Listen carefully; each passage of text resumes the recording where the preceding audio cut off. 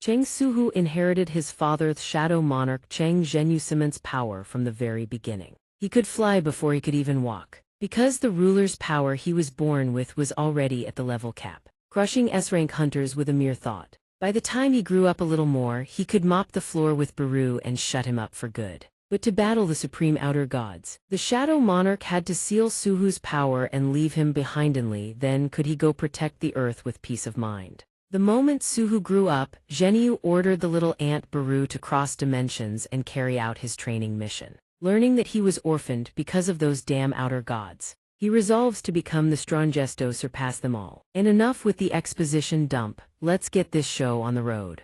Season 1 of the anime has wrapped up. Enjoy the ride. The story opens with mysterious, immensely powerful entities. The outer gods are supreme beings who have created countless universes since ancient times, hailed as the Absolute. These supreme beings endlessly forge new universes while searching for and living an eternal life. Over time, myriad matter, souls, and laws come into existence. Trapped in an endless, repeating cycle, the supreme beings grow bored out of their minds and devise a way to entertain themselves. That is, watching the life forms they created wage war against each other. They see the suffering of all living things as their personal amusement. To the supreme beings, the destruction they cause is nothing short of recreational. Even though it means countless souls are dragged into an infinite battlefielding and being reborn over and over, it is a necessary event to quell the boredom of the gods. But surprise, surprise, life doesn't go the way you dream it. While everything proceeds as normal, a catastrophe strikes. An outer god is slain by the very being it crafted with its own hands. While watching the infinite battlefield, when the news spreads far and wide, it attracts curiosity from many different eyes. The moment the outer gods from other dimensions learn of it, they all converge to observe the now masterless world. All attention is drawn to the board before them. The death of a god of equal rank and the fact that this god was killed by a creature of its own making.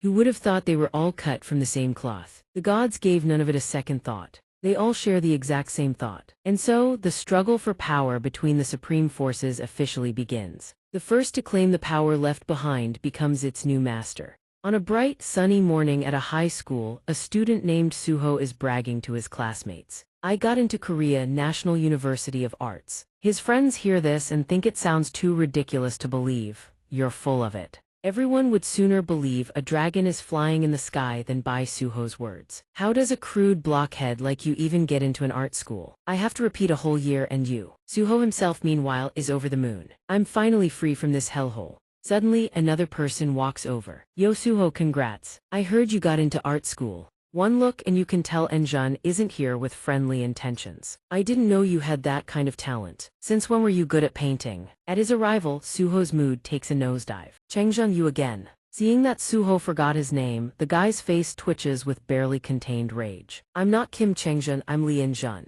Suho's expression practically says, like I give a damn. Turns out Enjun came here to settle a score. "This is all your fault. My plan to become the school's top dog ruined." Talk about the pot calling the kettle black. Suho fires right back. "You only graduated in one piece because of me." Another female classmate chimes in. Li Enjun is at it again. Both girls whisper to each other about his behavior that just hit rock bottom. "We're about to graduate, why is he still so childish?" Both of them can't help but feel sorry for Suho. Why does he keep attacking a poor guy who lost both his parents but still forces himself to smile and push through? The next second, hot-headed as ever, Enjun lunges forward and throws a fist at Suho. But here's the embarrassing part: before he can even land it, Suho buries a knee straight into his face. "Enough, the joke's not funny, don't bother each other until graduation." Suho's eyes suddenly widen. "I've been putting up with your crap for way too long." Suho follows up with a right hook square to Enjun's face, just to teach him some manners. Even with his face painted red, Enjun still wears that defiant smirk, scared of no one. "What the hell was that?" Truly won't cry until he sees the coffin. The next second, Enjun clenches his fists tight. Enjun isn't one to just sit there and take it. He immediately shifts into a fighting stance, ready to strike back at Suho. "Why don't I feel any pain?" He throws a vicious punch, but it connects with nothing but air. Suho, standing nearby, is scared half to death, nearly got sent to meet his ancestors. Both female classmates are left wide-eyed and slack-jawed at the raw power behind Enjun's punch. The blow leaves a massive hole in the classroom's locker row. The hole is so big you could practically fit your head through it. After that brain-rattling shock, Suho sits frozen on the ground, still looking absolutely bewildered. Time flies, 2 years pass, the scenery has changed and so has Suho. A gentle breeze carries drifting leaves past him. Suho is no longer a high school student, now a second-year university student. On a street bustling with people, he walks alone, perfectly calm. Suddenly, a sound catches Suho's attention. A man holding a loudspeaker is announcing an evacuation. All classes in the main building are being transferred to the auxiliary building. Everyone please relocate immediately. Everyone is curious about what the hell is going on inside, but security personnel block the way. Hunters are currently inside, engaging monsters. Everyone please stay back. Inside, a man in a black suit monitors the situation. How long have the hunters been inside? The staff member responds, over 8 hours now, sir. Since this gate is rated D rank, I expect they'll be out soon. Suho stands frozen in the current of the passing crowd. All right, everyone, non-hunters could be in danger, please do not approach. His gaze drops to the ground, sinking into deep silence. Another gate. The reason Suho thinks that starts from 3 years ago, gates began to appear across the globe, forcing the world to undergo a complete transformation. Everything changed. He cannot forget the day those grotesque creatures emerged, sowing seeds of pure terror. The gates lead directly into dungeons, and after a certain period, monsters break out to slaughter humanity. Yet in the midst of adversity, humanity adapts. Learning to fight back against the catastrophe, individuals capable of wielding Manhwa awakened gradually emerged. Due to the rapid global changes, people thought this era of chaos would last forever. Until an awakened named Yun Chun established the Hunter Association. By gathering the awakened and creating the profession of hunter, he brought an end to the era of chaos sooner than anyone expected. Social stratification was completely restructured. Currently, people on Earth are divided into two classes: the awakened and the unawakened. Amidst the complexities of this world, Suho continues his art practice. Each pencil stroke on his paper captures the bitterness of the discrimination he faces. Many in this world have to scavenge like ants to survive, while others have everything handed to them on a silver platter. He too cannot escape the fate of being viewed as a small, insignificant creature. With the hierarchy so clearly defined, the ants quickly learn their place. A brutal reality is that no matter how hard an unawakened tries, they can never close the gap between them and even an E-rank hunter. If hunters fail to close a gate, the world faces destruction. In other words, without the awakened, the unawakened would surely perish. But the awakened cannot survive without the unawakened either. Due to this symbiotic relationship, people are always grateful to the hunters. His pencil continues to fly across the white paper. In short, it is thanks to them that the unawakened can live in peace. His lines begin to grow more intense. Yet on the other hand, he feels frustrated. Suho battles with his own inner conflict. He wonders if he has simply grown accustomed to never getting what he wants. Painful memories play out in his mind like a slow-motion film. His missing parents, the times he was treated like a toy, having his life decided by others, and the fleeting moments where he thought he could do anything, all replaced by a hollow, crushing sense of helplessness. He begins to question his reality. Mother always said I look just like father. I want to know how he escaped the weakness I am trapped in now. While Suho is lost in his own journey of self-discovery, a voice pulls him back to reality. Suho, his art instructor, offers him a compliment. You are very focused today. What are you drawing? It looks quite funny. Suho doesn't hesitate to share. I'm just drawing based on my emotions. The instructor finds it intriguing. Is that an ant? It looks quite creative, doesn't it? Wait, actually, I think it looks more like an ant-human hybrid. Hearing the instructor's observation, Suho wonders, why did I draw these things? Looking at the drawing of a tall, grotesque figure, he doesn't understand what his hand or his brain were doing. Returning to the gate from earlier, the hunters haven't emerged yet, and the crowd remains waiting. Then in a split second, figures emerge through the gate. The hunters are out. They step out one by one with strange expressions on their faces. They appear strangely relaxed. I think they cleared the dungeon successfully. Hunter Kim, thank you for your hard work. The hunter named Donghua shares the good news. We successfully raided the dungeon. Also, we have information that needs to be reported to the association. But in the next second, he drops a bombshell. We encountered a new type of monster. Donghua begins to describe its appearance. A humanoid Yanhua emitting blue flames from its eyes and mouth. It attacks with fangs and claws, but it doesn't deal much damage. I was scratched by it slightly but nothing happened. That Yanhua probably isn't very strong. Even so, it's a species that has never appeared since the gates first opened. I'm glad it's not a dangerous type. If that's the case, Hunter Kim, I need you to submit a brief report on today's raid. Suddenly his wound flares up. What seemed normal turns ominous. An unsettling feeling rises within Donghua. His sword drops to the ground, and Donghua stands there with his head hung low. A nearby staff member notices his odd behavior and calls out, "Hunter Kim, are you?" Before he can finish, Donghua suddenly transforms into a violent beast. The two girls accompanying him have no time to realize what's happening before they turn around.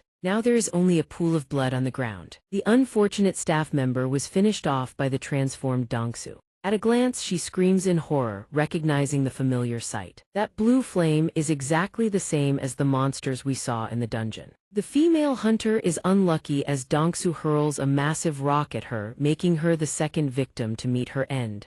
The surrounding civilians, witnessing this terrifying scene, scramble to run for their lives. With terrifying speed, Donghua catches up and sends several of them to the afterlife. While the world outside is falling into absolute chaos, Suho is still sitting in the room, brush in hand. Seeing everyone in the room looking out the window, he becomes curious. What's going on? What is that? Everyone freezes for a heartbeat, and Suho is no exception, his face filled with panic as he witnesses the scene below. They are no longer human, they have transformed into entities wielding a different kind of power. Are they attacking each other? Those who haven't transformed are panicked. Look at the blue light in their eyes, they look exactly like monsters. Don't tell me another dungeon break is happening. Suddenly someone screams, "What the hell are you doing? Run, just wait for the hunters to get here." Afraid that they might be next on the chopping block, everyone is in a frenzy. "Teacher, you're an awakened, do something." But the teacher doesn't dare because he is only E rank. Suho's face reflects absolute, unhideable despair.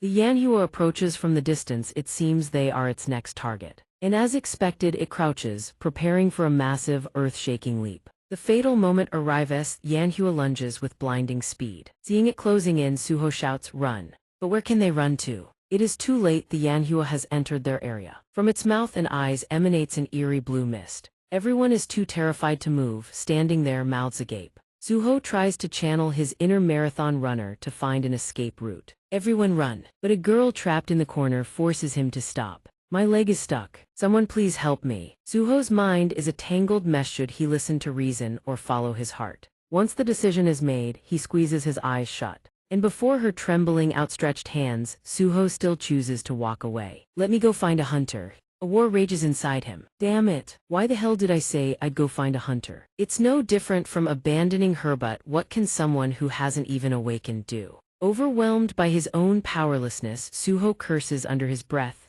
Damn this unawakened body. No matter how much he blames himself, nothing is going to change. Chang Suho, think of something. In this life or death moment, his father's image flashes before his eyes. If father were here, what would he do? He can almost see Ithai's father turning to face him, gazing at him with those deep, cold, unwavering eyes. Back to reality, Mistburner charges forward, full of vigor. The poor blonde girl is cornered against the wall. She looks like she's about to be its next special guest. Her face is pale as a sheet, tears streaming down like twin waterfalls. That eerie blue light pulses from its mouth once more. When she sees it lunging at her with full force, she lets out a blood-curdling scream. Looks like this is it for the blonde girl. One more second and she's getting a one-way ticket to heaven. But surprise, surprise. Suho doubles back, fire extinguisher in hand, and pulls off the most badass hero rescues damsel moment imaginable. The Mistburner's blood sprays across the floor. He couldn't just walk away like a heartless bastard, so he turns back and charges in. If father were here, he would. A hazy notification window flickers into existence. System's secret quest requirements met, courage of the weak to face. I used to dream about a game-like world. To defeat monsters that grew stronger with every stage, he had to level up and fight without rest. Because the monsters kept getting stronger, he had no choice but to grow stronger too. After overcoming countless trials, I finally reached the final stage. The final boss possessed unimaginable power, and for reasons unknown, the memory comes flooding back, a steady hand ruffling his hair. Is gaming fun, son? He looks up with wide, startled eyes at the figure before him. Father, my father, he cries out in shock. He realizes he must have unconsciously remembered his father in that dream. His father was a strong, dependable man, but just how powerful was he really? The fire extinguisher sits quietly on its rack 1 second, the next, it's snatched up. A quiet whisper escapes his lips, "Father." He sprints toward the door, fire extinguisher in hand. If I were father in this godforsaken situation. The monster outside the door gapes its maw wide, ready to swallow the person in front of it wholly to eat a devastating blow. Cold, razor-sharp eyes, every ounce of strength directed at the creature. He would do the same thing, right? The monster staggers and topples. Backward, he stares at it. What do I do now? They say attacks without mana backing can't deal real damage to monsters. If he charges in without thinking, everything falls apart. But suddenly, Suho stares at the creature, his face a mask of utter disbelief. The girl beside him wells up with tears. What the hell is happening? Has time stopped? System secret quest completion requirements met. System courage of the weak to face. You qualify to become a player. Do you accept? Suho stares at the notification window in a daze. This feeling, it's exactly like that dream. If reality is playing out just like a game, then there's absolutely no reason to refuse, not in a situation this desperate. He lowers his gaze, 3 words, "I accept." A strange light floods the room. The status window materializes, delivering a cascade of notifications and quests to Suho. He stares at it for a moment, then murmurs, "A status window, just like in the game, I know this." The status window displays a quest: defeat the mist burner and level up.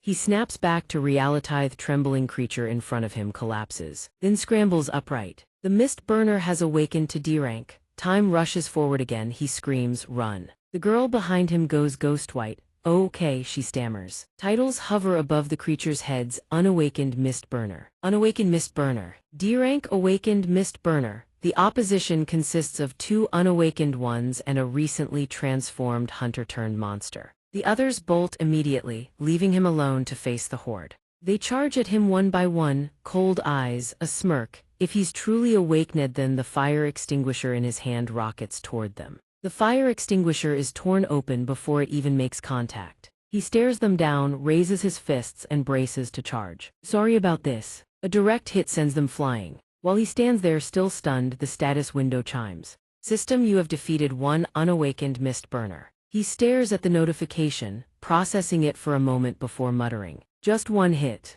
Another one with a death wish lunges at him. Suho puts it down with a single critical blow. "System, you have defeated 1 unawakened mist burner." At that moment, the status window floods with messages. System level up, guide quest completed. Guide quest: defeat the mist burner and level up. After taking one down, the last one steps forward to face him head-on. System quest completion, reward received. Please confirm your reward. A smirk curls across his lips. This proves it. He launches himself forward without hesitation, closing in on the last one. "I've truly awakened." He drives a devastating punch straight into its face. D rank Awakened Mist Burner. His eyes widen in shock. It tanked his attack. The creature retaliates in an instant, striking back hard. In a flash, wounds rip open across his body. He steadies himself, swings his leg, and delivers a powerful kick that sends the creature hurtling through the air. Suho is overcome with alarm. "Damn it, if it lands a hit on me, I'll turn into a monster. I just awakened, and I'm already about to become one of them." System Toxic Status Effect detected. System Longevity Effect active. System All Status Effects neutralized. Suddenly, several points of light appear around his wound, enveloping it in a soft glow. Longevity. Now that he thinks about it, he's pretty sure he saw it in the status window. The monster seizes the opening and lunges at him. Both sides grapple back and forth.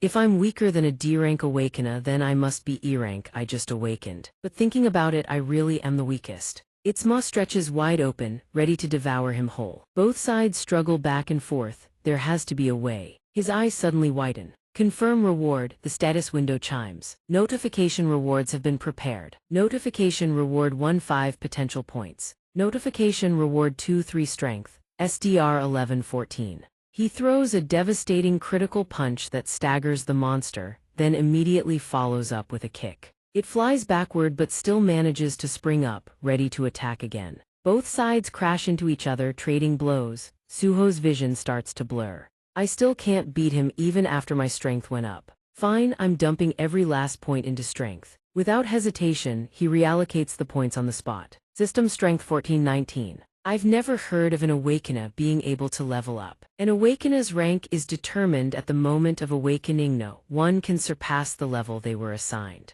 I don't know who decides someone's rank or awakening, but if I'm strong enough to break free from this damn system, then the fight continues. The wall looks like it's about to explode. Rubble scatters everywhere before the entire structure shatters. Both sides crash headfirst into the brutal brawl, burning through stamina. The boy's eyes lock onto the monster, launches a critical punch. Blood streams from his knuckles. The fight is far from over. Notification: D-rank, awakened mist burner defeated. Level up. Suho slumps against the ruined wall, panting heavily. I did it. He wearily stares at his blood-soaked hands, a distant look in his eyes. His fist clenches tight.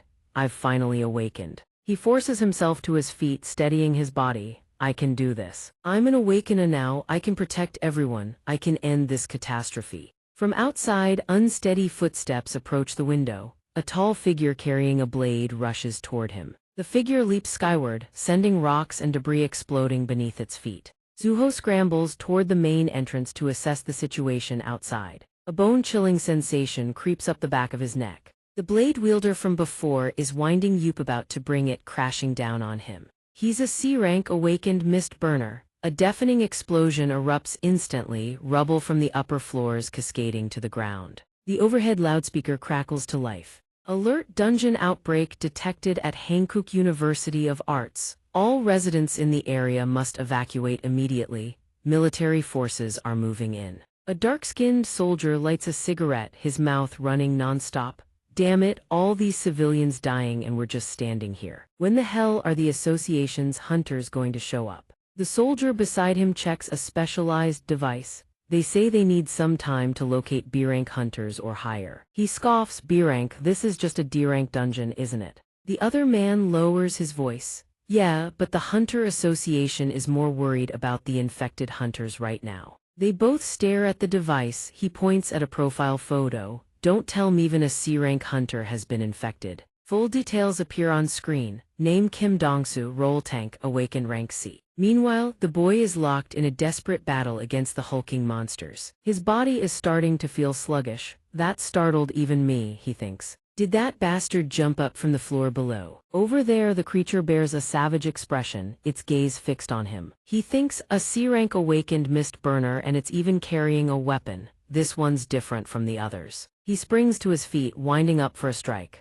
But I just leveled up. Do I even stand a chance against this thing? The blade whooshes through the air. Both sides charge at each other in a fierce exchange. He suddenly retreats, feeling hopelessly outmatched. The towering figure looms above, raising its razor-sharp blade, a savage grin spreading across its face. Damn it! Without hesitation, it brings the blade crashing down. In that instant, he grabs a fire extinguisher and holds it up to block. The razor-sharp blade cleaves through. Fire extinguisher splits clean in two. An explosion rings out inside the room. Smoke from the extinguisher billows out, flooding the entire area. He seizes the advantage, navigating through the haze to find an escape route. After escaping that damned room, he sprints forward, gritting his teeth. Beating that thing is impossible. So that's why awakeners are ranked in tiers. When are the hunters going to get here? If I can just hold out until they arrive. The monster quickly detects his retreat and charges after him, blade in hand. It lets out a terrifying, guttural roar, then its next move shocks him. He glances back, a gasp escaping his lips. Huh. The creature's attention shifts to the balcony of the adjacent building. Wait, 3 young girls are huddled on the balcony above, trembling in terror. Let's just wait here for the hunters to come help, one girl whispers. The girl beside her trembles. They'll come right. The monster charges toward them, blade raised. The boy below catches sight of this and is stunned by the creature's move. In an instant, it smashes through the area, reducing it to rubble. He grits his teeth in fury, his eyes cold and sharp, locked on the demon. He springs up and charges toward the monster. Damn it, no more time to wait for hunters. A lightning-fast punch is thrown. He scrambles for any way to salvage the situation. I have to stop this thing no matter what. Both sides clash in a brutal exchange of fists and kicks. One hit from that thing and you're done for. He glances at the pool of blood beneath his feet and draws strength from it. His hand clenches into a fist as ready to pour everything into one final blow. I can't let that thing shift its attention away from me. A flurry of punches erupts, his vision starts to blur. In that instant, the tide turns. The monster overpowers him, reversing the momentum with a devastating punch. The taste of blood surges into his mouth. The blow sends him flying backward. He suddenly screams a cry tinged with raw despair. He forces himself up. His status interface automatically materializes HP 140. He stares at the display, trembling. 1 HP. I got lucky. The system must not want me to give up just yet. The monster lets out a savage roar. Above, strange cracks fracture across the ceiling. Below, the boy's entire body is drenched in blood and wounds. More cracks keep spreading overhead. The creature charges with a crushing fist. His vision grows increasingly hazy. Sweat pours down his face. At that moment, it closes in for the killing blow. Damn it! Right at that instant, the glass shatters violently. Light from outside floods in. Something hurtles inward from outside at breakneck speed. It has a bizarre, otherworldly silhouette. Over there, the demon raises its blade, preparing to bring it crashing down. A strike from out of nowhere slices clean through its arm. The ground erupts as the severed limb flies away, still clutching the bloodied blade. He staggers, struggling to his feet. His eyes widen as he begins to survey the scene. The thing standing before him is that an ant. It growled, emanating a strange, eerie glow in all directions. It spoke in a deep, rumbling voice. I have come too late. It slowly turned its gaze toward him. Long spikes began to protrude around it, a byproduct of its nature. It spoke again, it is you. Its body ballooned in size, growing grotesquely larger, a sight to strike terror into anyone. The one who dared harm such a powerful and revered being. It lunged at him with its pincers. Severed limbs and torsos were hacked apart, chunk by chunk. Over here, another beast with razor-sharp eyes bared its fangs, glaring ahead with murderous rage. It charged forward, attacking the person in its path. The young man crouched before it, trembling with terror, tears streaming down his face. Is anyone there? Help me! In the blink of an eye, the figure in front had been slashed to ribbons. He still clutched his head, screaming for help, completely oblivious to the carnage unfolding right before his eyes. Wherever the creature passed, everything was drenched in blood. Mangled body parts lay splattered and strewn everywhere. Everything descended into total chaos, as if the world itself were ending. Winds howled, dust and debris choked the air. Everything was swept away like a raging tempest. A terrifying wave of power blanketed the entire city, flattening everything in its path. The rescue team on this side had detected the disturbance. The mutated foot stomped down, the ground around it cracked and shattered into rubble. He lay writhing in agony on the ground. It sat poised above him, casting a cold glance downward. An eerie silence blanketed the surroundings. It spoke in its deep, rumbling voice. It has been a long time, young monarch. Flashback: a young boy, Suho, sat scribbling with colored pencils, surrounded by piles of expensive toys. Something caught his eye, forcing him to look up. Young Suho stared in utter astonishment at the grotesque foot before him. It held up the drawing, commenting softly, "Young monarch, did you draw me?" It gazed up at him and murmured, "This is truly an honor for me." Back to the present, he lay exhausted on a hospital bed, slowly opening his eyes to stare at the ceiling. A moment later, they snapped wide open in shock. He lay dazed on the hospital bed as doctors and nurses hovered around him constantly. Yet the questions gnawing at his mind refused to quiet down. And in a certain hospital where he was recuperating, his phone kept buzzing with frantic noise. What the hell happened? Suho, are you seriously hurt anywhere? The voice on the other end continued urgently. We can't let this slide. With things this chaotic, I'll find you a few awakened bodyguards. I'm fine, uncle, he replied quietly. By the time I opened my eyes, 2 full days had already passed since that day. On the news broadcast, the anchor began reporting on the government's response to the incident at Korea National University of Arts, which had sent shockwaves through the public. With such a staggering death toll, the incident had become a national crisis. First was the discovery of mist burners, a substance capable of infecting and mutating even hunters into monsters. Next was the sluggish response from the Hunter Association, despite the incident occurring right within city limits. And finally, the mystery surrounding how every person infected by mist burners had died before hunters could even arrive remained an unanswered question. The television continued broadcasting even more disturbing information. The possessed victims suddenly exploded, boom, right in front of me. Hearing that, he immediately turned off the TV. Sitting on the hospital bed, he instinctively scanned his surroundings and murmured, "So my awakening wasn't a dream. I really can level up and grow stronger." System. His status information materialized before him. Status window: name Cheng Suho, occupation none, title 0, level 5, fatigue 0, HP 140, mana 14, strength 22, agility 14, perception 14, vitality 14, intelligence 14, unspent points 0, passive skills none, active skill Monarch's authority LV 1. He unconsciously stared at his own hands and murmured, "At the very least I should have been injured fighting a C-rank awakened mist burner creature. Right? How am I still alive?" Suddenly, a deep voice echoed from somewhere because Baru was here to deal with those insects.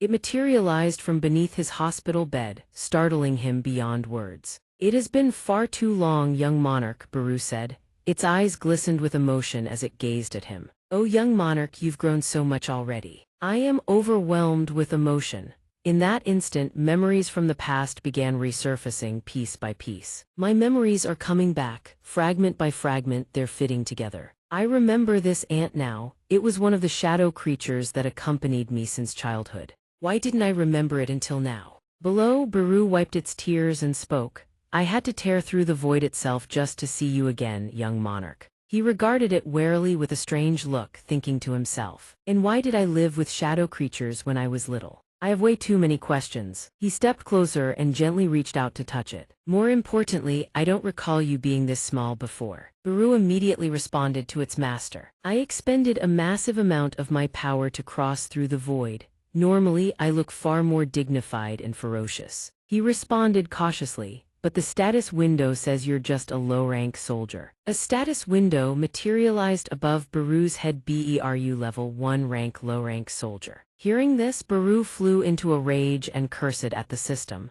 "I am the great Ant King, and this wretched system demotes me to a mere foot soldier." He gently stepped off the hospital bed and watched Baru begin stretching its body. "All right. You're saying my body is in perfect condition, all thanks to you, correct?" "I am a peerless healer, you know," Baru said with a grin, then its tone turned grave. "The reason I came here was to break your seal, young monarch. But you've already shattered it on your own. I must say I am quite surprised." "What seal?" he asked, puzzled. "Back then that seal did it do something to me in my dream," Baru quickly explained.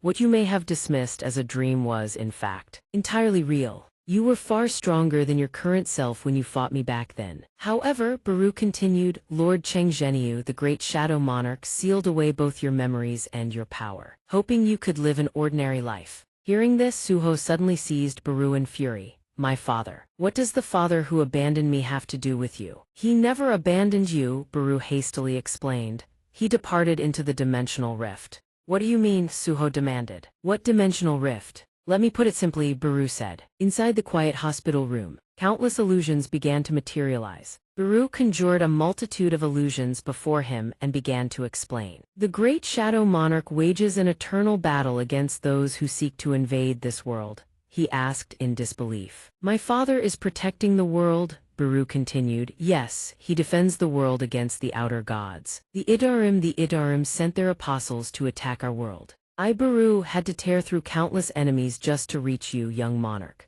Because of the ripple effects of this war, the monster gates first appeared on Earth." Suho listened in silence, hanging on every word. He finally spoke. "Did my mother go with him?" Baru answered in surprise. No," he continued. "She disappeared on the same day as my father, so I assumed they went together."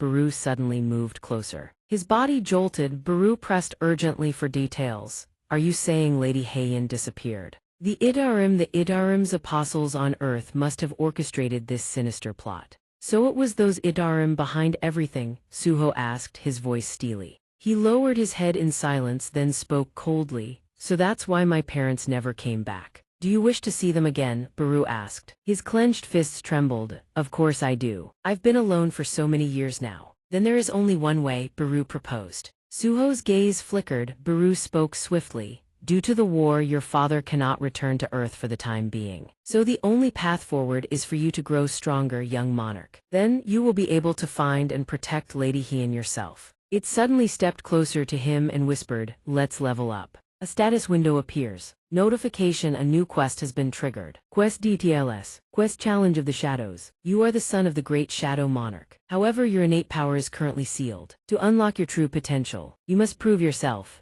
Enter the shadow dungeon and prove your worth. Suho holds the mysterious key in his hand. The notification chime rings again. Item Shadow Dungeon Key. Effect grants access to the shadow dungeon. You can activate it within your own shadow. He stands before a wall, staring at his own shadow. Baru whispers from beside him, "Insert the key into your shadow, my liege." He steps forward, reaching toward the dark patch on the ground. The key dissolves into thin air, manifesting a strange gate before his eyes. Baru speaks softly, "Now step inside and reclaim the power that belongs to you. My young monarch." He bites his lip, thoughts racing through his mind. "I still can't believe in the outer gods and the war waiting for us. The shadow monarch, all of this is truly absurd. But if getting stronger means I can see them again," his eyes sharpen with determination, "then I will level up no matter the cost." Baru glances at him, "My monarch." In Baru's memory, a faceless man coldly issues an order. Baru return to Earth and break Suho's seal. Baru kneels, bowing his head. "Do you mean the seal on the young monarch?" The man replies, "Yes, this Idarim invasion might spread to Earth.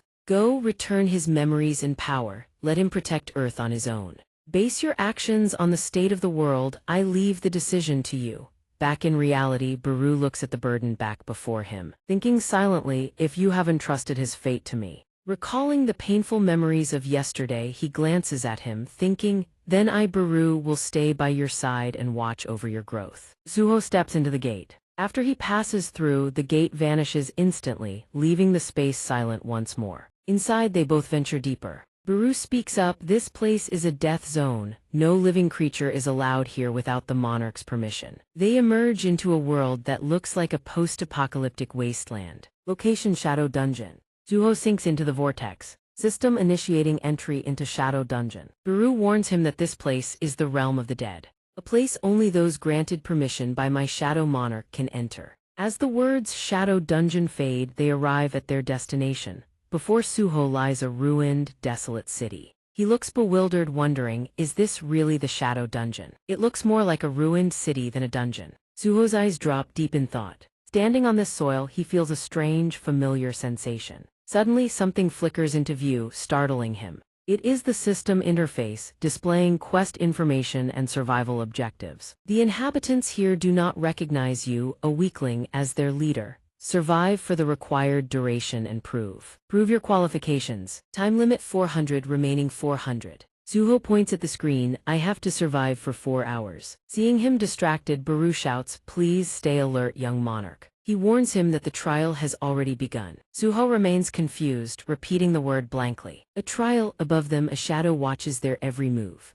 A goblin leaps from above, attempting a sneak attack. Suho reacts just in time, launching a kick into its gut. Suho grows cautious but says calmly, "You startled me." The goblin scout clutches its wound, gritting its teeth with a long growl. Suho looks at the nameplate above its head, a goblin scout. Baru notes that if it's a scout, there must be many more nearby. No sooner does Baru speak than Suho rushes forward, "I just need to take it out before it calls for backup." Watching his recklessness, Baru cries out, "Young monarch, even if goblins are weak if you are careless." Suho ignores him, charging the goblin to analyze it. "Its name tag is white, that means it's equal to or weaker than me." Suho lands a heavy blow on the goblin's wrist and snatches its stone axe. The system notification triggers. Item acquired, goblin stone axe. In a flash, the axe swings down into the goblin's skull. It stands frozen, unable to react. Notification: you have defeated a goblin scout. EXP Johnny D. The goblin drops to the ground, the axe lodged in its head. Suho looks back proudly. "See," he smirks, "enemies stronger than me have red name tags." System: Yanhua has awakened as C rank. Yanhua has awakened as D rank. Baru replies, "Ah, I see." Suddenly a piercing sound echoes, startling both of them. The goblin sits on high ground, blowing a whistle. Suho realizes the situation is escalating. He frowns, bracing himself. It seems there are plenty more scouts here. A heavy footfall hits the ground. A goblin captain appears, followed by a chieftain, clearly superior to the rest. Suho loses his earlier confidence, sweating as he points to Baru, "You'll help me, right?" However, Baru remains static. He bows deeply, politely making an excuse. "Of course, it would be my honor to assist you, but I am currently too far from Master Jinwoo. I have no supplementary mana source, so I must use what I have sparingly. Furthermore, if I intervene, the EXP you receive will drop drastically." Hearing this, Suho glares at the goblin horde, clenching his fists. "So you're saying you won't help me?" The goblins begin to charge, letting out their characteristic screeching. Suho uses a skill muttering, "Time to test this out." His mana flows into the axe embedded in the goblin's skull. The axe rips itself free. It spins through the air like a blur, slicing through the necks of several goblins in a heartbeat. The axe returns to Suho's hand. He smiles with satisfaction. Looking at the skill in his status window, it feels as if he has gained an extra, invisible hand. A system window pops up, explaining how to use this skill. Ruler's Authority Level 1. An active skill that requires no mana. Though the user does not physically touch any object, you can move them at will. A second later, a sharp projectile rockets straight at Suho, but he quickly tilts his head to dodge and snatches it midair. Looking up, he spots a goblin knocking another arrow onto its bow. Suho points and says, "Archers too, huh?"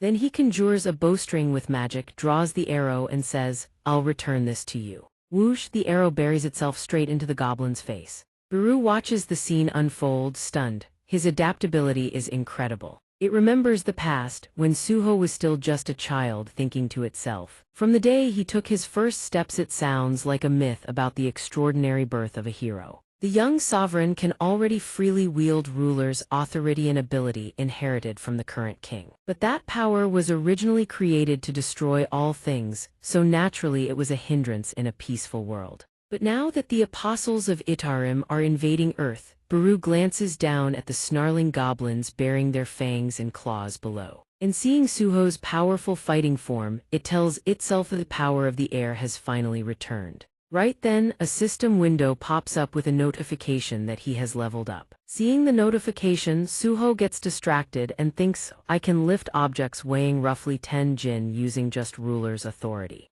A goblin seizes the opening and rushes in, slashing him. Seeing blood spurt out, the goblin grins wickedly, but faster than a blink, a fist rockets straight into its face. The goblins have now gathered and surrounded him on all sides. Suho clutching his wound in pain. Baru by his side cries out anxiously, "Young sovereign." Behind the group of goblins, a tall figure approaches, making the scout goblins tremble in fear. A red aura radiates from his body. It turns out to be the goblin captain. System HP 160,190. Suho grips the blade lodged in his side, gritting his teeth. It hurts. Then he yanks it out in one decisive motion. At the same time, the goblins charge again. Suho clenches his jaw and thinks one word, then grips the blade tight and charges into battle. He hurls the blade with everything he has, piercing through the scout goblins. The blade drives straight into the goblin captain behind them. Deep down, Suho thinks to himself, "Compared to the aimless life I had before, no, I want to live more than ever." Sweat drenches his face. But he fights on, battling the goblins with everything he's got. System HP 118,190. Suho fights alone. His HP continues to plummet. System HP 84,190. He charges forward with nothing but a short blade. His HP drops. System HP 53,190. Suho thrusts the blade straight ahead. Every single goblin from the scouts to the captain converges on Suho from all sides. Skill acquired Endurance Level 1. The system flashes. Moments later, a cascade of notifications follows. Level UP, level up notifications flood the screen. A massive pool of blood spreads across the ground. Goblin corpses are scattered everywhere in various poses. The goblin captain lies slain, its body sprawled on the ground with its mouth agape. Suho sits on the hood of a car, letting out a heavy, exhausted breath. System time remaining 0 minutes 0 seconds, quest complete. Baru applauds enthusiastically, praising him. "Wow, that was truly unbelievable. I, Baru, always believed you would pass the trial. My future king." Hearing its encouragement, Suho snaps back angrily, "You didn't help at all, you know. System quest rewards are ready, accept decline." Suho, still catching his breath, stares at the screen and asks, "What's this?" 2 more messages pop up. "Rewards have been prepared below. Reward Runestone Arise." Suho asks in confusion, "A runestone? If I use it, I'll gain the Arise skill, right?" He then tries using the skill. Baru watches from the side, overjoyed. Oh, the future young sovereign wielding Arise. Suho pulls up his shirt, glancing at his chiseled abs, and says, "Come to think of it, I was already using the skill pretty smoothly during that fight. Not only do I understand the leveling system better, I've also acquired a bunch of new skills. System Endurance Level 1 Passive Skill, no mana required, infinite stamina acquired, physical defense 20%. He leaps off the car and says to Baru, compared to before I awakened, I feel completely recharged now. Even my wounds heal automatically every time I level up. Baru replies, adding that this system is an upgraded version of the one the great Jinwu once used. Right now, it is the tool supporting your steady growth. My future king. It ends short, you thought you were just an unawakened human, but the truth is you are the mightiest shadow monarch. You can think of it that way. Suho listens and says with a hint of exhaustion, alright, I've already confirmed the rewards anyway. System Runestone Guide Arise. You will absorb the skill upon shattering the runestone. Suho holds the rune stone in his hand, then squeezes hard shattering it. Skill acquired Arise. Along with it comes the skill description Shadow Sovereign's Dominion o Mana required. Extracts mana from a corpse to create a shadow soldier. The summoning failure rate depends on the target's EXP and the time elapsed since death. Max shadow count 3. Suho asks in surprise, I can create shadow soldiers, Baru elaborates. It is a skill that allows you to create soldiers from corpses just as I was created. Arise is the foundational power that built the legend of the current shadow monarch, Sung Jinwu. He asks curiously, so as a shadow monarch to control a corpse I first have to hunt it down. Does that mean I can control anyone weaker than me? Suho says, I heard summoning skills are ranked pretty low among hunters. He then extends his hand toward the dead goblin on the ground. System, you may apply Arise to this target. Suho Arise, but the system chimes in. System, please create an incantation for Arise. Suho rests his chin on his hand and grumbles.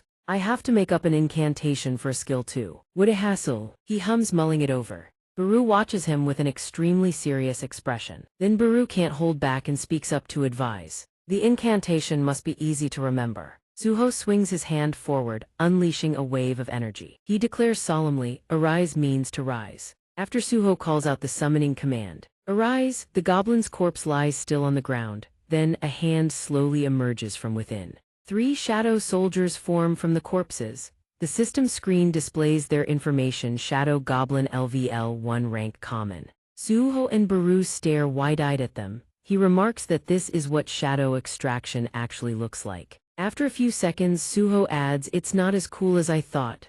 The 3 shadow goblins and Baru all flinch. Baru takes a beat before speaking up to explain. Newly summoned shadow soldiers are typically weaker than they were in life. Suho asks, they're smaller too, right? Baru hesitates for a moment before replying, yes. The 3 shadow goblins wounded by his words are actually tearing up. Suho asks how much weaker. Baru replies, a little. Hearing that answer, Suho frowns and glances over, dissatisfied. He mentions that the system even says they'll disappear after 1 day. Baru, also breaking into a sweat, asks, impossible, you don't have any skills similar to shadow extraction? He honestly replies, no, I don't. Baru immediately deflates, saying, it seems the Shadow Monarch's authority also depends on your intelligence stat and level. It drifts dejectedly beside Suho, adding, it will surely be an incredibly useful skill in the future. It's a god-tier skill. He glances at its crestfallen figure and says, I know, so stop moping around like that. Baru takes a few steps when Suho's stomach suddenly growls. He suddenly remembers and says, I haven't eaten anything in 2 days.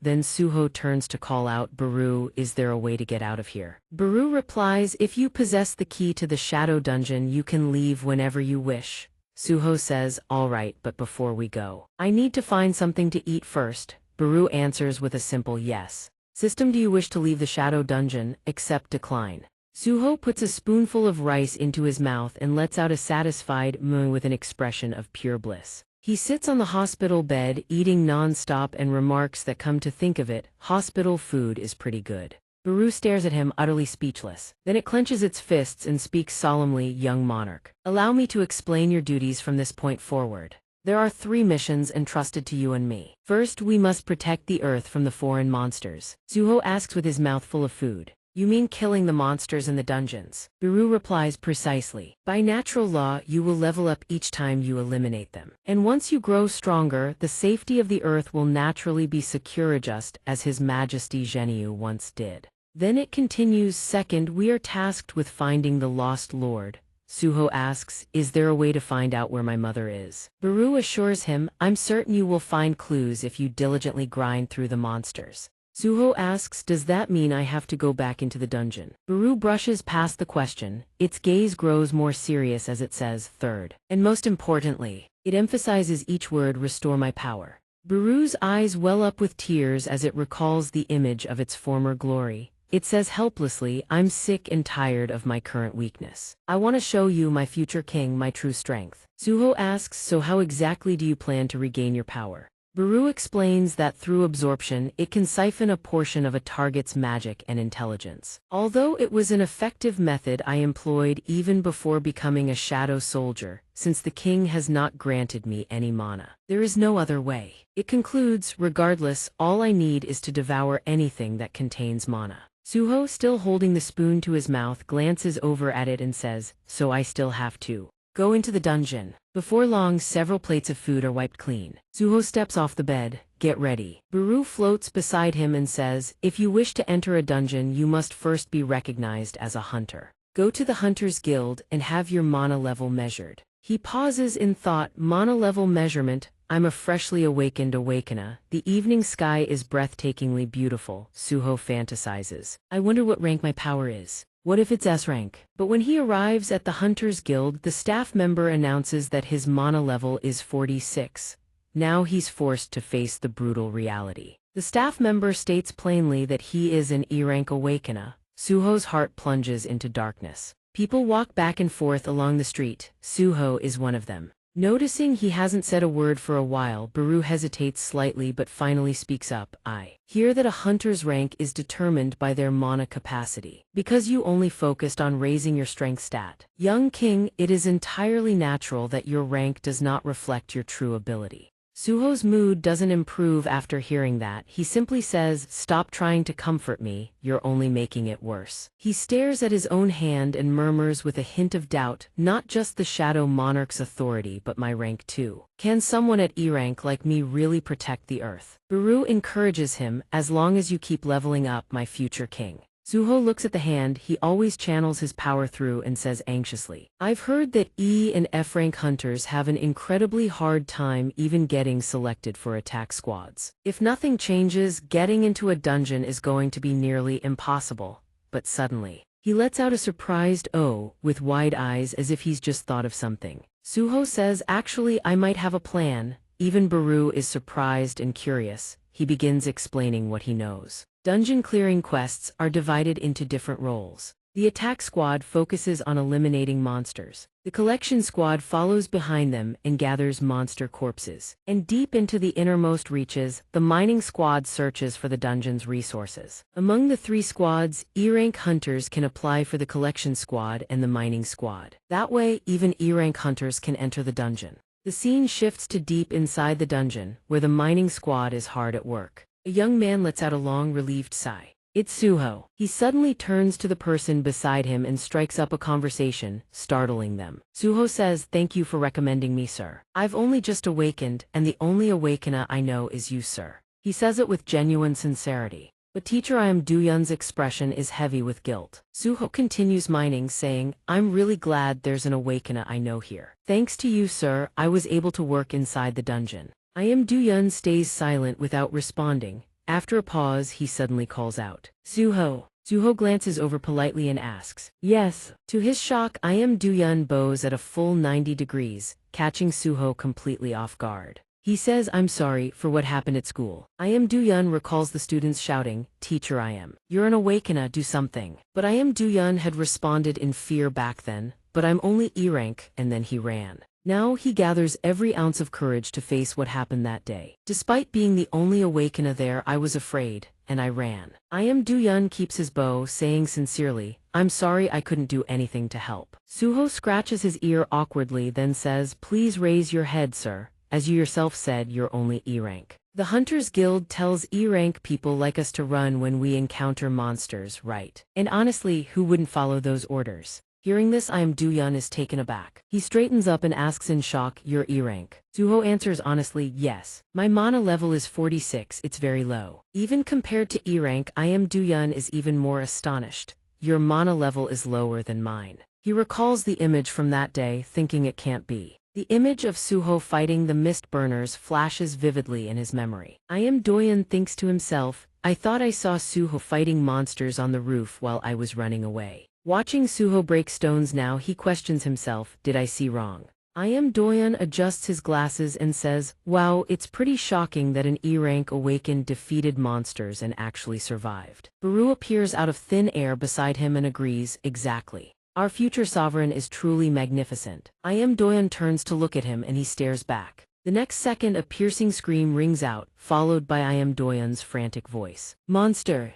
Suho asks him why did it suddenly appear. Baru replies, since you aren't as strong as I thought, I naturally have to stay by your side to protect you. I am Doyon is even more shocked and asks loudly, what? Did you awaken as a summoner? Suho doesn't know how to explain, so he replies, yes, I suppose that's right. Doyon mentions that many E-rankers don't even have a personal skill. You're really lucky. He excitedly shows off his own skill. As for me, I have a skill that lets me run really fast. Suho innocently says, oh, no wonder you're so good at running away. As soon as he finishes, Doyon curls up, looking dejected. Suho comforts him, I'm just joking, teach. He watches Doyon moping in the corner. Baru teases Suho, impressive young sovereign, you've crushed his spirit.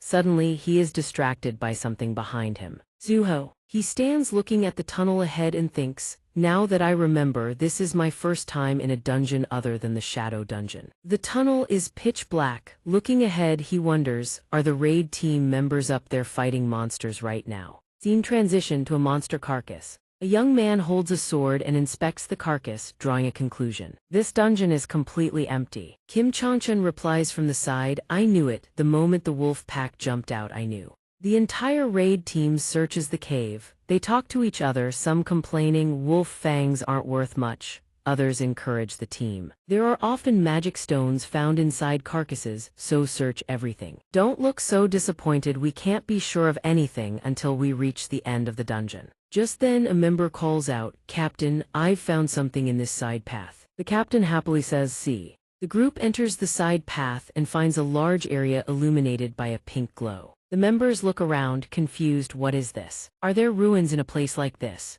Should we go out and call for support first? A member says, my detection ability doesn't sense any monsters right now. Another asks in return, if there are no monsters, why are there ruins here? They decide, then we will investigate now. In the center of the circle, a sword is embedded in the ground. One of the group members speculates, who knows, maybe instead of a boss monster we've found a treasure. The captain says with a worried look, this is crazy to think there might actually be treasure here. At this moment, everyone notices the sword and gathers around, shouting, wow, what's this? What an amazing weapon. A member says excitedly, we definitely need to have this appraised, but do you think it's worth a fortune? The other cautiously warns them, if it's a treasure, there must be traps around it. So be careful. Kim Changchun walks up from behind. He steps forward and says, step aside, I'll pull it out. The captain, startled, shouts to stop him. Hey, wait, Kim Changchun. Others also warn him anxiously. Hey, there might be a trap. But Kim Changchun doesn't listen. He stubbornly grabs the hilt and says, if there really is a trap, a C-rank vanguard like me can handle it just fine. A strange surge of energy flows into Changchun. In an instant, he is plunged into a freezing, private dimension. All his teammates have vanished. Changchun asks in confusion, what is this? Loud noises erupt, giant eyes open, and in reality the sword is pulled from the ground. The captain sighs in relief, thank goodness no traps. Seeing Kim silent, the captain calls out, hey. Kim Changchun, however, looks ferocious, gnashing his teeth as he says, who dares? The captain, angry, wants to reprimand him. Be careful next time. Before he can finish, Kim Changchun swings the sword, the captain's head separates from his neck and he walks away coldly. All the remaining members tremble, not daring to utter a word. Kim Changchun looks terrifying now, his face covered in blood, accompanied by a third eye, his whole being filled with murderous intent as he twists. Who dares to steal the Fang King's sword? Kim Changchun shouts in a deep voice, kill everyone who dares to trespass in the Fang King's domain. The remaining members tremble. The next second a loud cry echoes kill. The scene immediately turns bloody and chaotic. A member watches in tears as his teammates kill each other. Kim Changchun acts like a devil, shouting repeatedly kill, kill, and kill, frantically. Cut to the mining team, two workers see something strange and ask, what's happening? On the other side, Suho and Doyon haven't had to lift a finger as 3 goblins are doing the work for them.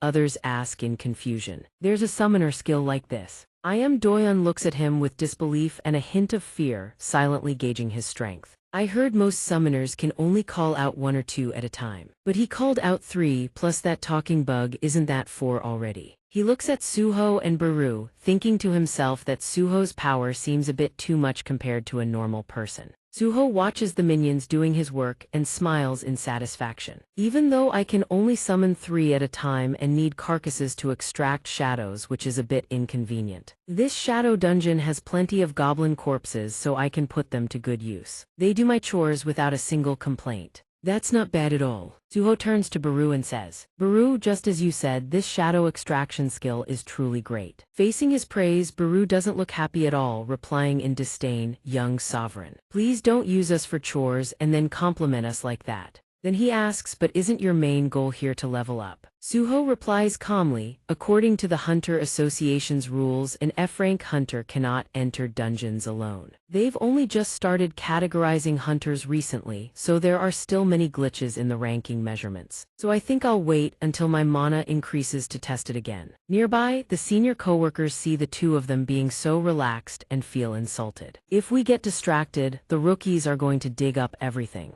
Let's show him the true power of us seniors. Suho turns to Baru and says, oh, and you remember our 3rd quest, right? We have to finish it right here. Baru asks, agitated, you mean restoring my power? Looking at the mana stone fragments scattered on the ground, he calls out, didn't you say that if you consumed something containing mana, your strength would recover? These mana stone shards here have mana too. Baru isn't sure and asks him to clarify what he means. The young monarch Suhu waves his hand dismissively. Since you can't help me mine the mana stones, just clean up whatever's fallen on the ground. The next second, Baru already has a mouthful of mana stones, struggling to open his jaws just to mumble a yes, sir. Suddenly, a menacing aura washes over Baru. He's so terrified he can barely stammer out his words. Why, young monarch? Suhu asks calmly. What is it?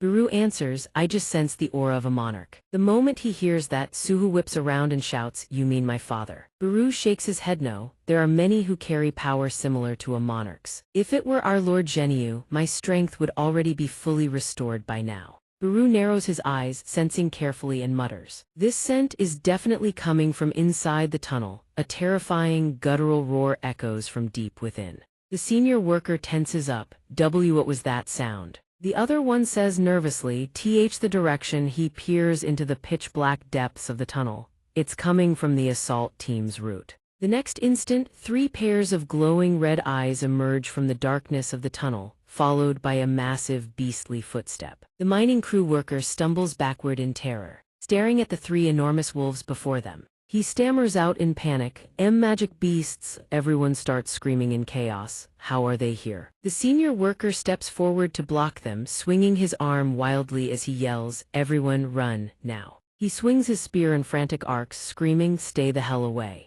But the wolf doesn't retreat, it lunges forward and clamps its jaws straight onto the spear. The senior worker stares at the spear snapped clean in half, his face turning beet red as he clenches his teeth. He freezes completely, unable to react. Tears stream down his face involuntarily as he stammers in pure dread. A figure leaps forward, landing between him and the wolf. The senior worker cries out in shock and worry. Zhang Suhu. Suhu glances back briefly. I'll buy you time, get out of here now. The man stammers thank you and turns tail, sprinting away. Suhu's eyes turn ice cold. He steadies his stance, ready for combat. He studies the text floating above the wolves' heads and thinks, their names are in orange. That means they're the same level as the D-rank mist burners I fought at school. I can absolutely take them down. Though he glances behind him at the trembling professor, his expression shifts to mild exasperation.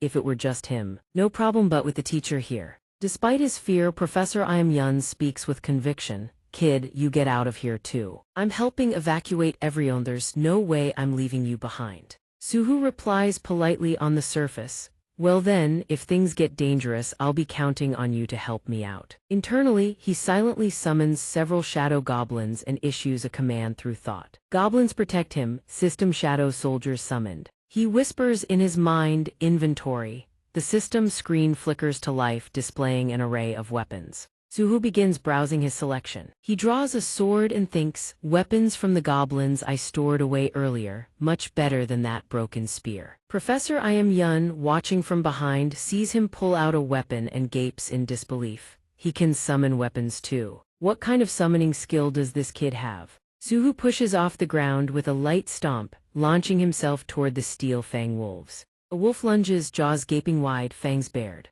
Suhu swings his blade in a vicious arc, blood sprays everywhere. System notification. System, you have defeated a steel fang wolf. Baru and the 3 shadow goblins watch from behind, their spirits lifting. Suhu activates his skill. He shouts the command arise and extends his hand toward the fallen wolf's corpse. The people behind, their jaws drop in shock. Suhu and the newly summoned shadow wolf each take on one wolf, fighting side by side. Baru watches the scene, a sense of quiet relief washing over him.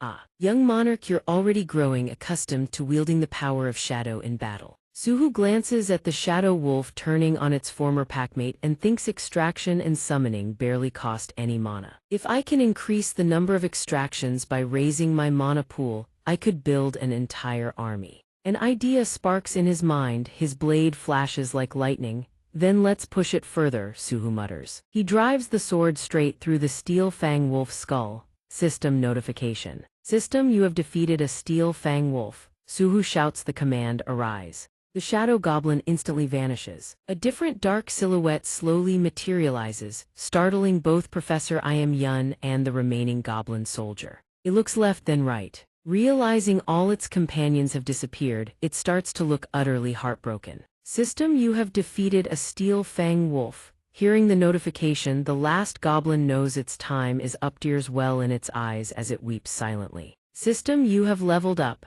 Suhu extends his hand toward the wolf's corpse and begins the summoning chant arise. A bewildered voice rings out from behind him. Suhu suddenly realizes something and snaps his head up. Professor Yun can't believe someone of the same rank as him could single-handedly wipe out those wolves. He blurts out, your physical abilities are way beyond E rank. And you even have a skill that controls monster corpses. Suhu scratches his face awkwardly, thinking I got way too into it. How am I supposed to explain this now? After a pause he finally speaks, well, in the end, unable to come up with a decent excuse, he simply says, I really am just E rank. Professor Yun takes one look and knows he's lying. He thinks to himself, could it be that he's deliberately hiding his true rank for some reason? Right at that moment, the system chimes in with a new notification. Suhu glances at Ithai's expression shifts to one of surprise. System 2 alerts displayed. First notification, a new quest has appeared. System second urgent quest, eliminate the threat. Quest, an entity wants you dead. Defeat it to ensure your survival. Targets 1 defeated 0. Suhu frowns in confusion. A quest. He turns his gaze toward the tunnel the wolves emerged from, thinking just one enemy. I already took out every wolf I could see. So why? Suhu catches on and realizes that means there's still another enemy out there. As if on cue, footsteps approach. Professor Yun spots the figure and lets out a confused huh. Suhu remains calm, watching the person emerge slowly from the tunnel, the figure growing clearer with each step. Professor Yun recognizes the silhouette and exclaims, that's someone from the assault team. He rushes forward, we're saved, those magic beasts suddenly ambushed us out of nowhere. The situation in there is a total disaster. What's going on over? But Suhu's eyes widen, he shouts, wait. Suhu's gaze flashes with alarm as he screams, dodge. Professor Yun still doesn't understand what's happening. Kim Yongjin swings a vicious slash straight at him. Suhu yanks him back just in time. With blade only shatters Professor Yun's glasses. Suhu grabs him by the collar, pulling him out of the way of the follow-up attacks. He exclaims in shock, the wolf pack is still here and Indu Yun has lost consciousness. Kim Yongjun shouts out orders to attack. Suho steadies Inagun and finds him a safe spot while cursing, damn it, another hunter losing his mind. Since when did hunters start turning into monsters? He observes the text floating above Kim Yongjun's head. Fang Wang possessed and shivers. The color of his name. Suho recalls the previous fight. The redder the name, the more dangerous the enemy. I've experienced the terrifying power of a red name firsthand. His first decision, the best option right now, is to grab the teacher and run. But then a thought lingers. However, Suho turns to Baru and asks, Baru, he's not a monarch like me, right? Baru replies seriously, though he carries the aura of a monarch. In reality, he falls far short, but at your current level you cannot defeat this enemy. Suho hears this and starts selecting weapons from his inventory, muttering, "All right then." Baru asks with a hint of surprise, "What do you mean?" Multiple swords materialize from the ground around him. He explains, "The system guarantees I can develop safely, right? If it assigned me this quest, that means I have the ability to beat that thing. I need to get stronger as fast as possible if I want to see my parents again." The moment he finishes speaking, his pack of shadow wolves launches a coordinated assault on Kim Yong-jun, who obliterates them all in a single strike. Kim Yong-jun's face is absolutely terrifying now. He's completely lost his mind, becoming a true demon. Suho grips his weapon, stands battle-ready, and declares with iron resolve, "I will defeat him and get stronger fast." Massive beasts lunge forward, jaws gaping wide. Suho clenches the sharp weapon in his hand and speaks with fierce determination, "I will defeat him and get stronger fast." Around him, countless swords are driven into the ground beneath a gloomy atmosphere. Baru hovers in midair. The young monarch, the image of Suho standing tall and unyielding against the monsters. Up to this point, he has overcome countless unimaginable trials, and the young monarch will never back down. Baru flies behind him. Though he is still weak, his silhouette radiates the bearing of a true monarch. Fang Wang grits his teeth and steps forward. Power radiates outward. A voice speaks. "His true form is a sword. Cut off his hand," it says. "He'll lose connection to the host and won't be able to move. If you sever his hand, he'll lose connection to the host and won't be able to move anymore." "I understand." He seems to have noticed something. Fang Wang screams, and a pack of steel fang wolves charges straight at him. One clamps down on the sword with a vicious glare. Suho stares in surprise, pointing ahead. "Whoa, I only poured in a little mana and they actually stood up." Baru flies beside him. "These are the basics of shadow soldiers. As long as you have mana, they can revive indefinitely." Sharp slashes carve through the wolves. "So how do you find the strength of shadow soldiers?" Fang Wang relentlessly attacks the wolves. Suho looks at Baru, confused. "The shadow soldier's strength." Baru looks awkward. "That's probably because the young monarch's mana is still a bit weak." Fang Wang's eyes go wide. "How is this possible?" The sword in his hand erupts with crimson smoke as he brings it crashing down. "How can a lowly creature like you wield the power of the Shadow Monarch?" Suho stares at him. "What? It can talk." Baru roars in fury. "How dare you call the Shadow Monarch's bloodline a lowly creature?" Fang Wang bares his razor-sharp teeth. "The Shadow Monarch's bloodline. I can't believe we'd meet in a place like this." He screams, "The sworn enemy of Yawang." Then Fang Wang swings his sword forward. His eyes flash with light and an axe materializes in Suho's hand. He says, "Let's warm up by testing each other's strength." The two clash. Sharp slashes tear through the air, sending rocks and debris flying. Suho fixes his sharp gaze ahead. "Just as I thought, Red Name, you handled that pretty well." Weapons rise from the ground below. Fang Wang lets out a thunderous roar. Suho swings his hand forward. Swords follow his gesture. "Let's go with overwhelming numbers."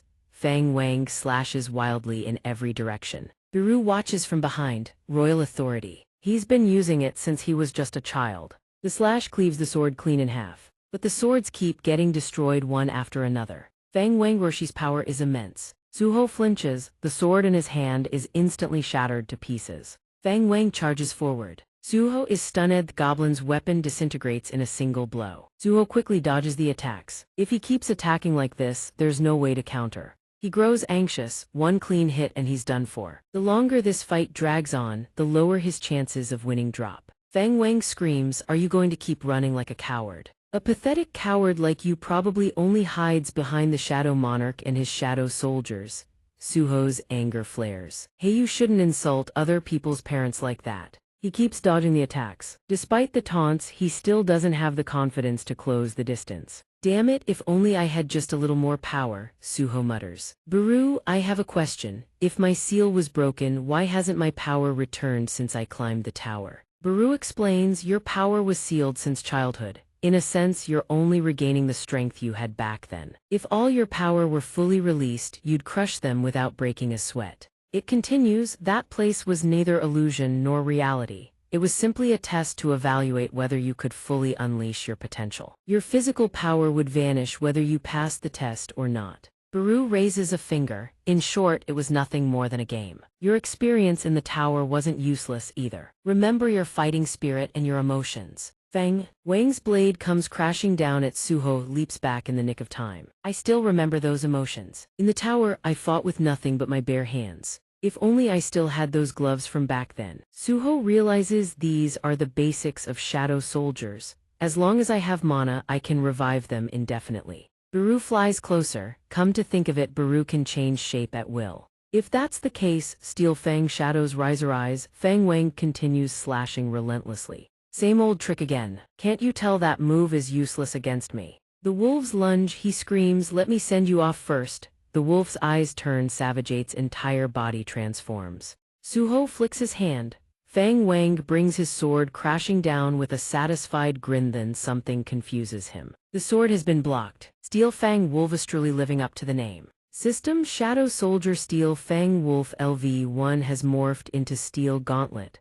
Notification Shadow Extraction skill has leveled up. Shadow Extraction LV2 Shadow Authority, no mana cost required. Shadow soldier forms can be freely altered at will. Suho says, with this I can go toe-to-toe with you. Both of them charge forward, attacking each other head-on. Baru hovers high above, trembling. Oh my god, he's using shadow soldiers as weapons. The Shadow Monarch once mastered the darkness itself, controlling shadows at will after surpassing countless levels. But the current young monarch has only just awakened his shadow power. His strength barely matches a freshly hatched ant. Yet without anyone to guide him, he's leveling up the power of darkness on his own.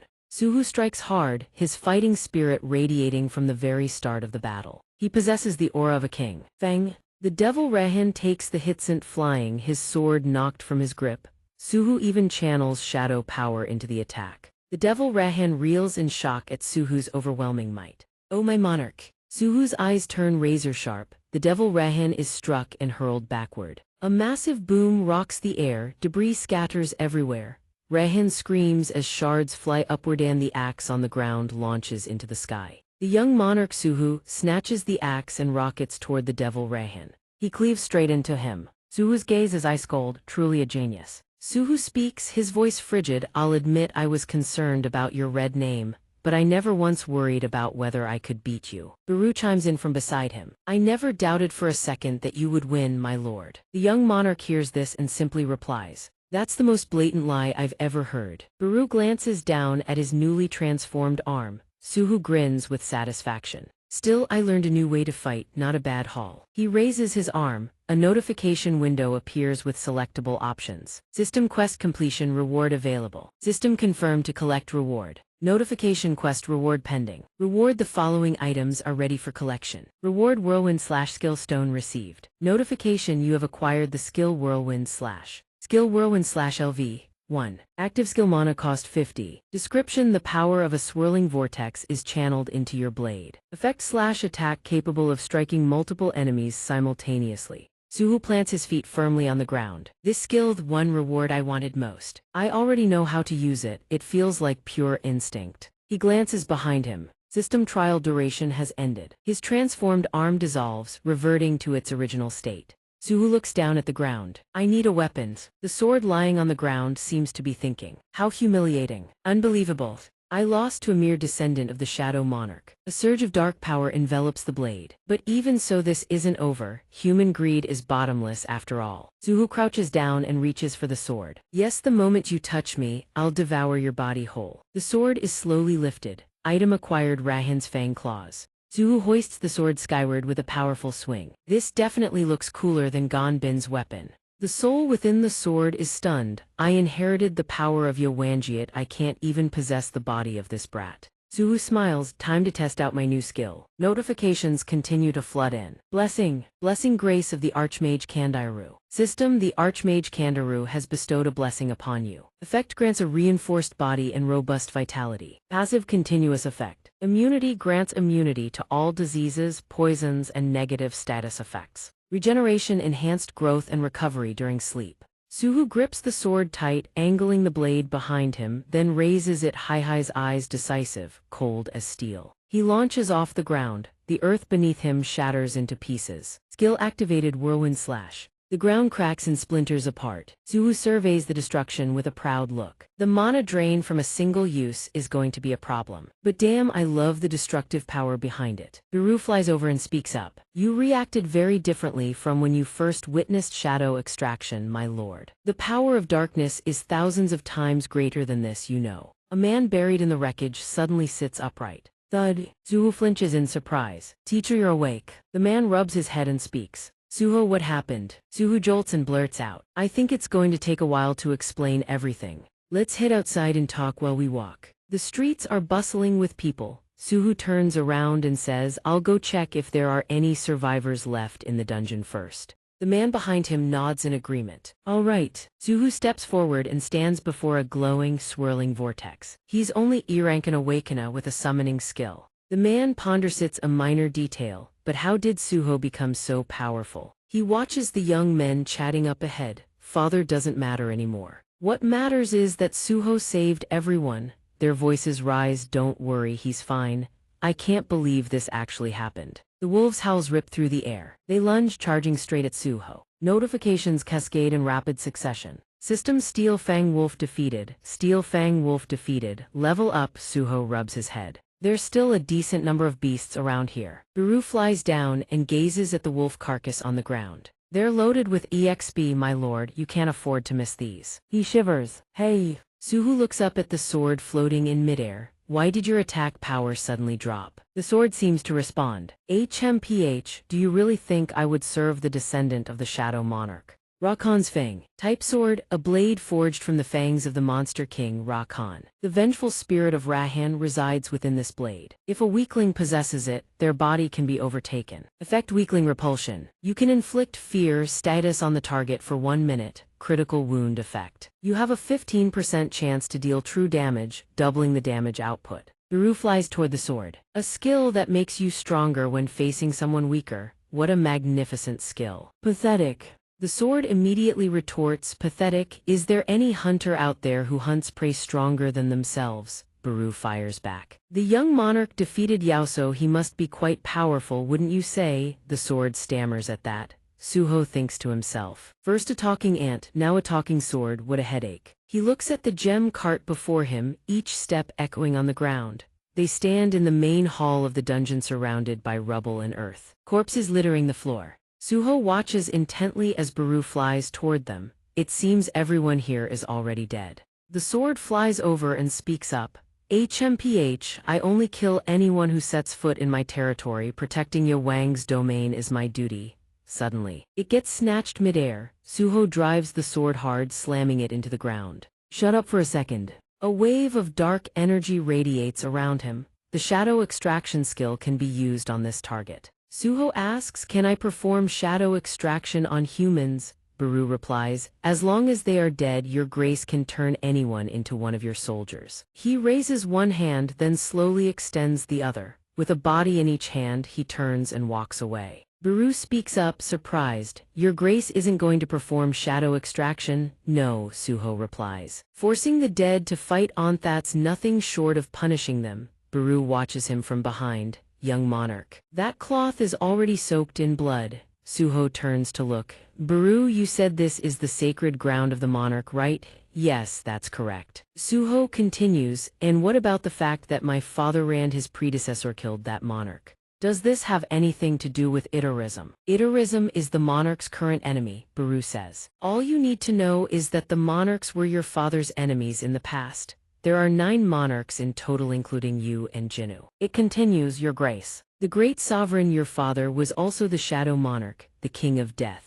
The remaining monarchs are the King of Beasts Ye Wang, the Monarch of Plagues, the Insect Sovereign, the Monarch of the Iron Body, the Asura King, the Monarch of White Flames, Demon King, the Monarch of Giants, Progenitor King, the Monarch of Frost, the Ice Sovereign, the Monarch of Transfiguration, the Phantom King, and the Monarch of Destruction, the Dragon King, the Destroyer. Biru continuous. Every one of those 9 monarchs possessed power so terrifying that no mortal could comprehend it. But when they descended upon earth, 8 of those monarchs fell at the hands of Zhenyu. Suho is stunned. Father did all that. The sword, still embedded in the ground, speaks up. Indeed. The Shadow Monarch was the eternal nemesis who slew my master Ye Wang. If I had the strength, I would have executed you on the spot. Descendant of the Shadow Monarch, I'd hack you into pieces and toss you to the wolves. Suho falls silent, then speaks. I understand where you're coming from. He explains, my father defeated the other monarchs to protect the earth, and you protect this place from intruders. You're both just fighting to protect what you hold dear. However, there's still a difference, Suho continues. You attacked me simply because you assumed I was his descendant. He steps forward. If your mission is to protect this place, then wasn't it foolish to oppose my father? Someone even Yawang couldn't defeat. Rakan's Fang is stunned. What? Suho says, I want to find my parents' people I still can't reach because of the outer gods. To do that, I'm willing to borrow anyone's power. He says to the sword, if Itarism invades, this place won't be safe either. Help me and I'll help you protect this place. Suho falls silent after speaking. Rakan's Fang thinks, he wants me to join forces with the descendant of the Shadow Monarch. Suho grips the sword's hilt. What did you just say? He kneels gently and declares, the Shadow and the Beast King shall stand on the same side. The sky is a clear blue, people bustle through the streets. A man sits beside a girl, laughing and jotting down notes. Can you tell us in detail about yesterday's incident? Where exactly was the D-rank dungeon attack squad wiped out? The man sitting across picks up a hot cup of coffee and smirks. Mr. Amagun, the survivor of yesterday's incident. I'll tell you everything.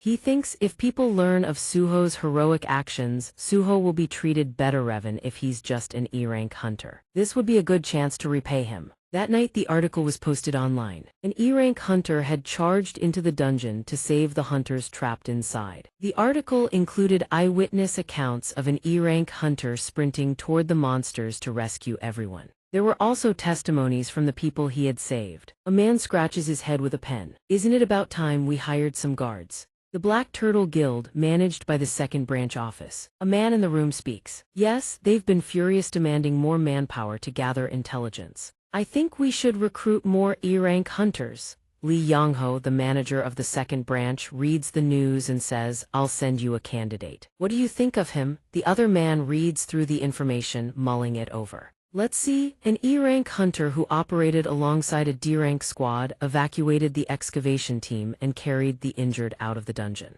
Hold on, an E-rank hunter pulled all that off. Li Yangho chuckles. If a major guild like ours recruits him, don't you think it'll make waves in the media? He looks at Suho's file on the desk. A hero rises from the E-ranks. I'll try to reach out to him right away. Yangho sets the phone down and stands, asking his subordinate with confidence. Have you gotten a response from Hunter Cheng Suhu yet? A fresh E-rank rookie like him getting an invitation from the Black Turtle Guild, he must be thrilled.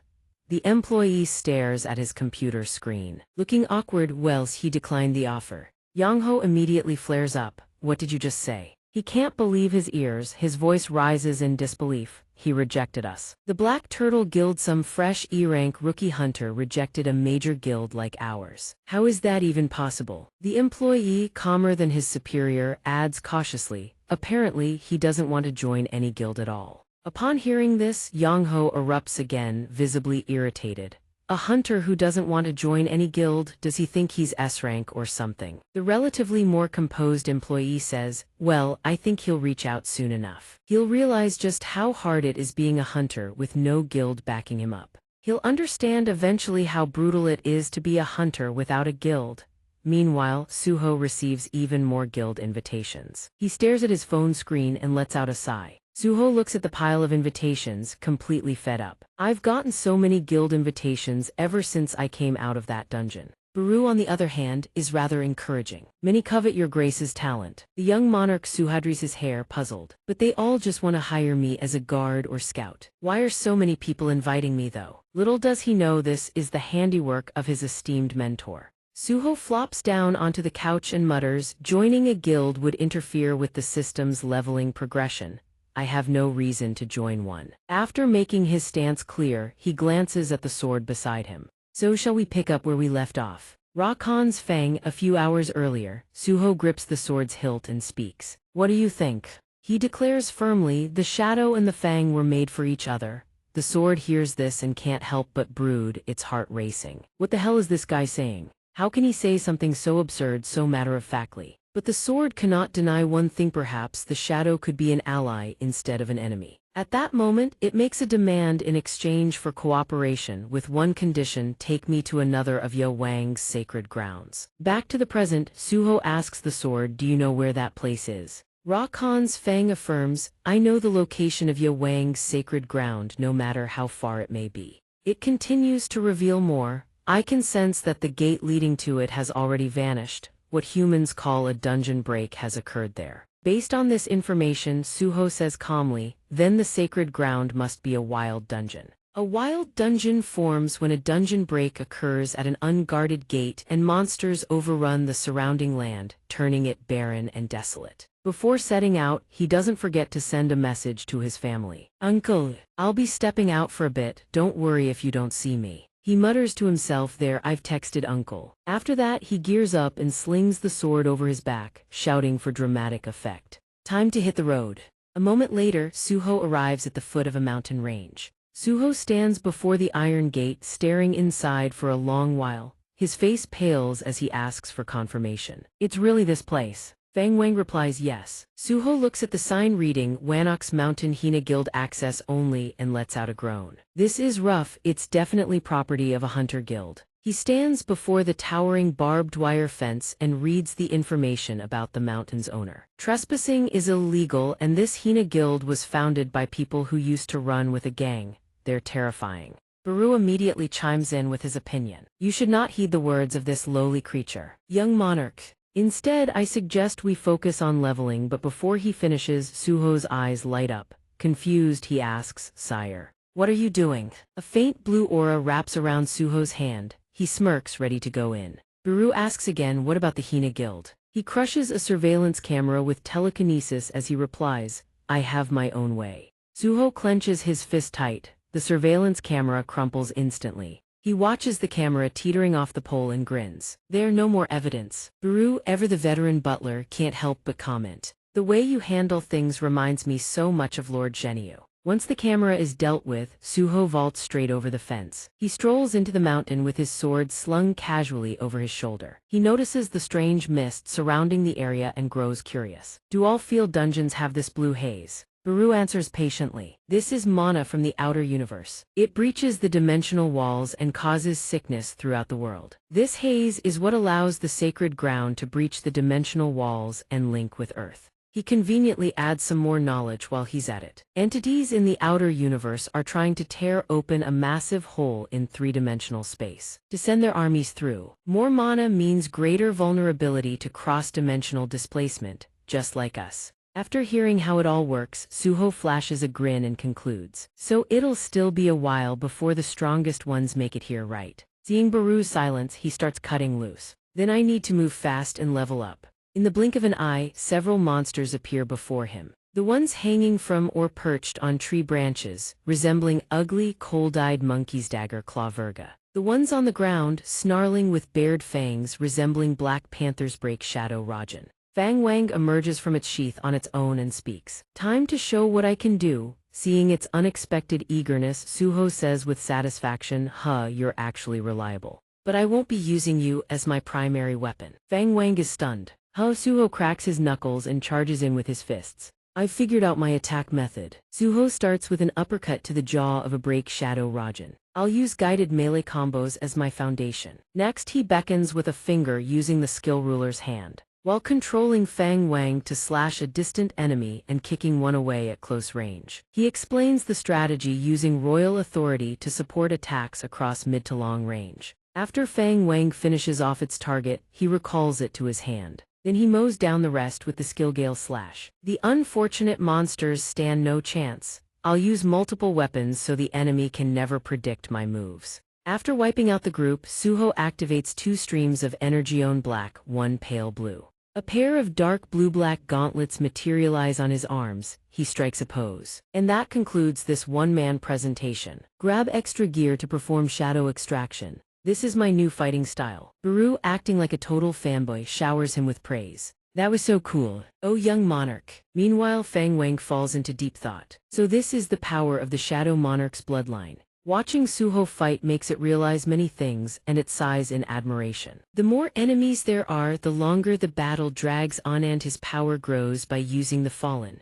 No wonder we lost the war. Shortly after finishing off the monsters, he performs shadow extraction. In the blink of an eye, Suho has gained 5 new pets. Looking at the adorable shadows standing obediently before him, he says with satisfaction, "Now I can command 5 shadow soldiers since my intelligence stat has increased." But Baru, having served the old monarch for so long, instinctively criticizes compared to Lord Zhenyu. This is truly pathetic, only to get flicked hard on the head by his new boss without a shred of mercy. Shut it. After the one-sided slaughter, the group continues deeper into the forest, until Fang Wang stops and says, "Here." It reveals that this was once the location of the gate to the sacred ground. From Suho's vantage point, he can make out what appears to be a warehouse or some kind of secret base. He watches patiently and spots a few people standing guard near a small charcoal fire. Hey, seriously, there are still people here this late. Biru remarks, "They sure work hard." Suho observes for a while, then realizes something doesn't add up.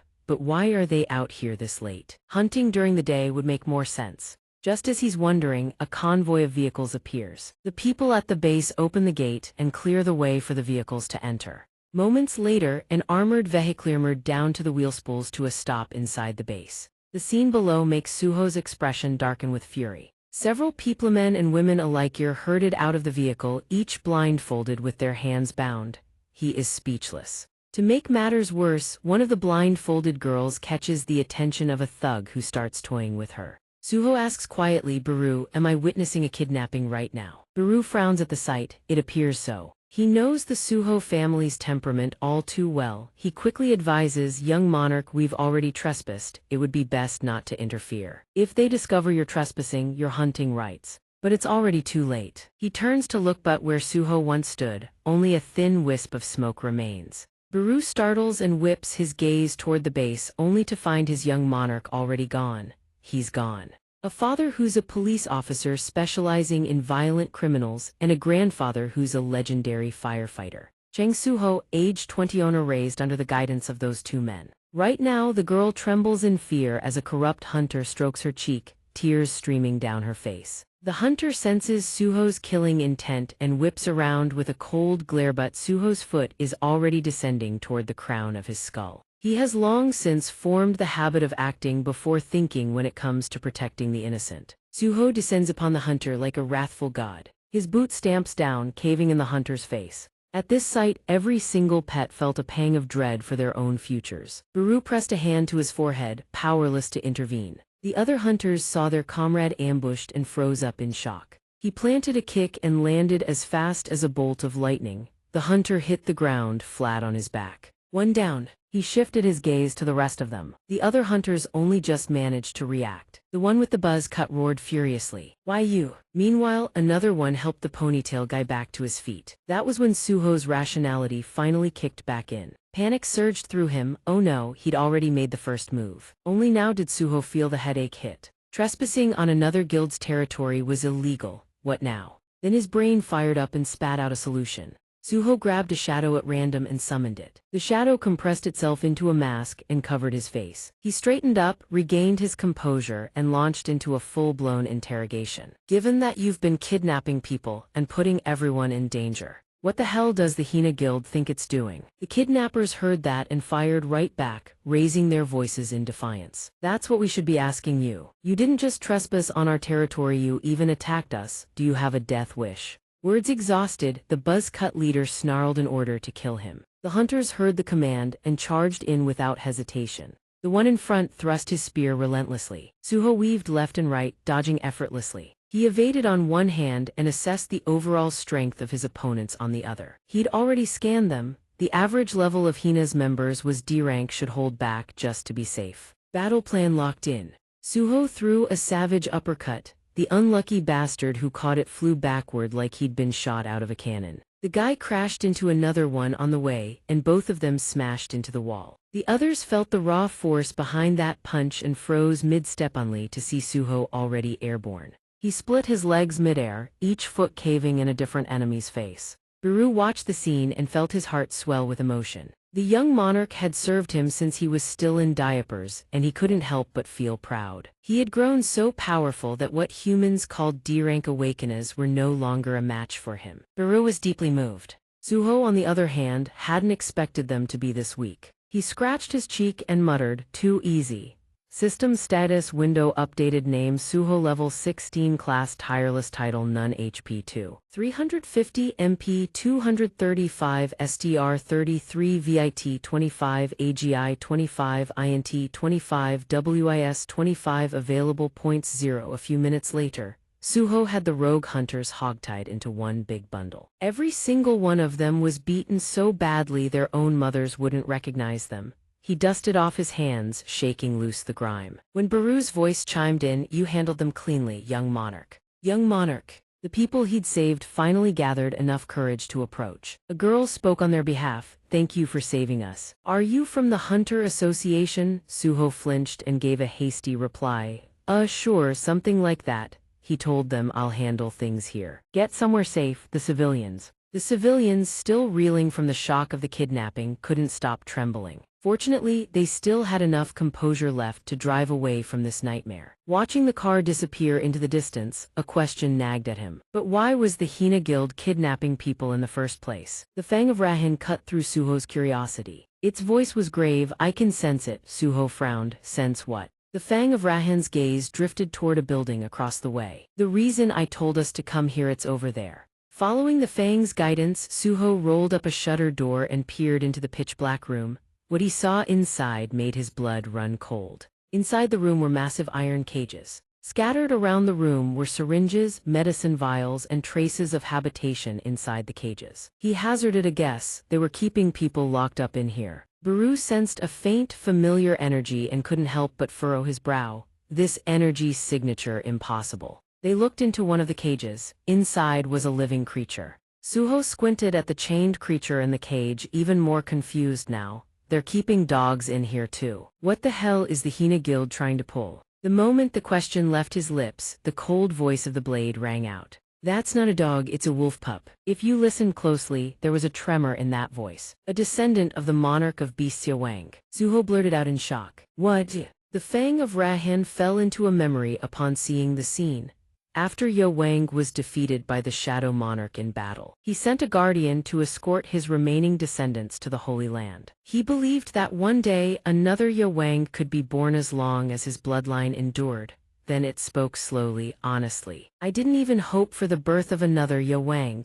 Suho shattered the cage and freed the wolf pup. He gently cradled the pup while listening to the Fang of Rahan open its heart. He gently held the wolf pup as the Fang of Rahan confided in him. "I only prayed that his descendants survived." Baru drew close, looked at the pup in Suho's arms, and gave his assessment. "I can confirm I've faintly sensed Yo Wang's energy signature in it. Its life force is extremely fragile right now. If left untreated, there's a very real chance it will die." It posed the question, "Young monarch, what will you do?" Seeing the dire state of the small wolf, a pang of pity hit him. Before Suho could answer, a different voice suddenly cut in. "Huh." The voice was dripping with arrogance. "I cleaned out all the cannon fodder outside. And I thought for sure a few intruders would have made it in here, but there's only one." The shadow mask instantly spread over half his face. Suho's guard shot up. "Damn it, there's still one more." When he laid eyes on the owner of that voice, he couldn't hide his surprise. A monster. The speaker was a towering creature with fangs, claws, and thick fur. It didn't bother hiding its contempt.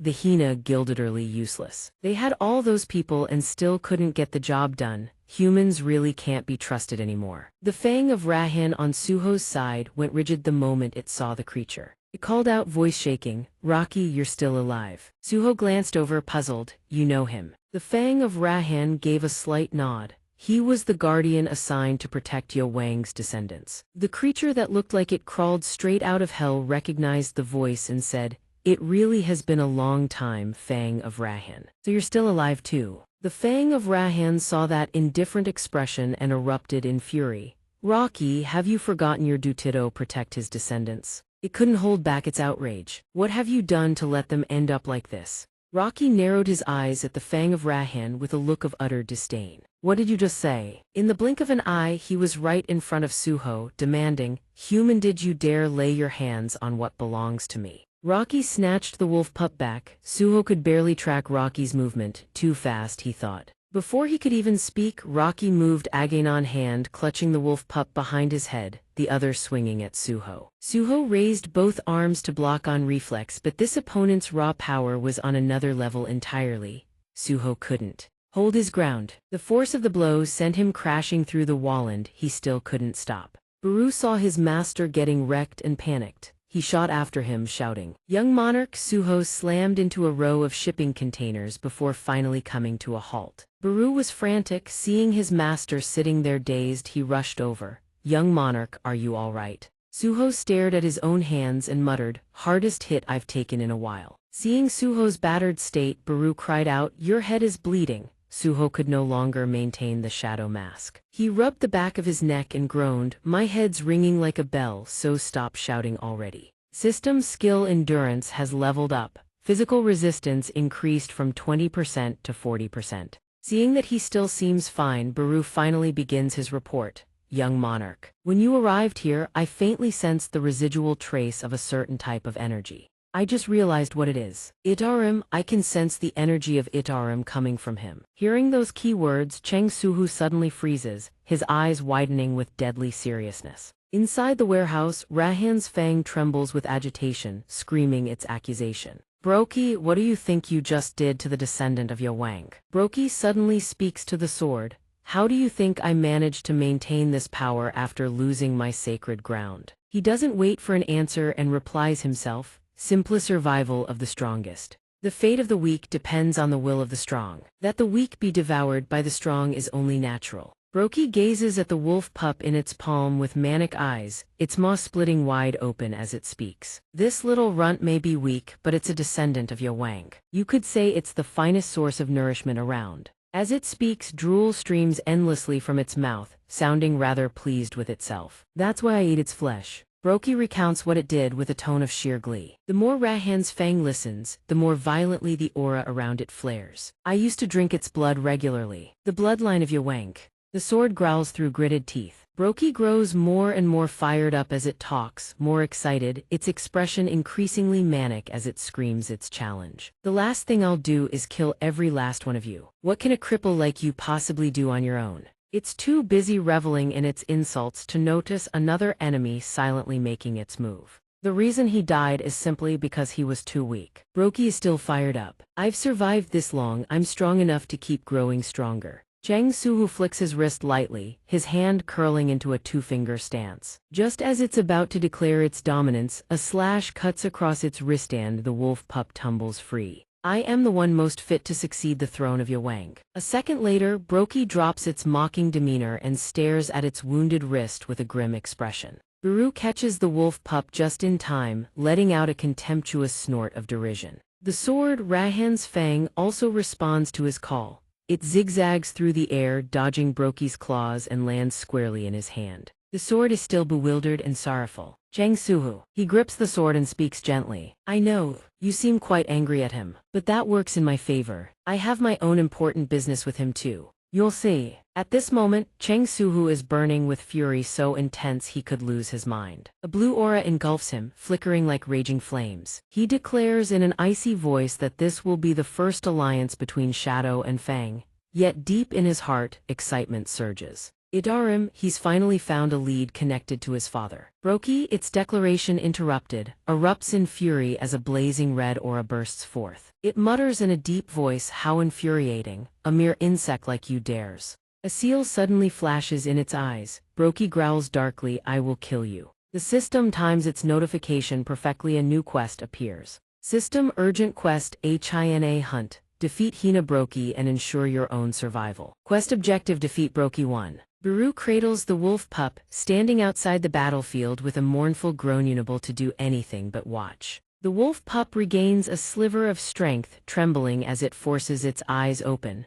Before it looms the imposing back of Cheng Suhu. At this moment, the tension between the two sides is taut as a bowstring neither dares blink. The system once again announces a new quest. Quest guidance. System urgent quest xianxia hunt. Defeat Hina Brokey and ensure your own survival. Quest progress defeat Brokey 1. He immediately zeroes in on the key terms. Hina Brokey. He studies the wolf before Hima. Few things click into place. Now he's curious. Where exactly did they get their guild name? How can a monster both run a guild and hunt people at the same time? Don't tell me this has something to do with the Itarim. Just as the two sides are about to clash, members of the Hina Guild speak up. Lord Brokey, please release us. The hunters facing the battlefield plead earnestly. That one's no ordinary opponent. We'll help you take him down. For Cheng Suhu right now, Brokey alone is already a handful. He certainly won't allow it to gain reinforcements. He swings his sword with determination and declares, I won't let that happen. But before he can do anything, he sees Brokey open its maw wide toward the Hina Guild members. Before the horrified group can even scream, Brokey snaps its jaws shut and swallows their heads whole in one bite. It moves too fast, too brutal. Cheng Suhu watches in stunned disbelief. What? After swallowing, it wipes its muzzle and turns toward Cheng Suhu, mumbling as if answering the dead men's pleas. You think I'd need help fighting someone like him? Those who don't know their place deserve to be torn apart on the spot. No one knows when. Cheng Suhu has already closed the distance between them. He shouts coldly, Brokey. A powerful sword strike swings down. Brokey raises its claws to block. In this very instant, his fury reaches its peak. He is enraged. Despite having just wrecked them all minutes ago, his anger only intensifies as he demands furiously. How dare you kill people for a reason like that? In Brokey's eyes, the weak are nothing but insects. It sneers with contempt. Deciding whether the weak live or die is the privilege of the strong. It swings its arm and slams him into the wall, continuing, those who hold power don't need a reason to take whatever they want. Though sent flying, this time he doesn't lose control like before, skillfully activates a skill to land feet first against the wall. But the danger is far from over. Acting on instinct, he lifts his head to see Brokey lunging at the wall. Cheng Suhu once again activates the ruler's hand to dodge. Relying on the massive power gap between them, it keeps attacking wherever he lands, but Cheng Suhu deftly evades every strike. Every time its claws or feet make contact, another crater forms. Brokey attacks without restraint, growing more aggressive and bloodthirsty with each blow. After several misses, it rakes its claws in a vicious swipe, razor-sharp talons shredding straight through the wall. Only after its wild assault does Brokey sense the danger closing in. It looks up just in time to see Cheng Suhu descending from above. The surrounding space walls reduced to rubble. He swings the sword in his hand, his arm fast as the wind and slashes in a single second. In his mind, he whispers storm slash. However, the seemingly impressive barrage barely scratches it. Brokey burst into a despicable, mocking grin. That's all you've got. You're going to disappoint the Fang King's heir. But the moment it finished mocking him, Rahan's fang plunged straight into its chest. That wasn't all. Suho kept flicking his fingers, commanding the blade with cold precision. I'm not done yet. Vortex, he called out. The sword immediately spiraled into a helix, threatening to bore a hole clean through its chest. Rahan's fang continued to spin like a drill bit on one side, relentless in its assault, while on the other it wept for its former comrade. Brokey, how did you end up like this? It couldn't hold back its emotions, desperate to know the reason. You once revered Lord Rahan and swore your undying loyalty to him. What could have changed you so? These words of reproach made Brokey freeze. For a fleeting moment, the image of a tall, imposing silhouette surfaced in its mind, questioning itself. Did I truly revere Rahan? But the instant it recalled that familiar back, golden sigils erupted and overwrote the memory. The sigils blazed in Brokey's eyes, their radiance exploding outward. Brokey became agitated, seizing the sword. No! It viciously raked a claw across it, shattering the blade into pieces, and screamed. No! It howled like a maniac, as if brainwashing itself. The sliver of clarity that had just surfaced vanished without a trace. I never respected him. Back then I had no choice but to submit to his power. That scream sounded wretched. I will never go back to that cowardly life. Seeing Brokey suddenly go berserk, he worried for his ally and shouted urgently. Yes. The moment Brokey finished off the sword, it immediately lunged at Suho. With a mocking sneer. You're so worried about others, aren't you?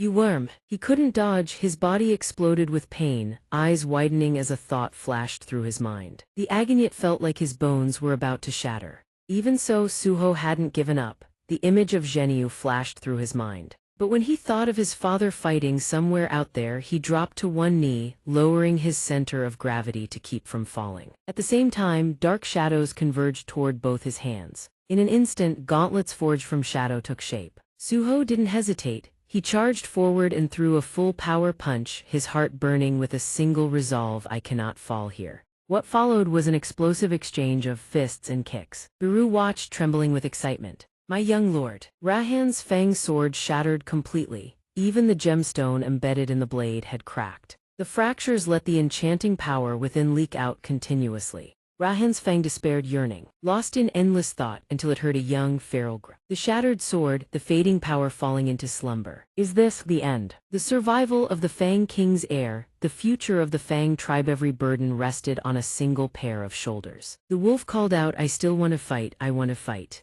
That was the sound coming from the young wolf, battered and broken, yet still struggling to stand. Seeing the fierce determination in the young wolf's eyes, the sword spirit was stunned, then quickly realized this was Rahan's descendant. I understand now. Its gaze shifted to the battlefield beside them, catching the exact moment Suho and Brokey were trading blow for blow. At that moment, golden light engulfed the young wolf's body, and its eyes blazed with the same radiance. The sword spirit thought to itself, have I been moved by the fighting spirit of Changsuhu? At last the sword spirit found its own path. The aura engulfing it erupted like wildfire. I remember now, the one thing I can still do is pass all my remaining power to the Fang King's heir. By its will, the entirety of Rahan's fang sword transformed into a blaze of radiant, fire-like light. That fire poured entirely into the young wolf's body. Its wounds vanished in an instant and the wolf grew rapidly in size. Meanwhile, on the battlefield, Brokey pressed the attack. Suho raised both arms in an M-shaped guard but was sent flying.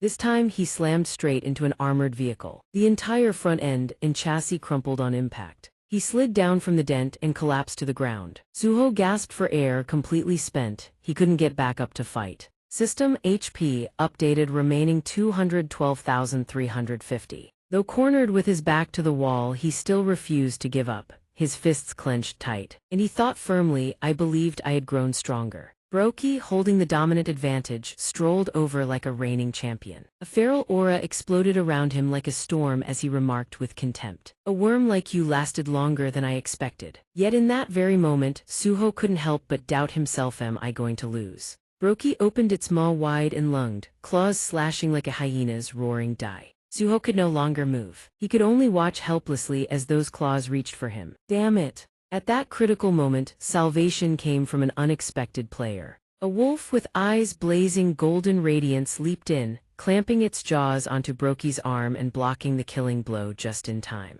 Suho stared at the sudden rescuer before him, unable to hide his shock. Brokey yelped in pain from the bite. You. On his solid muscle, fresh tooth marks and several shallow puncture wounds now appeared. The wolf bit down once more, then landed, positioning itself in front of Suho as if to shield him. It bared its fangs and growled fiercely at Brokey, its presence overwhelming and impossible to underestimate. System, the heir of the Fang King, is deeply moved by your fighting spirit. System, do you wish to recruit the heir of the Fang King as an ally? He stared at the majestic wolf before him in disbelief. The heir of the Fang King, that young wolf. Suho blurted out in astonishment, it wants to become my ally. The wolf maintained its stance, eyes locked on the enemy ahead. Brokey also quickly recognized the identity of this new arrival. A descendant of the Fang King. Did you absorb some mana from Rahan's fang? Upon hearing that, Suho understood the wolf's source of power. It absorbed mana from Rahan's fang. They sacrificed themselves to protect their heir. System, do you wish to form an alliance with the heir of the Fang tribe?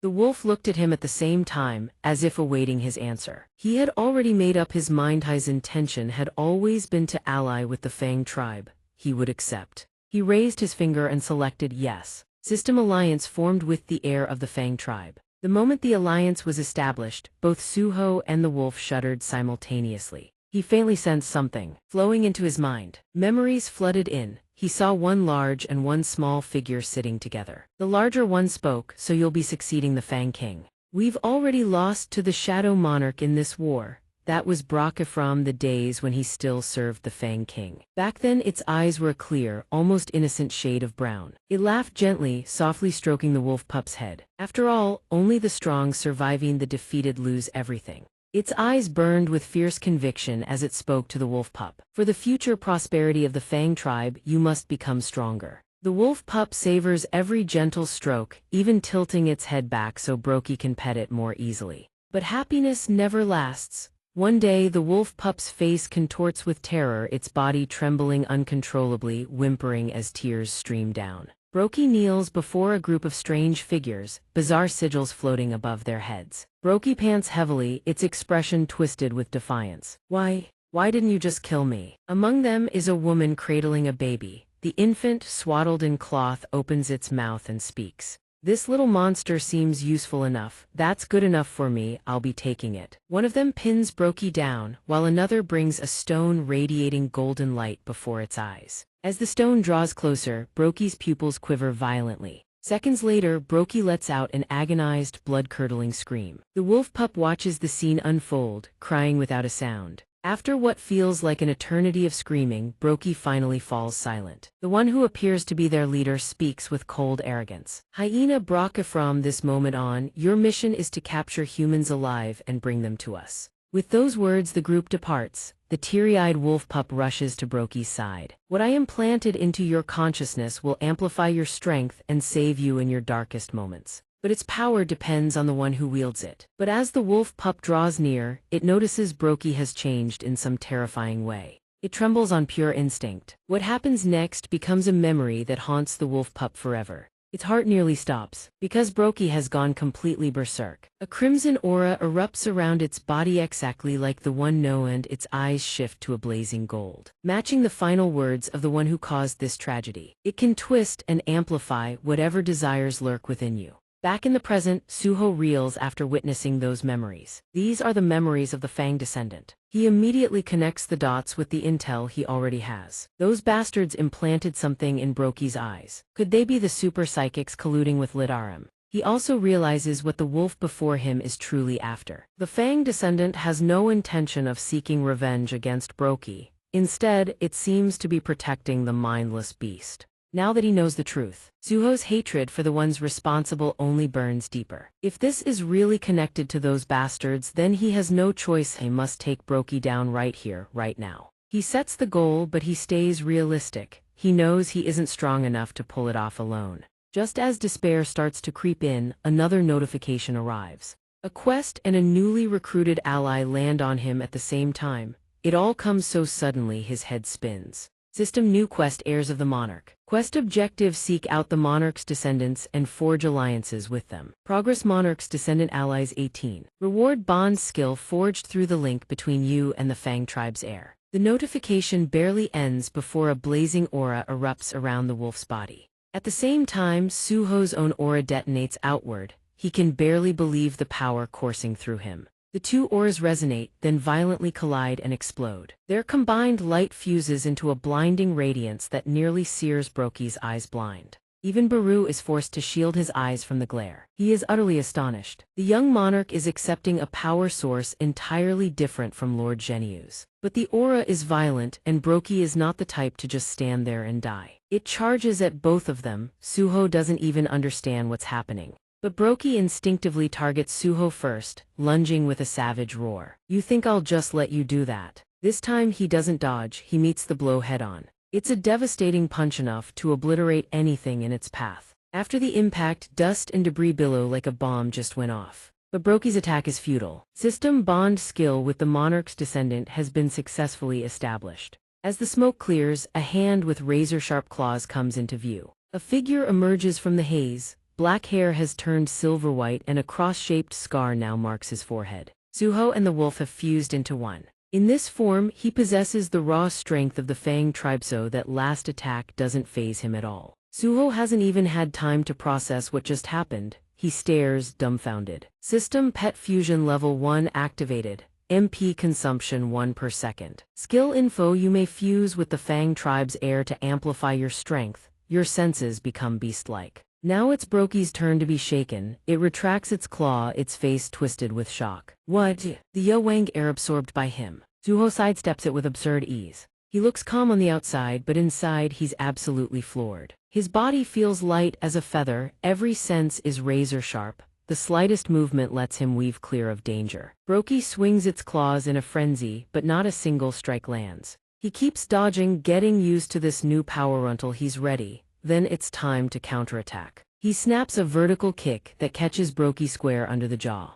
The terrifying force sends it flying. Brokey howls in agony, blood-like liquid pouring from its maw. What the hell is happening? The sudden power spike from his enemy leaves Brokey reeling. Where did that brat go? Brokey barely regains enough reason to assess the situation when the seal activates again. The sigil swells in size, then rises above its head. No, I can't lose. Unable to resist the seal's compulsion, it charges forward with everything it has. If I lose everything. Biru watches from the sidelines, startled to realize Brokey's mana has spiked. Brokey descends into madness once more, throwing its head back in a deafening roar. I don't care what scheme you're plotting, I will never lose to a mere human. It slashes furiously with its claws. Crimson claw marks streak out like a relentless storm, never ceasing. In the end, the difference in species still translates to a gap in raw power. Brokey alternates between clawing and throwing fists. Suho answers every blow with his own fists. It fights while spouting its racial supremacist tirade, perish with your feeble body. Fist against fist, it creates a scene both spectacular and savage. Suho wins this clash. Brokey's arm gets snapped backward, its wrist twisting like a drill bit.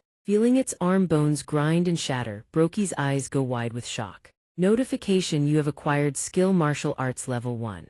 Skill Info: Martial Arts LV1 Passive, no MP consumption. Effect: you gain proficiency in martial arts. Unarmed strike damage increases by 33%. As a loyal vassal to the Shadow Monarch, Biru hears those arrogant, ignorant remarks. He loses his temper instantly. Who gave you the audacity to speak of species superiority in front of the young monarch? He declares in a low, cold voice, no species is more powerful than the great Shadow Monarch. These words make Brokey realize what this brat truly represents. Suho leaps into the air, raises his leg and gathers brilliant golden power. He swings it down with precision, the concentrated energy crashing straight onto Brokey's head. Strangely, Brokey does not attempt to dodge, standing perfectly still to accept the blow. Deep within the Wanok Mountains, a thunderous boom echoes alongside rolling black smoke. After the strike, Suho releases the Unity State. His silver hair gradually fades. Shortly after, his jet black hair is restored. The descendant of the Fang King emerges from his body, appearing like a soul separating from its host. Until now, Brokey has been controlled by that stone, obsessively muttering to himself. Stronger, I must become stronger. The descendant of the Fang King approaches him, licking his wounds as if to soothe the pain in Brokey's mind. Finally, the prismatic shard obscuring Brokey's vision shatters. In the final seconds of his life, he regains consciousness and cries out, I remember now. With tears in his eyes, Brokey uses his final breath to speak. The reason I wanted to become stronger. It was a desire from the bottom of my heart. Lord Rakan, I was so angry because I was not strong enough to protect you. After Brokey passes, the wolf's howl sounds truly mournful, like a sob of grief and a final farewell. System Hyena: Brokey has been defeated. You have leveled up. The descendant of the Fang, a small wolf, slowly approaches Brokey. Suho and Biru watch the scene before them while Biru happily remarks, Young monarch, you have done well. Suho's expression turns serious as he calls out to Biru. He asks with deep curiosity, you said you felt the aura of the Itarim coming from Brokey, right? I just took a quick look at the successor's memories. Recalling the images from Brokey's memories, Suho is suspicious. The hunters who entered the dungeon where Brokey lived put something into his eyes. Could they be Itarim? What was their objective in attacking Brokey? Biru begins to speculate. It is unlikely they are Itarim directly. The outer gods never act themselves, instead, they manipulate star clusters to interfere with causality. However, the actions of those hunters are likely linked to the invasion of this planet. Hearing this, Suho continues. Then that means the apostles of the Itarim have set foot on Earth. His expression darkens as he hesitates. If only I could obtain more information. If I lose the trail of the Itarim again. Biru speaks up immediately. There's a way to find out, my lord. Suho replies in surprise. Really? An idea suddenly sparks in his mind. Brokey definitely has memories regarding the Itarim. If I consume his remains, I can see everything he has experienced. Furthermore, I can restore my mana through that process. A real case of killing two birds with one stone. Standing nearby, Suho looks at Biru with an incredulous gaze and asks, you even have an ability like that? Suho then looks toward the small wolf, who is staring fixedly at Brokey's corpse. Suho kneels on one knee, reaches out toward the wolf and asks, do you want to come with us? I have a place I want to show you. The small wolf watches him silently. Suho waits patiently. Soon after, the small wolf approaches and licks Suho's face. The gesture makes him ticklish, and he breaks into a smile. He takes out a key. Suho turns the key into the purple-black magic circle. Suho and the small wolf start stepping toward the portal. Before crossing, he turns around slightly. I leave everything to you. Baru. Hearing his words, Baru panics. Young monarch, you are too kind. Scene transition to the dungeon. At the same time in the forest, Suho, Baru, and the small wolf are present. While walking, Baru asks, young monarch, why are you coming to the dungeon instead of going home? Suho looks at Baru and replies, I want to find a new home for this descendant of the Fang. This makes Baru even more confused, right here in the shadow dungeon. Suho looks at the small wolf walking ahead. I have formed an alliance with the Fang tribe and he has no guards or a place to live. It's truly pitiful. Suddenly, the system displays an information panel. Notification, your companion, the descendant of the Fang, wants you to name it. Notification, please name the successor of the Fang tribe, descendant of the Fang. After the panel appears, the small wolf lets out a sound. Suho is slightly conflicted, pointing at himself, you want me to name you. He then looks at the small wolf, hesitating,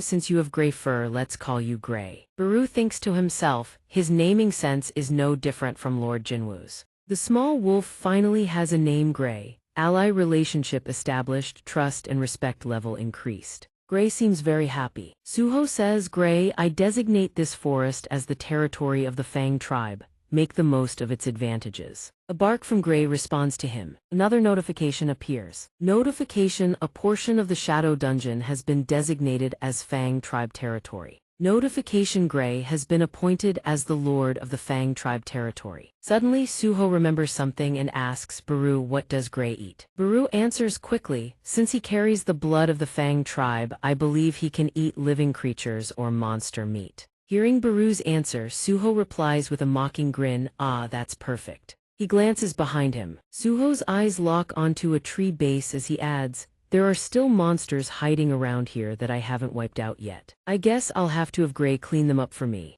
Indeed, a monster is hiding behind the tree. Moments later, Gray growls and lunges forward. Gray is busy biting the monsters. While Gray fights, Suho sits on a tree branch, smiling with satisfaction and moving with agility. Gray, I'll handle the looting while you take care of the rest. The status panels appear. Quest reward rewards have been prepared below. Reward 1 5 potential points. Reward 2 title Wolf Slayer. Suho accepts the rewards quickly. The information panel pops up again. Notification, you have obtained the title Wolf Slayer. Title Wolf Slayer, a title awarded to elite hunters who have achieved the feat of exterminating wolf kind. System, when engaging beasts, your stats operate at 40% capacity. Suho asks back, slightly confused. Wolf Slayer, but Braki is a hyena. Baru hesitates before responding. Should I just skip the minor details? Suho reopens the info panel and continues speaking. More importantly, this quest involves finding successor monarchs and turning them into allies.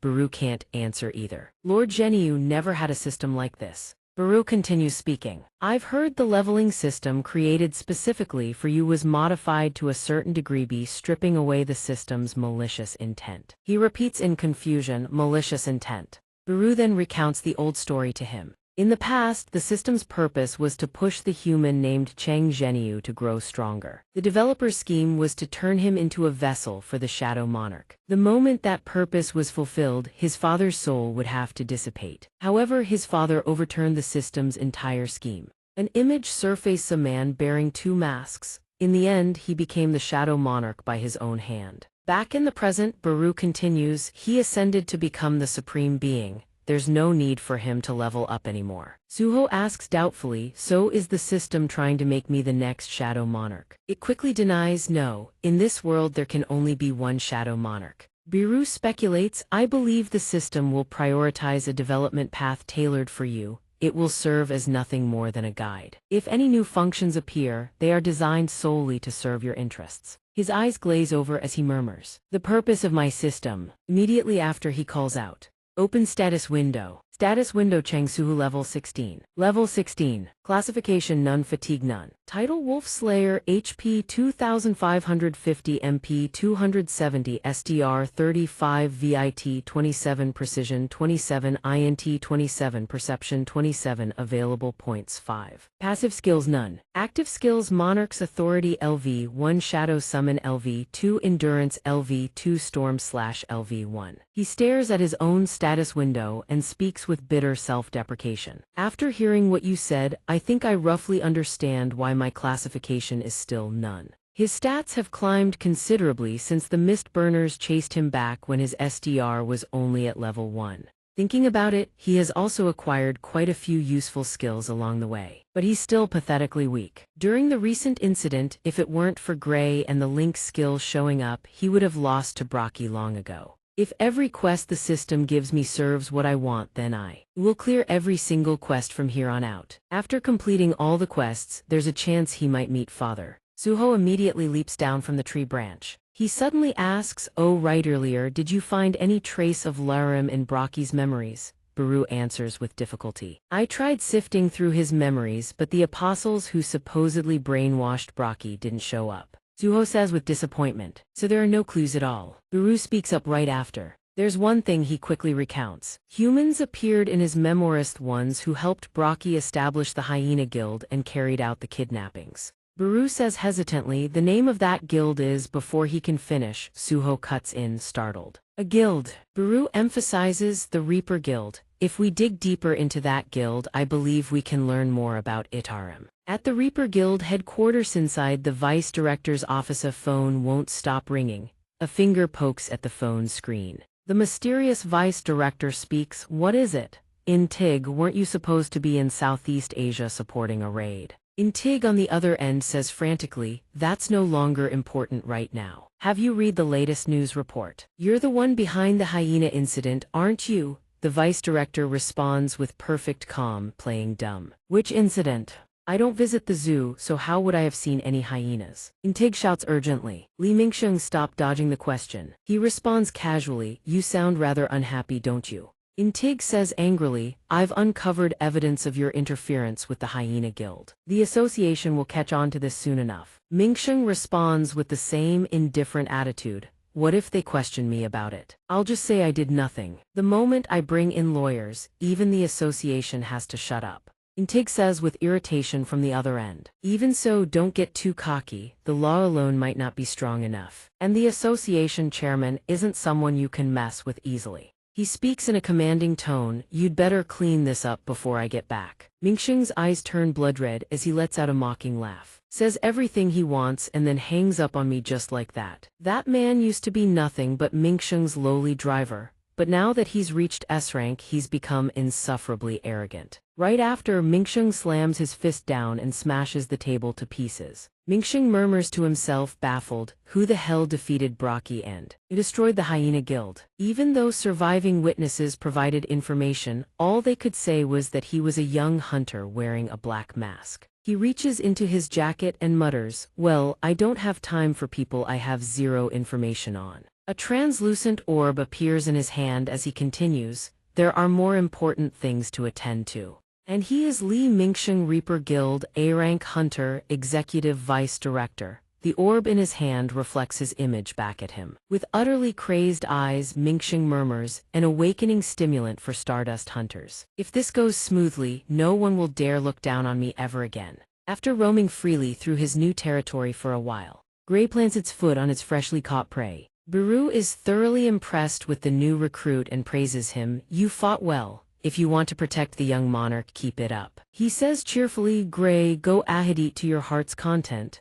Gray happily obliges, snapping up a big celebratory bite. Suho wonders why did Gray suddenly become Grow. He's glad it adapts faster than expected. He's savoring a rare moment of peace when a notification suddenly pops up. Notification: party member Gray has accumulated sufficient EXP from hunting monsters and has reached its objective. Notification: EXP will now be shared with the host. Notification shared, EXP 50%. He immediately takes notice of this new effect. Suho has never heard of anything like this. Bewildered, he frantically asks Baru, "I'm getting EXP from Gray's hunting. Was there ever a system like this before?" Baru is equally astonished. "You're serious?" It flies over to check and says, "I'm not certain, but I think it's similar to how the Shadow Soldier's hunting EXP was funneled to the Shadow Monarch."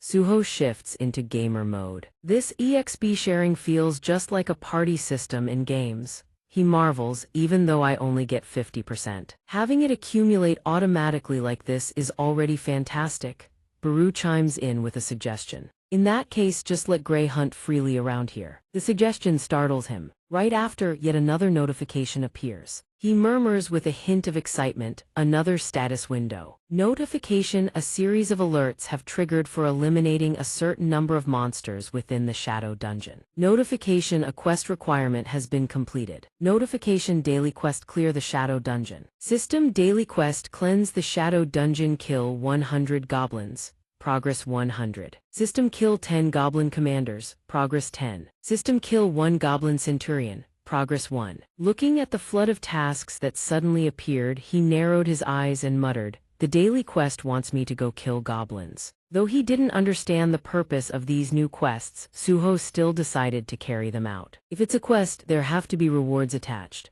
So if it's a daily quest, that means I get rewards every single day, right? Baru, the more experienced of the two, offered his judgment. It appears the system's intention is to turn this place into your domain. Your eternal domain, my liege. Though he had accepted the quest, the sight of the vast forest and the sheer number of prey made him groan with exasperation. I have to find 100 goblins in a place this massive. As he grumbled, an idea suddenly flashed through his mind. Inventory, Suho called out, and a window materialized instantly. Among the items in storage, he pulled out a war horn. Accompanying its appearance was an item description window: war horn, grade E category, musical instrument. The war horn was used by the goblin centurion to rally its subordinates. Seeing the horn in his hand, he smiled with a hint of nostalgia.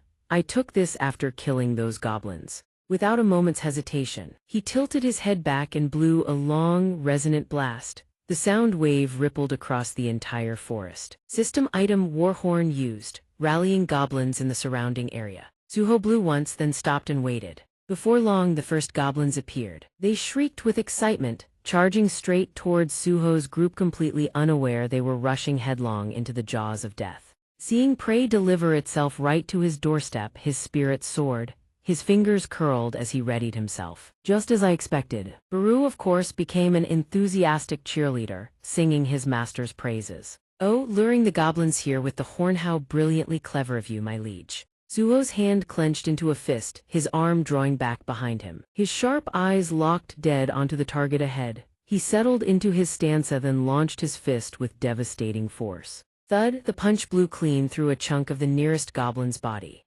Suho was in the zone now. A second fist followed. Crack, this one landed dead center on its face, caving in its skull. Eyes, nose, mouth all crushed inward. Then fist after fist rained down like a tempest. The first wave of goblins was reduced to paste, their corpses torn into dozens of pieces and flung in every direction. But after beating them down for a while, Suho started to get bored. He paused to wave his hand, flicking off the slime. Fighting goblins is mind-numbingly dull, he thought. But the quest demanded sheer volume, so the war horn's echo continued to linger, and with it came the familiar notification. System item: war horn used, rallying goblins in the surrounding area. Goblins poured in en masse, swarming like the Mongol horde. The horn's blast carried deeper and deeper into the forest, dragging even the ones buried far within toward his location. The system dutifully repeated its notification item: war horn used, rallying goblins in the surrounding area. Moments later, an army of goblins in all shapes and varieties materialized, outnumbering even a zombie tide. Seeing those numbers, Suho finally felt satisfied. At least this many, now we're talking. Of course, Suho wasn't about to waste time solo grinding this batch. He extended his hand and chanted, "Arise." The goblins that had just met their end twitched back to life, cackling. The instant the words left his mouth, Greyborn for battle lunged forward and pounced on a goblin. The remaining goblins charged in all at once. It was immediately clear this was a one-sided slaughter. Suho drove a knee into one's face while Baru caved in another's skull with his staff. Grey refused to be outdone, already tearing into yet another goblin's head. Notifications blared, signaling the end of the carnage. System daily quest: cleanse the Shadow Dungeon, kill 100 goblins. Quest progress 107,100, kill 10 goblin commanders. Progress 1010, kill 1 goblin centurion. Progress 11. After 3 hours of continuous combat, the fledgling warrior Grey was on the verge of collapse, his face pale and body sprawled flat on the ground. The system cheerfully announced daily quest: cleanse the Shadow Dungeon, completed.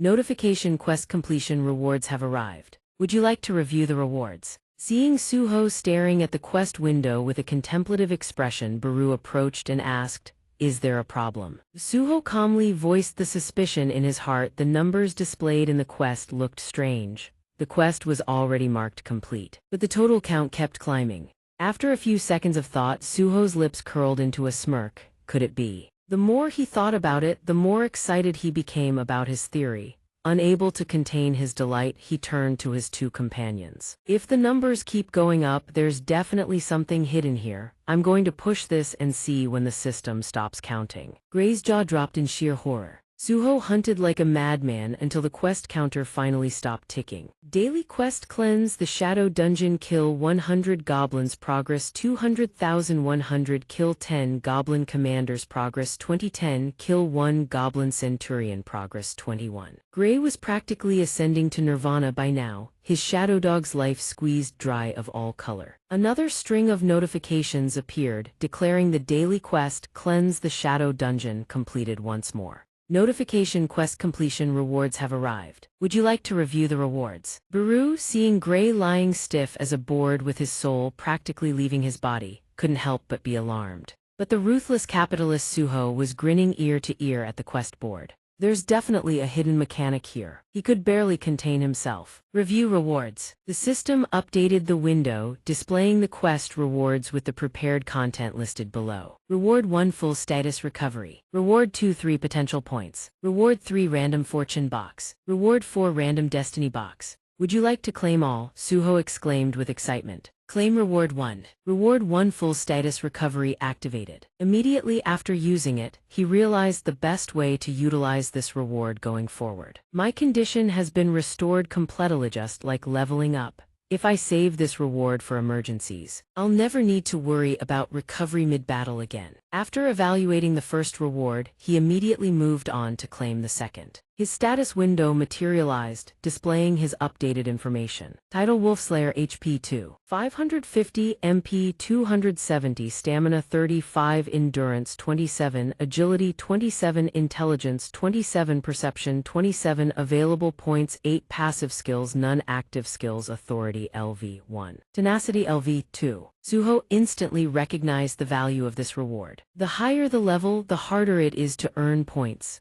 I can exploit the daily quest rewards to get stronger every single day. After sorting out the first two, he turned his gaze to the last pair of rewards. System: you must choose one of the two random boxes. Which box do you choose? Random fortune box provides an item the player wishes for. Random destiny box provides an item the player needs. This time he actually paused to deliberate. If I choose what I want, it could end up being something completely useless. But if I choose what I need, it might be something I don't even like. Suho bit his lip, mulling it over, then made what he believed to be the most rational choice. What I want? That's way too vague. Right now I need a ton of things. I'll go with the random destiny box. System selection received. Item granted: Vakan's horn. A chest materialized out of thin air and popped open. And out leapt a pair of ridiculously badass-looking gloves. Suho is stunned. A pair of gloves. Following the gloves is an item description window revealing the name of the horn used to categorize them. Stat attack 4D. A pair of gloves crafted from the horn of the greedy demon Vulcan. It holds Vulcan's authority and has the ability to deal massive additional damage. Effect: lust for destruction, physical damage increased by 30%. Effect: demon gluttony. The more demon souls consumed,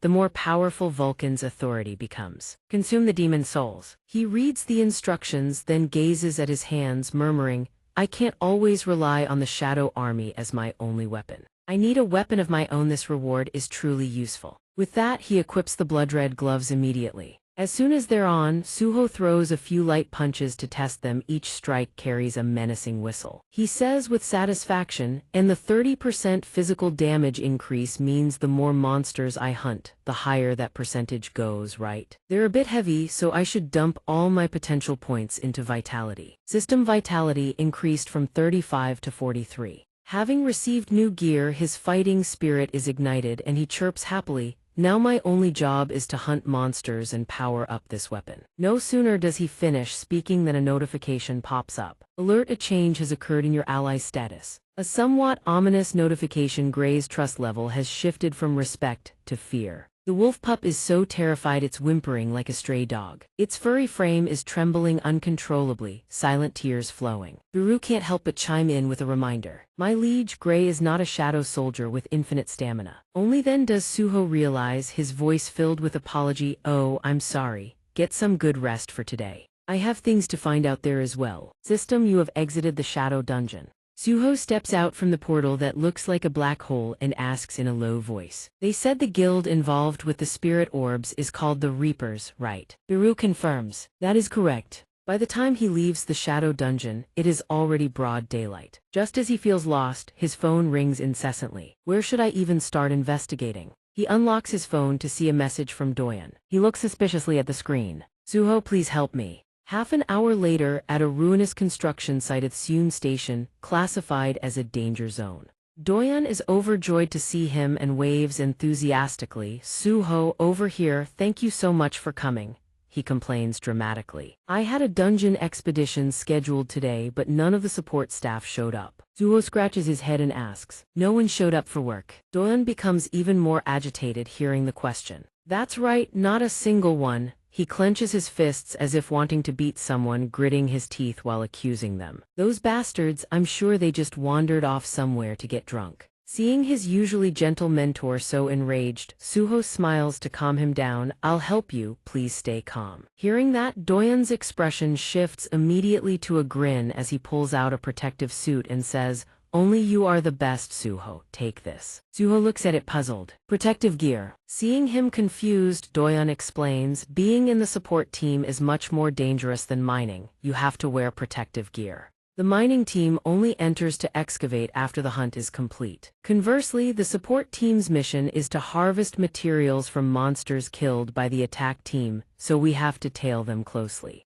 This is to prevent ambushes by any leftover monsters, and also to keep us from getting injured by the spikes or scales on the monster carcasses. While listening to the explanation, Suho finishes putting on the gear. He admires it for a moment, sighing. So that's why protective gear is necessary. Just as he finishes dressing, a group of people approaches from a distance. The leader, seeing there are only 2 of them, complains with dissatisfaction. What is this? Why is the support team so small? Doyan has no choice but to obediently apologize. I'm sorry, the support team that was supposed to appear today is nowhere to be found. The man who appears to be the team captain points at him accusingly. We have a contract. What kind of irresponsible behavior is this? Do you have any idea how much we paid the Reapers Guild to get a pass for this dungeon? To get into this dungeon, he threatens with dissatisfaction. If you guys keep dragging your feet, I'll file an official complaint with the association. I'm sure you won't ever be allowed on a support team again. Doyan cannot even defend himself despite being berated like that. He bows his head in a panic, assuring them, yes, we will work hard to make up for it, please trust us. Hearing that, the man finally relents, muttering as he walks away, what an irresponsible bunch. Once he is out of earshot, Doyan slumps his shoulders as if drained of all strength, sighing, I'm not even their captain, Suho, what do I do? Suho, what should we summon?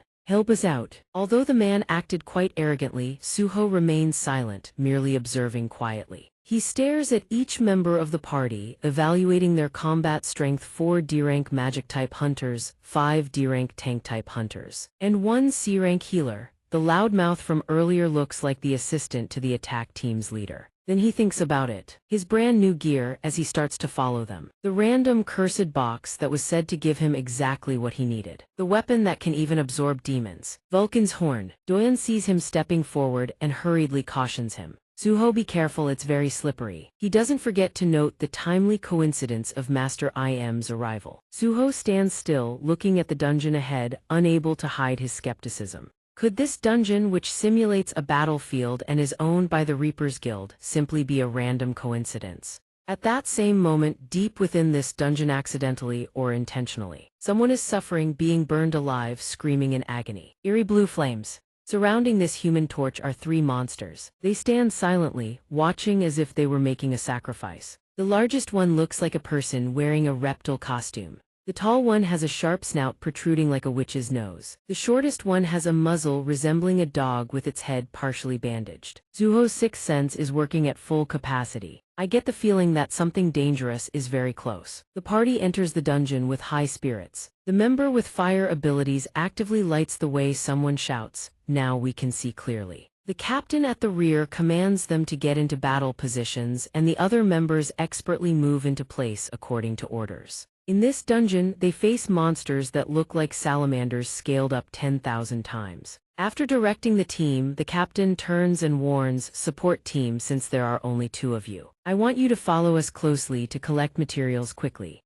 Dagon can't help but feel anxious upon hearing the order. He can't believe they want us to stick with the attack squad, yet Suho remains calm and collected as always. He has faced far more dangerous situations than this. Ever since the random cursed box bestowed upon him the unicorn's horn, he had been itching to face off against some real demonic monsters. Though slightly disappointed with the monsters from this wave, he quickly consoles himself. Meanwhile, the attack squad fights tooth and nail, but this is also a golden chance to observe how a real hunter squad operates. He can learn how hunters coordinate in combat. After observing for a while, Suho pulls out the Shadow Dungeon key. Since he is still working on his daily quest, there are plenty of corpses from goblin commanders and goblin centurion captains lying around. He kneels and presses the key against the ground, whispering the incantation "Arise." Black-violet mana surges along the walls and races down the path before him. In an instant, several battle-hungry goblins armed with weapons materialize.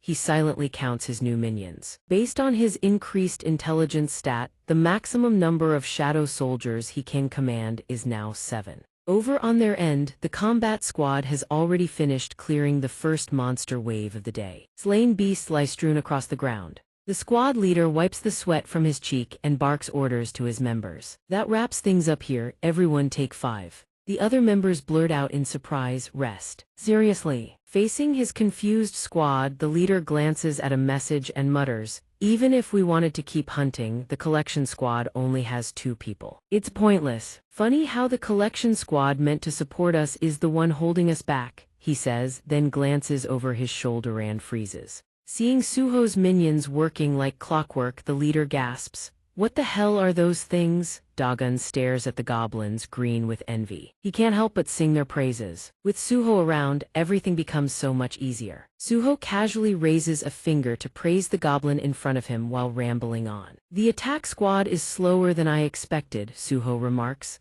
The leader is more stunned than a snail hit by lightning. They've already finished the collection. Unable to contain his excitement, he rushes over to Suho and asks, "You're the one who summoned these things?" Suho answers without hesitation. "Yeah, why do you ask?" Dagon, being low rank and insignificant, watches the leader's jaw drop and silently sighs. There he goes, about to stir up trouble again. But no one expects what happens next. The leader suddenly grabs Suho's hand. With a sincere, earnest tone, he makes his offer, "Please become the exclusive collection member of our attack squad." Suho looks at him and gracefully declines. "I have no intention of doing collection work long-term." The leader assumes Suho is unhappy with the current terms, terrified another squad might poach him. He doubles down. "We'll pay you the highest rate on the market." Just as he is negotiating, a member of the combat squad comes sprinting in with an urgent report. "Leader, we've got a problem." The man shouts in a rush, "We just found a human corpse." The leader freezes, "A corpse?"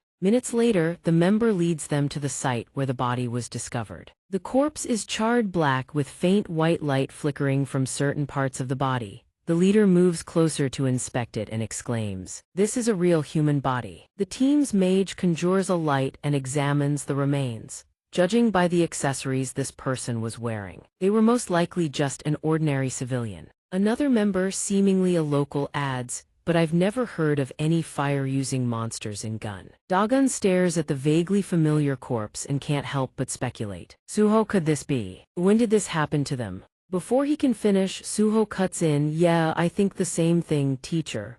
His expression behind the mask turns grim based on past experience. Suho is almost certain, "I think this is a mist burner's work." The leader overhears the term and approaches. Mist burners, those newly discovered monsters that engulf people in blue flames. Dagon answers honestly, "That's right, there was a mist burner incident at my university. while they talk. Other combat squad members who had been searching around report back one after another. Leader, we found another corpse over here too. Sensing the situation growing increasingly strange and dangerous, a member of the combat squad can't help but voice his concern.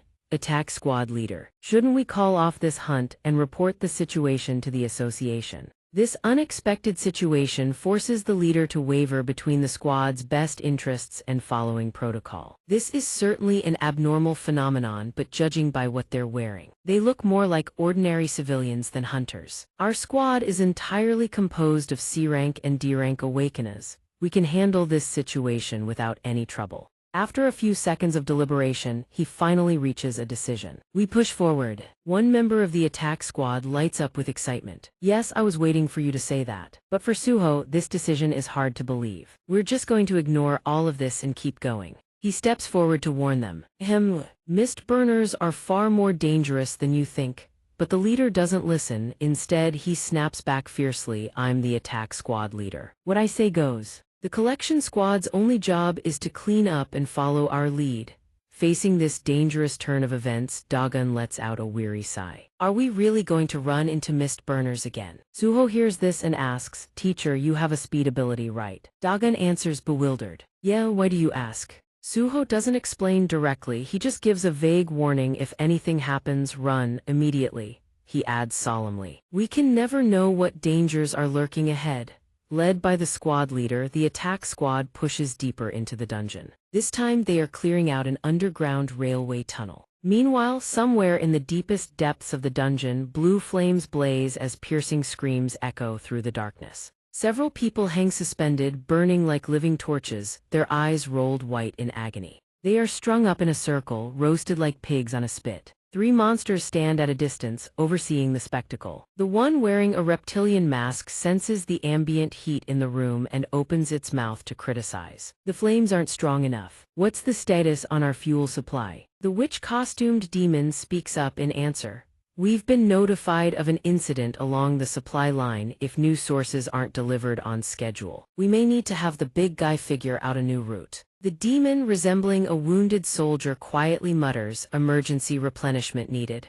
On that note, the witch-costumed one continues to grumble. I can't believe our fuel supplier's spirit ball syndicate actually ran into trouble. At this rate, our finished product will be less potent than what the other facilities produce. The largest of the 3 suddenly senses something and looks up at the ceiling. The wounded demon's eyes flash bright as headlights as it reports simultaneously. There are people above, I can sense them. The witch-costumed demon chirps excitedly. Hunters, perfect timing, we're in desperate need of fuel. The wounded demon stirs. I'll go, it volunteers. You two prepare the sacrificial materials for the summoning ritual. The sharp-beaked one adds a reminder. You remember they need to be taken alive, right? The wounded demon drags along its ridiculously oversized cleaver to hunt, leaving behind one sentence. Naturally, at that very moment, the attack squad has just finished clearing the underground railway level. The healer finishes treating a member and smiles. Looks like we hit the jackpot today.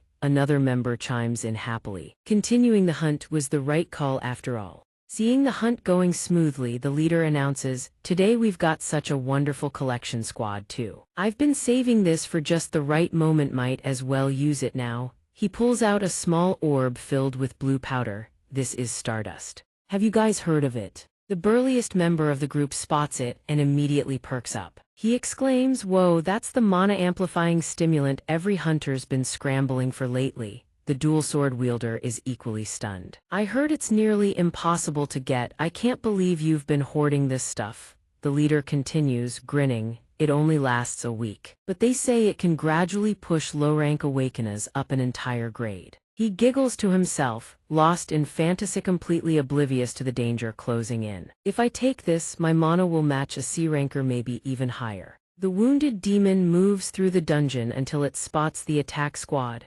In one explosive leap, it lands right behind the squad leader flash fast. By the time he senses the danger, it's already too late. It lets out a grunt, as if suddenly remembering something. The great sword in its hand swings around and slams into the leader's back so hard he vomits blood on the spot. It mutters a few words to itself, needs to be alive. The small orb containing stardust slips from his grasp, hits the ground and shatters into pieces. The dust particles scatter in the wind. Just one hit and the team leader drops. The closest squad member freezes in terror, legs buckling, voice cracking as he screams the captain's done for. The wounded demon soldier immediately shifts its focus to the next target, its mouth repeating non-stop, "Don't let them die." Seeing it turn their way, the remaining members force themselves back on guard and shout, "Is that a monster? Did it just speak?" One of the squad members shouts in alarm. "Whatever it is, it's an enemy. Stay alert." The words barely leave his mouth before another member crumples to the ground. The wounded demon soldier pauses, sword leveled forward, and begins a head count.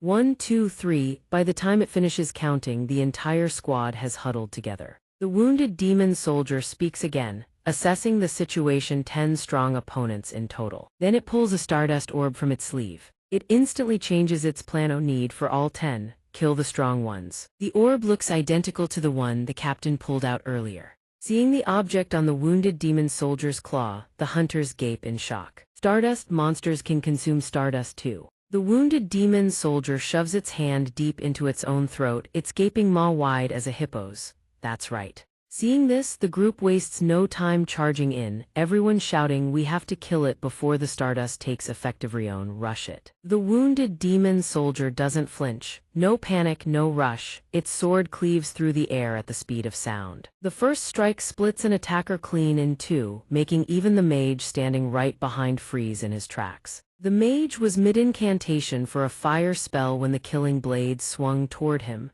He panics, too slow to react. In the span of a heartbeat, he's returned to the earth. The guiding flame extinguishes along with him, plunging everything into darkness. The remaining squad members spiral into confusion and terror. "What the hell was that? It's too dark, I can't see a thing." But very quickly, those confused murmurs dissolve into desperate screams. "Help me, the monster." Roughly 1 minute later, the wounded demon soldier has wiped out the entire squad.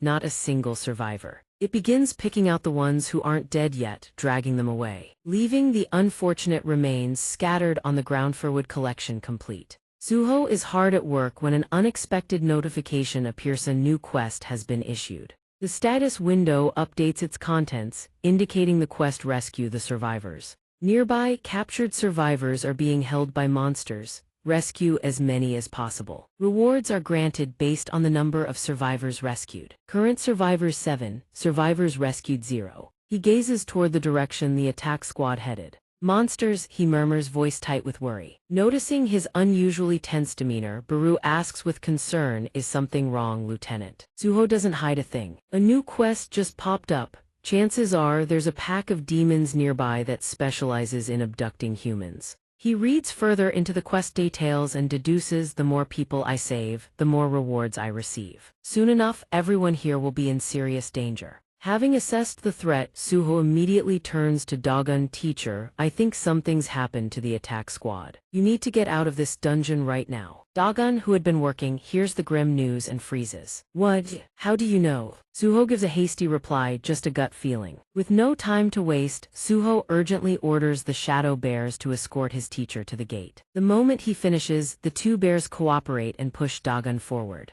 Dogon barely manages to steady himself and blurts out, "Wait, hold on, Suho, what about you?" Suho answers without a shred of hesitation, "I'm going after the attack squad." The instant Dogon hears that, he grasps the severity of the situation. He lowers his head, thinking it over, then concedes, "Fine, I'd just be in the way. If I stay, I'm dead weight. The moment I'm out, I'll call for reinforcements from the Hunter Association." Hearing those words, Suho clenches his fist in relief. "Thank you, teacher." Then, in a quiet voice, he calls out, "Gray." The wolf responds to the summon with a howl. In the blink of an eye, man and wolf merge into one. He doesn't forget to strap on the Vanquo gauntlets he just received, either. Fully equipped, Suho declares, "We need to move now." He slams his foot down and rockets forward like a gale-force wind. Meanwhile, deep inside the dungeon, a stretch of abandoned railway tunnel, an ethereal purple-blue mist drifts through the air. Only upon close inspection does one notice fresh blood smeared across the door handle. Beyond the door, blood trails stretch intermittently down the corridor. Further inside, members of the attack squad are tossed onto the ground like sacks of meat. The wounded demon soldier returns with its catch and reports firewood acquired. The sharp-snout demon turns at the sound of its voice. "You're back fast." By now, a mysterious vortex has appeared in the room. The sharp-snout demon says calmly the gate will open soon and the demons will be summoned forth.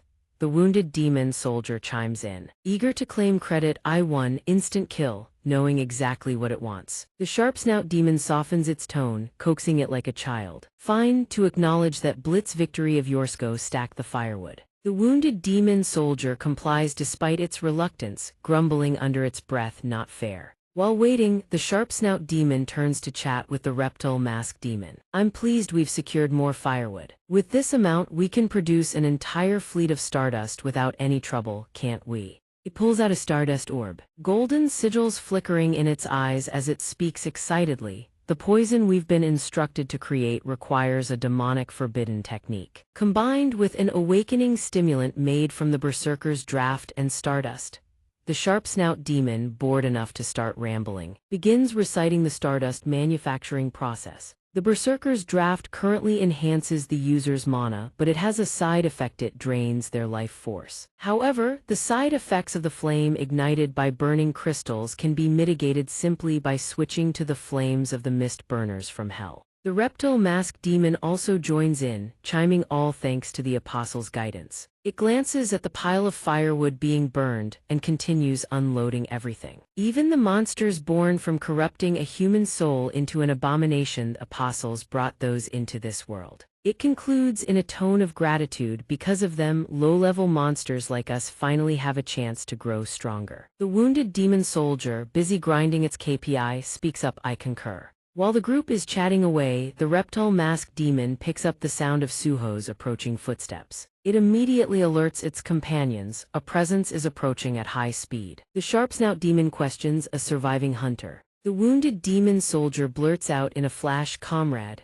high probability a new hunter. They all turn to stare at the sealed door ahead. A few seconds later, Suho kicks it clean off its hinges. The wounded demon soldier seizes the moment, swinging its sword in a surprise ambush. Suho holds his kicking stance and asks casually, is this the place? His eyes gleam with a bluish glow, beast-like pupils scanning every inch of the interior. His gaze locks onto the three monsters inside the room in an instant. He wonders, are these demons? Suho notices the rack of firewood behind them and can't help but ask, and those things behind them? They have tied up some mist burners and are burning them alive. Is this some kind of ritual? Right at that moment, an urgent notification blares, snapping his attention back to what matters. Quest update: survivors remaining 7, survivors rescued 0. Seeing the update, Suho breathes a sigh of relief. Thank God the survivors are still alive. But just as the thought crosses his mind, a sword comes slashing toward him. With razor-sharp reflexes, he twists his torso back just in time to dodge. The wounded demon soldier can't believe someone actually evaded. Thatit's eyes go wide.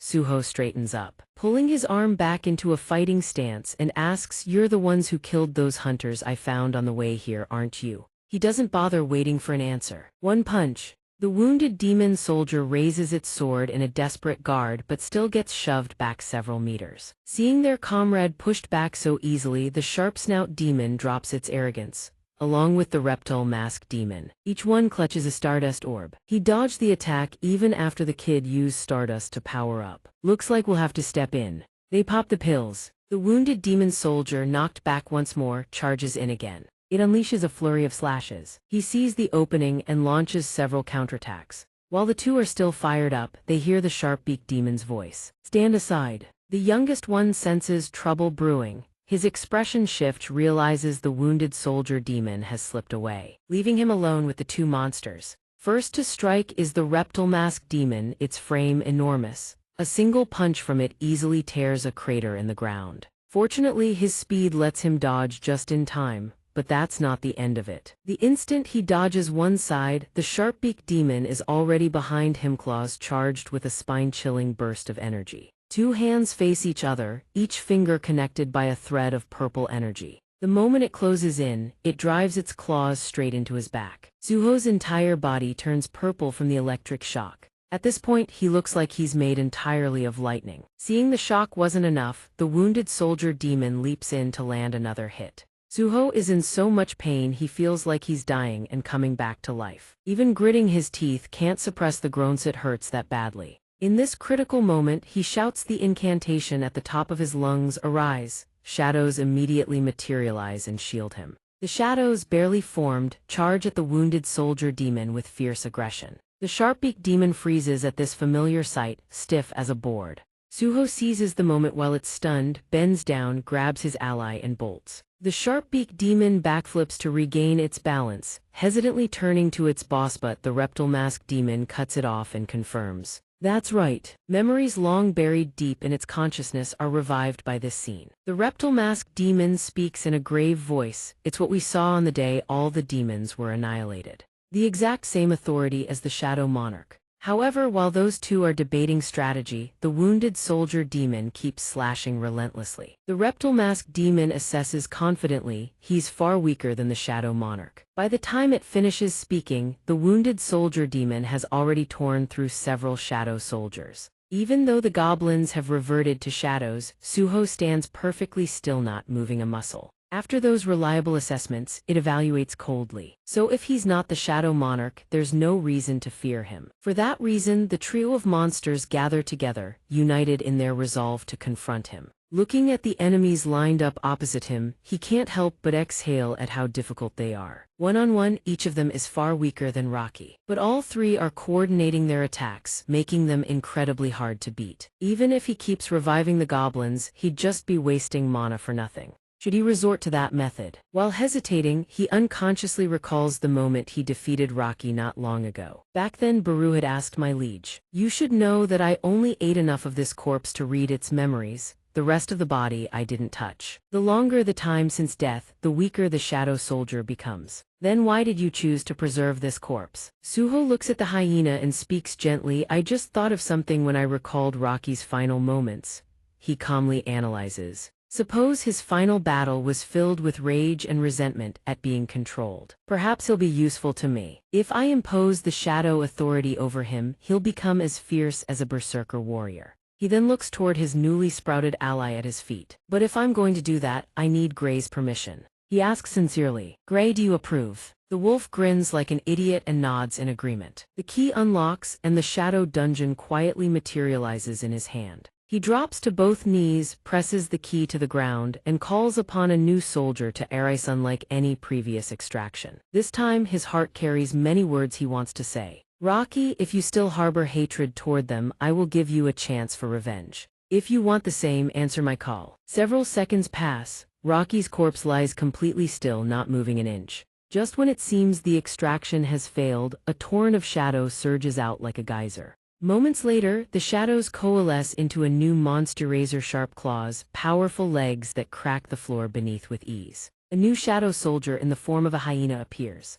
The freshly minted beast phantom lets out an excited roar, celebrating its own birth. Its razor-sharp fangs are bared through a grotesque grin. It's ready to fight at any moment. Sensing its presence, the system immediately updates. System: new Shadow Soldier acquired, Rocky level 1, rank normal. Seeing the Shadow Soldier's shape clearly, the sharp-beaked demon roars in fury. "Rocky the hyena. He's the one who defeated Rocky." Suho says casually, "This way it's me, Gray, and Rocky who have evened out the numbers." Baru hears this, deeply wounded, tears streaming. "Wrong beyond words. My liege, what about me?"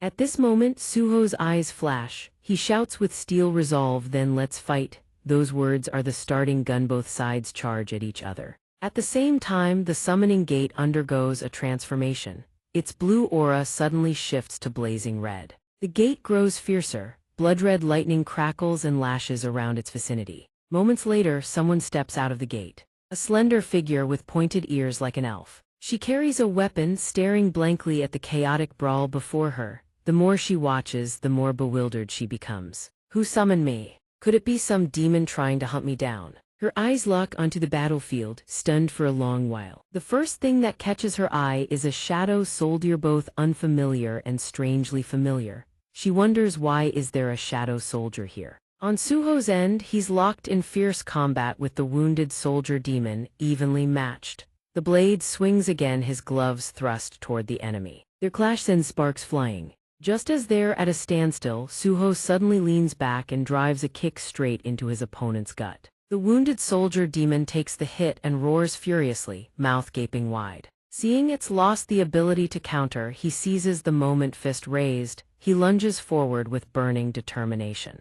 This blow will be the finishing one. But before he can carry out his plan, purple lightning crackles and snaps right by his ear. Multiple bolts of lightning strike down where he stands. Fortunately, he senses it in time and leaps back to dodge. The culprit is the sharp-beaked demon. Lightning flickers between its fingerset must have stung him badly. It stares at him with a haughty face brimming with vigilance. Seeing the sharp-beaked demon, Suho squints in irritation, another pain in the neck. He feels uneasy if those two coordinate their attacks, things will get ugly fast. The sharp-beaked demon tersely orders its junior to stand guard. The wounded soldier demon stands up thanks. Seeing his opponent get back up to continue fighting, he can't help but worry if this drags on, sustaining Gray will drain his mana dry. Suho recalculates the power balance once more. The more he calculates, the worse it gets. Even though Rocky has become a shadow soldier, he's currently weaker than his original form, blocking just one of them already pushes him to his limit. Seeing Rocky's side also locked in heated combat, he's at a dead end. How does he separate these two to pick them off one by one? Right in the thick of it, fully armored, she barges in out of nowhere. The moment she speaks, both the monsters and Suho freeze to listen. Amid the smoke and chaos, she grips her sword hilt tight and demands, "Where is Lord Cheng Zhenyu?" The chain of events leaves Suho bewildered at an injured female knight. Where did she come from? What's more, she's looking for his father. Baru recognizes her at a single glance and glides over, calling out, "What are you doing here?" That arrogant voice she could never forget, even in death. The moment she hears that voice, her first instinct is a chill down her spine. Then comes the realization and she rushes over to Baru with glee, practically cooing over him. "Baru, is that you?" It really is Baru. "Where is your body?" "I'm so glad to see you." Essel's joy is short-lived. Memories of her family's plight flood back and urgency takes over. She blurts out, "Master, where is Lord Zhenyu? And who is this human beside you?" Baru, thoroughly annoyed by her pestering, lets out an irritated hiss. It's a long story. The wounded demon stares blankly as something crawls out of its own summoning gate and runs straight to the enemy side. The beaked demon speaks up, relatively calm, "That's correct, but for some reason she's acquainted with our enemy if she chooses to side with them. We have a problem." Essel, already imagining victory, breaks into a radiant smile. "To think we'd meet here actually did it. Now I can finally rest easy." But before she can even fantasize about retirement, reality slaps her in the face. Baru commands her with zero warmth, "Perfect timing, Essel will catch up later. Since you're here, go deal with those demons." She hears the order and her soul nearly leaves her body. "What?" The monster side wastes no time reaching a decision. "Take out the wounded demon first. We only need her blood to manufacture stardust, don't we?" Suho stares at the girl, a nagging sense of familiarity tugging at him. He's seen her somewhere before. Seeing her battered and broken, worry creeps in. Looks badly hurt. Can she even fight on her own? Baru, blunt as ever, still has absolute faith in her strength. "Low-rank demons are nothing to her," he declares with full confidence. He takes the initiative to introduce her background to Suho. Her name is Essel. When the monarch conquered the demon realm, her family was the only noble house granted clemency. She is the heiress of the Ladia clan. In human terms, her combat ability is equivalent to an S-rank hunter. After Baru's lengthy introduction, the only thing that sticks in Suho's head are those last two words, S-rank. His heart pounds. Thighs means he gets to witness how an S-rank fights. Then bang, Essel gets swatted backward, looking weaker than a wet noodle. Baru freezes. In this exact moment, both Suho and Baru share the exact same thought. Watching Essel slide back to his side, Baru is beyond mortified. He demands answers. "Since when did you become this pathetically weak?" He's panicking. Even the mana signature he senses from her is drastically lower than before. Essel hugs the ground with a face full of death-wish despair and wails her tragic tale. Some things have happened. She recalls the harrowing months of being hunted worse than a stray dog. About half a year ago, most of the demons in the demon realm began to revolt. We fought with everything we had, but our clan couldn't suppress the rebellion on its own. I only survived because the remaining members of my family sacrificed themselves. But during the escape, I lost too much blood and with it, my power. She finishes her account and breaks into sobs. "Baru, could you lend me a little of your strength?" Seeing how utterly useless she is, Baru flips on her, instant liquid and ruthless. "You'd just be a waste of my mana." he turns away in disdain. Essel clutches her chest in agony. "You're so selfish." Suho listens to the two of them bicker and he reaches a quick conclusion, sighing inwardly with resignation. Great, now his side has two members who have lost their power. That brief exchange is all the other side needs to get fired up. The reptile masked demon lets out a raspy laugh. "Did you boys hear that?" The beaked demon nods in confirmation. "So that's why I couldn't sense Hirsch's weakened, but the fact that a survivor of the Laudia clan still lives. This is our chance. We can grow stronger by absorbing the blood of a demon noble." On Suho's side, things are looking grim. He curses under his breath. If he could fight them one-on-one, he could at least take one down easily. Baru suddenly gets an idea. "Oh, I've got a brilliant plan." A crimson aura blazes across his hand. He grins mysteriously. "Time to use the ability I just recovered now that my mana's back." He raises his hand toward Esselind. She is instantly engulfed in a deep, blood-red glow. The system chimes in immediately. System Baru has activated skill Feral Will Manipulation. Baru's eyes burn crimson. He snorts like a raging bull ready to gore anyone in his path. Notification Feral Will Manipulation has boosted Essel's stats by 50%. Notification Feral Will Manipulation has inflicted the Berserk Curse on Essel as a side effect. Deeming it good enough, Baru points toward the enemy and orders, "Charge, useless demon," stripped of her consciousness. Essel grabs her spear and hurls herself forward. Watching her rush in like a moth to a flame, Suho feels a pang of pity, but they're short on manpower. He lets it go. She does look rather pitiful. Still, if they can shift the battlefield into a one-on-one format. Right beside them, Rocky also takes the stage, howling with fighting spirit, ready to lunge at his opponent at any moment. Rocky's designated target is the witch-like demon, who has already prepared a magic shield in front of her. The wounded demon seizes the chaos of the beaked demon's attack to swing its blade, aiming to harvest the noble demon's blood. But with Suho standing right there, there's no way it succeeds. He leaps in, locking his arm around the demon's head to intercept the strike, then drives his knee hard into its gut. With the wounded demon temporarily pinned, Suho plants his foot firm, grabs the dense mass of hair on its head with both hands, and with a heave flings it forward. The demon rockets like an arrow. The wounded demon recovers midair and lands, but it's too focused on regaining its footing. It doesn't notice the crimson gloves that have already moved behind it. Not until the blade bisects its body does it realize what happened. Suho finishes it with the demon's own sword, swiped at some point during the scuffle.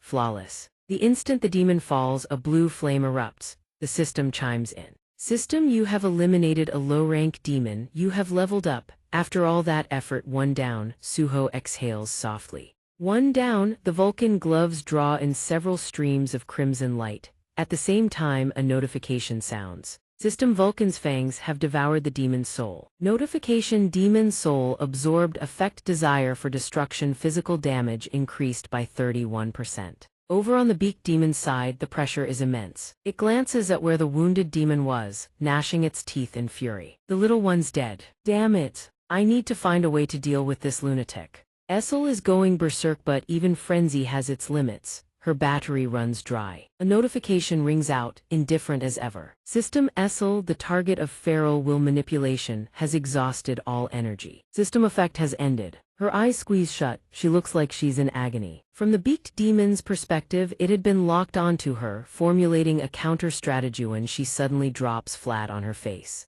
It's utterly bewildered, and that's when Suho steps out from the side, his powerful arms wrapping around its neck like a vice. What? It doesn't even finish. Its neck twists several full rotations with a sickening crack. Suho's already on his second kill. The instant he snaps the beaked demon's neck, the system delivers its mechanical verdict. System, you have eliminated a low-rank demon. System, Vulcan's fangs have devoured the demon's soul. Meanwhile, across the field, the reptile mask demon has just finished punching Rocky through a wall, only to turn and find every last one of its subordinates dead. Cold sweat pours down its face. Life was already hard enough as it was. It stares at the still warm corpses of its underlings, too afraid to even curse out loud. Are we the ones getting outnumbered now? Those useless pieces of trash. But when your opponent is the kind that doesn't need rest, life gets exponentially worse. Before it knows it, Rocky is already back on its feet, snorting hot breath, ready for round two. The reptile mask demon knows it's not over yet. Rocky stands uponly to see its opponent bolt from the arena. Rocky stares in pure confusion. It thought the demon was deserting, but no, the demon extends its claws toward Essel. Its intentions are crystal clear and it makes a decisive charge. I must drink the blood of a demon noble and grow stronger. But that move is a fatal mistake. Its hand doesn't even get close before a foot stomps down, nearly shattering every bone. Suho channels every ounce of force into the sole of his foot and brings it down like a hammer. Thud. The demon's arm and the ground beneath it crater into a dinosaur-sized imprint. You're not getting that chance. The hand that wanted to pinch the life out of it was tingling, but all it could do was scrunch up its face. He smirks at it like he's teasing an innocent girl. Give me something to absorb already. Even with the upper hand, Suho doesn't get cocky, calls in his squad for a beatdown just to be safe. Brokey charges in, grabs its head and yanks it back, jaw unhinged at 120 degrees, ready to take a massive bite to satisfy the craving. Brokey's about to chomp down when it snaps awake. Baru, snooty as ever, still runs over to check if she's still alive. She's a high-ranking demon, so even though she's more battered than a rag doll, she grits her teeth and forces herself to stand. The moment she hears its voice, she snaps. Baru, you selfish bastard. More importantly, unbelievably, there's still another human who can command the Shadow Legion, just like Lord Cheng Zhenyu. Who is he? Seeing her colleague in pain, Baru reigns in his usual courtesy and tries to guide her gently. You're not loyal enough, that's why you couldn't recognize him. Try to remember. He even adds a considerate follow-up. You already know who the candidate is, don't you? Essel finally snaps to awareness and mutters. Could it be? Suho finished off the demon triad. Notifications keep chiming non-stop. System, you have slain a low-rank demon. Vun Kan's horn has devoured the demon's soul. System, level up, you have surpassed level 20. System, you can now equip a spear. Once he's done, he releases Gray. It shoots out like a ghost, shedding its shell. He hears the last line and says, now I can finally use the shop. Meanwhile, Essel finally remembers him, overwhelmed with emotion. It's him. She's S.O. Chinese letter, she blurts it out loud, catching his attention. It's the new Monarch. Suho hears the title and glances over in shock. Did she just call me the new Monarch? Good boy Ray wanders over for Brokey to pet his head. Essel, too astonished for words, sees him looking at her and instinctively explains, I couldn't recognize you because you look so different now. But she can't hold on much longer, exhausted, her eyes close before she finishes. But you really do look just like Lord Cheng Zhenyu. She collapses right there on the ground, unconscious, startling him. Suho, witnessing this for the first time, asks Baru, you know her, don't you? Is she okay? It floats over and lifts her face to examine her. She seems to have simply exhausted herself and passed out. Doesn't look like she's dead, so I don't think you need to worry too much, my liege. He breathes a sigh of relief. Good to hear, I feel kind of sorry for her. The remaining 7 members of the strike team are still knocked out cold, oblivious to everything. Baru goes to each one and provides healing support. After keeping them alive, the system finally acknowledges the rescue survivors' quest as complete. System survivors rescued 7. Quest rewards have arrived. Suho feels genuinely happy from the bottom of his heart. Thank goodness all 7 survivors made it out safely. Confirm reward. The notification window flashes and changes. Notification: the following rewards have been prepared. Reward 1, 3 potential points. Reward 2, 700 gold. System, you have. System acquired 700 gold. Getting rewarded with money for praising himself. Suho blinks in confusion. Gold. Suho opens the system window. The system window displays a list of items with price tags. One glance and he knows how it works. Just as he suspected, gold can be used to purchase items in the shop window, including potions. There seems to be a whole inventory available. Plus, this gold reward brings back fond childhood memories. Completing quests and earning money reminds him of getting pocket change for running errands as a kid. Even just a fleeting memory makes Suho unconsciously crack a little smile. He mutters to himself, then thinks it over. It was father who gave me this system after all. Father, thanks for the pocket money. Essel is still lying there with no sign of waking up. Suho buys a potion and asks the system, can I not share it with others? Along with the potion comes a usage guide panel. Item: low-grade recovery potion, E rank, category consumable, a potion that restores HP over time. System: upon consumption, you will gradually recover 500 HP over time. System: you may store it in your inventory, but you cannot share it with others. Aside from that brief usage guide, there are no other warnings. He pops the cap open and asks, so, can I just pour it down her throat? Suhu empties the entire bottle into her mouth. A few seconds later, the potion takes effect. He watches and says, "Looks like she's recovering now." "Baru, you sound like a bitter mother-in-law scolding the bride. I can't believe you spent money saving this useless demon. Young monarch, you are far too generous." He takes a moment to wave off the flattery, then gives an order. "I can't just leave her like this. First, bring her to the Shadow Dungeon. Rocky, haul the corpses of the demons we defeated too." With that, the Shadow Dungeon gate swings open. Rocky and Gray split up, carting the bodies home. Baru floats over to his side, eyeing the weapon. "Young monarch, you're not going back to the Shadow Dungeon." Suhu looks at his newly acquired sword and says, "I still have business to take care of." He carries the weapon over to the unfortunate humans writhing under the hellfire. Seeing their inhuman state, he feels a pang of pity. Mist burners. He thought the same thing the first time he encountered them, but now they look truly agonizing. Flames are slowly consuming their bodies. Suhu lowers his head, murmurs coldly, and swings his blade. "I'm sorry, this is the only thing I can do for you." System skill activated. Storm Slash. At this moment, deep within the dungeon, the wind howls mournful and cold. That same day, outside the Xian Gate dungeon, Hunter Association personnel arrive. They fan out across the gate, inspecting every inch, each carrying a clipboard. An association staff member reports after a thorough sweep, "We've found numerous thorn lizard and mist burner corpses in the battlefield-type dungeon." However, examining the wounds on the fallen hunters inside the dungeon, it appears they were not killed by monsters. "We also found a destroyed underground chamber with traces consistent with a bladed weapon." The man with the shield narrows his eyes thoughtfully. Something other than monsters was at work here. Indagon arrives right on cue and asks to leave. "I'll be heading out now." The man notices him and calls out, "Wait, you are Indagon, the one who reported this incident, correct?" "According to our records, the gathering team had another member named Cheng Suhu. Do you know him?" He replies, "Oh, he's a junior who came to assist me today." The man presses further, "So where is he now?" Indagon takes a deep breath, looking hesitant and stumbling over his words. After a few agonizing seconds, he scratches his head with a sheepish grin and lies. "After leaving the dungeon with me, he ran off to hide somewhere safe. A bit embarrassing. But E-rank hunters like us can't do much besides asking the Hunter Association for help." The man hears this, and his narrowed eyes make him look even more stern. He stares at Dagon for a moment before patting him on the shoulder. "You did well. For an E-rank hunter, that was the most sensible decision. Exactly as the manual advises." With that, he walks past him and turns to command his subordinates. "I command you. Keep observing, ensure not a single clue is missed." Deep down, Dagon knows for a fact that he is involved. He can even confirm that the person who saved the surviving hunters was Suho, right? Nevertheless, he chooses to stay silent and even covers for him. "I don't know why Suho has to hide his rank, but I'm certain it isn't for anything nefarious. I will wait until he is ready to tell me everything on his own." Meanwhile, inside the Shadow Dungeon within a ruined building, Iso has fully regained consciousness.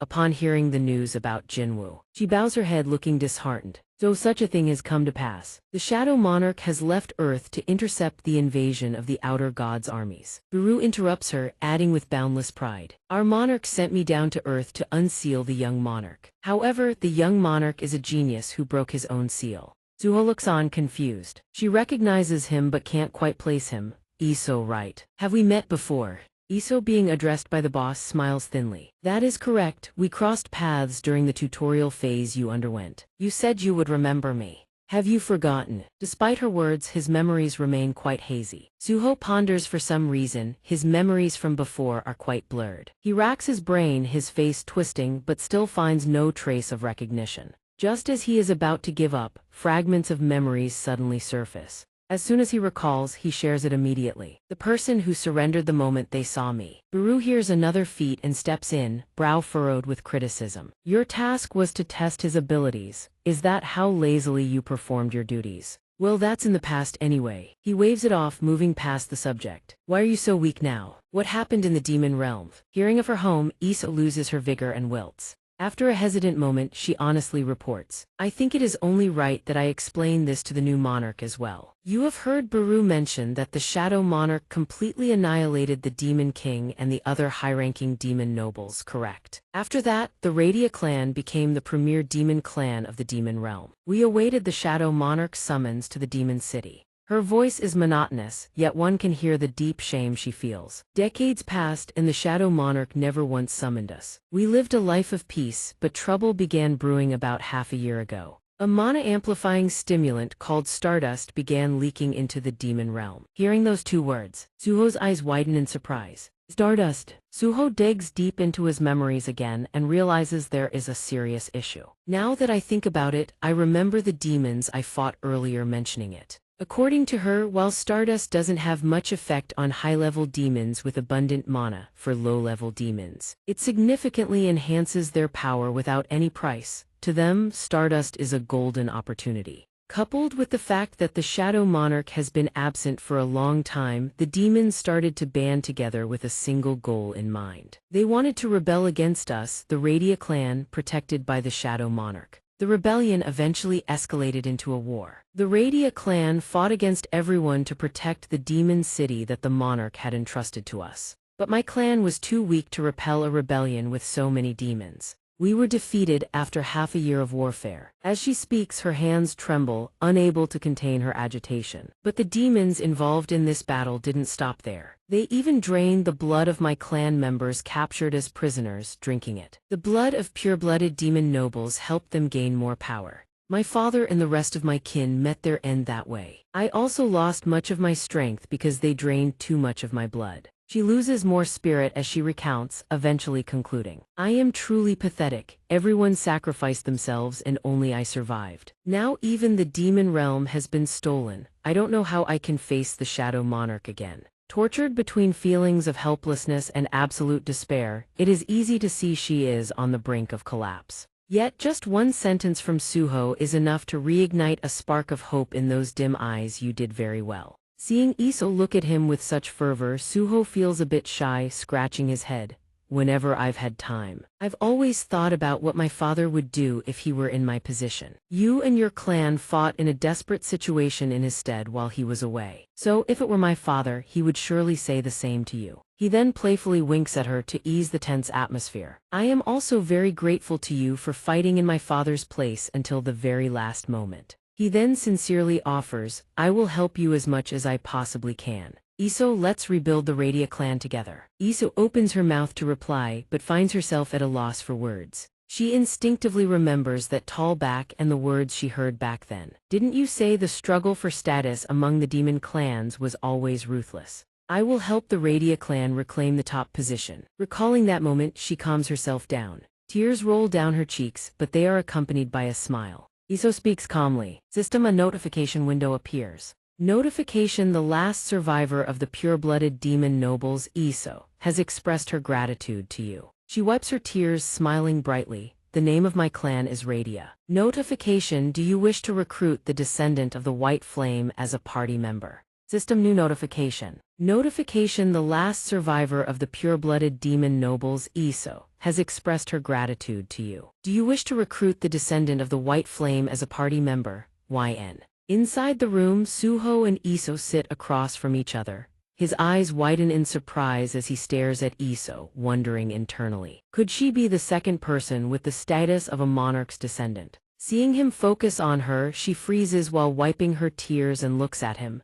At the same time, she wonders internally. System, the new monarch window appears. Notification, the last survivor of the pure-blooded demon nobles, Iso, has expressed her gratitude to you. Reading the system notification, he asks himself, could it be because she is the only pure-blooded demon noble alive? He then makes his decision. Yes. Notification, the descendant of the White Flame has become your party member. Notification, due to the existence of a link between you and the descendant of the White Flame. Notification, link skill established. Link skill Demon Battery, charge 0%. Receives power from the descendant of the White Flame and releases an explosion with immense destructive force. Seeing the system notifications appearing repeatedly, Iso is stunned, exclaiming in surprise, what is this? Why is a status window suddenly appearing? Facing her confusion, he turns to Baru and explains, since Gray can't speak, I didn't know. But I assume anyone who becomes my party member can see the status window.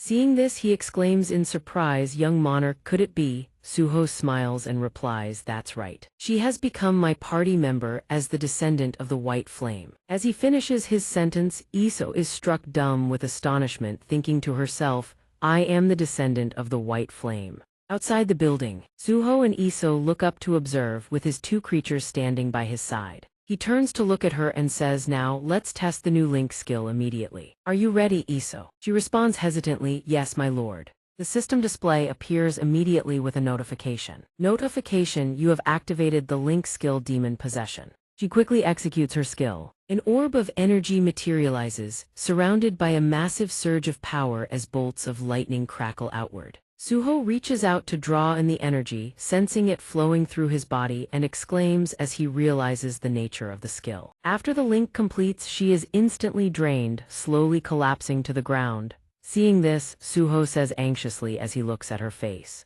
Her face is deathly pale as she looks at him, whispering weakly, "My apologies, I am exhausted after just one use of the skill." Seeing this, he quickly reassures her, "Don't worry, get some rest first." Watching the energy coursing through his veins, he wonders to himself, did it really drain all her strength in just one shot? Just how powerful is this skill exactly? Lying on the ground, Iso stares at him, thinking there is a skill where I can grant my power to the young monarch. It must be quite a heavy blow. On Suho's side, he channels the shared energy and strikes the wall with all his might. Strangely contrary to his expectations, the wall only has a small dent. Suho and Baru stare at the wall, speechless. Baru pipes up, "I don't think it looks any different from a normal strike." Suho adds, "I think it's different from Gray's link skill." Looking at the damage and the effect produced by all the power he had drained from her, she can't help but be shocked, wondering to herself if that was really all the damage caused after her entire reserve of power was emptied.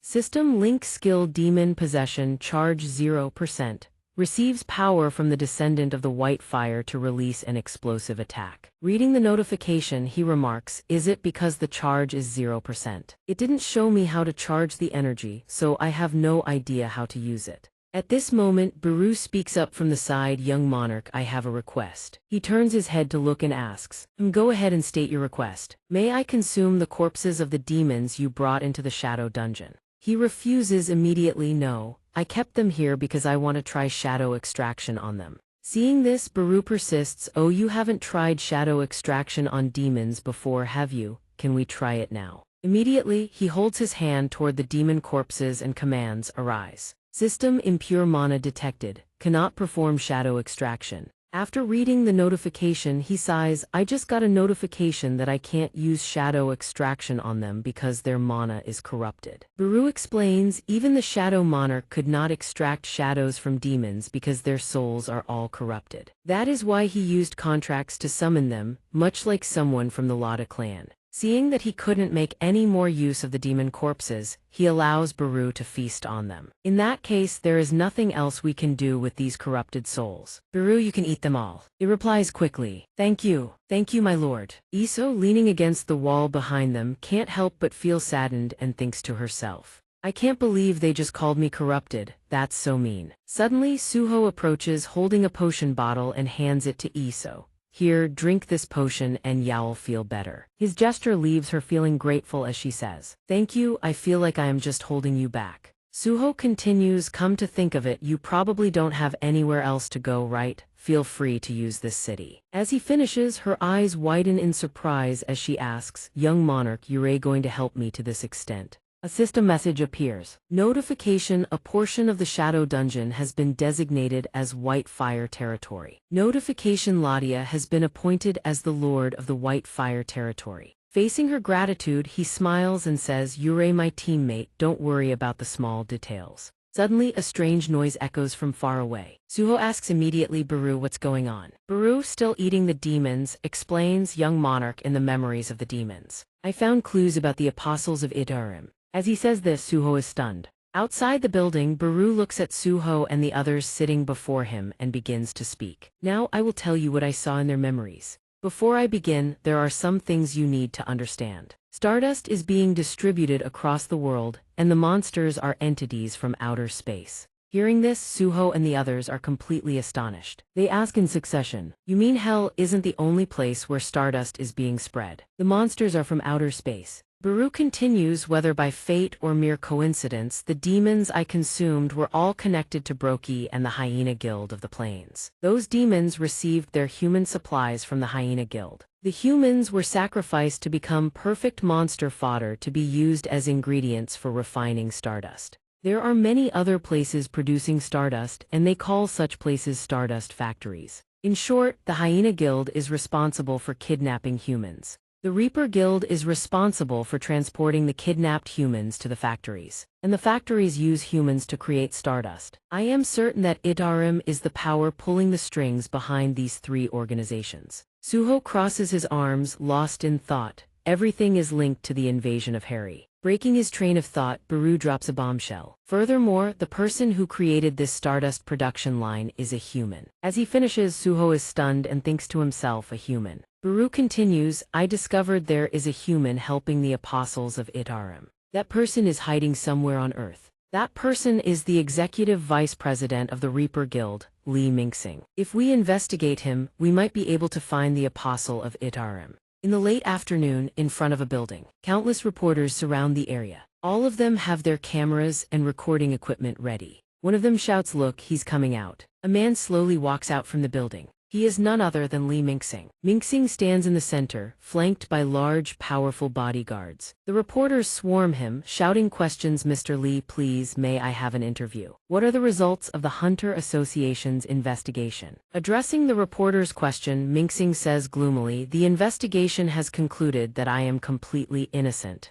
Though, that comes as no surprise." Another reporter steps forward to ask, "Is it true you didn't know anything about the Hyena Guild's human kidnapping, even though the Reaper Guild was their sponsor? Furthermore, many hunters died in the Sewn battlefield, which is under the management of the Reaper Guild. What do you have to say about that?" He replies, "We, the Reaper Guild, have dedicated ourselves to helping a world that sank into chaos after the Great Cataclysm 2 years ago. The reason we sponsored the Hyena Guild was because we wanted to help them. It was a guild primarily composed of low-rank hunters, and we wanted to help them become stronger so they could have the power to help the world. Even the fact that we opened the Sewn battlefield to hunters not affiliated with our guild was because we thought it would be a place for young hunters to gain more experience." As he speaks, his body trembles. The reporters nearby are stunned. He continues, "We never expected that our good intentions would lead to such unforeseeable consequences. If I had managed things better, I apologize for causing trouble. No one would have had to die."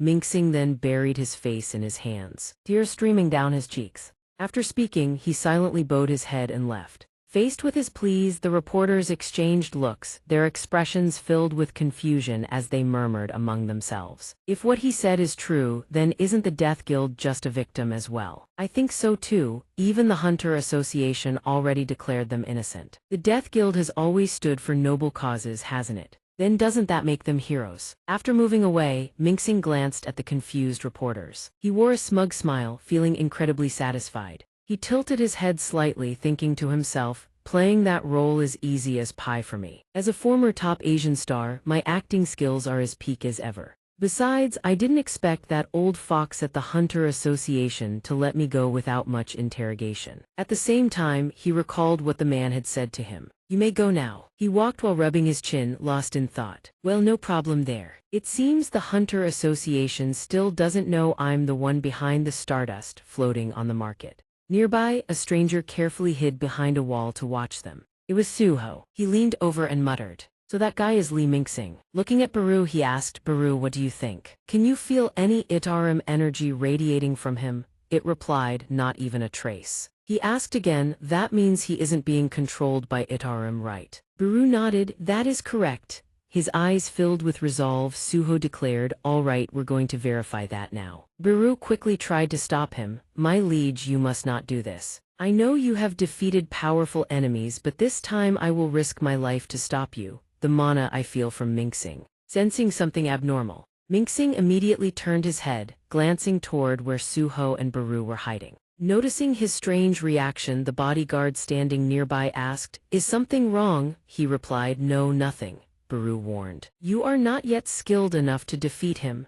Sitting in the car with a wicked smile, the A-rank hunter Li Mingxing loosened his tie. Above him, the chandelier sparkled brightly. On the table, a bottle of wine and fruits were arranged attractively. Mingxing sat in his chair, one arm around a beautiful woman, the other holding his phone, smiling triumphantly. Everything went as smooth as silk. With just a little acting, public opinion flipped 180 degrees. Notifications on his phone kept popping up. Death Guild's executive vice director Li Mingxing declared innocent by the association. All financial records of profits flowing into the Death Guild have been made public. Despite ties to the scandal-ridden Hyena Guild, Li Mingxing has always consistently pursued noble deeds.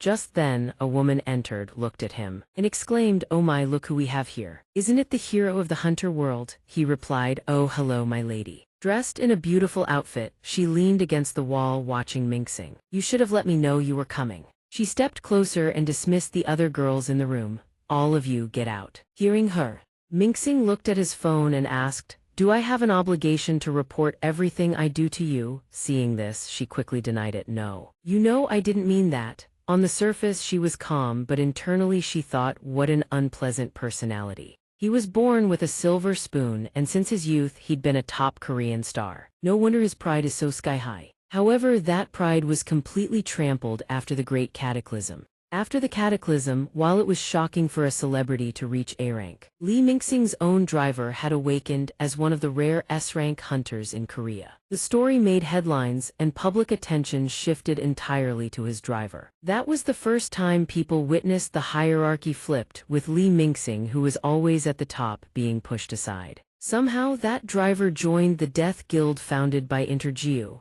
She picked up the wine bottle to open it, looked at Mingxing and asked, "Shall we talk business now?" He sipped his wine and answered, "What business?" She leaned in close, whispering into his ear with a soft smile, "Don't play dumb, I'm talking about the stardust. I want to purchase a large quantity this time. Is that possible?" Mingxing set his glass down and replied, "Haven't you heard the rumors? The distribution system and one of the factories were destroyed. How can I possibly meet that kind of demand?" She continued, "I'm sure the brilliant Mr. Li Mingxing already has his own plans, right?" Mingxing didn't answer, he just glanced at her. Finally, Mingxing answered, "Well, I'll try talking to my business partner." Hearing that, she happily exclaimed, "Truly, the vice director." Internally, he grumbled, "Do I really have to find that guy? Lately, he had even started refusing my orders." Through the glass of a high-rise building, a boy's hand touched the pane. His eyes scanned the surroundings sharply. Outside, a swarm of monsters were attacking relentlessly. Gray lunged from behind, tearing into the monsters.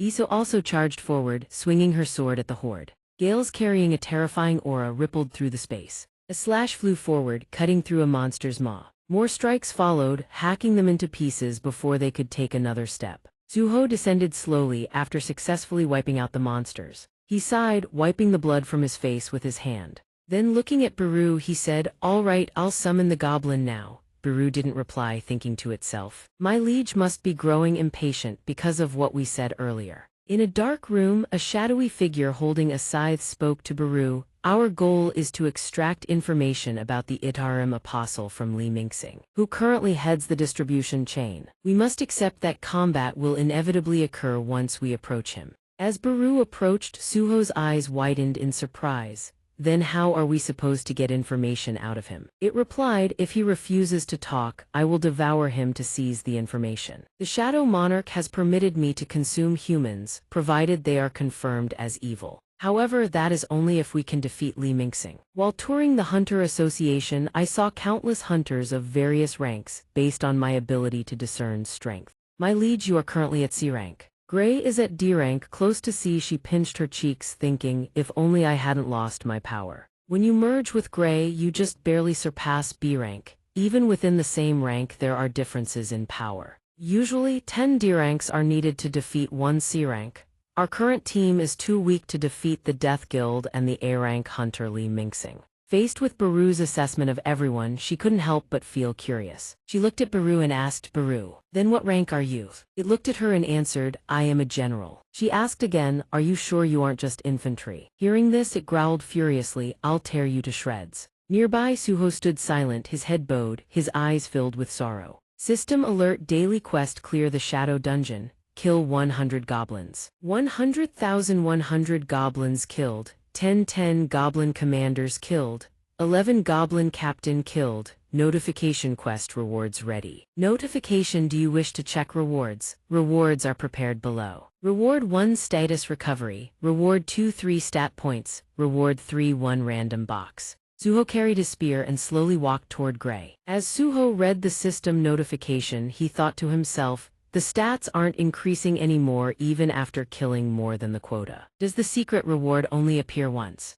He checked the system and gave the command. Open random box. A mysterious box materialized from the system. The system prompt appeared. Notification: you have obtained Ring of Wisdom. Item: Ring of Wisdom common, accessory 5 intelligence. Notification: Ring of Wisdom has been equipped. Intelligence 29-5. Suho stared at the ring on his finger. His eyes showed genuine interest, but he thought, a ring that gives 5 intelligence? Still, it doesn't change my current situation much. The smile then faded from his face. He glanced to the side, thinking, in the end, I can no longer level up by hunting goblins. Hunting demons only adds a mere 3% damage boost to Vun Can's horns per kill. System item update: Vun Can's horns affect destructive desire physical damage increase 33%. Cheng Ziuhu clenches his fist tight. He tells himself he needs to get stronger fast, but there's barely any way to make that happen. If he wants to level up, he figures he needs to enter dungeons and grind monsters.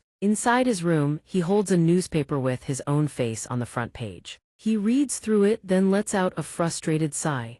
All I got today were a bunch of contacts inviting me to join excavation and gathering parties. I doubt anyone's willing to let an E-rank hunter like me into an attack team. Besides, according to the Hunter Association's regulations, entering a gate without authorization is illegal. Hearing this, Belu looks at him and asks, what about getting your rank reevaluated at the Hunter Association? Cheng Ziuhu replies immediately, information about reawakened individuals gets posted on the Hunter Association's homepage. I need to stay out of that spotlight. Right now, I already know the Itarim apostles are on this earth. I can't let them discover me and turn me into a leverage against my father. If we have to deal with those apostles on top of everything else, there's no way I can beat Li Mingxing. He rests his chin on his hand, sinking deep into thought. A voice shatters his reverie. Belu speaks up. I don't think you need to worry so much about the Itarim apostles, young master. If the apostle arrived here before I did, there's a good chance they haven't recovered their full strength. The spatial teleportation takes a heavy toll. He raises an eyebrow intrigued. He asks,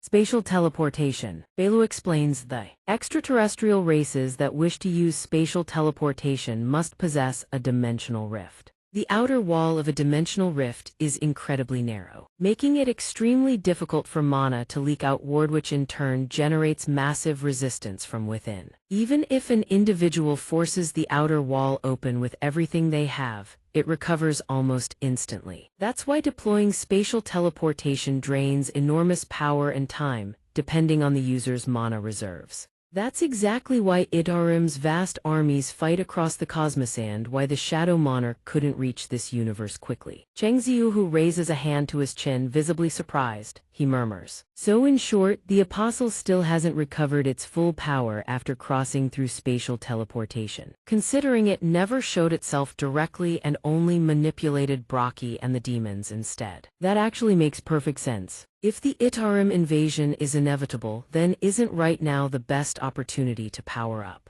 Belu watches his contemplative expression, a thought flickering in its mind. Is it time? It recalls the words that were spoken to it before it came to his side. Belu, since we don't know the current situation on Earth, I'll leave the decisions and deployments to your judgment once you arrive. If you need assistance, take this and go find him. He will surely be an immense help to Suho. Back to reality. Belu gazes at the young man lost in thought, and a realization dawns. The reason the monarch entrusted it with the key was because it would be used. After a moment of deliberation, Belu rushes forward and shouts, "Young Ma." Monarch! The sudden outburst startles him, making him flinch. He slowly slips a hand into his pocket and murmurs, "Why didn't I think of that?" He pulls out his phone, a grin spreading across his face. There's a way to enter a gate without drawing attention and without breaking a single Hunter Association regulation.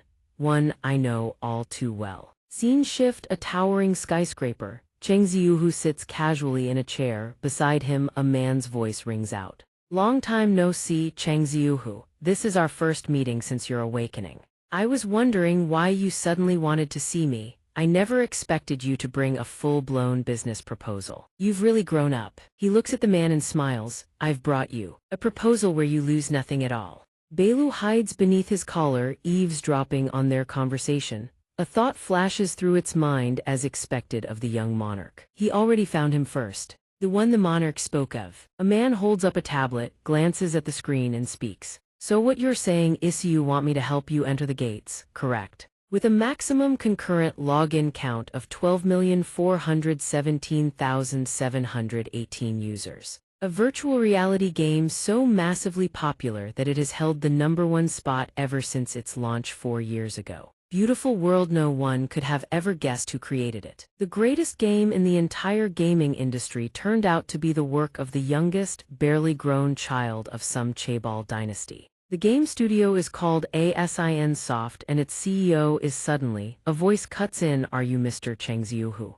Cheng Ziuhu confirms, "That's right." The attack team leader points ahead with a smile. "I've been waiting for you, Mr. Cheng Ziuhu. The director mentioned he'd be receiving an important guest today. This way, please. Right this way." He says nothing. His eyes scan the surroundings as a thought crosses his mind. This is his first time visiting his uncle's company. But why are there so many awakened people working here? As if reading his thoughts, the attack team leader turns around and smiles. "You must be surprised that our company has so many awakened employees, right? Not everyone who awakens wants to throw their life away diving into dungeons. With proper pay, they can take commission work or serve as bodyguards." After hearing this, he can't help but ask, "What would a game company need with hunters?" The team leader replies, "We're currently working on a project, but I can't go into detail."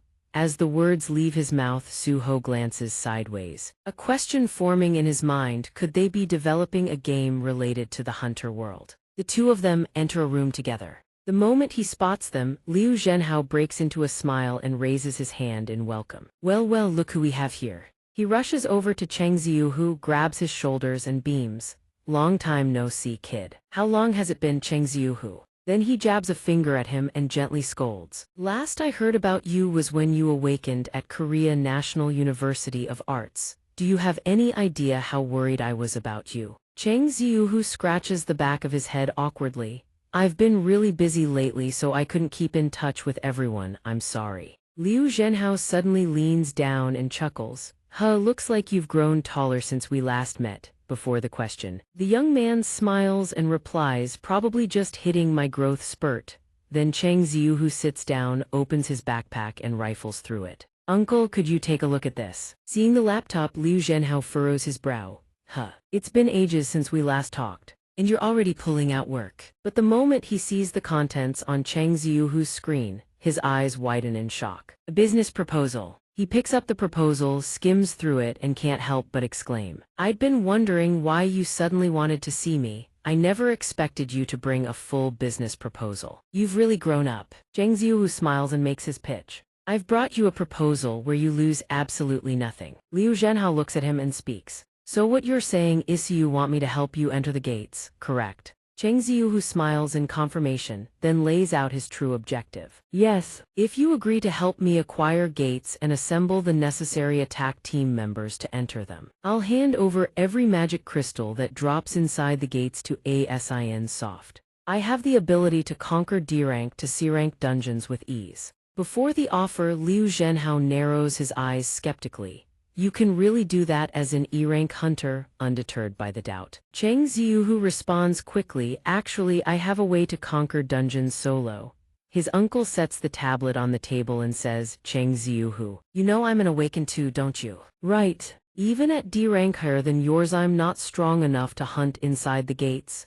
His expression shifts, turning deadly serious. "Is the reason you're going this far because you believe your parents may have been swallowed by one of the gates during the Great Catastrophe? If that's the case, I'll still hire hunters for you, so I want you to keep waiting." He doesn't respond. He thinks to himself, "I knew things would turn out like this." Just then, Belu crawls out from inside his collar and speaks up, "Young monarch, are you going to reveal the truth?" He answers without a moment's hesitation, "Yeah, at the end of the day, you're still the one I trust the most." Cheng Ziyu, who suddenly lowers his head and murmurs, "Uncle." Liu Zhenhao stares at him, his eyes widening in surprise. Emma. He suddenly plants both hands on the table, his expression dead serious, and speaks. "Actually, I'm an awakened who can level up."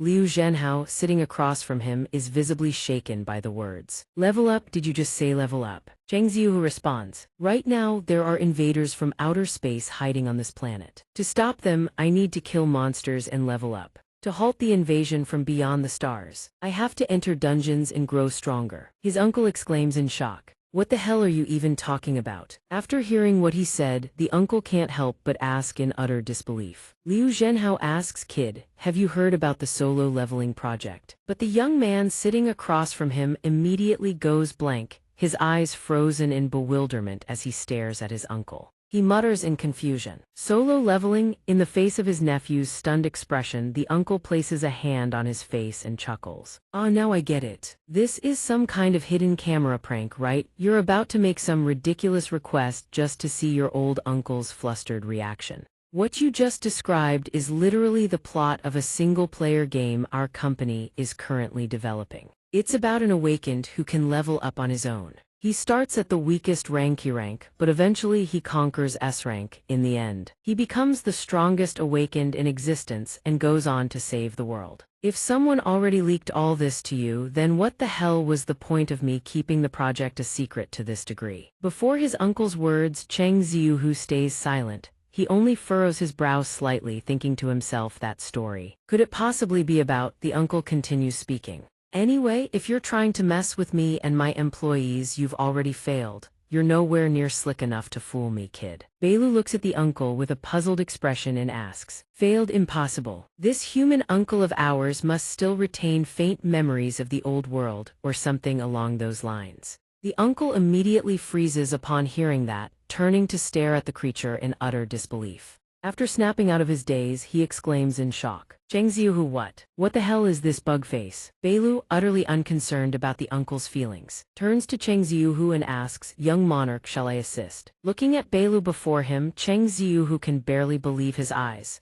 "Beilu, since when?" Before he can finish, Beilu cuts him off. "In the era long forgotten, you were once a trusted vassal who served the monarch among countless humans. You fought in nearly every battle where my monarch took the field. Those glorious, heroic moments must be etched deep into your very soul." The uncle sitting beside them stares at the creature, his expression one of pure terror, his body trembling uncontrollably. The moment Beilu finishes, Cheng Ziyu gasps, "What?" Beilu continues to explain. "This method is far faster than wasting time on verbal explanations. This is a gift sent from the Shadow Monarch." At that instant, a beam of light suddenly erupts and pierces straight through his chest. Cheng Ziyu exclaims in shock, "What the?" Liu Zhenhao, sitting across from them, is equally stunned. His eyes widen as he stares toward Cheng Ziyu. Before Liu Zhenhao's eyes, a vast white void materializes out of thin air. He murmurs in shock, "Huh." In the distance, a pair of footsteps gradually approaches. The silhouette grows clearer with each step, drawing closer and closer toward him. The moment it reaches the right distance, the figure stops abruptly. Seeing the figure standing before him, Liu Zhenhao whispers in disbelief, "Me."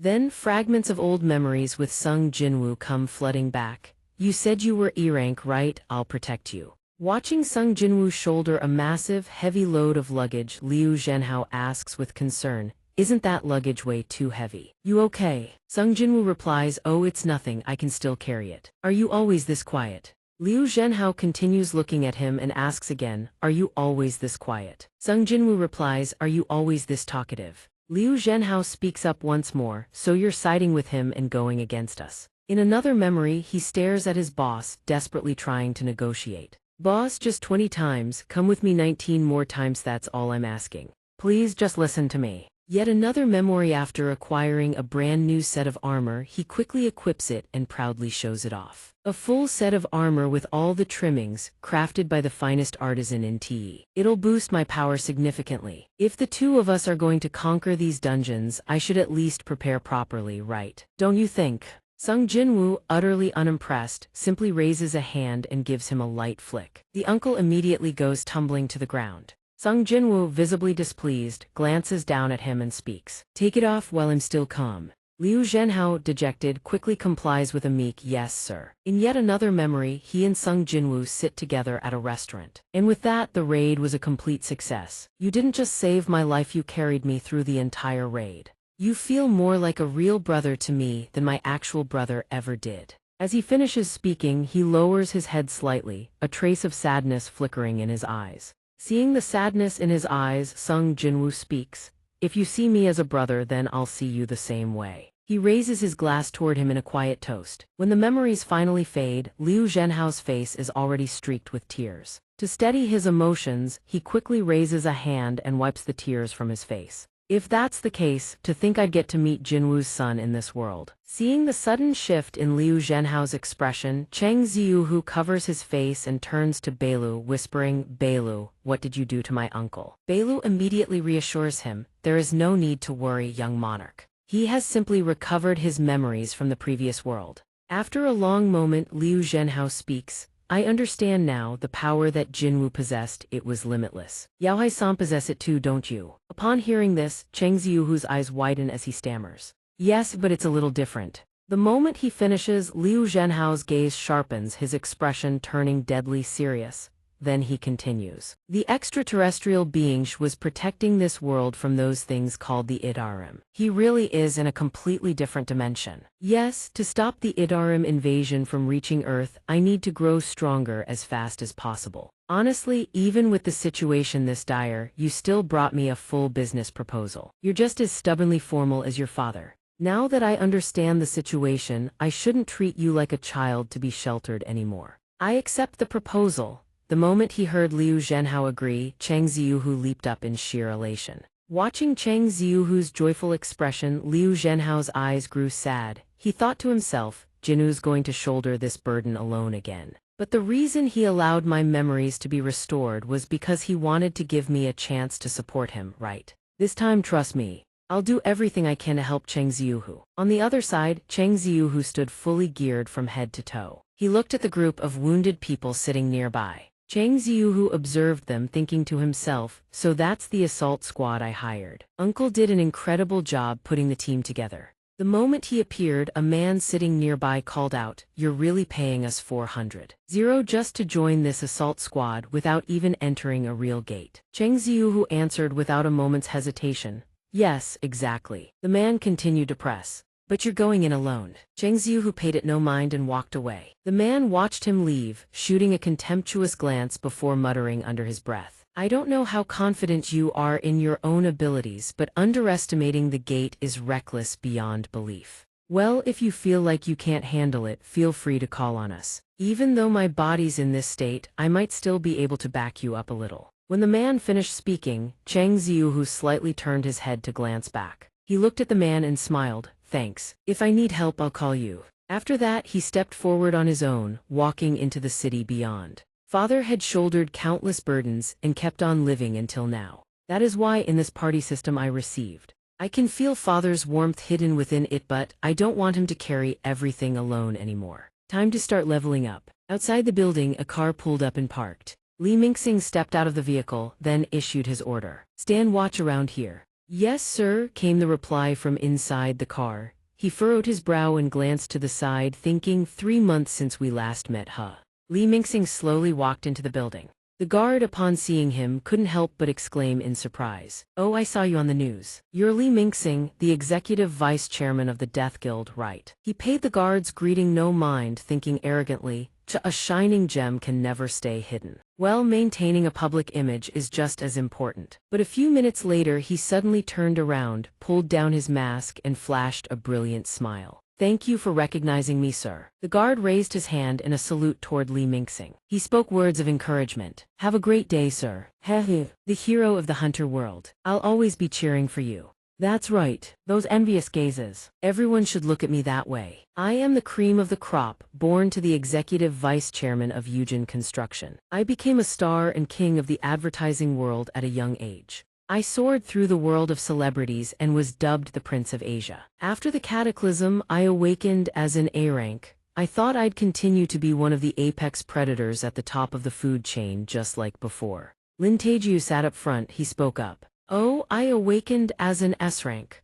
Li Mingxing glanced at the driver thinking, until my chauffeur Lin Taeju became an S-rank awakened, that is. Lin Taeju smiled and continued, I'm getting old, so I'm thinking about becoming a full-time hunter as soon as possible. I think I'll quit this driving job. Come to think of it, you are an A-rank awakened, right? The Hunter Association suggested I form a guild. Would you like to join? When he finished speaking, Li Mingxing thought, I'm a rank and yet this mere chauffeur is S-rank. From that day forward, I was certain the world was slowly spiraling toward collapse. Back to the present-day structure of the pyramid has been inverted since the cataclysm. I must restore it to its original state. Even if I have to shake hands with the devil. He slowly opened the door to the room. Then he gently pulled down his mask. Inside the room stood a row of people lined up neatly, each wearing a grotesque grin. Li Mingxing looked at them and spoke. Wipe those disgusting smiles off your faces before I tear each of your mouths apart. He walked forward and asked, where is your master? The homeowner returns, and he doesn't even bother to come greet me. He had no sooner finished speaking than a voice called out from behind Li Mingxing. He looked at the figure before him and said, that hair color and those damned Isur and Itarim aren't you?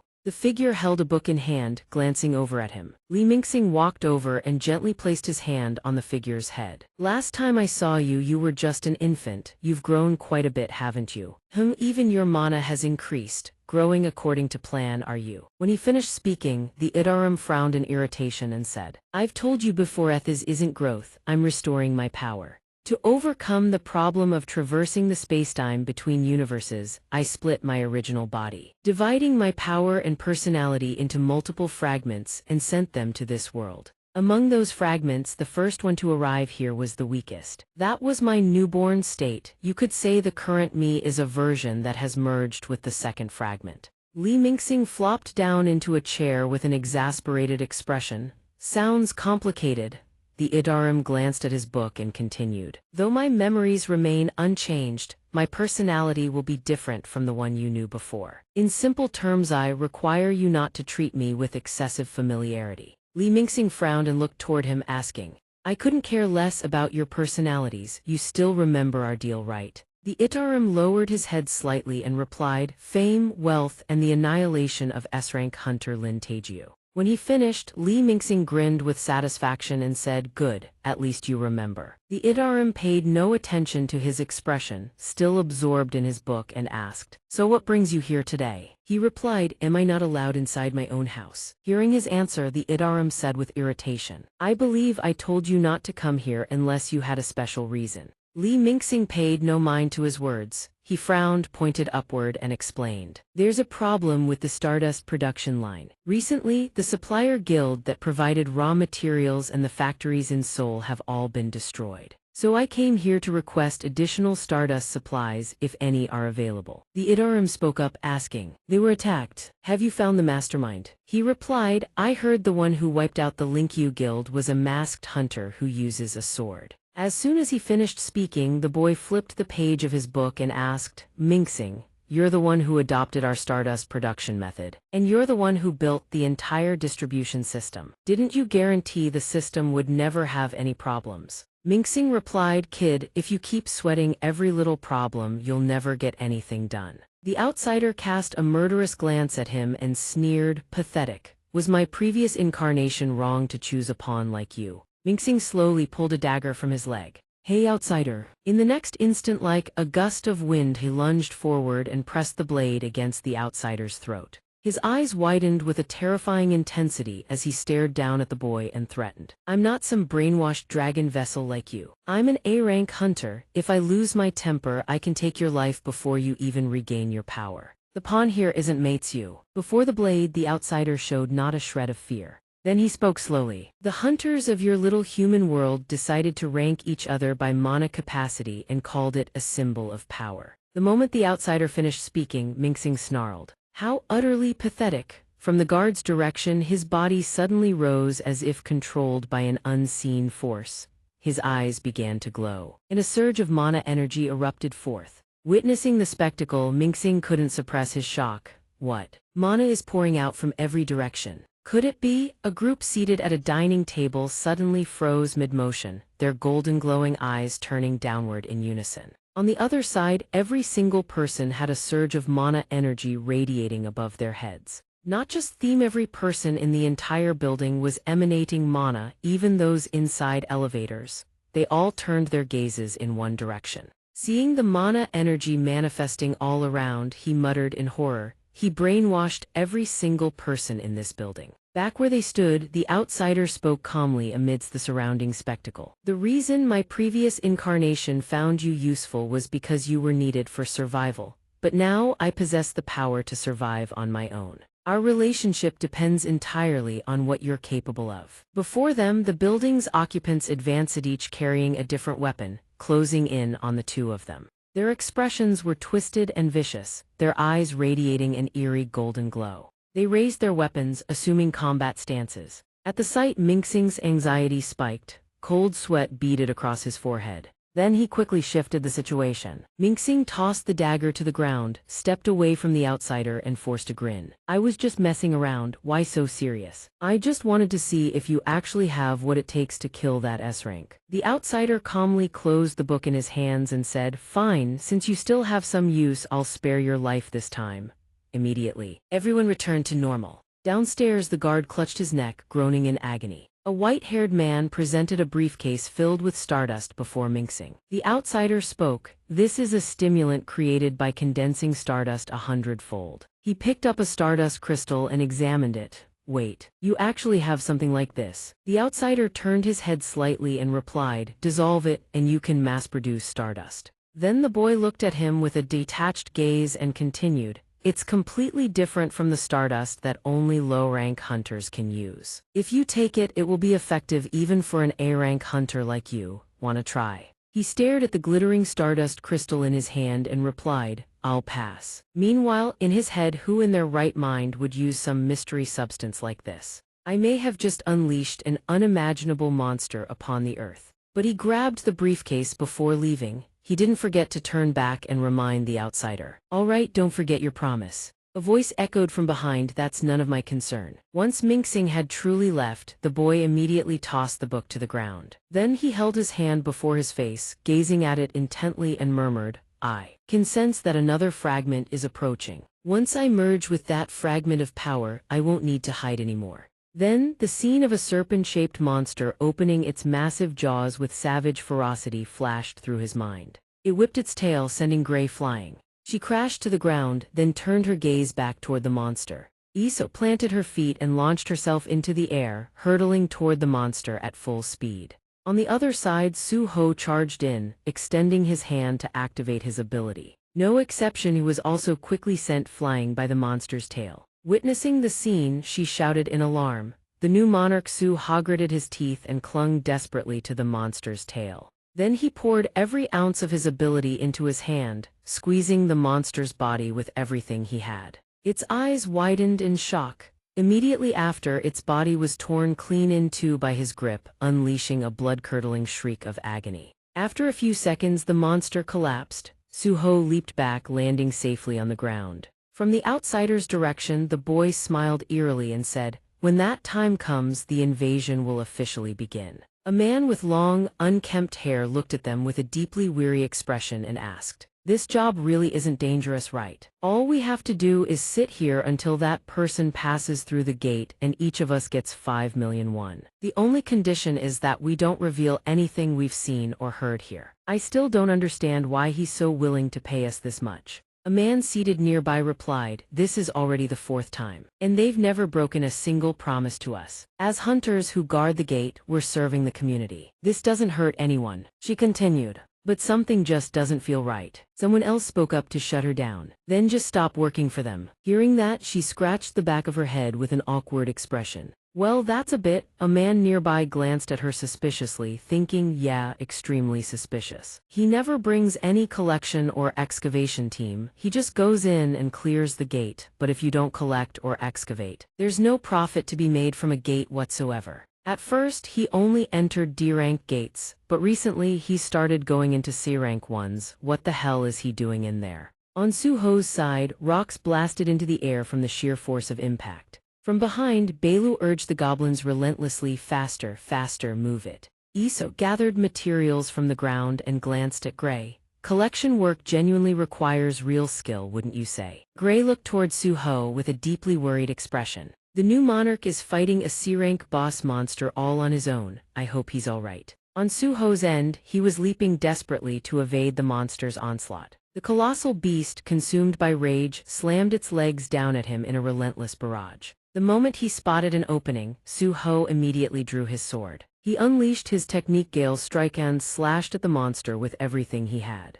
System paralysis effect activated. System target possesses strong resistance. System effect potency reduced. Item Kasaka's Venomous Fang rank C category dagger INT 25. The dagger crafted from the fang of Kasaka. The venom from Kasaka is still preserved within. It inflicts paralysis and hemorrhage on the target. You can store this item in your inventory or sell it at a shop. Passive effect paralysis. The target has a chance of being paralyzed over time. Passive effect hemorrhage. The target loses 1% HP per second. After finishing his attack, Suho slowly turned to face the monster and spoke. "Huh, you can take a hit. I wanted to test the paralysis effect on that dagger I picked up earlier, but I guess it doesn't work on spiders." Just as he suspected to deal with these insects, he readies his sword once more, poised to strike. Cheng Ziuhu charges in, slamming into the creature's skull, but he doesn't stop there, raising his fist. He lunges forward and delivers another devastating blow. Cheng Ziuhu gazes at the monster and grins smugly. Fists are still the god-tier way to fight. His blade is engulfed in an incredibly powerful surge of energy. The blade unleashes a barrage of slashes at the monster. Cheng Ziuhu controls the blade to attack the monster, thinking to himself that he's now strong enough to solo a C-rank boss. Next, he can advance to the B-rank. Gate. Rocks and debris are sent flying toward it from all directions. Cheng Ziuhu dashes toward the creature like the wind, thinking to himself that he's already gotten used to using ruler's authority mid-combat. Not only is he leveling up, but he's becoming more proficient in combat with each passing day. Come to think of it, he usually only uses ruler's authority to move objects. But now he's curious what would happen if he combined that invisible force directly into his attacks. He raises his hand, forming a fist. An immense wave of power radiates from his fist. He channels every ounce of his strength into a single strike against the monster. Kaboom! A massive explosion rings out, accompanied by a tremendous shockwave. System notifications keep popping up one after another. Notification: Giant Arage defeated. Notification: level up. Ruler's authority has been upgraded. Ruler's authority LV2 active skill. No mana consumption required. You can now move objects without direct physical contact. Fatigue accumulates based on how the skill is utilized. Fatigue 83. Cheng Ziuhu lies sprawled on top of the monster's corpse, letting out a satisfied sigh. I guess it's because this skill demands absolute concentration. It drains me way faster. Keeping this skill active nonstop is seriously tough. Iso and Gray both turn their eyes toward him. Cheng Ziuhu steps out, hands in his pockets, looking their way. At the same time, he thinks to himself there could be endless ways to fight, all depending on how he uses ruler's authority. The moment she sees him, she exclaims, "The new monarch." She quickly stands up and asks, "Did you defeat the boss?" He smiles with pride and answers, "Yeah, I won." Hearing that, Bela standing beside her grows visibly excited and speaks up in praise. "My lord, you can now fight on your own without needing me by your side. I am truly impressed." He then continues, "Belu, go feast on the magic crystals now." Belu reports, "We have collected all of the monster's body parts." Cheng Ziuhu nods approvingly. "Well done." System: Sword Dance 8,400,000 G. System: Mind Fog Potion 130,000 G. Oxygen Crystal 1,200,000 G. Crimson Orb Purchase 200 gold, 500 gold. He reads the system window and exclaims, "Being able to sell collected materials right through the shop window is incredibly convenient." At that moment, Belu approaches and speaks up.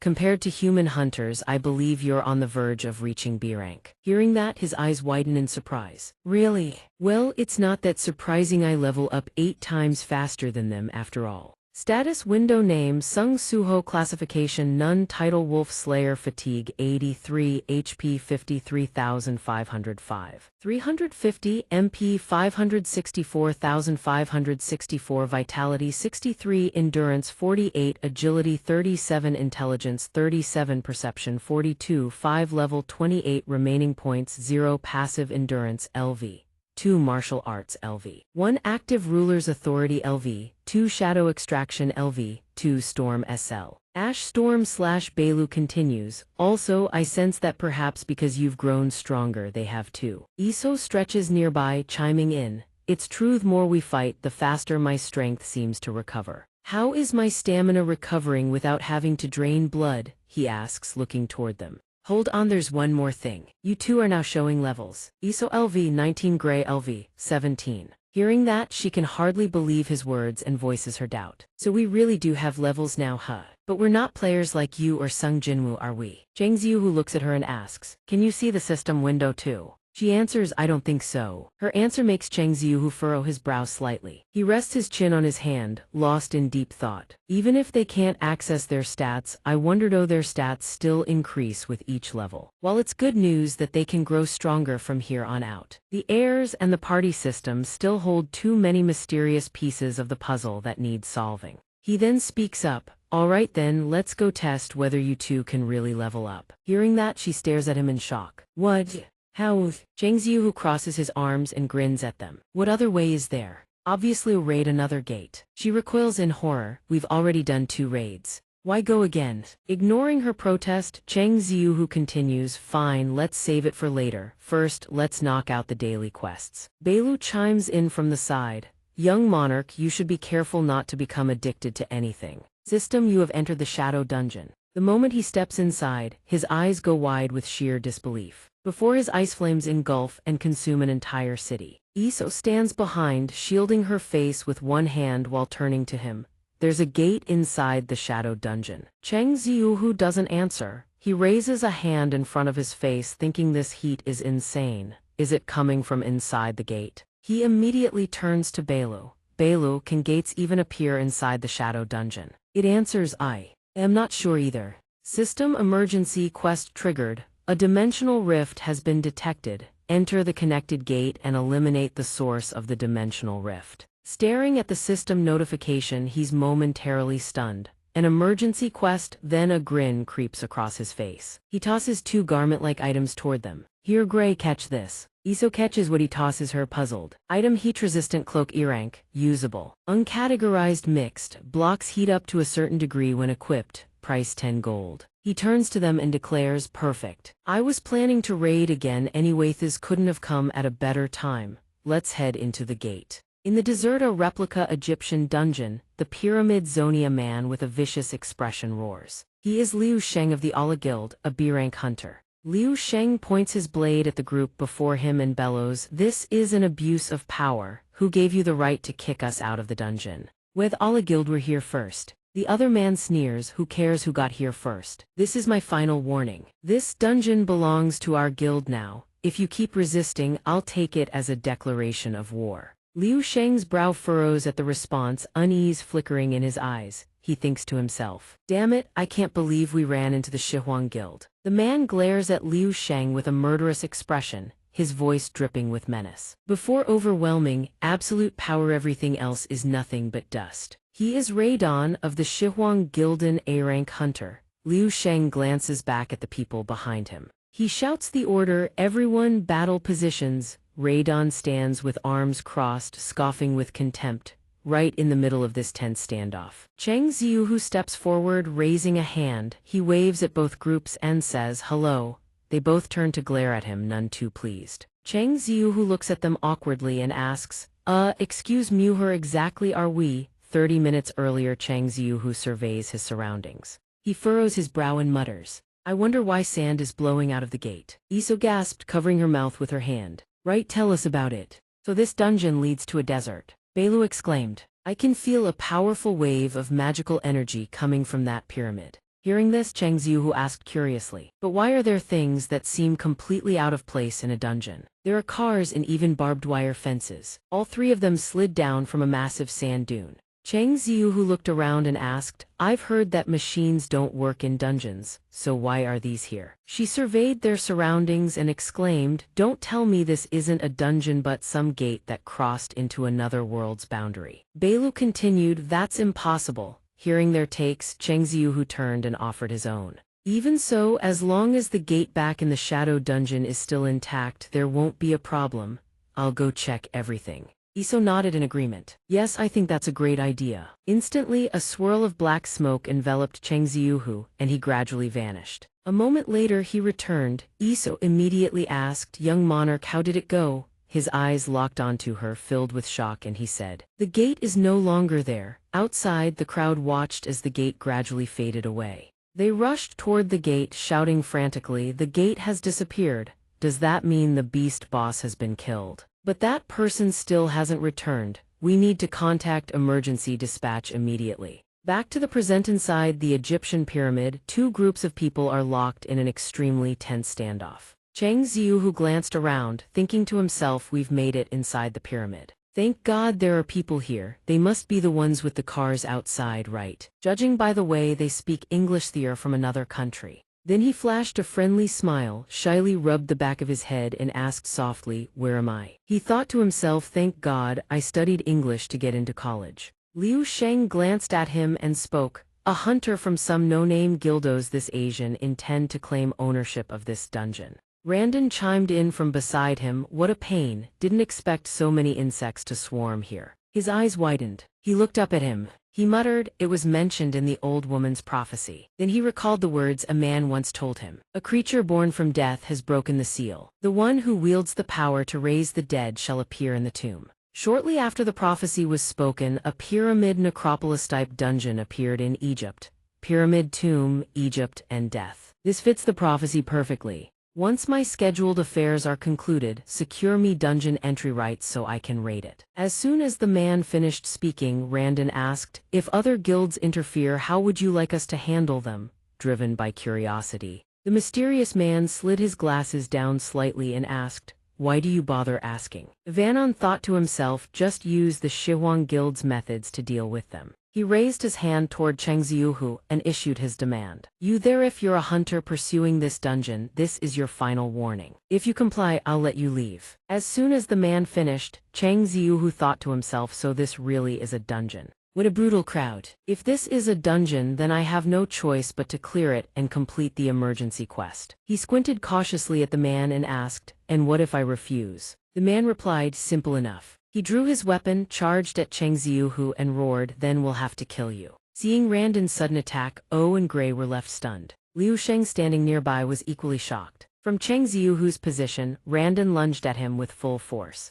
Rocks and debris exploded into the air from the impact. He stared at Cheng Ziuhu in disbelief. Cheng Ziuhu leaped onto the wall, dodging his attack. "You're the one who attacked first, you know." But Randon didn't stop. Their head charged again. Cheng Ziuhu raised his arm to block the strike, thinking to himself, I have no idea how much damage I'll deal after powering up. Since I hit his armor, he shouldn't die, right? Randon gritted his teeth and glared at him furiously. He charged again, bellowing in rage, "You little brat." Randon spun around, throwing a punch straight at Cheng Ziuhu. Then he glanced toward his group and barked an order. "How dare you go easy on me? Kill them all, whether they're from the Ala Guild or that Asian brat, kill every last one of them." Iso refused to stand idle. She grabbed her weapon and charged forward, shouting, "How dare you harm the young monarch?" Liu Sheng, standing nearby, clenched his teeth and muttered, "I suppose a fight is unavoidable now." Cheng Ziuhu braced his hands and pushed himself up from the rubble. "Zisha?" Beilu asked with concern from beside him. "Young monarch, are you all right?" He replied, "Yeah." Then he looked at the groups fighting each other and said, "Hunters are fighting each other. If I want to complete the emergency quest, I need to win this brawl, don't I?" Beilu chimed in, "I believe it's necessary for the sake of this raid." Cheng Ziuhu glanced sideways and deduced that the guild of the armored man who attacked him was undoubtedly the enemy. He quickly pivoted, built momentum, and launched himself into the air.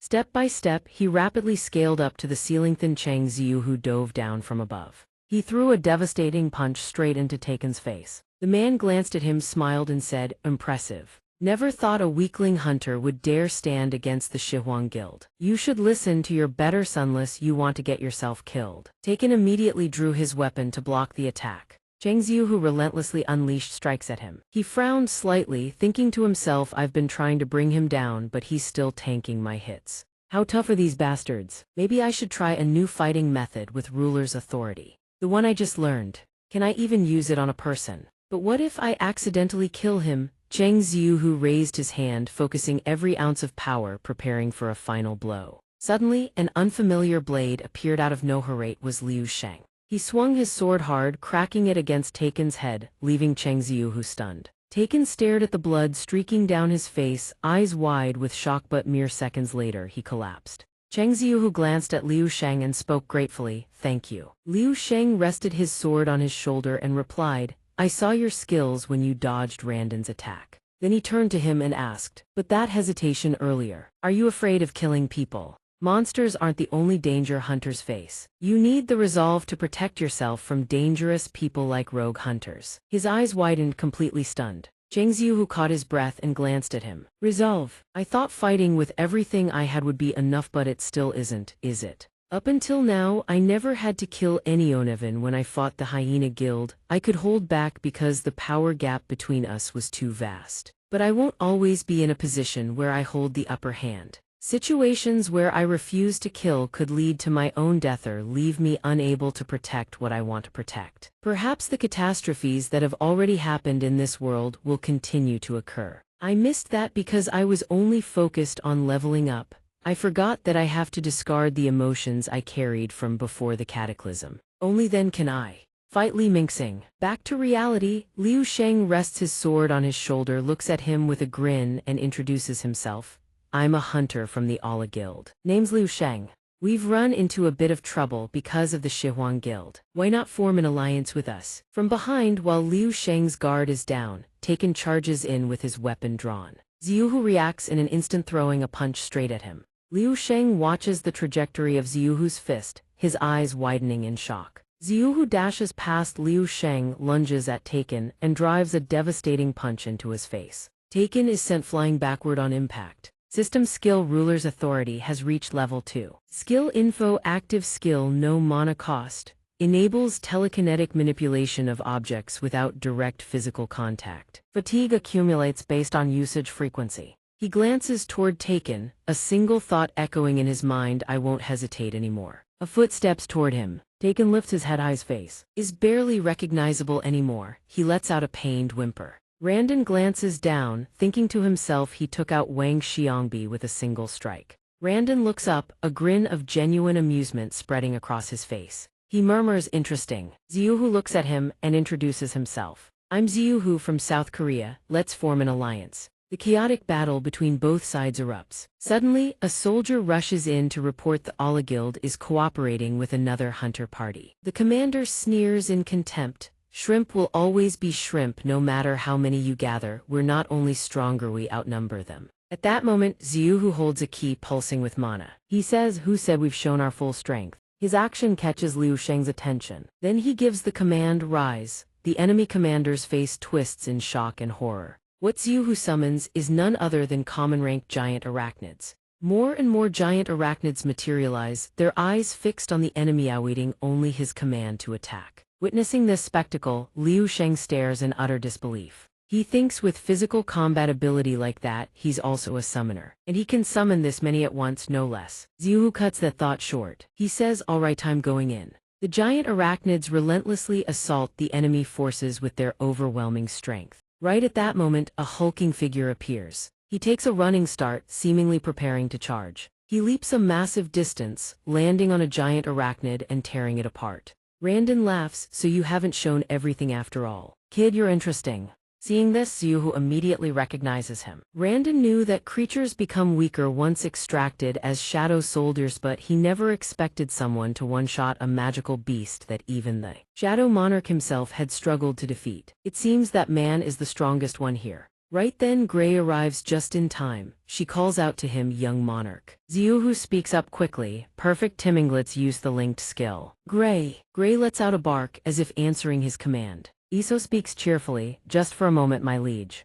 Ziyu seems to not quite understand what she means. Iso explains eagerly, "Why don't you try using the linked skill with me this time? After all, while we were attacking the gate, we already learned how to boost our energy charge rate." Hearing this, Gray bristles with irritation while Ziyu replies, flustered, "Using a skill I've never tested in real combat is kind of." Iso says sadly, "The chance to be of help to the young monarch." Before she can finish, an explosion rocks the area behind them. Thousands of mummy monsters pour out, swarming to attack. Liu Sheng barely holds his ground against the massive mummy creature. He says they came because they heard the fighting, didn't they? Iso panics and warns Ziyu another wave is coming from a different path. Randon is being shielded by his subordinates at this moment. He thinks mummies. So I finally understand the prophecy the guild master heard. The prophecy spoke of creatures born from death breaking through the seal. The one who possesses the power to raise the dead shall emerge within the tomb. Randon ponders for a long moment. If the dead returning to life refers to the mummies, then the creature mentioned in the prophecy must be somewhere deep within this dungeon. Creatures born from death have broken the seal. Gazing toward the depths of the dungeon, Randon recalls the guild master's orders to claim ownership of the dungeon. But with the competition this fierce, it would be wiser to seize the power to raise the dead, the very thing the guild master desires.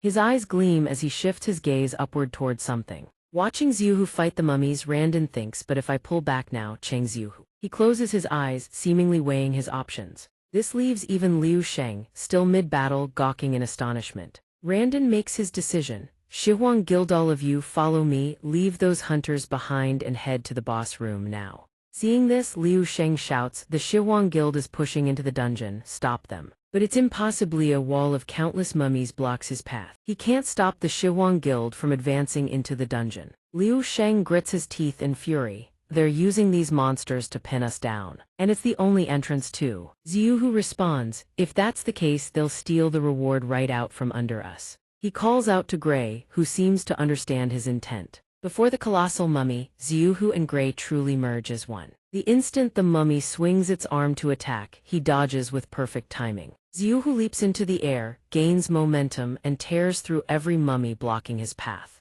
In mere seconds, every mummy in the area is wiped out by Ziyu. The sight leaves even Liu Sheng stunned beyond words. Ziyu turns to him, clean up here fast and catch up to them. Liu Sheng still can't hide his shock. He thinks he's not just a summoner, confused with his summons too. Ziyu, who the hell are you? Iso lingers behind, still regretful that she couldn't be of help to the young monarch. Deep within the tomb, a mummy collapses defeated. The Shihuang Guild has finally cleared all the mummies blocking their way. Randon thinks of Ziyu, that kid is far more than he appears. Once I claim the power to raise the dead, I want to fight him. Suddenly, his attention catches on something. At the far end of the mausoleum stands a door leading to the deepest chamber. Randon asks, is this the boss's room? The dust-covered door slowly creaks open. And as it swings wide, what greets their eyes is the sight of the boss bound in chains pulsing with mana.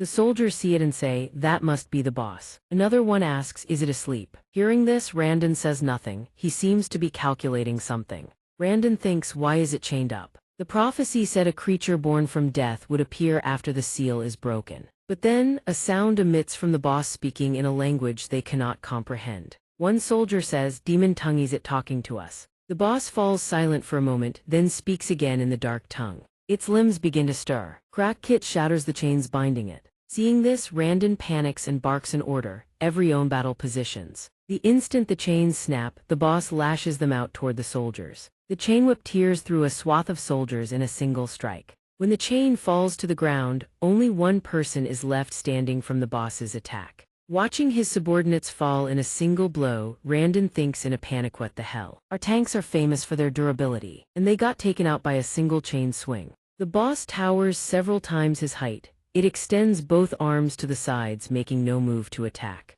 Randon's expression slowly twists into confusion. Is it taunting me into attacking? He grits his teeth and snarls, why does everyone dare look down on me? Randon channels his mana, preparing his skill giant war armor. His eyes harden, and while the boss still stands with its arms spread wide, Randon swings his blade down at it. But his full-powered strike doesn't seem to faze the boss in the slightest. Seeing this, Randon's face drains of color. He thinks in horror, my all-out attack couldn't even make it budge. The boss speaks once more in the dark tongue. At this point, Randon can do nothing against it. The only thought in his mind, I'm sorry, Guild Master, I should have waited for you. The boss clenches its fist, and with a single punch, the ground quakes and explodes into countless fragments. Randon's body is hurled into the distance. He is no longer in one piece. The boss then sits down, gazing at Randon's broken remains. He lets out an unexpected sigh. The boss says, I expected the first living thing to find me would be something impressive. Who knew it'd die after just one round?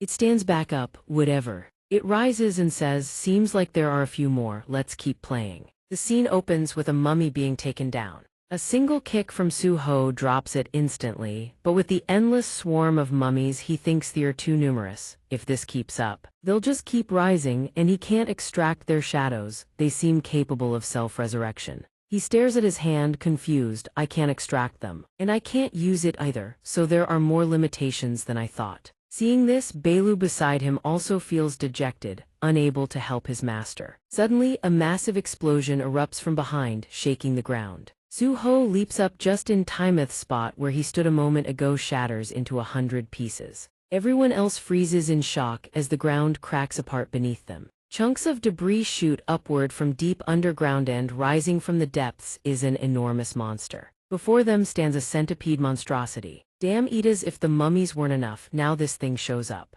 The centipede monster attacks them relentlessly. Everyone barely manages to leap away, dodging its assault. Oh leaps into the air, preparing to strike the monster. She drives her blade straight into the centipede's body. But the blade can't pierce its thick carapace. Instead, she's sent flying back. Says in frustration, my attack can't penetrate its hide. Seeing this, Liu Sheng says to Su-ho, Su-ho, fighting these monsters head-on isn't a good idea. As much as it pisses me off that the Shihuang Guild seized control of this dungeon, I think we should fall back. Su-ho hears him out and agrees. He says maybe they should. He thinks emergency quest says I need to resolve the issue caused by the dimensional rift. There's no guarantee that the Shihuang Guild killing the boss will complete this quest for me. Is pulling out now really the right call? At that moment, a mysterious mist begins rising from the ground. The boss has apparently arrived here. Its footsteps pound the earth so hard the ground splinters apart, sensing the killing intent. Liu Sheng's expression changes instantly. The boss known as Amut has reached this place. Liu Sheng sees it and blurts out in panic, isn't that the path the Shihuang Guild took? Another monster just came out from there. Sensing the killing intent radiating from Amut, Su-ho's face turns pale. His body trembles. He thinks maybe it's because his instincts have sharpened after leveling up. But he's certain of one thing: compared to the others, that monster bearing that name is an absolute catastrophe. Amut opens its mouth and speaks a single word: begone. Hearing this, the mummies tremble in abject terror. Iso is stunned to see the mummies actually stop attacking. She watches them retreat deep into the dungeon and says in astonishment, I can hear that monster's voice. It ordered them all to get lost. And the mummies obeyed it. Before she can even finish her sentence, Amut has already leapt directly in front of her. Su-ho calls out to the boss in alarm, what you just heard was the dark tongue. You can understand my words. Hearing this, she answers in a trembling voice, yes, because I am a member of the demon race. Amut is taken aback, then it laughs. It speaks, every day that passes, the only things I see are the rotting corpses of fools and insects scattered across the desert. I've lost count of how long it's been since I met someone who can understand what I say. Hearing that, she thinks, he seems friendlier than he looks. At that exact moment, a centipede monster lunges at her from behind. But before it can reach her, Amut kills it in a single strike. This leaves Iso stunned. He destroyed that centipede monster with just one blow. Immediately after, another centipede monster charges in. Amut says, before we talk, I suppose I need to clean up these stubborn beasts that refuse to heed my warning. With that, it leaps high into the air. With a single kick, it effortlessly obliterates the swarm of monsters. Witnessing that spectacle, everyone is left utterly speechless. Su-ho thinks in bewilderment a monster is killing other monsters. Seeing the centipede die, another one charges in with the intent to kill Amut. It roars, trying to take down the boss, but in the next instant the monster's expression twists in agony. Claw strikes move like lightning, and the centipede's blood sprays across the air. Amut has torn its corpse to shreds. While slaughtering the monsters, it says coldly, I despise vermin. Witnessing this, everyone is gripped by sheer terror. Liu Sheng blurts out in disbelief. What on earth is a monster powerful enough to slaughter centipede beasts in the blink of an eye doing in a place like this? This field-type dungeon, according to the intel, it should only be C rank to B rank. Amut immediately steps toward them. It seems there are a few here I can't have a conversation with. With that, it leaps straight at Liu Sheng. Die. Seeing this, he immediately raises his sword to block. At that moment, they shrieked in panic, unable to believe their own eyes. Just then, Sung Su-ho appeared in the nick of time, shielding them from Amut's attack. He said angrily, You're killing us just because you can't communicate. Do you have any concept of the value of a life at all? Amut replied in surprise, Oh, so there's actually a human who can talk to me. Suddenly he moved his leg and remarked, "Value, you say? I've never given a thought to such trivial nonsense." With that he stomped his foot, causing the ground to shatter into countless fragments. Debris sprayed outward toward them. Sung Suho had been sent flying by Amut's kick and was severely injured. Seeing this, she screamed in panic, "My liege," she said furiously, "you bastard, how dare you do that to the Shadow Monarch?" Hearing this, Amut said, "Is he your comrade?" Amut touched his head and said, "Very well, as an apology I will spare your life. If you are a member of the demon race, you must know quite a lot. It would be great if you could satisfy my curiosity."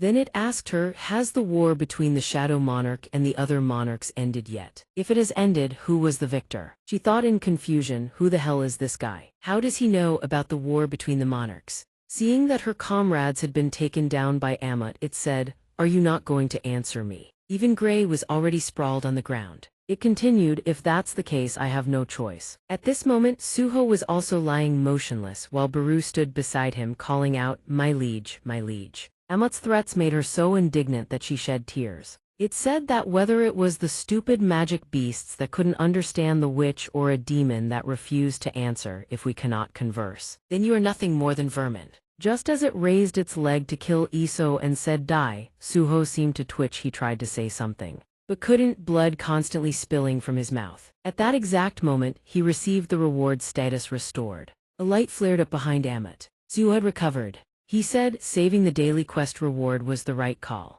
And if you're referring to the great war between the monarchs, I know a little something about it."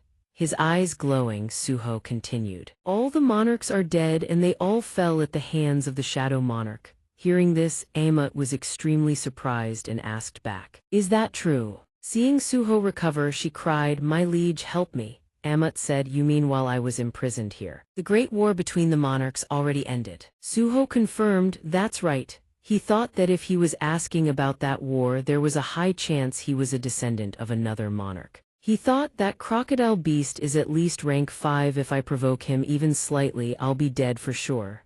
Amut. Advancing towards Suho, it said, "So the Shadow Monarch ultimately won that battle. If he had wiped out the other monarchs." Suho calmly listened to him continue. Suddenly Amut clenched his fist and said, "Does that mean I, the monarch of transfiguration, also died by his hand?" The monster pointed directly at Suho. "Does that mean I, the monarch of transfiguration, also died by his hand?" So this monster was a prisoner in the tomb named Amut. The moment he finished speaking, the space fell silent. Suho snuck a glance at the monster, suspicion rising in his heart. This magic beast is named Amut since he just mentioned the monarch of transfiguration. Could he also belong to that category? Fear surged in his heart. If he found out who his father was, he would definitely attack him. But before Suho could process everything, a giant foot from Amut suddenly came crashing down toward him. Witnessing this horrific scene, she couldn't help but panic, her eyes wide as she screamed, "My liege." The warning had barely finished before Amut's massive foot stomped down right where Suho stood. The ground shook violently, shattering into dust and rubble that clouded the space. Fortunately, thanks to his agility, Suho had quickly vaulted backward to safety. In his anger, he shouted, "What the hell are you doing?" Amut remained unbothered, his voice challenging, "Seeing how long you took to react, you must be cooking up a lie. Answer quickly, or I'll kill you." Suho heard this, his heart filled with resentment. This damned beast, does he just kill everything if he's not satisfied? Amut spoke again, "I'll ask you one more time, is it the Shadow Monarch?" Suho gritted his teeth and admitted, "Yes. He killed all the other monarchs." But he worried, what if he goes insane over the monarch's death? Amut listened and smirked calmly. "No wonder I wondered why he hadn't come to see me anymore. So he's already gone to hell. It seems I owe a deep debt of gratitude to the Shadow Monarch." Suho was astonished. "Wait, you're not a descendant of the monarch of transfiguration." Amut sneered, replying with contempt, "Me a descendant of his." The monster Amut readied his combat stance and growled, "I don't like listening to that kind of nonsense." With that, he launched a fatal blow towards Suho. He could only grit his teeth, his eyes fixed firmly on the beast, ready to receive the strike. But just inches away from hitting him, huge iron chains appeared from nowhere, wrapping tightly around Amut's arm and stopping the attack in the nick of time. Seeing the sight before him, Suho's eyes widened in sheer astonishment. Chains of crimson energy radiated, blocking in front of Amut. The beast roared in madness, "These damn chains again. Could it be that I've exceeded the permitted area?" Amut's words had just finished. The chains suddenly tightened, shaking violently as if to crush everything. They not only held him fast but yanked him backward with immense force, each jerk feeling like it would tear his giant body apart. A deafening explosion echoed, causing the ground to shake and stone to shatter, filling the space with debris. Through the thick smoke and dust, the monster Amut was dragged backward, screaming in a frenzy. "These cursed chains, you bastards, you damn sorcerers." But no matter how much he thrashed or swore, the chains never stopped dragging him deep into the dark shadows of the dungeon until his giant figure vanished completely. Witnessing this horrific scene, Suho was dumbfounded, his eyes wide with shock. Those chains appeared out of nowhere and dragged him back. A weight seemed to lift from his heart. He didn't know what happened, but this was for the best. She ran to his side, her voice filled with worry. "My liege, are you okay?" "I'm fine." Suho looked at Gray, who was lying trembling on the ground. His face twisted in pain and spoke in a low voice. "Now that we know a monster that terrifying exists, we must be more cautious while we still can. We need to treat Gray and the members of the Wuxia Guild immediately."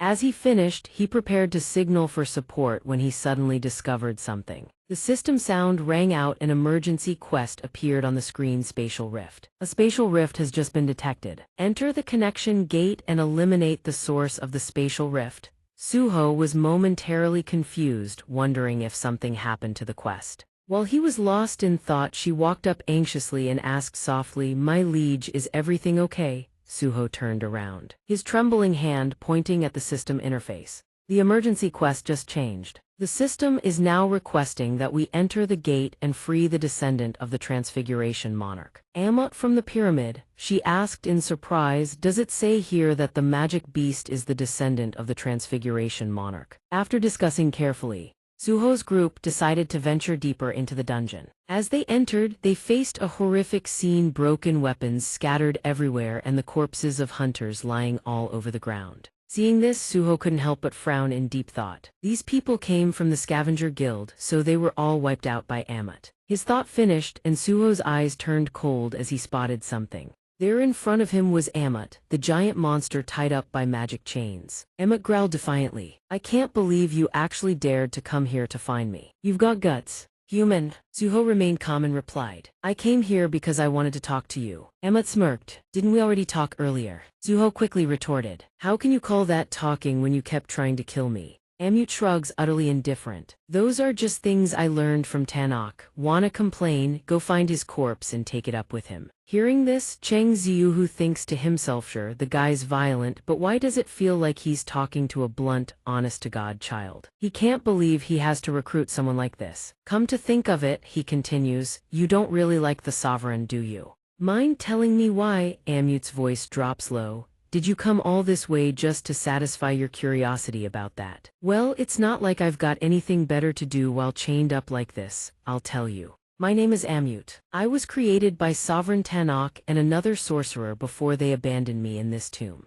Zhang Ziyu asked in surprise. "A sovereign and a sorcerer created you?" Amut nods. "That's right, they turned an ordinary person into this. They left me in this tomb full of nothing but corpses and these damned hellish chains." The obvious question: we not just destroy the chains himself. Amut explains that these chains are forged by magic. "Even if I manage to break them, the moment I wander too far, they just reappear. Because of them, I've never been able to go deeper into the tomb. I will never forgive Tanakh and that damned sorcerer for torturing me like this." Cheng Ziyu thinks quietly. The quest says he must free Amut. Somehow he needs to break these chains. But how? They just keep coming back. If it were as simple as ripping them off the stakes, Amut would have done it ages ago. "Weigh the stakes." A thought flashes through his mind. He turns to Amut. "Hey, Amut, were the monsters already in here before you were sealed away?" And Amut doesn't deny it. Cheng Ziyu presses on. "So that means you're not the master of this dungeon. Have you ever seen a room with a large iron door inside the tomb?" Amut shakes his head. "I only know this room. With these chains, where could I even go? Why do you keep firing questions at me?" A strange feeling stirs inside Cheng Ziyu. There shouldn't be any problem with letting Amut roam freely inside the dungeon. So why would the sorcerer make the chains reappear once Amut strays beyond a certain distance? If his hypothesis is correct, he speaks up.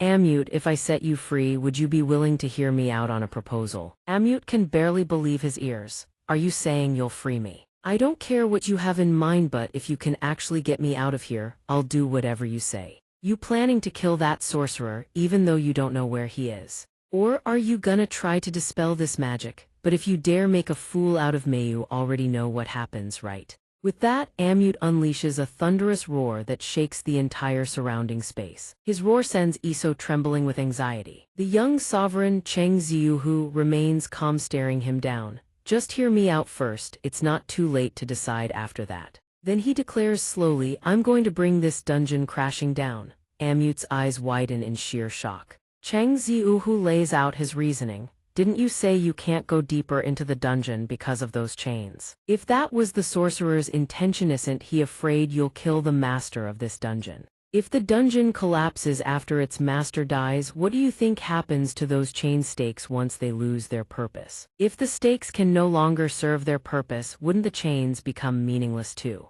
Hearing this, Amute falls silent as if something just clicked. After a beat, he speaks in a low voice, an interesting idea. After some time, Cheng Ziuhu's party pushes deeper into the dungeon. The scene before them is bleak, shrouded in thick dust and haze. Suddenly, Belu bursts into tears, his voice dripping with indignation. Young sovereign, Belu circles around Amute, continuing his tirade. Why do you keep this uncivilized reptile by your side, instead of your loyal Belu? Amute hears this and scowls, his voice hardening. Quit acting like a bug already. Belu sees the skilling intent flashing in his eyes. A bug? You want to die by my hands, is that it? Amute shrugs with utter contempt. Who would have thought this kid is the son of the Shadow Monarch? Amute places his chained hand flat against the ground. This is the farthest I can go inside the tomb. It's been a while since the Shadow Monarch's descendant went on ahead. If he can't kill the dungeon's master, then the plan is a bust. And even if the dungeon collapses but these chains still don't release Muel, that's another failure.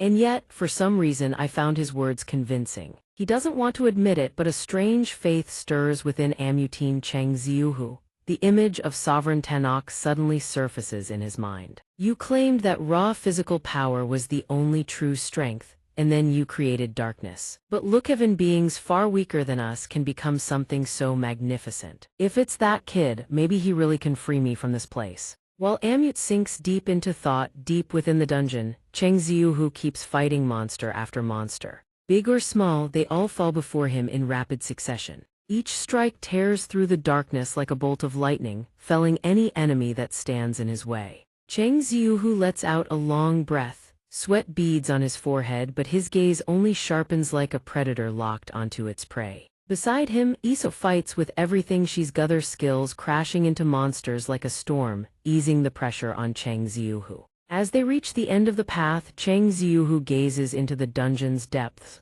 A silhouette sits perched above. Just one left, he says, his voice firm. The moment those words leave his lips, the atmosphere shifts.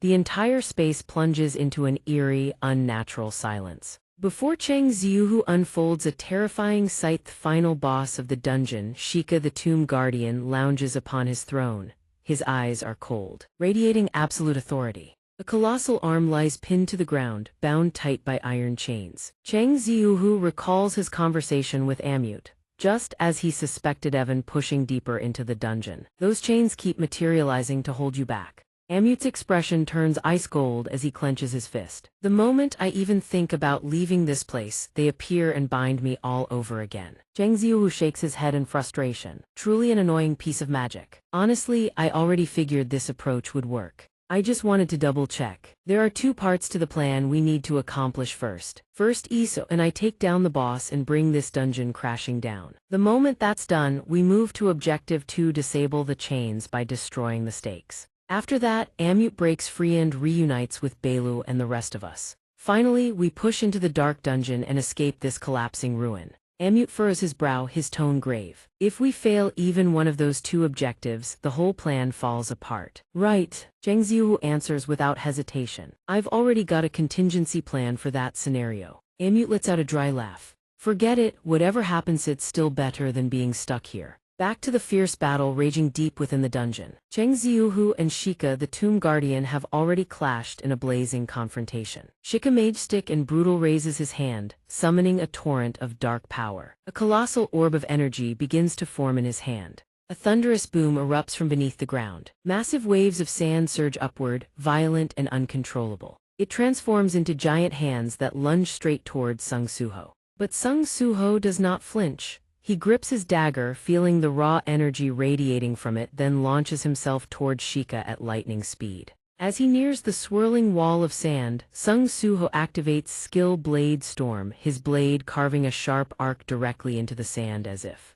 intent on tearing it apart. It is useless. The severed currents of sand instantly coil back, recovering in a heartbeat without the slightest sign of weakening. Suho stops, a flicker of irritation crossing his eyes. He grinds his teeth, fighting to suppress the fury surging in his chest. He stares down Shika, calculating his next move. That grave keeper Shika, this sand barrier is preventing me from closing the distance. With a red name tag, he must be at least that level. If I keep this up, my mana will run dry before I can even finish him off. I need to end this, and fast. Just then, Iso readies herself from afar. Without hesitation, she takes a step and hurls a sharp spear straight at the boss, Shika. In the swirling dust, Sung Suho suddenly appears. He wastes no time and activates Skill Ruler's authority. It accelerates her spear, causing it to tear through the wind toward Shika.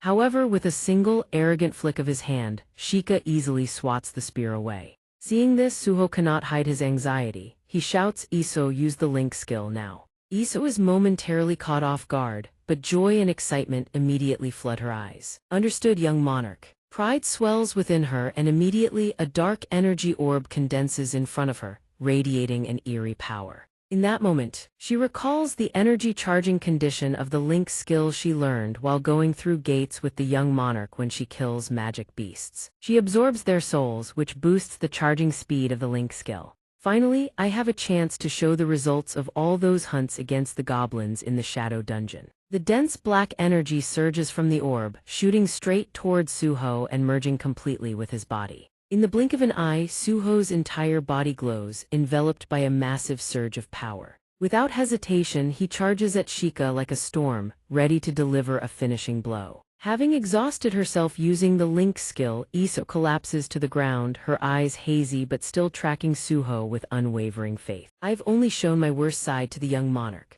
I hope this link skill of ours can be of use to him. System link skill Demon's Breath activated, charge capacity at 67%. Receiving energy from the descendant of Faith Fire, he releases a wave of overwhelming power. Hearing the notification, Suho knits his brows with determination. I'll pour everything into this attack. Suho clenches his fist. Crimson energy from the Demon's Breath skill spreads across his arm, creating a terrifying whirlwind of power. Without hesitation, he unleashes a critical blow straight into Shika's side. The punch lands with horrific force, and Shika's entire body cracks and shatters into fragments. Debris and stone are torn apart, scattering everywhere. Outside the dungeon, the surrounding space begins to tremble violently. Seeing this, Baru cannot help but be startled, his sharp eyes darting around to assess the situation. He turns to look at Amma and speaks. After a brief pause, he speaks suspiciously, "The dungeon is collapsing." Amut nods. It means they have succeeded in defeating the dungeon master. As soon as Amut stops speaking, the magic spikes embedded deep in the walls begin to act strangely, shaking violently. One by one, they pop out, falling to the ground with echoing thuds. When the magical chains are completely undone, Baru immediately urges, "Hey, crocodile, follow me. We must reach the young monarch immediately." But Amut stands motionless, eyes closed as if lost in deep thought. If those chains are no longer blocking my path, I still don't understand why Tanak and that sorcerer experimented on a common demon like me. All I remember is the excruciating pain of being destroyed and reborn every single day. Tanak would destroy my body, and the sorcerer would take on the task of restoring it. The longer the experiment lasted, the stronger my body became, exactly as they planned. Yet my mind could not bear those pains, so I gouged out my own eyes and slowly transformed to enjoy the suffering. Throughout that horrific period, I had only one single desire to keep me alive. It was to feel the majesty of nature I once saw when I was young just one more time. Thinking of this, Amut's feet slowly lift as if to step onto the path of freedom it has always dreamed of. But at that moment, sparkling lights flash from behind, flying straight toward it. It is those magic spikes. This time they don't fall to the ground but launch toward Amut as if to bind it once more. Seeing this strange scene, Baru, standing nearby, cannot hide his confusion, shouting, "Crocodile." Amut freezes, its eyes filled with confusion as the spikes fly toward it. Realizing the danger, it grits its teeth so hard that blood trickles from the corners of its mouth. Surging with rage, it looks up and lets out a massive roar. Tanak, that wretched sorcerer! The iron spikes continuously lash out, striking Amut's body. Too angry, Amut screams in indignation. You would rather kill me than let me leave. Just as another chain spike lunges with lethal speed toward Amut, Suho suddenly appears like a gale, delivering a powerful kick to knock the chain away. The impact causes immediate sharp pain in his foot as drops of blood ooze out. Suho grits his teeth, thinking, these spikes are so hard. Suddenly, another chain spike whistles through the air, lunging straight for Amut as if determined not to let it go.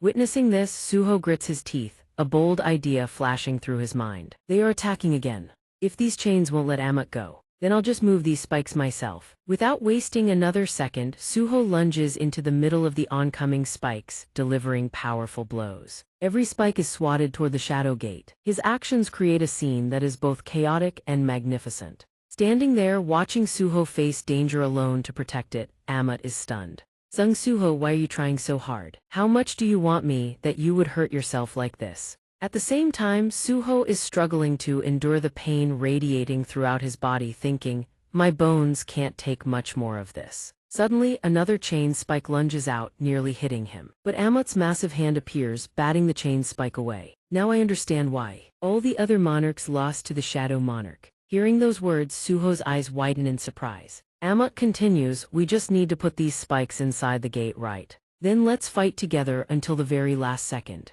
A massive amount of magic power erupts from Amut. The power makes the surrounding space tremor, and everything seems to slow down. A while later, she slowly opens her eyes. She feels the weight of exhaustion pressing down on her body, but the faint light and the familiar atmosphere put her at ease. As the scene becomes clearer, Baru quickly flies over. Awake! She is startled, immediately sitting up, her voice frantic. The young monarch brought me back to the shadow dungeon because I ran out of energy. Is he okay now? And Amut? Baru puts a finger to his lips, his gaze serious. SHH, stay quiet, they are resting. Hearing this, Iso turns her head, her eyes wide with shock, which then instantly sparkle with delight. Before her eyes, Chengxiu, who lies resting peacefully. His head rests against Amut's massive frame, his expression serene beyond words. Her voice trembles with indescribable joy. You did it! At the same time, a system notification rings out. System, you have successfully recruited the descendant of the Iron Body as your party member. System emergency, quest dimensional rift completed.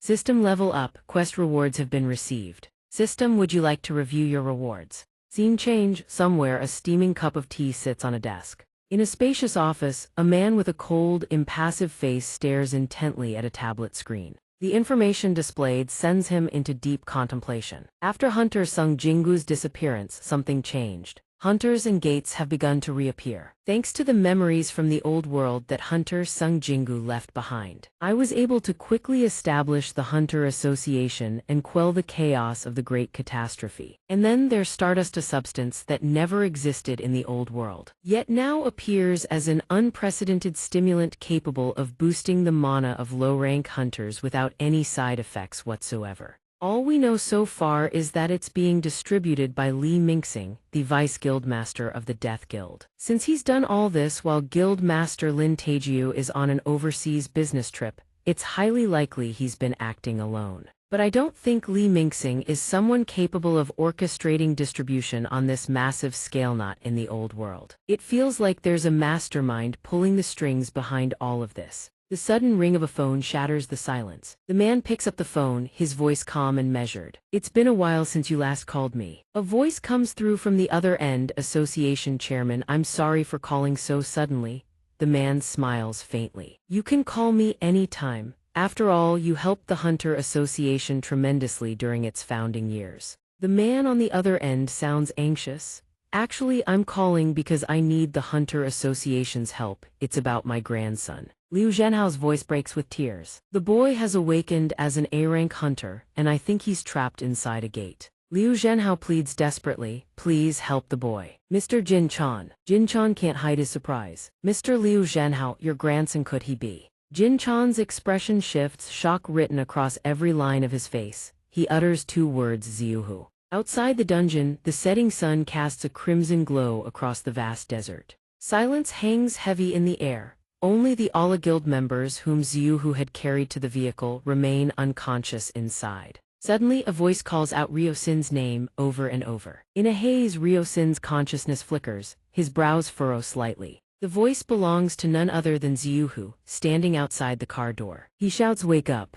Xiuhu smiles, his eyes gleaming. "I've cleared the dungeon. Oh, and can I borrow your phone for a sec?" Ryo-Sin still can't grasp what's happening. Exhaustion and fragmented memories make him mumble, "The dungeon." Instinctively, he turns to look at the pyramids, an imposing, seemingly invincible monument. But before his eyes now lies only devastation and rubble, as if everything had been swept clean. The next day, soft sunlight stretches along the road leading to the airport. The Ala Guild members have gathered to see Xiuhu off on his journey back home. "Xiuhu, I'll never forget you saving my life back at the pyramid. Even after you return to Korea, keep in touch with me, okay? Of course, thank you for helping me get a flight back to Korea." Xiuhu then recalls his call with JH and speaks up, "Also, please stay in contact with my uncle for me." JH's words echo in Xiuhu's mind. He said he reported the situation to an acquaintance at the Hunter Association. "I should probably head there soon." Ryo-Sin, standing nearby, suddenly furrows his brow and speaks thoughtfully. "But isn't this a bit strange? A demon of S-rank caliber or higher just retreated and let the dungeon collapse on its own."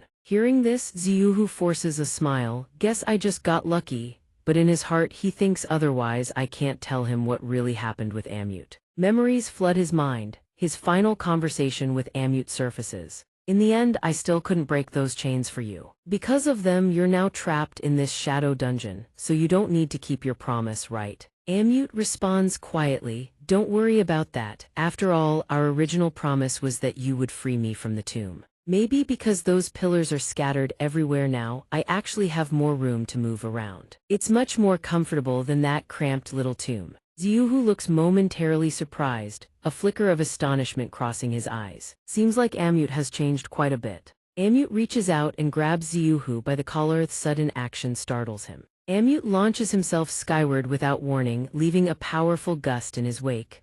Whoosh. Belu, standing nearby, shouts in alarm, "My liege." Moments later, Amute lands on the rooftop of a tall building, turns his back, gazes into the distance, and lets out a long sigh. "It's faint, but now I can feel the grandeur of nature I once missed. As promised, from now on I will follow you." "My liege," the call snaps Xiuhu back to reality. His thoughts race. A gate had opened inside the shadow dungeon and an emergency quest had appeared. "Yeah, I guess that was so I could meet Amute and recruit him as a party member." He smiles faintly and turns to face Ryo-Sin. "See you around." Ryo-Sin watches Xiuhu's figure slowly disappear. He stands there, lost in thought. Cheng Xiuhu can summon monsters, fight, even transform himself. And yet he's only a B-rank hunter. Belu speaks up, "It's been ages since I got to ride a plane." Xiuhu smiles. "The gate connecting to Korea is sealed, so we'll have to make do. I managed to level up 7 times just by defeating that boss and clearing the emergency quest."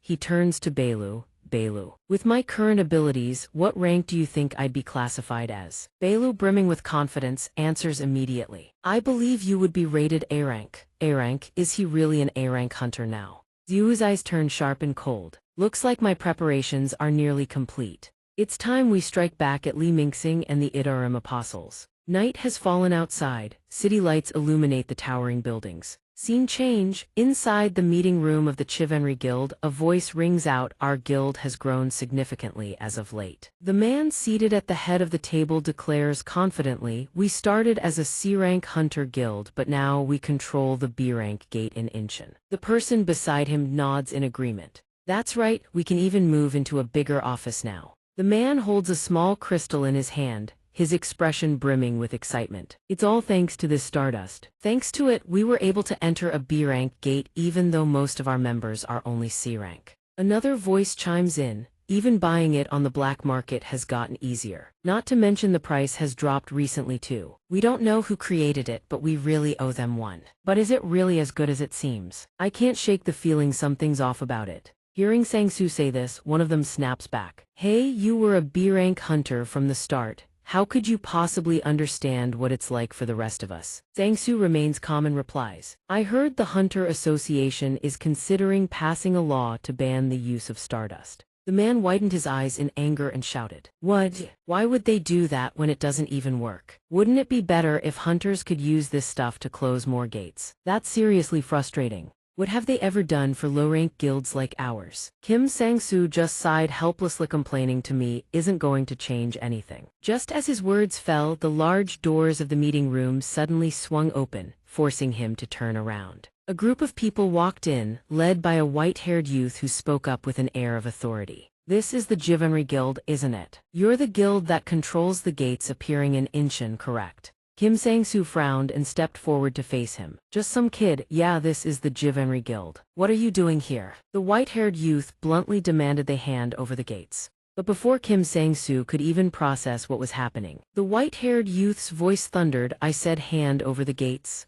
Now, the moment his words ended, something horrifying happened. The guild members who had been sitting normally suddenly shot to their feet, their eyes turning hollow and vacant. One of the controlled hunters bowed his head, speaking in a flat, emotionless voice. "You are an apostle, we obey your command." Sang-soo staggered back a step and roared, "Everyone, what the hell? Is this some kind of joke?" Sang-soo's voice grew more frantic. "Why are you bowing to this kid?" The white-haired youth glanced over calmly. "It seems there are still a few hunters who haven't used Stardust. Good then, from this moment on, none of you are permitted to use your sight or hearing." Watching his comrades obey the white-haired youth without hesitation, Sang-soo screamed in fury. "Why the hell are you listening to this kid?" The white-haired youth casually sat down in a chair and spoke in a measured tone. "I wish to speak with other humans besides that wretch. Our Creator holds dominion over this ownerless world. I came to Earth to fulfill the Creator's will." Sang-soo stared at him, his face twisted in bewilderment. "What the hell are you talking about?" The white-haired youth continued. "But since arriving here, I've developed certain questions. The entities created by the divine beings exist to carry out their wishes, yet you humans operate with your own purposes, acting on your own free will. What exactly are you fulfilling for your Creator?" The more Sang-soo listened, the more enraged he became. He raised his sword. "Who the hell is this Creator? Turn these people back to normal now. Is this some kind of cult? You might be a kid, but don't think for a second I'll let you do whatever you want." His voice, the white-haired youth uttered the word cult, and Sang-soo's eyes widened in shock. He drew a dagger as a terrifying aura erupted from his body, making the air in the room freeze solid. "Did you just insult my Creator?" The power radiating from his hand surged stronger by the second. Sang-soo felt the crushing pressure and immediately raised his blade, ready to strike. But before his sword could close the distance, the white-haired youth struck first. A razor-sharp slash of the dagger carved through the air and tore into Sang-soo's body. The sheer force of the blow shook the surrounding space, launching his body backward in an instant. The slash was so devastating it shattered the wall behind him, leaving behind a brilliant streak of golden energy. Sang-soo's body was cleaved in two, blood sprayed everywhere, painting the meeting room floor crimson. The white-haired youth stood there, his expression completely unchanged. Then he looked down at Sang-soo's lifeless corpse on the ground. He turned to the apostles. "All of you listen, I permit you to see and hear again, clean this up." Two hunters patrolling the hallway caught sight of the scene. One of them gasped, "What the? Is some hunter causing trouble here again?" The white-haired youth appeared behind the two hunters before they could even react. His voice was ice cold. "Forget everything you just saw." He stood still for a moment, his eyes glinting with lethal cold. "Free will, what a joke. All created beings exist to fulfill the wishes of the divine.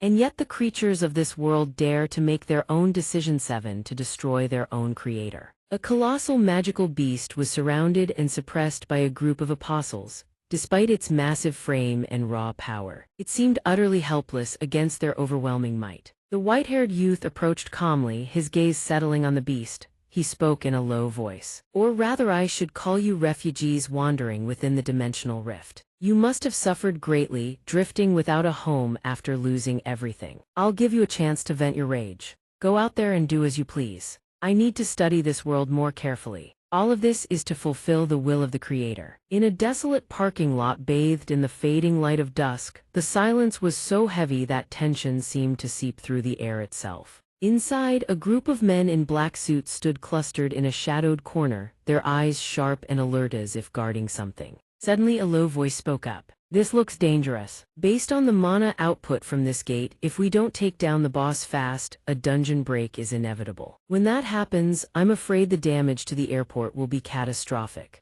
The man paused, his grave gaze sweeping over his teammates. At that moment, the eyes of those standing before the gate flickered with a faint golden glow. They all turned in unison to look at the white-haired figure standing silently nearby. "We will report to the Hunter Association that everything is under control." Apostle. The white-haired youth did not respond. His face was carved with an expression of terrifying indifference. Suddenly, from within the Crimson Gate, horrible growls erupted. Ferocious magical beasts began pouring out one after another, their silhouettes ghostly and indistinct in the sinister light. All created beings exist to fulfill the wishes of the Creator. When the Creator grows bored, we slaughter each other for his amusement. When the Creator desires something, we stop at nothing to obtain it. That is why creatures like us exist. But then one day he spoke. "One of our kind in the celestial dimension has fallen. Take this and bring me dominion over the ownerless world." We obeyed his command and rallied countless believers from our world.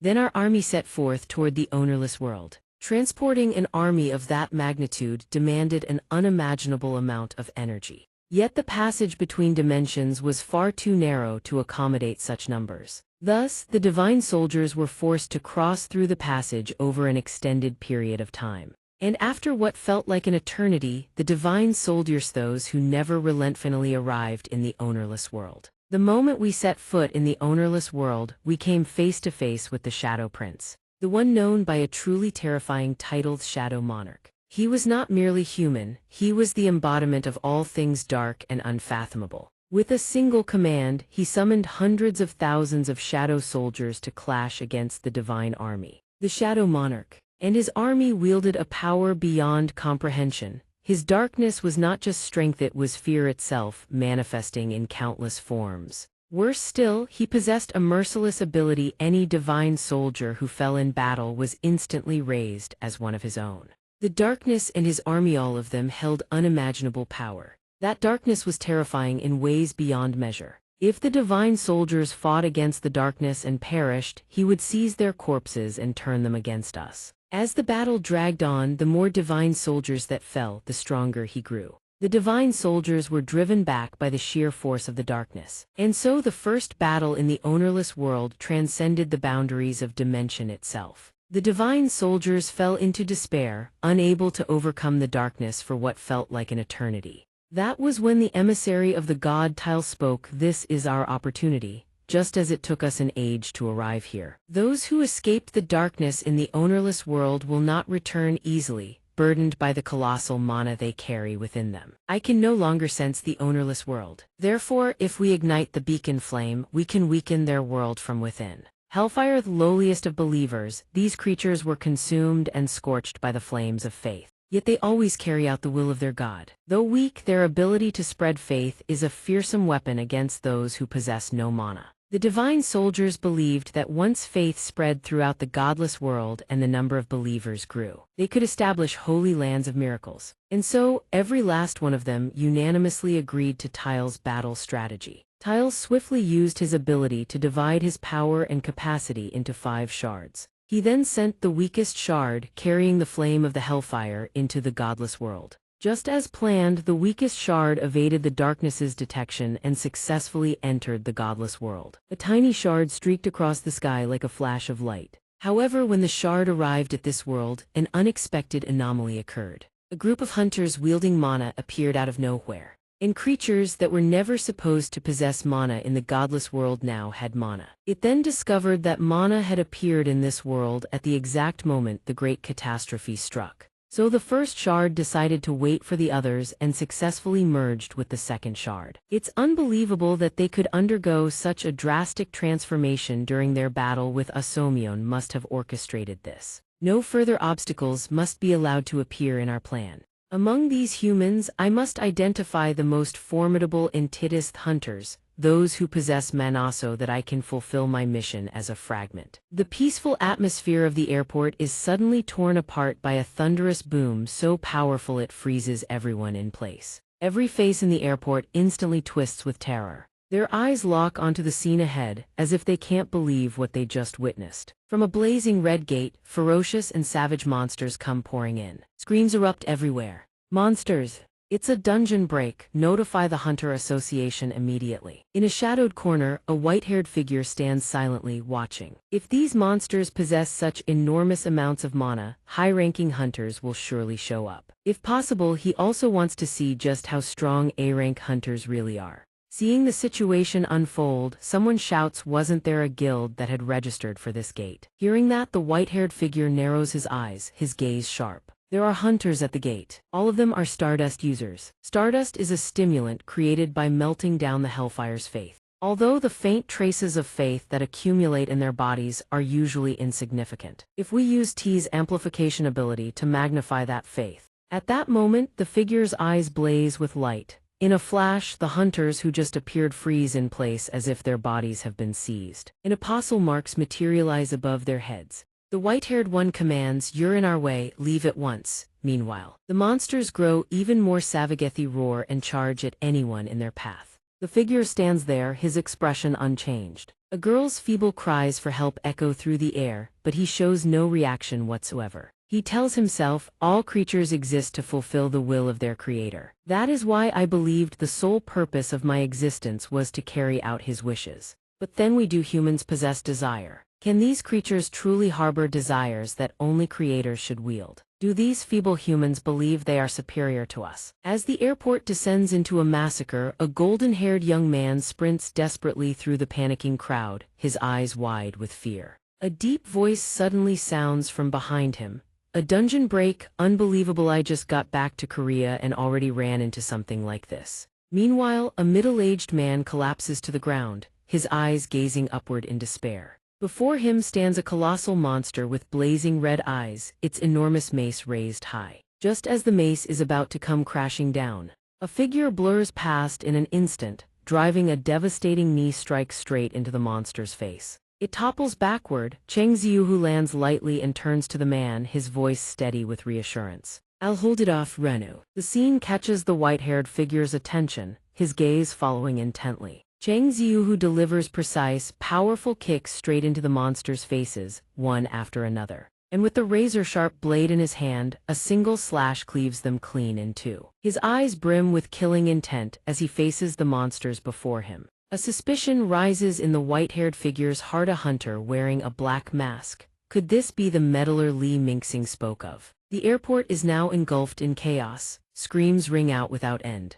The monsters cackle with savage delight, but their arrogant laughter cuts short as a powerful punch descends from nowhere, striking one of them down. Cheng Ziuhu furrows his brow, thinking there's no way the Hunter Association would allow a dungeon break to happen at a gate capable of causing this many casualties. What the hell happened here? He clenches his fist and makes his decision. First priority, get the civilians to safety. The white-haired figure watches him from behind, eyes full of scrutiny, judging by the absence of Hellfire's faith in his body. This masked hunter has definitely never used Stardust, and his mana reserves are at least on par with or possibly even slightly exceeding Li Mingxing's. Cheng Ziuhu suddenly thrusts his hand forward. A surge of dark energy erupts, sending powerful shockwaves rippling outward. His voice is deep but commanding. "Go help the others who are still trapped." The white-haired figure is stunned. Isn't that the power of shadow? Memories flash through his mind.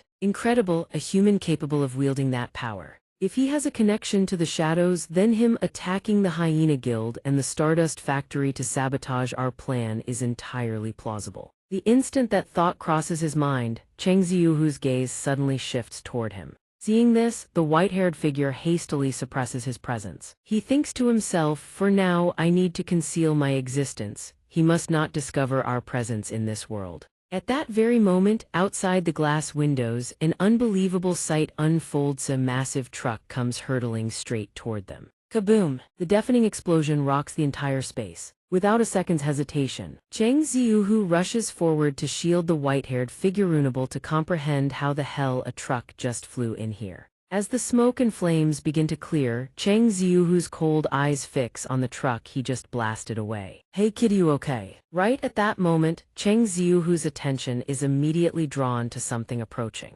From the thick billowing smoke, a colossal monster slowly emerges, its eyes blazing with murderous fury, growling ceaselessly. The creature's eyes suddenly flare with light, revealing a strange marka symbol of the apostles. Cheng Ziuhu immediately steps forward, his voice cold and commanding. "You the leader of this bunch." Belu appears beside him. "My liege, I can sense Itarim energy radiating from that monster. Then this dungeon break is their doing too." The moment Cheng Ziuhu finishes speaking, Belu suddenly freezes, his eyes flashing with alertness. He turns, his gaze locking onto something behind Cheng Ziuhu. Was that just his imagination? While Belu hesitates, the monster clenches its massive fist, ready to unleash a devastating punch at Cheng Ziuhu. Sensing it, Cheng Ziuhu charges forward without a shred of fear to meet it head-on, mentally deciding to dump all his stat points from reaching level 35 into strength. System strength increased from 70-77. Cheng Ziuhu's fist and the monsters collide with devastating force. The massive explosion echoes through the surrounding space, shaking everything violently. The white-haired figure watches from behind, his expression complex. "He protected me. It seems he thinks I'm just a human child. Though he may wield the power of shadow, he is far weaker than that shadow monarch. Nevertheless, his potential remains impossible to gauge. Lucky to have encountered him here. I need to eliminate him now." The instant that thought forms, an unfamiliar voice rings out. "Late to the party, let's wrap this up quickly." His hand rises gently, a small flame igniting in his palm. In mere moments, a torrent of mana erupts, causing the flame to blaze violently. The surrounding monsters freeze in place as enormous fireballs slowly materialize above their heads. Witnessing this, even the white-haired figure can't hide his shock. His eyes fixate on the raging fireballs burning with tremendous fury. Cheng Ziuhu also fails to conceal his astonishment. He takes a step back, wondering about the fire. The scene before him is breathtakingly magnificent. A young manhai's entire body ablaze with the power of flame stands tall and defiant, facing off against 7 magical beasts at once. Without uttering a single word, the young man's gaze turns sharp as ice. He raises his blazing hand and clenches it into a fist. A massive explosion erupts, flames burst violently from his hand. The agonized screams of the beasts echo throughout the entire space. Cheng Ziuhu watches from a distance, unable to suppress his confusion. Where did that fireball come from, the one that wiped out those beasts? Just look at how many beasts went down in a single strike. A fire-wielding hunter. Could it be S-rank hunter Kui Dongren? At that exact moment, Kui Dongren breaks into a surprised grin. Before him, amid the smoke, an Imbursa beast still stands firm, its mouth snarling, brow furrowed in defiance. "Didn't expect you to still be standing after that. You're tougher than you look." He gracefully spreads both arms wide, then brings his hands together in a solemn, authoritative gesture. In an instant, the flames from his hands surge violently, spiraling and rapidly taking the shape of a colossal bow made of fire. Kui Dongren's face turns stern, his gaze laser-focused as his right hand pulls the bowstring taut.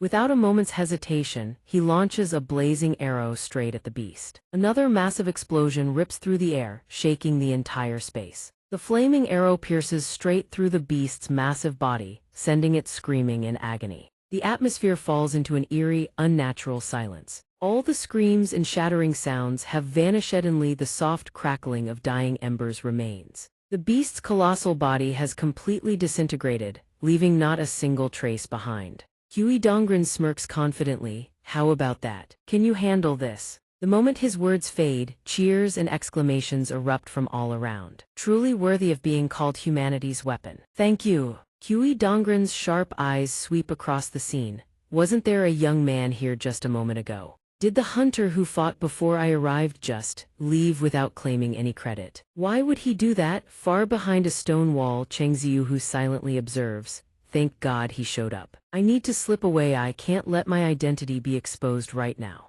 Let's set that aside for now. The Itarim have always operated in the shadows, keeping their presence hidden. So why would they attack civilians in such a crowded place this time? The sunset has already painted the sky a deep crimson. Soon, darkness blankets everything. By now, the white-haired figure has returned to his apartment. Standing before a large glass window, his eyes drift into deep contemplation. Suddenly, the space behind him begins to spiral, forming a dark, magical vortex. Sensing the anomaly, he merely glances back over his shoulder. From within the vortex, the surrounding space trembles violently as prismatic light erupts like a storm of raw mana. A faint smirk tugs at his lips. You've arrived. Fragment 3. A voice responds from within the vortex. It hath been too long. Fragment 2. Fragment 2 turns around, his voice deep and subdued. Before I relinquish this body unto thee, allow me to provide a summary so that thou art fully informed. Among the humans, these feeble creatures inhabiting this world, there exist individuals who possess mana.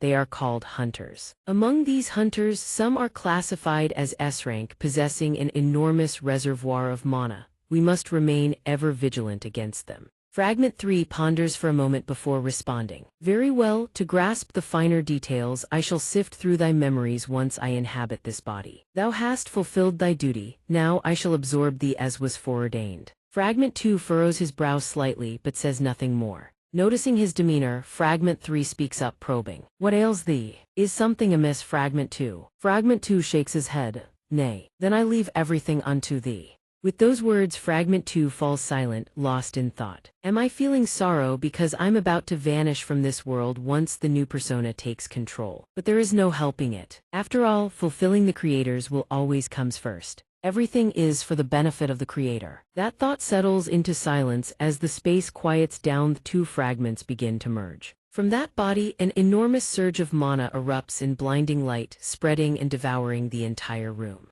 That violent torrent of energy shakes the very space around it, sending waves of mana rippling outward in every direction. Kaboom! A deafening explosion tears through the silence. Smoke and dust engulf the entire room. As the smoke begins to clear, a mysterious silhouette gradually emerges within the fading light. The figure slowly opens their ice-sharp, commanding gaze sweeping across the room. These unforeseen memories. Fragment 2 mentioned. I never imagined a creature existed that could wield power akin to the Shadow Monarch. He breaks into an intrigued smile. Fragment 2, thy final decision was wrong. It would be such a waste to eliminate him. For if we can turn him into a believer, would that not mean we could commandeer death itself? By the time Cheng Ziuhu makes it home, the sky is pitch black. The moment he steps through the door, he bolts straight for the bathroom. After his shower, he sprawls out on the sofa, legs spread wide just to rest. Beilu, taking pity on his young master, drifts over to check on him. You seem exhausted, don't you? Young sovereign. Cheng Ziuhu, looking drained and lifeless, pouts immediately in response. Obviously. He sighs heavily. My uncle just finished delivering a whole sermon at me. The image of an enraged Nho flashes through his mind. He thumped his chest over and over, grumbling like a worried old mother. I know you have good intentions wanting to protect this world, but you have to put your own safety first. If something happens to you, how am I supposed to face your parents?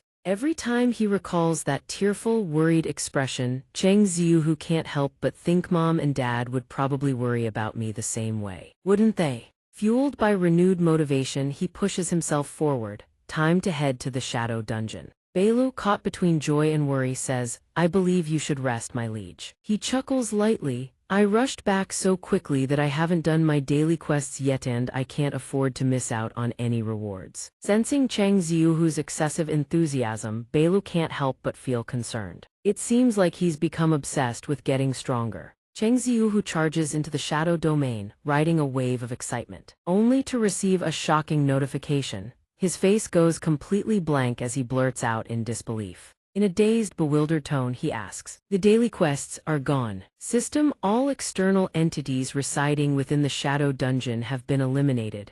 As a result, daily quests are no longer available. Cheng Ziuhu quickly shakes off the shock, his voice weak as he asks, what exactly happened here? Hearing this, Igra stammers a reply.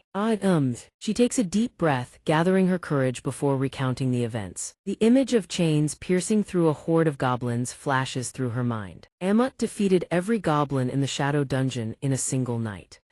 At the sound of his name, Amut looked up to the sky, crossed his arms, and declared with arrogance, I simply cleared out those pathetic minions that kept appearing in the young monarch's residence. As promised, I didn't kill a single human. He kept his promise, but the action had inadvertently affected him. Suho muttered, you killed a massive amount of goblins. Without the daily quest, my growth progress will slow down. Hearing Suho's concerns, Ammit spoke softly, offering a solution. If getting stronger is what you desire, I can train you. He widened his eyes in surprise and couldn't help but ask, Can you really do that? Ammit took the initiative to open up. I wasn't strong from the beginning, so I know how to train myself. So let me train you to become stronger. As soon as he finished speaking, the system interface flashed. System Daily Quest Preparation for Growth has been issued. Notification, do you wish to accept? Suho could hardly believe his eyes. He was startled, questioned it for a second, then quickly accepted the situation. Another daily quest, huh? Well, it's not like I have any other choice. He said calmly, all right, I'm counting on you. The system window flashed and changed. Suho checked the quest board with practiced familiarity, feeling skeptical. Let's see what this quest is. 100 push-ups, 100 sit-ups, 100 squats, and a 10 km run. This is the way to get stronger. Ammit sensed the doubt and said excitedly, that's not enough yet. He patted his chest and said, you'll have to carry me on your back while doing them. System Quest Objective Updated Preparation for Growth. You must carry Ammit on your back while completing the tasks. You must carry Ammit on your back during the quest. Suho freaked out, staring at Ammit's mountain-like physique, and cried out, I have to carry you on my back while doing all this. Ammit replied understandingly, I suppose it's a bit difficult for you at my current size. He took the initiative to resolve the concern. His entire body began to vibrate. All right, because this body has been destroyed and healed by you countless times, I can now alter my physical form. This size-shifting display was far too stimulating for Suho's group. They all looked like they'd seen a ghost. After a moment of contraction, Ammit successfully shrank down several times over. Now he was only a head and a half taller than Suho. Ammit placed a hand on his shoulder and said, this size should be fine. Suho was still dazed and hadn't reacted yet, thinking to himself, Ammit really got smaller.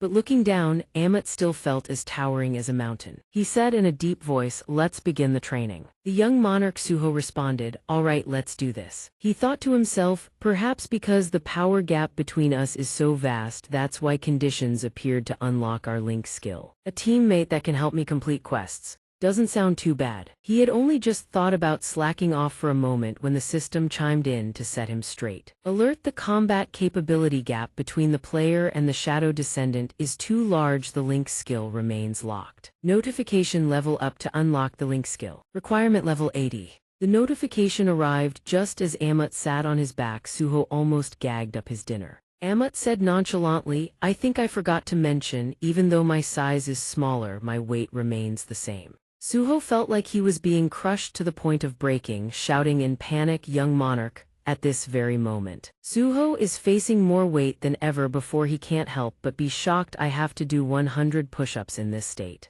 It feels like my arms are about to snap. Ammit was merciless, rubbing his chin and saying, it might sound harsh, but truthfully I know it's difficult, but you must do it. Destruction followed by recovery is the only way I know to become stronger. At the same time, at an abandoned research facility near the Pazu Field dungeon, someone was producing faith fire and stardust. The unfortunate person was burned until they lost all sense of self. Lee Min-sung stood before the furnace, observing impatiently. Finally, it appeared. He looked decades older. If he stood next to Suho, no one would believe they were the same age. Lee Min-sung said with dissatisfaction, how much longer do I have to do this? The multi-eyed demon behind him replied with disdain, you should feel honored to be part of the plan. Is its identity the demon Mumu, an overseer of the Stardust Factory? It questioned in a low voice. Didn't the Chosen One save us from that miserable life before? Lee Min-sung heard these words and only sighed softly, mumbling with a weary tone, miserable life. With that, he swung his hand, slicing off a few of Mumu's tentacles.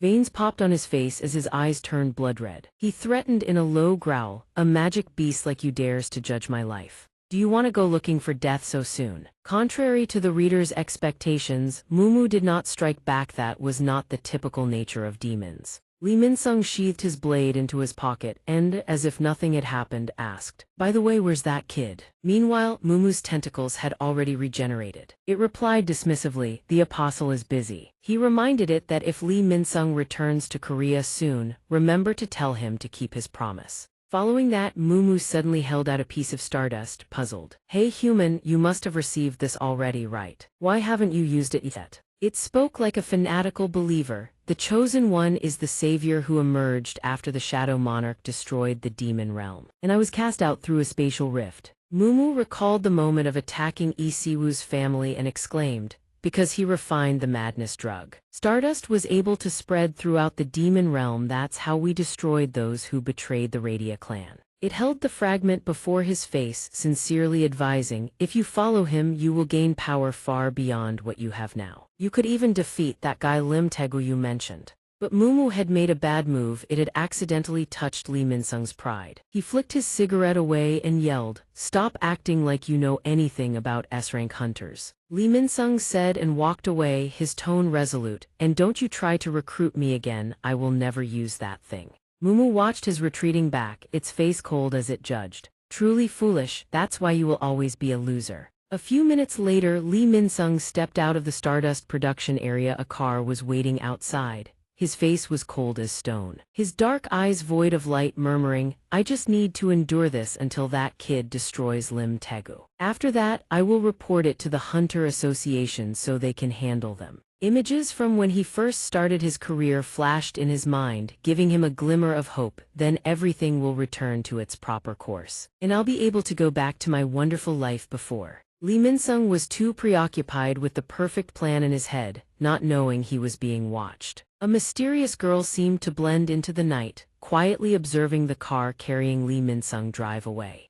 The girl observed and reported through her headset, "Chairman Li Minsung has just left the Pazu Field dungeon. So I suspect this is where the Stardust is produced." Jin Qian received the report and ordered, "Understood, keep following him." The hunter wraps up his call, hangs up and places the phone on the desk. Donghua reads through the documents while offering his commentary. "Looks like we're about to uncover that bastard Li Mingsing's conspiracy. Chairman," he begins his analysis. "During the airport dungeon break, all the personnel from the association stationed near the gate all reported simultaneous memory loss. At the time, according to the available information, all of them had previously used Stardust." Donghua grows more agitated the longer he speaks. He drops the documents back on the desk and continues. "We've also identified hunters exhibiting abnormal symptoms across various locations. The common thread, they all had previously used Stardust." Jin Chun reveals, "Ever since these suspicious incidents began surfacing, the Hunter Association is planning to ban the use of Stardust." Then, Donghua presses, unwilling to let it go. "What about Li Mingsing?" Jin Chun's eyes turn ice cold, his entire presence radiating an oppressive aura as he responds. "We'll bring him down along with every last one of his backers." Donghua raises a hand to adjust his glasses, a dangerous glint forming in his eyes. "Rest assured, my hunters will lend a hand." With business concluded, he gazes at the photo frame on his desk. "Director Du said Suho has returned safely, didn't he?" The frame holds an old photo of him and a young Jinwoo. Jin Chun makes a silent vow. If Suho is a hunter with the potential to grow just like his father, then the hunter system will likely only hold him back the same way it held his father back. Hunter Sung, I will do everything in my power to help Suho. Meanwhile, our Suho is doing push-ups with an entire mountain called Amute sitting on his back. He's on his final reps of the day. 99. As he completes the day's target, his wrists explode from the sheer strain. 100. His entire arm splits open, muscles stretched beyond their breaking point. Amute's weight crushes a crater into the ground. Amute pays no mind to his dire state and urges him on. "Young Monarch, you're already flat on the ground. You've only just finished push-ups." Esu panics, the young Monarch's arms are broken. Belu bristles, unable to hold back any longer, and rounds on Amute. It erupts in fury. "You ugly, stupid fish, what have you done to the young Monarch? Stop the training this instant." Meanwhile, the one barely clinging to life croaks out, "Status window." He uses his last ounce of strength to purchase a healing potion. This sequence of actions calms the other three down. After chugging the potion in one go and regaining his vitality, he speaks with fierce determination. "Good. I've always wanted to get stronger before fighting Li Mingsing." Suho asks, "I still have 3 more exercises, right?" This fearless attitude seems to please Amute greatly. Its snout curls into a crescent smile. Suho wipes the sweat from his cheek as the potion's effects kick in, instantly erasing all damage from his body. He commands in a low voice, "Continue, time to prepare to get stronger." Suho continues his relentless journey to grow stronger. He trains and counts under the astonished gazes of Belu and Esu. This time, Amute has shrunk to the size of a medium-sized doll. Suho does sit-ups with a small mountain sitting on him. The crushing weight presses down on every organ. He feels like he's dying, but he grits his teeth and pushes through. This time, potion consumption multiplies several times over due to severe internal injuries. After sit-ups come dips. This time, Amute earns the honor of sitting on his shoulders. Suho grits his teeth and counts. 47-48. As time passes, the number of recovery potions consumed becomes impossible to count, perhaps reaching into the hundreds. After dips comes a 10 km run. He barely rests between exercises, pushing through each grueling session on sheer willpower. Sitting firmly atop Suho's shoulders, Amute itself is astonished by his sheer willpower, even though he still needs to rely on skills to survive the training. I genuinely didn't think he could pull it off. Suho is utterly spent. The tears streaming down his face likely belong to Little Gray, since the two are currently in their fusion state. Amute can't help but look forward to what's to come. Indeed, the young monarch never gives up and always finds a way. Someday he will surpass me and every other monarch too. After countless efforts and recovery potions, Suho finally welcomes the end of the day's training. He shouts in a panic, "My back, get me a recovery potion." Little Gray doesn't even have the strength to moan. It exits the fusion state and collapses flat, tears of agony streaming down. Suho isn't much better off. Drool covers his face, his soul seemingly ready to drift far, far away. All that blood and sweat pays off. A notification window appears. Quest reward received. Would you like to check? Esu kneels beside him, calling out softly, "Young monarch," Amute declares in a calm voice. That concludes today's training session. At this point, he can't even muster the strength to rise. His gaze locks onto the system window as his trembling hand reaches toward it. He mutters, "That was absolute hell." With the daily quest rewards and all the exercises he's completed, he can now boost his endurance skill and strength stat by 1. Suho thinks to himself, "I wonder if this method is more efficient, but if I can complete the daily quests with less difficulty, then I'll definitely become stronger." But in the end, it's still just wishful thinking. Outwardly, he manages to say, "Amute, I'm counting on you again tomorrow." The creature gives a cool, composed nod in response. "Very well, young monarch." Shortly after, butler Belu flies over carrying a blanket. Now that Suho is back home, Belu, worried he won't sleep comfortably, drapes the blanket over him. It watches him sleep, bursting with pride as it whispers praise. The moment he gets home, he falls right asleep. "Young monarch, you did wonderfully today." Seeing that he's sound asleep, Belu, familiar with every corner of the house, snaps its fingers with glee. Finally, some alone time. Time to catch some TV. To fully savor the show, Belu has tissues ready at its side. But the moment the TV flickers on, it catches an urgent news bulletin. The Hunter Association has announced the enforcement of a new regulation concerning field dungeons. The decision comes in the wake of the recent dungeon breaks, the most notable of which was the dungeon break incident at the airport. Two newscasters deliver the report with grave expressions. Unlike dungeons found inside gates, field dungeons allow the collection of resources such as mana stones and monster cores. As a result, ownership of field dungeons was granted to private guilds who have reaped enormous profits from them. However, precisely because of this, the Hunter Association will be taking swift action against the Reaper Guild and other guilds currently holding high-rank field dungeons. The next morning, when Minxing receives the notice from the Hunter Association, his displeasure is written all over his face. "What the hell is this?" The Hunter Association's representatives face him and explain. "Hunter Lee Minxing, the Reaper Guild currently holds ownership of far too many field dungeons. We cannot allow field dungeons which have the potential to cause catastrophic damage to remain unchecked." The representative continues formally, "The Hunter Association's top leadership has ordered the confiscation of B-rank field dungeons held by Director Du, who belongs to the Reaper Guild." He adds, the underlying message carrying a coercive edge. "Furthermore, it has been over half a year since you last performed your duties as a hunter. Therefore, you will be required to participate in the field dungeon raid. Director Du, if you wish to keep your hunter license this time." Li Minxing furrows his brow in thought after hearing that last part. He doesn't need to think twice to know who orchestrated this. It's definitely Chairman Yuan Chan who's targeting him. Unbelievable, off all the targets, he went straight for the largest facility. The Changdapa dungeon. I have to find a way to refuse this, even if it means making the association our enemy. Li Mingxing was about to make an excuse to slip away, but before he could act, he received urgent news. His eyes widen in disbelief as he stares at the representative. We agree to the association's demand. The person across from him pays no mind to Mingxing's feelings and continues. Thank you.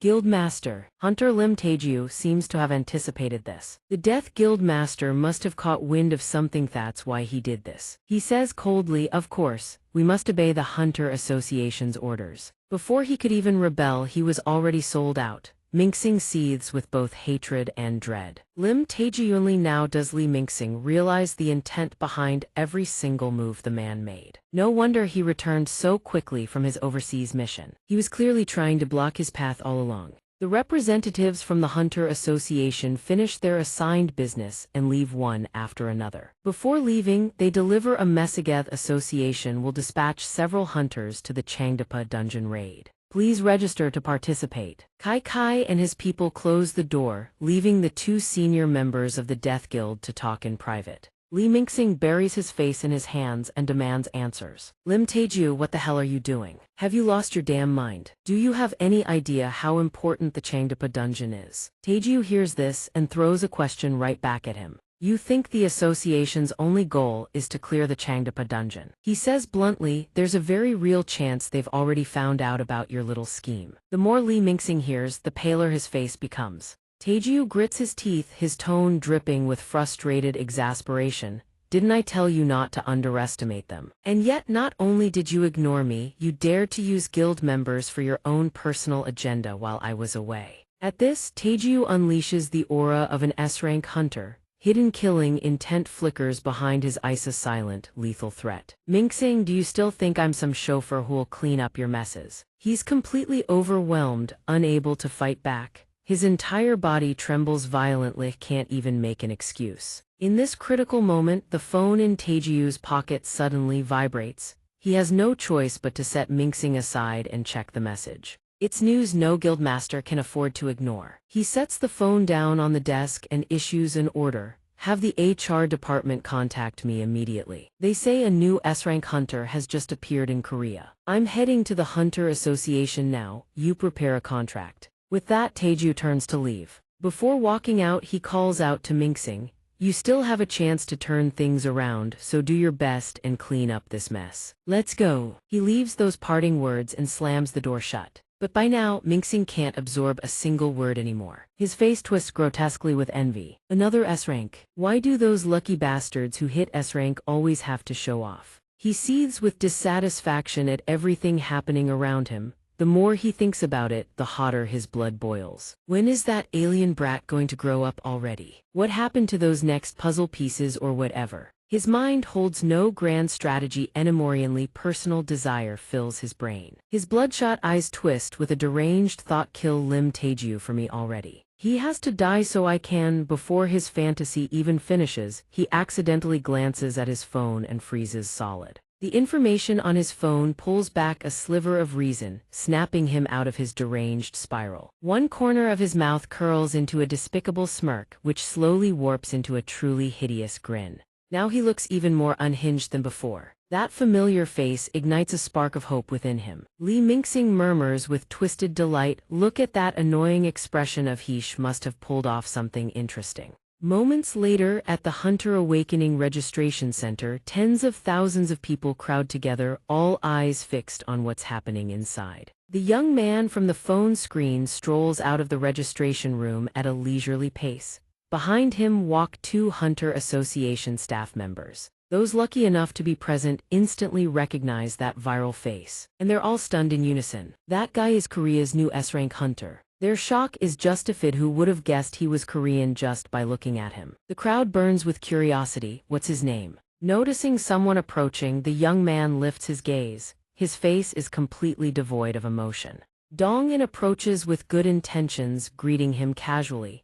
Congratulations on becoming Korea's newest S-rank hunter. An S-rank hunter, his appearance sends a wave of excitement rippling through the crowd. Joy Dong and the S-rank hunter from that guild. No matter what the public thinks, he couldn't care less. Donghua suddenly grows serious. He asks slightly uncertain, "Haven't we met somewhere before? You look strangely familiar." Xianxia denies it immediately. "No, we haven't, but I do know about you." He replies politely, "Is that so? Sorry for mistaking you for someone else then." Donghua finishes the pleasantries and gets straight to business. "Anyway, putting that aside, would you like to sign a contract with our guild?" Xianxia, who doesn't even hesitate half a second, is all he needs. "I appreciate the offer." He points behind Donghua, "But I already have a guild in mind, so I'll have to decline." Following his finger, another individual is sprinting toward them at full speed. Did I make it in time? This person's identity causes just as much of an uproar as Donghua's. That's right, it's the Death Guild master himself, Lim Taejiu, panting heavily. No one can figure out how he got here so fast. Chang Ziyu smiles as if breaking straight through the fourth wall. Today's objective has been achieved flawlessly. 1 week later, at a bottomless pit inside the Changdepa dungeon, the sky hangs dark and heavy as if a storm is about to break. Miho, an A-rank hunter fully clad in armor, introduces herself with a warm, approachable expression. "I'm here to participate in the raid at the Hunter Association's request. Allow me to introduce myself. I'm Miho from the White Tiger Guild." Li Mingxing returns a refined smile, his voice gentle as a spring breeze. "I'm Li Mingxing, thank you for coming. It seems the Changdepa dungeon this time is putting you through extra trouble." "That trick won't fool her, we are all professionals here," Miho says courteously. "Not at all, it's only natural I help." She sighs inwardly, he was born to be an actor. Completely rotten on the inside, yet he puts on a kind-hearted facade on the outside. While Mingxing mingles with the other hunters, he advises warmly, "Be careful out there and don't get hurt during the raid." Miho thinks nothing of it. Regardless, everything that happens inside the Changdepa dungeon today will be brought to light. "I'll tear off that mask with my own 2 hands." Despite her determination and confidence, she still doesn't let her guard down. Something unexpected happens. Miho catches sight of Beak Dajin and immediately tenses up, her guard going on full alert. The new S-rank hunter who just joined the Death Guild. "Beak Dajin, you'll also be participating in this raid." After a round of sickeningly fake pleasantries, they split into their separate groups. The Death Guild side consists of only 2 individuals, Dajin and Li Mingxing. And on the Hunter Association's side, Miho stands at the head. She steadies her expression, reassuring herself if something's off, she'll sense it. Following behind the assault team are hardworking miners tasked with extracting ore and resources. The team leader raises his voice, "All right, mining crew, grab a pickaxe, Ishivrion, get your tools in an orderly fashion." Among the miners stands a very familiar figure. The Changdi Pazu raid begins. A few days before the Changdi Pazu raid, Miho looks at him and marvels. She never imagined he could grow so much in such a short time. "He keeps ramblingies every outsider like this." Dajin cuts him off, annoyed by his constant chatter. "I simply chose a small, young body to make survival easier in the early stages. Once I collect more fragments and regain my strength, there's no need to worry about a body's appearance." Li Mingxing doesn't get angry, in fact, he's even more eager to dig deeper. "What about the name Beak Dajin then? And you've decided to become a hunter. What exactly are you planning?" Dajin couldn't care less, even explains rather carelessly. "It's just a name I use to operate on the outside. As for becoming a hunter, it lets me do more things." Realizing he can't get anything more out of him, Li Mingxing steers the conversation toward the incident caused at the airport. "The Hunter Association has already started hunting me down, using the excuse that I caused civilian casualties. At this rate, the factory at Changdi Pazu will be discovered.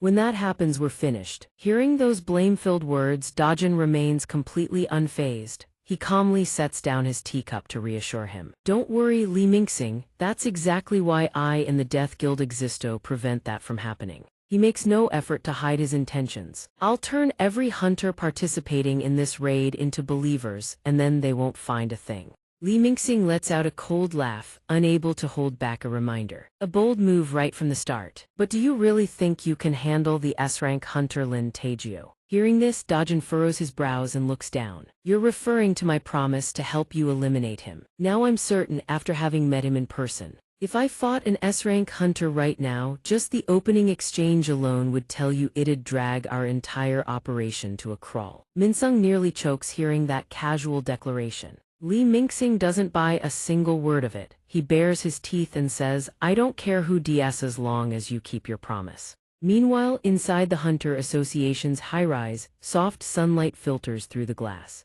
Jin Chen sits alone in the chairman's office, reviewing the operation plan. The Changdi Pazu raid is about to begin. His brow is furrowed tight-on look, and you can tell he can't rest easy. Li Mingxing and Stardust, they need to gather more evidence during this raid. He considers the support he's enlisted for this operation, starting with Miho. With the help of the White Tiger Guild, A-rank hunter Miho has joined the raid. So right now, there's no need to worry about the other participating hunters down to the big names making waves both domestically and internationally. This thought puts Jin Chen more at ease. In case something goes wrong, they still have Hunter Kui Dongren and other hunters on standby. Though his comrades are incredibly reliable and powerful, Jin Chen's instinct won't let him stop overthinking. Still, the newly emerged E-rank hunter, Beak Dajin, could very well be an unexpected wildcard. Because he joined the Death Guild right as they began the Changdi Pazu raid. He can't shake the feeling that everything might tip in Li Mingxing's favor.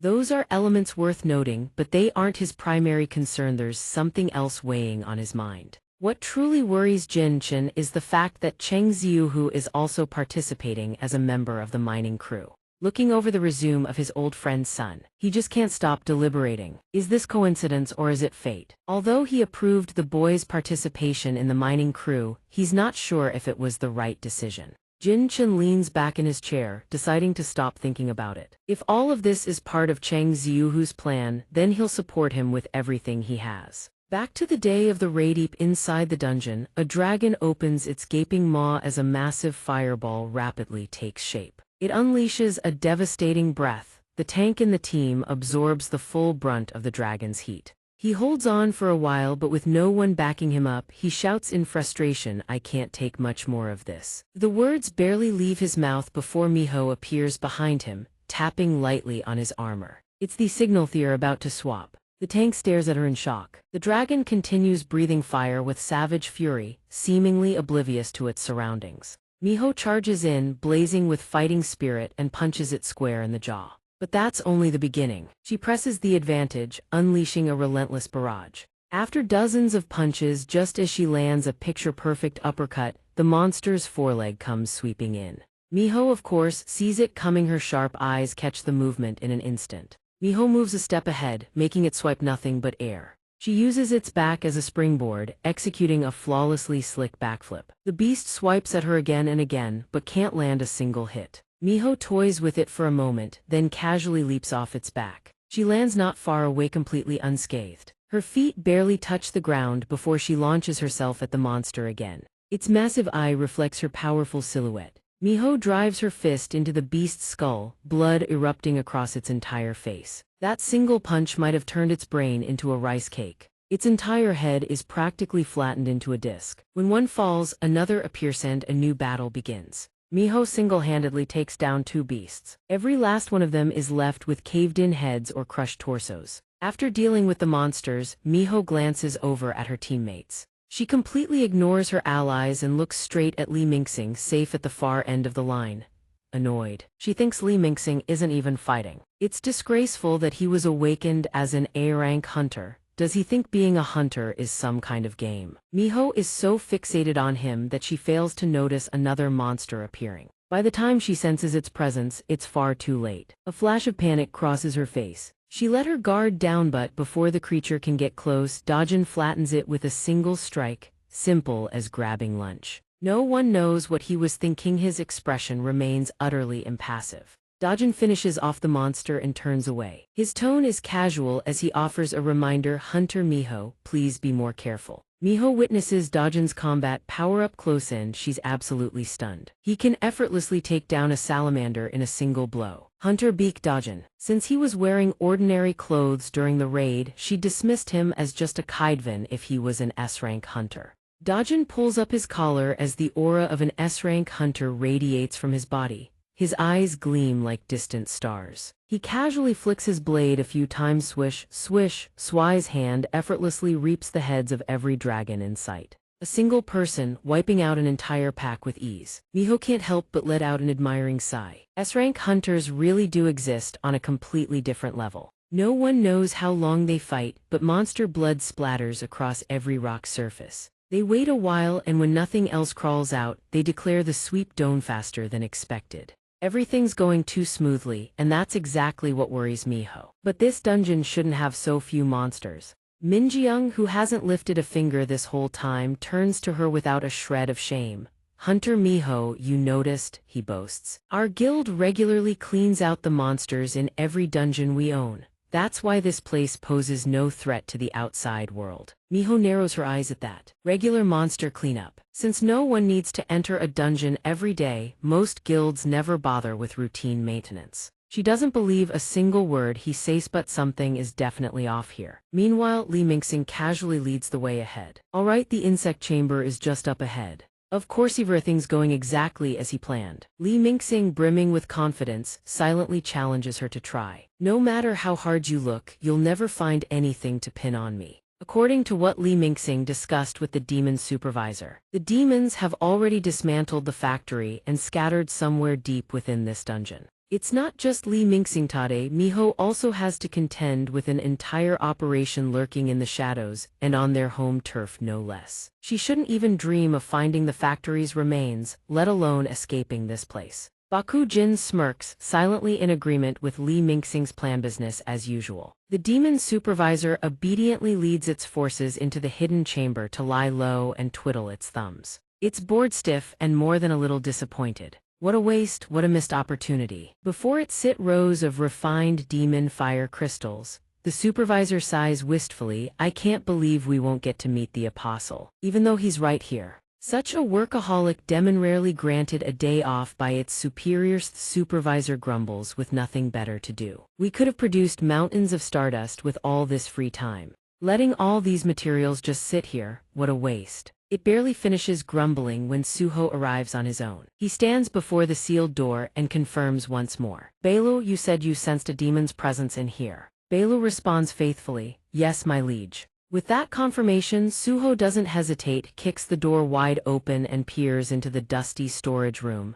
The demon's supervisor, never expecting anyone to find this place, yelps in shock, who's there? Suho doesn't bother responding, he just charges straight in. In one fluid motion, he slips on his gauntlets and activates his unique skill POW. One punch sends the demon flying. The supervisor hurtles backward, bowling over several of its own colleagues. Thud, it rolls across the ground, not one of them catches it. He doesn't rush to follow up, instead he scans the room first. Bailu slips out from beneath his coat, completely off topic, and whispers in admiration. My liege, I didn't expect you to blow a demon's head clean off in a single strike. Looks like those daily training sessions with that damned fish are actually paying off. Suho surveys the captives held in this room, analyzing the situation. These people, they've all lost their minds. So this dungeon really is a stardust factory. While he's processing this, a deep, guttural voice rumbles through the air. Suho's expression darkens behind his black mask as he turns to look. The sound oozes from the writhing mass that was the demon supervisor moments ago. Its voice carries a twisted sense of joy. I never thought the human interfering with our plants, the apostle mentioned, would walk right in here. Tentacles surge outward at the demon's will, their surfaces hardening into armored scales. The supervisor growls, perfect. Suho eyes the demon before him, staying sharp, making no reckless moves. The supervisor completes its transformation, shifting from a grotesque creature into a many-eyed mummy. It declares with excitement, then you shall become a magnificent gift we present to the apostle. Meanwhile, the hunters nearby keep hammering away at mana crystal blocks. But no matter how hard they swing, nothing changes. It's like punching stone for nothing. No matter how much they dig, there's no end to it. How does a guild-managed dungeon even have this many mana crystals? Do they even need another source of income? Selling this haul alone would fetch a fortune. After hammering away fruitlessly for a while, they finally take a break and shift the conversation. Forget about that for now. I heard an E-rank hunter came along with us. Have you seen him? I can't believe they let an E-rank hunter into a B-rank dungeon like this. What were they even thinking? Don't be so hard on the kid. He's still young. Don't you think it's nice to see a young person working hard? He pauses mid-sentence, then a thought suddenly strikes him. Wait, don't tell me you assigned the rookie to guard the dungeon entrance, the safe zone. The other doesn't even bother denying it. He confirms outright. You figured it out, but you always send me to the dangerous zones. They get back to work, planning to finish up and then go help the kid out. His cart seems to hold about 4 times the normal load. Once we're done here, let's go give him a hand. You're way too kind, you know that. Deep within the dungeon entrance lie countless crates packed with mana crystals, and in another location Suho now faces a monster that's no pushover. Belu senses the overwhelming demonic energy radiating from the creature and immediately warns, "My liege, this one's magical power." Suho understands. He's up against an opponent with crushing superior strength. My perception stat has increased enough I can feel it too. With his accumulated combat experience, he can gauge its true power. At minimum, it's on par with an A-rank hunter like the corrupt hunter we ran into in the Pyramid Dungeon. Now, with a clear head, Suho begins piecing together his suspicions. I figured there had to be a reason the Hunter Association sent the Death Guild to raid this particular dungeon. That's why I signed up for the extraction team. Could the association have discovered something related to Stardust? If the association is already suspicious of Li Mingxing's anomalous activities, it'll be much harder for me to gather intel on the Itarim Apostle. From him, the Apostle. Where is he hiding? While Suho is deep in thought, the monster before him has his name echoing through its mind as well. Just as the Apostle hunts the Black Mask, so too does Suho hunt the Apostle. The monster swears it will not fail its master. It lashes out, wrapping its tendrils around Suho's legs. You'll be meeting him soon enough. The monster's grotesque tentacles stretch endlessly outward. Its attack begins. Because I'm about to crush you and deliver you as a gift to him, the tentacles coil tight around Suho, and the monster watches the scene with triumphant glee. Now that my tentacles have caught you, you'll never break free from my overwhelming power.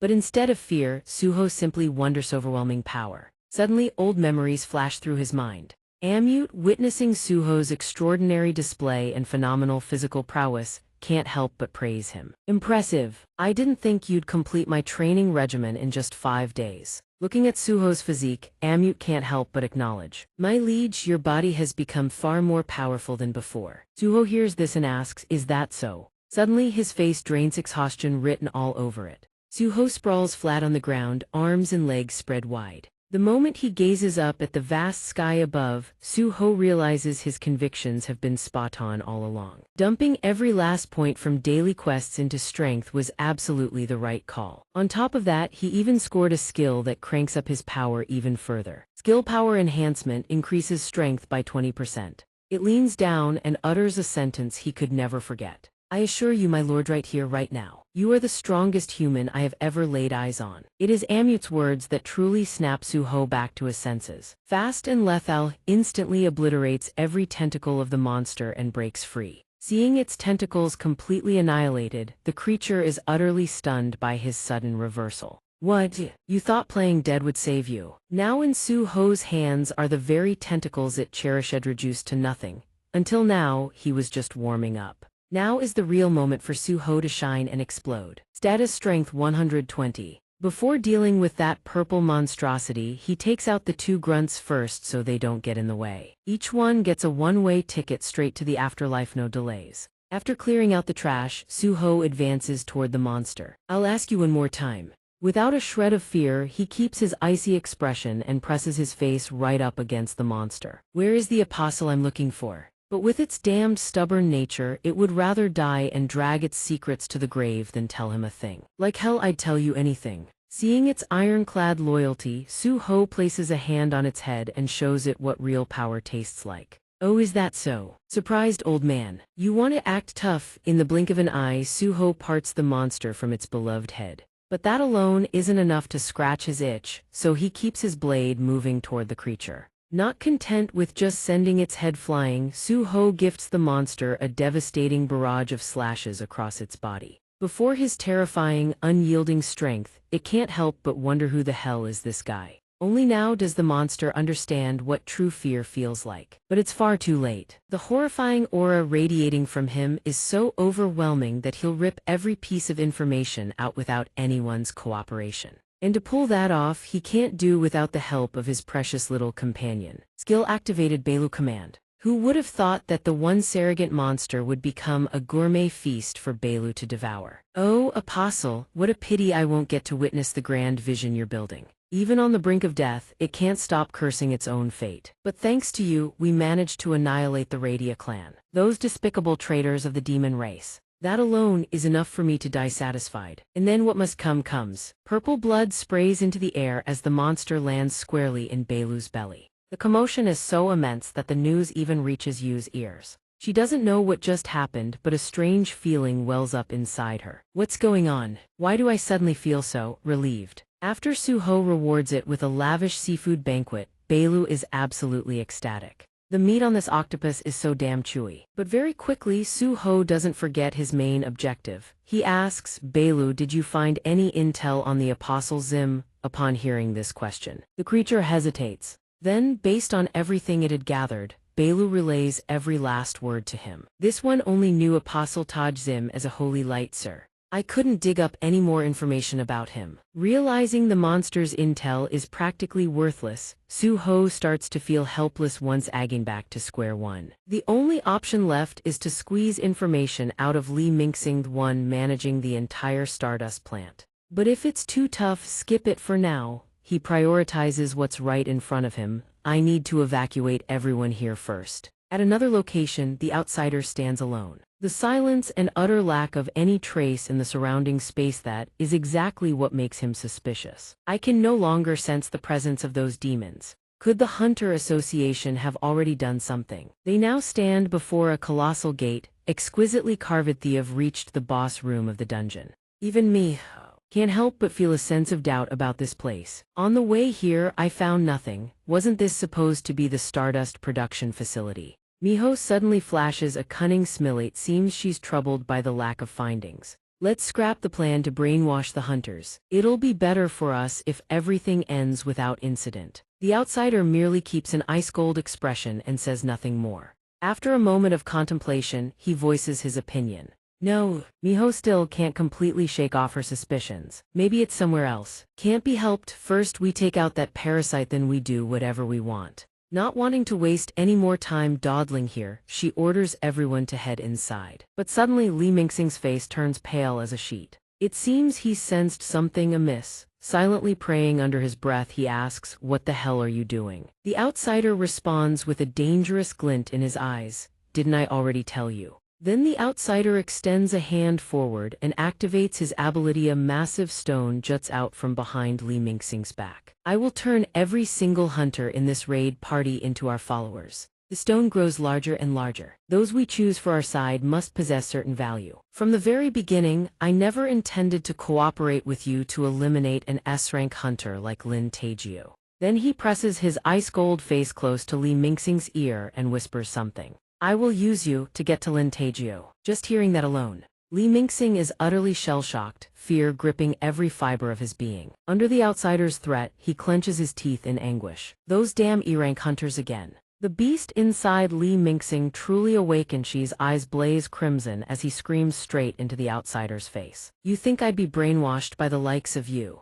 The instant those words leave his mouth, the atmosphere around him transforms entirely into a blinding golden glow. Li Mingxing, eyes bulging, slowly turns his head behind him. He can't keep up his bravado for long. Now Li Mingxing's eyes have also shifted to gold by some unseen force. A beam of light descends from above like a blade aimed straight at his chest. Obey the command of the Supreme One. After that incident, he seems to have become an entirely different person. The outsider has been standing behind the whole time, watching every step of the process unfold. Then he steps forward and gives Li Mingxing a pat on the shoulder. It seems Li Mingxing has been completely manipulated by the outsider. He can't help but break into a smug grin. Now they have no intention of stopping. They will expand the scope of this manipulation to their next prey. The scene shifts. Inside a car speeding down the highway, Donghua is in conversation with Taijio. Inside the vehicle, he raises his hand, conjuring a stream of glowing blue smoke. If it vanishes, that's the signal the strike team is in danger. Then he casually brags about its effectiveness. Another one of its summoned entities will relay the situation inside to us. Believe it or not, that's how we managed to solve the problem. A device that can't be used inside dungeons. Turns out it was a brilliant idea after all. After showing off to his heart's content, Donghua caps it all off with a classic deadpan one-liner. Even so, I hope us S-rank hunters won't have to intervene. Noticing that he's been the only one talking this whole time while Taeju sits in deep silence, he grows curious. Hopefully Li Mingxing won't cause any more trouble. Hunter Lin Taeju. Are you worried? But despite the seemingly sincere question, Taeju interprets it as mockery. Are you trying to provoke me? He immediately denies it. Of course not. Talk about the pot calling the kettle black. Taeju isn't one to back down either, fires right back. You're jealous because S-rank Hunter Bin chose to join the Death Guild, aren't you? Despite his blood boiling with rage, Donghua forces a friendly smile. Not at all, we have plenty of talented hunters ourselves. The man is tight-lipped beyond belief, has been sitting there this whole time, barely managing a few words. Perhaps Taeju has been deep in thought, which is why he only now finds his voice. He rests his hand on his face, his expression one of utter shock and disbelief. I never imagined Li Mingxing was the mastermind behind the distribution of that mysterious stimulant. As guild leader, I feel I bear part of the responsibility in this. If anything happens, I hope you'll keep your promise not to intervene. And if I can control the situation, since there's really nothing more to discuss, lays his heart bare. I hope you can pull it off, because I don't want anyone getting hurt. In stark contrast to their eerily civil conversation on another front, the others are facing a terrifying monster. It doesn't just boast overwhelming size, it can also spew devastating streams of fire. This makes both attacking and defending incredibly difficult. Even with 3 of them, they struggle to withstand the inferno it rains down. Facing this monster with earth-shattering power, Miho's expression turns tense as a bowstring. While everyone fights with everything they've got, the outsider stands off to the side with his arms crossed, utterly indifferent. His holier-than-thou attitude acting like some big-shot S-rank hunter just standing there watching others do the work grates on her nerves. At the end of the day, they're still your seniors, you know. The monster, slashed with a bone-cutting blow, lets out a ferocious roar and flies into a blind rage. It shoves its enraged face right up to Mingxing's eyes, blood-red, brimming with killing intent, as if ready to swallow him whole. Without missing a beat to retaliate, the monster swings its full might at Mingxing. So it turns out the outsider has been controlling his mind and body this whole time, but with only the awakening power from Stardust. An A-rank hunter still faces considerable difficulty fighting at S-rank level. Mingxing's performance falls short of his expectations. In that case, one of the Apostle's 5 abilities derived from a fragment of its main body's the blessing of amplification. Amplifies the unique traits of those it has possessed. Or to put it another way, even the faith of the flames stored within the Stardust. Not only that, but the unique traits of weapons, all of them get amplified and become more powerful than ever before. And back to Mingxing, Li Mingxing's unique trait is the amplification of mana. Neither he nor his weapon are to be underestimated. The unique trait of the sword Li Mingxing wields is the amplification of slashing power. What the outsider truly wants to witness is a devastating explosion of power from Mingxing. Li Mingxing, show mech and you reach the level you've always yearned for after receiving this. The blessing does not waver. The S-rank level you've always coveted. Now, the monster is just an inch away from sending him straight to the afterlife. But with his newly amplified power, the monster is now in real trouble against Mingxing. He grips his sword tight and strikes forward with devastating force. His eyes light up with a glowing sigil, eerily mesmerizing. Sure enough, in just a few short seconds, his entire body is engulfed by that energy, transforming into Mingxing's ultimate weapon to slay the beast. After that torrent of raw power tears through the monster, the wall above cracks wide open. That alone speaks volumes about the terrifying force behind that strike. Even Taeju and Donghua, far away, can feel the shockwave of this event. Miho, still reeling from his earlier display, is now even more stunned. What? Mingxing has just punched a perfect hole through the wall above with his terrifying power. He stands motionless, frozen in place like a man without a soul. The outsider, having witnessed everything, casually glides past him. The fatigue from amplifying an A-rank hunter or above is immense. And yet he could only maintain S-rank for a fleeting moment before most of the amplification faded. Who could have guessed the test subject he chose would perform below expectations? What a pity. Li Mingxing, it seems you lack the capacity to contain S-rank power. But regardless, Mingxing is still under the outsider's control. With her experience and sharp instincts, Miho immediately senses something is off. That's not a technique an ordinary A-rank hunter could ever pull off. As someone with vast combat experience, she can't help but bombard herself with questions. Was that stardust, a stimulant targeting high-rank hunters? Or is there another drug besides stardust?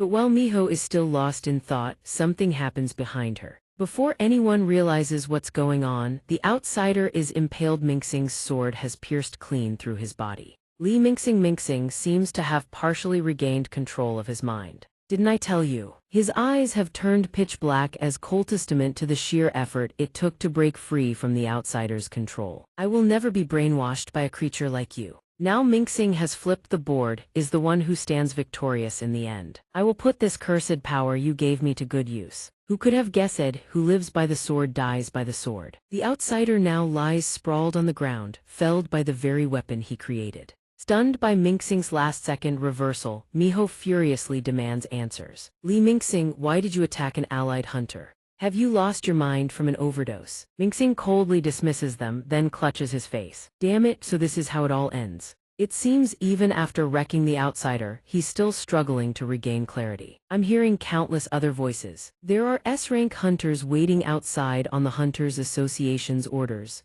If I don't get out of here fast, I'll never escape. Miho, facing someone this monstrous, starts fearing for her own life. I need to find a way to slip away, he can't be allowed to escape. Suddenly, he clenches his jaw so hard his face scrunches up in agony. I've been putting up with you for far too long. At this point, Mingxing can hold back no longer, roars like a beast unleashed. If you don't want to die, then don't get in my way. Before the old man even finishes his sentence, Mingxing bolts, legs pumping, vanishing at the speed of light. After weaving and dodging through every obstacle, he launches himself straight through the circular hole he'd carved out earlier. Everyone watches Mingxing escape right before their eyes, unable to do a single thing about it.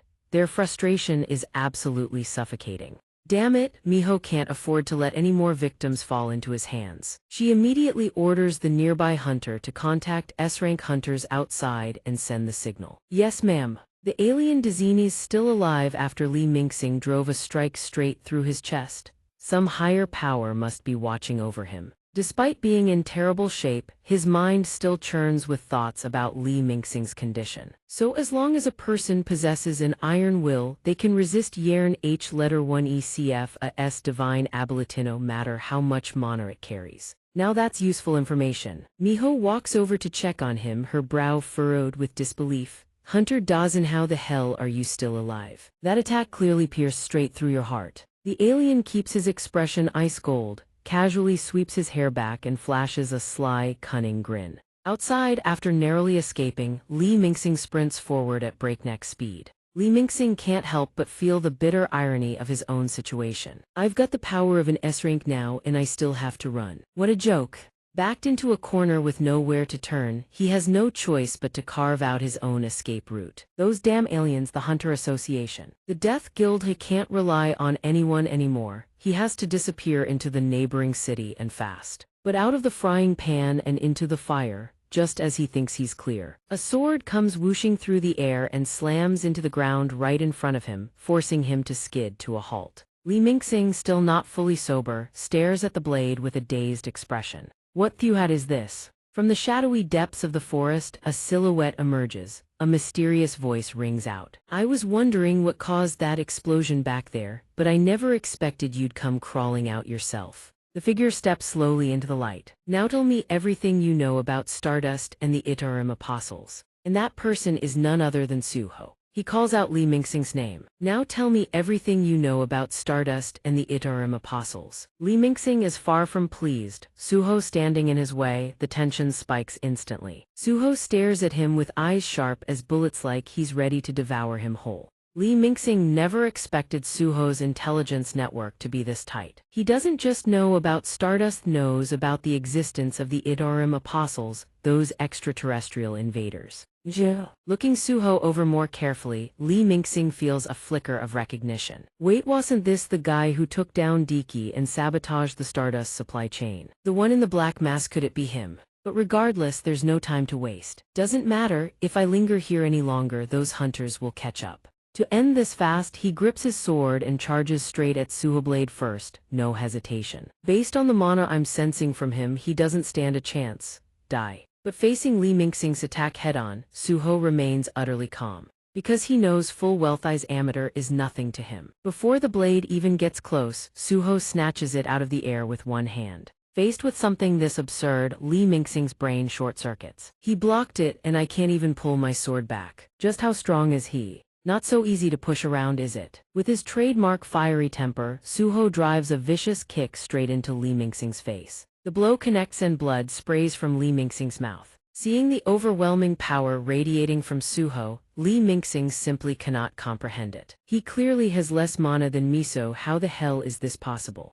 But Suho finds the whole thing perfectly normal, expected even. Can't blame the guy for being surprised. After all, a hunter's rank is determined solely by their mana capacity, nothing more. Suho wastes not a single second. He counterattacks instantly, his blade slashing toward Li Mingxing. But He, one who can sense true power, knows the real difference between them. A ferocious battle erupts, neither side gives an inch. While the Shadow Prince grows stronger through raw stats, his power is also maximized by Amut's grueling training regimen. His physical prowess now stands on a level that no A-rank hunter could ever hope to match. Back in the cave where the alien and the remaining hunters still linger. Miho witnessed the whole thing, yet Dazan is alive as if nothing happened. She can't hold back her curiosity. Hunter Dazan, how are you still alive? That attack clearly pierced straight through your heart. He doesn't answer right away. He stands in silence for a moment, then clenches the stone in his hand. Hesitant, Miho stares at him intently, as if she genuinely needs to know what happened. But before the alien can utter a word, a voice suddenly calls down from above. Hunter Miho, had happened here. Miho looks up, her eyes flooding with unmistakable relief. You two finally made it. They no longer have to fight alone. The reinforcements have arrived. Hunter Kui Dongren and Hunter Lin Taeju. But the alien, upon seeing the two newcomers, thinks of something else entirely. Two more S-rank hunters. With one group above and the other below, conversation is awkward. The two S-ranks drop down to ground level. Dongren walks toward them, explaining why they rushed here. The moment we heard the explosion, we sped over immediately. What exactly happened here? Miho doesn't bother hiding anything, she speaks plainly. It's all because of that bastard Li Mingxing. Dongren's confusion only deepens. An A-rank hunter like Li Mingxing is capable of all this. Miho actually shares the same question, so she recounts Li Mingxing's condition from moments before. He suddenly erupted with a massive surge of mana. As if he'd taken some kind of performance-enhancing drug.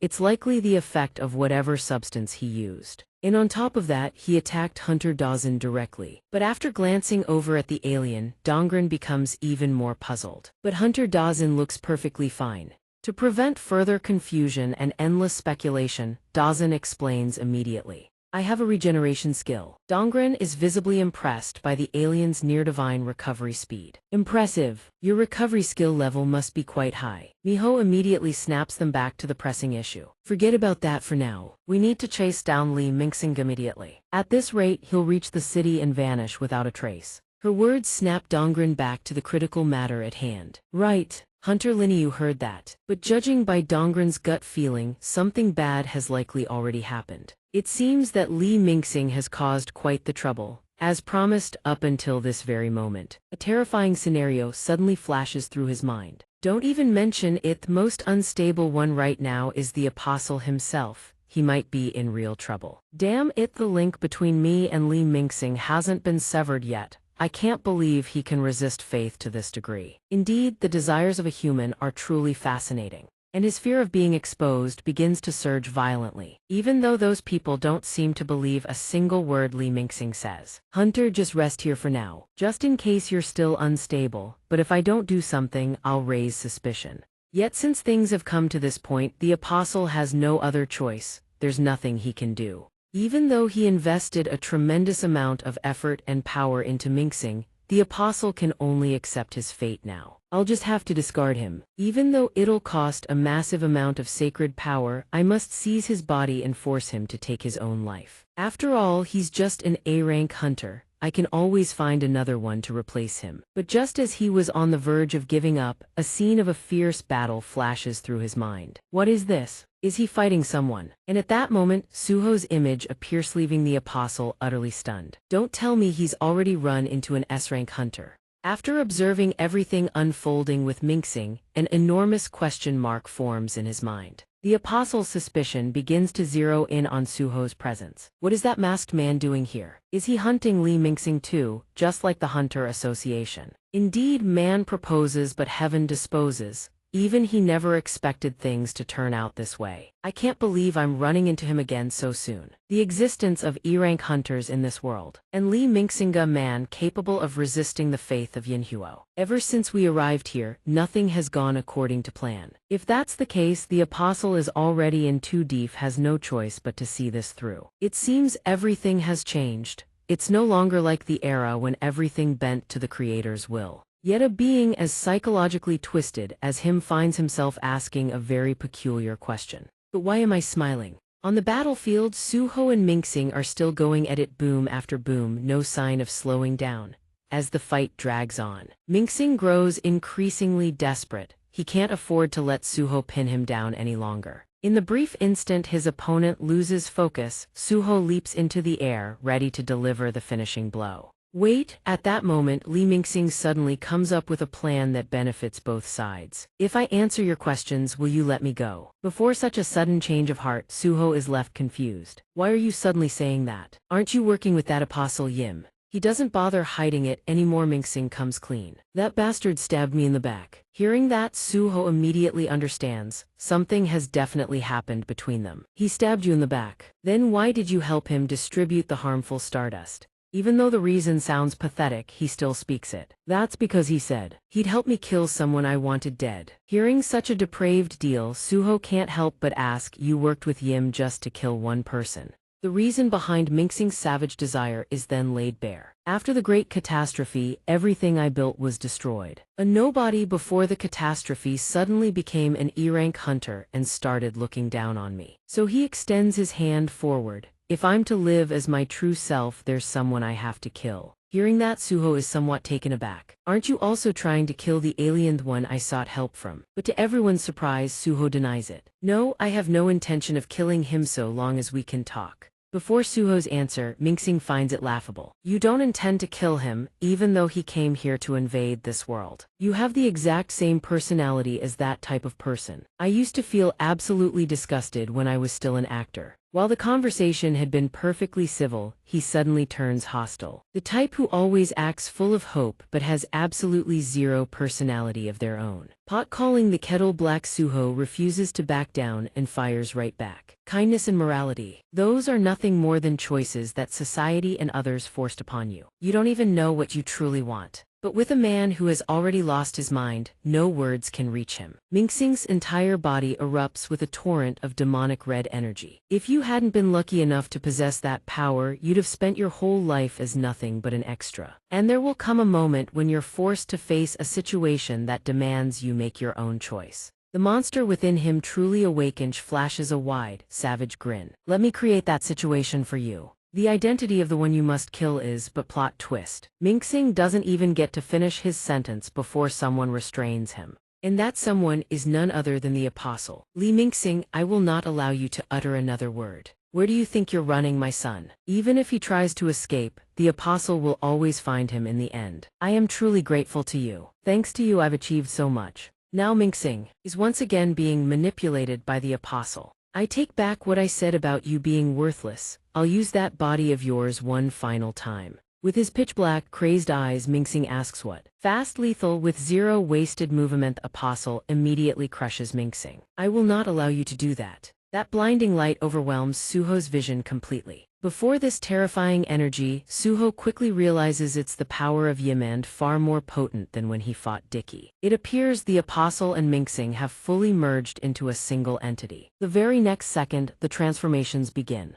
A sword with an insanely badass appearance materializes out of thin air. Alongside it, a pair of pure white, angel-like wings unfurls from the entity's back. Suho still stands in place, completely motionless. Then, as he looks ahead, he finally understands everything. So the attack on the Stardust Factory, your search for Li Mingxing, I can't believe you orchestrated all of that just to meet me. I've been wanting to meet you too.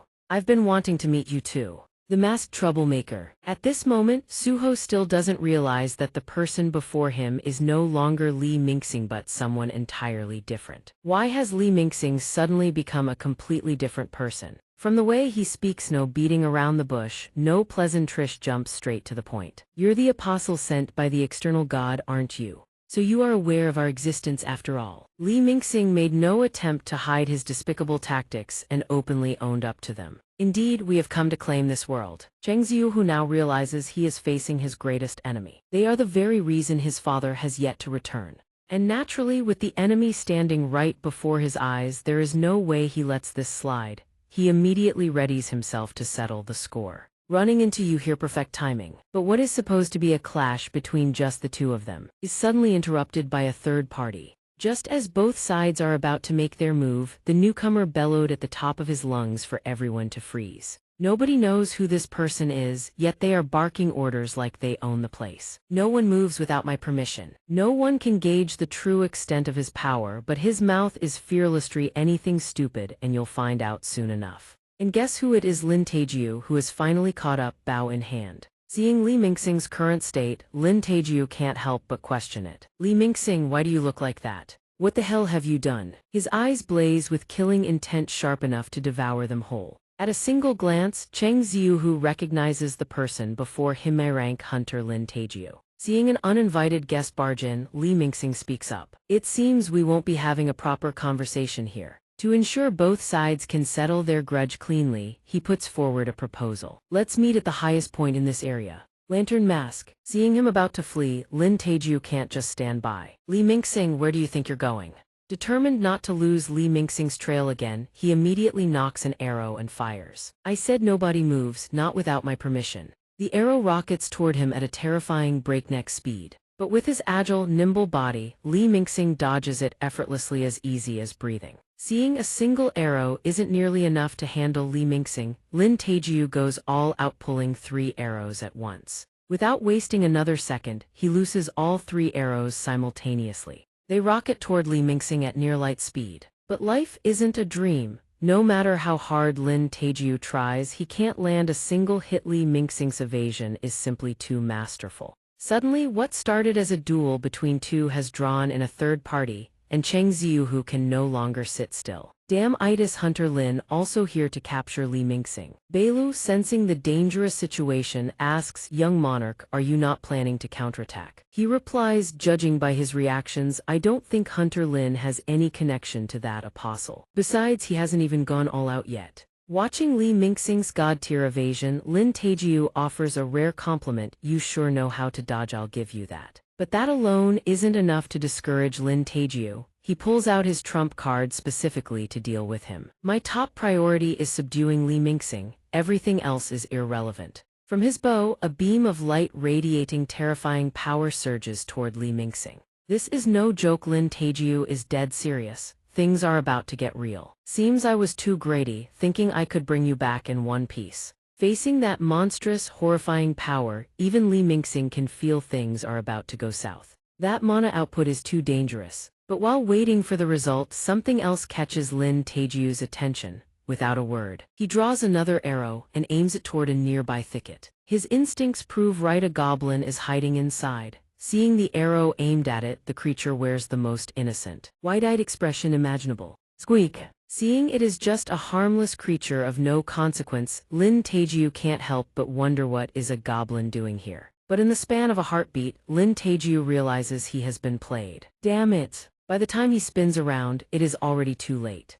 Li Mingxing has successfully escaped. In the vast, empty expanse, only Lin Taejiu remains. You bastard! Scanning the barren, desolate surroundings, Lin Taejiu seethes with barely contained fury. Li Mingxing, what the hell are you planning? News of Li Mingxing's successful escape eventually reaches Cheng Ziyu. He picks up his phone and answers the call. After hearing the full account, Cheng Ziyu grasps the situation. I see. So Li Mingxing managed to escape after all. Confronted with his own negligence, Lin Taejiu has no excuses left to offer. My apologies, Chairman, it's entirely my fault. But Li Mingxing looked off, seemed like he was under the influence of some drug. There was also another hunter present, Somyeon, wearing a black mask. Hearing that last detail, Cheng Ziyu's expression freezes completely. He immediately senses something is off and presses Lin Taeju hard about the masked hunter. A hunter wearing a black mask. He fought in close combat, right? Lin Taeju looks genuinely surprised. How did you know? The reason I'm so certain is that the hunter I encountered during the dungeon breach at the airport also wore a black mask. He single-handedly held back the swarm of dark magic beasts from spilling out. A black mask. Could that have been Hunter Liu Zhenhao?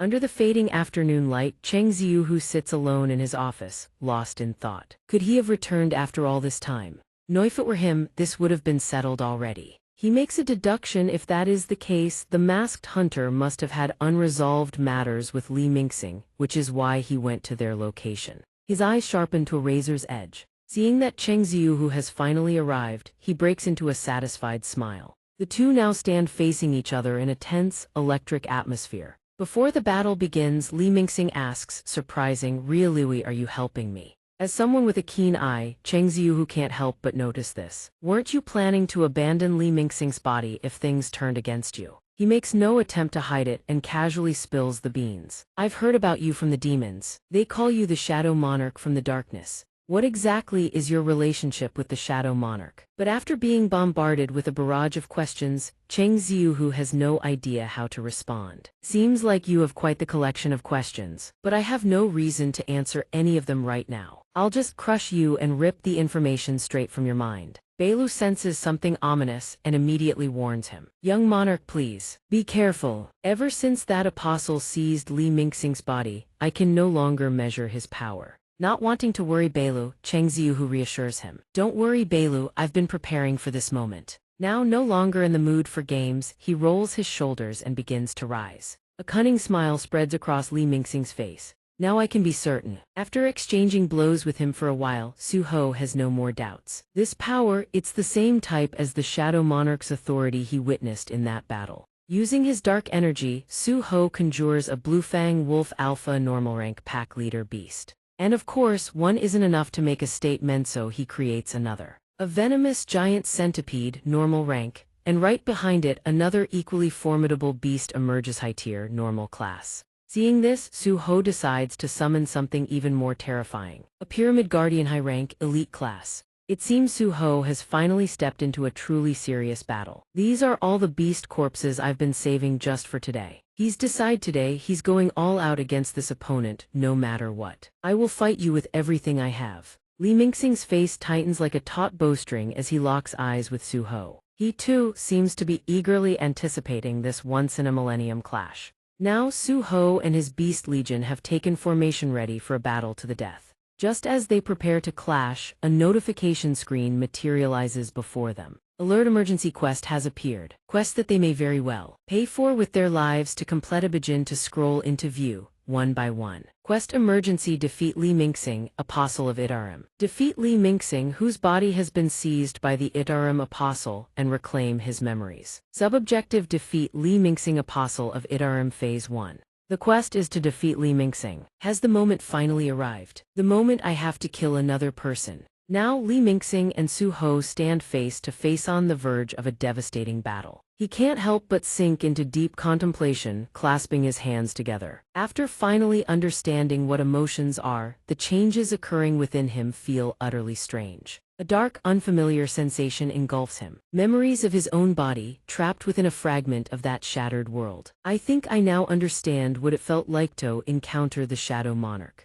A feeling of raw curiosity before an overwhelmingly powerful being. A being from another dimension, possessing enough strength to single-handedly hold back an entire legion from the outer world. He had been curious about him. That Shadow Monarch. A figure who looked utterly alone, standing in the midst of his own army. Then he lifts his face, staring ahead in deep thought, wondering if he could ever get an answer from him. Su Ho's beasts can no longer hold back. They surge forward and attack Li Mingxing.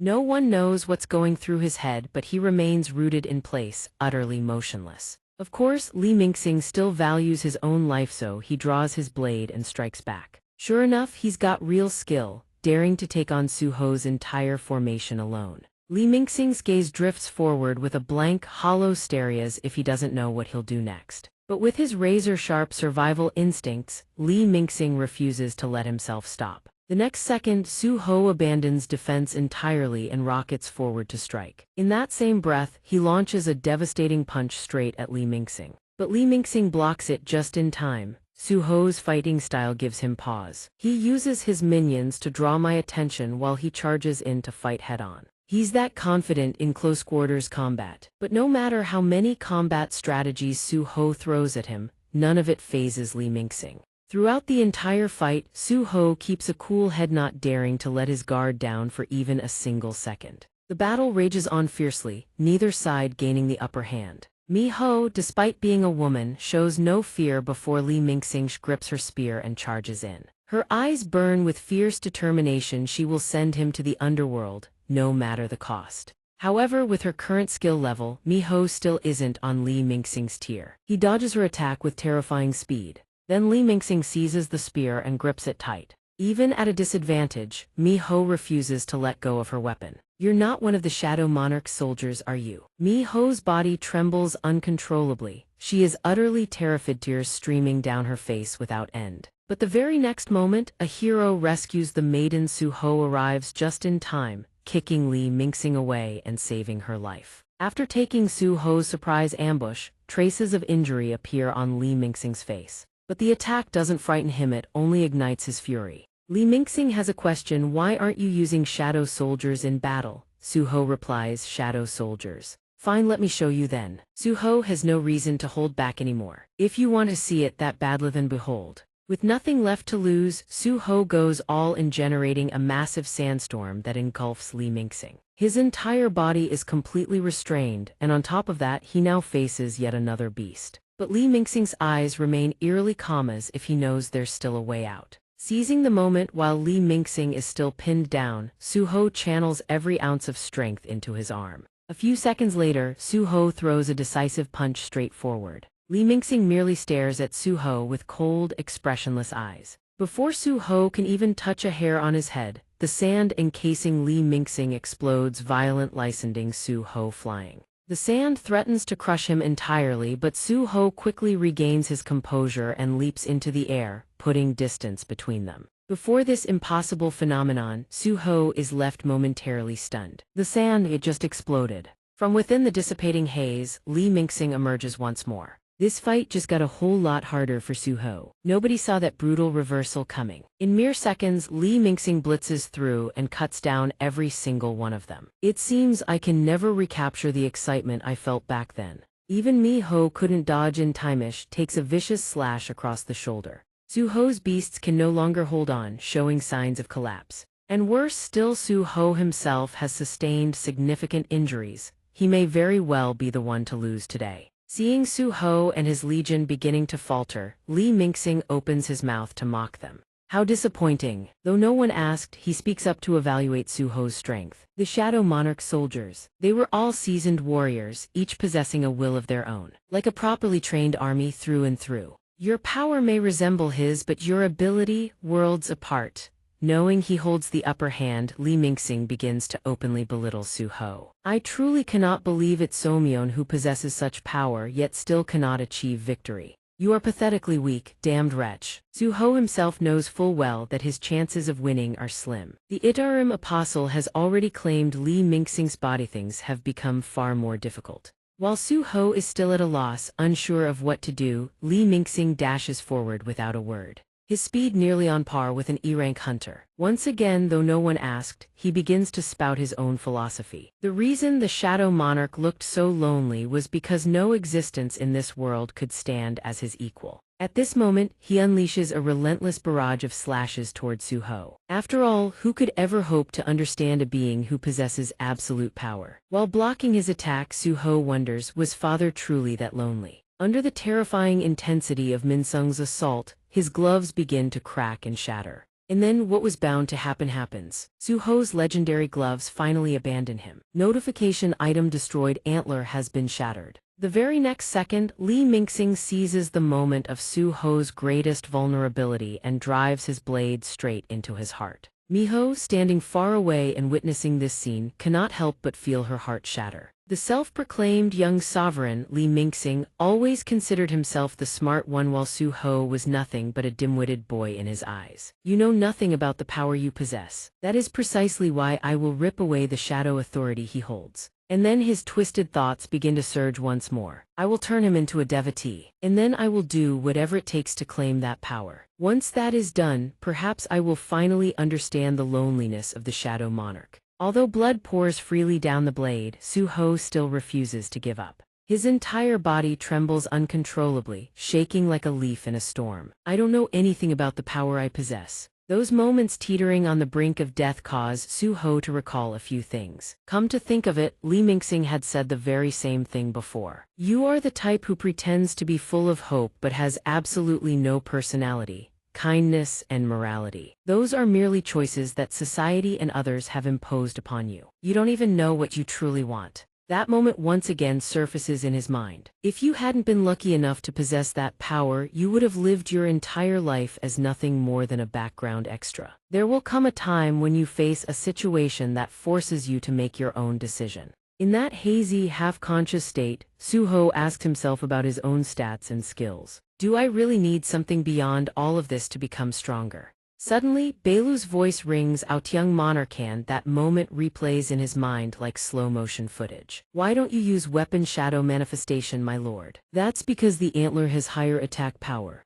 Besides, it's quite difficult for me to simultaneously maintain Link, ruler's authority, and command shadow soldiers all at once in a battle like this. Moreover, I'm not even confident I can properly use weapon shadow manifestation. But in the face of that self-doubt, Beilu encourages him. You are a genius, my lord. I believe you can do it. I, Beilu, stake my life on it. It will be fine. After that, Su Ho counters Beilu with a question that leaves it speechless. Besides, didn't you say that father didn't always use shadow manifestation in battle either? There must have been a reason he didn't use it. So I believe something would go wrong if I used it. If that is what you believe, then so be it, my lord. At this moment, Su Ho also wonders why he became so insecure. When did it start? Since when did I start setting limits on myself so easily? To find the answer, we rewind time a little back to when he still held a paintbrush and was an art student. It was those incomplete paintings that made Su Ho doubt his own abilities. Su Ho had drowned in the feeling of failure for so long that he forgot to stand up and move forward. Was it the habit of easily accepting defeat from back before he awakened? Come to think of it, how long has it been since he last drew anything after awakening? I truly love drawing.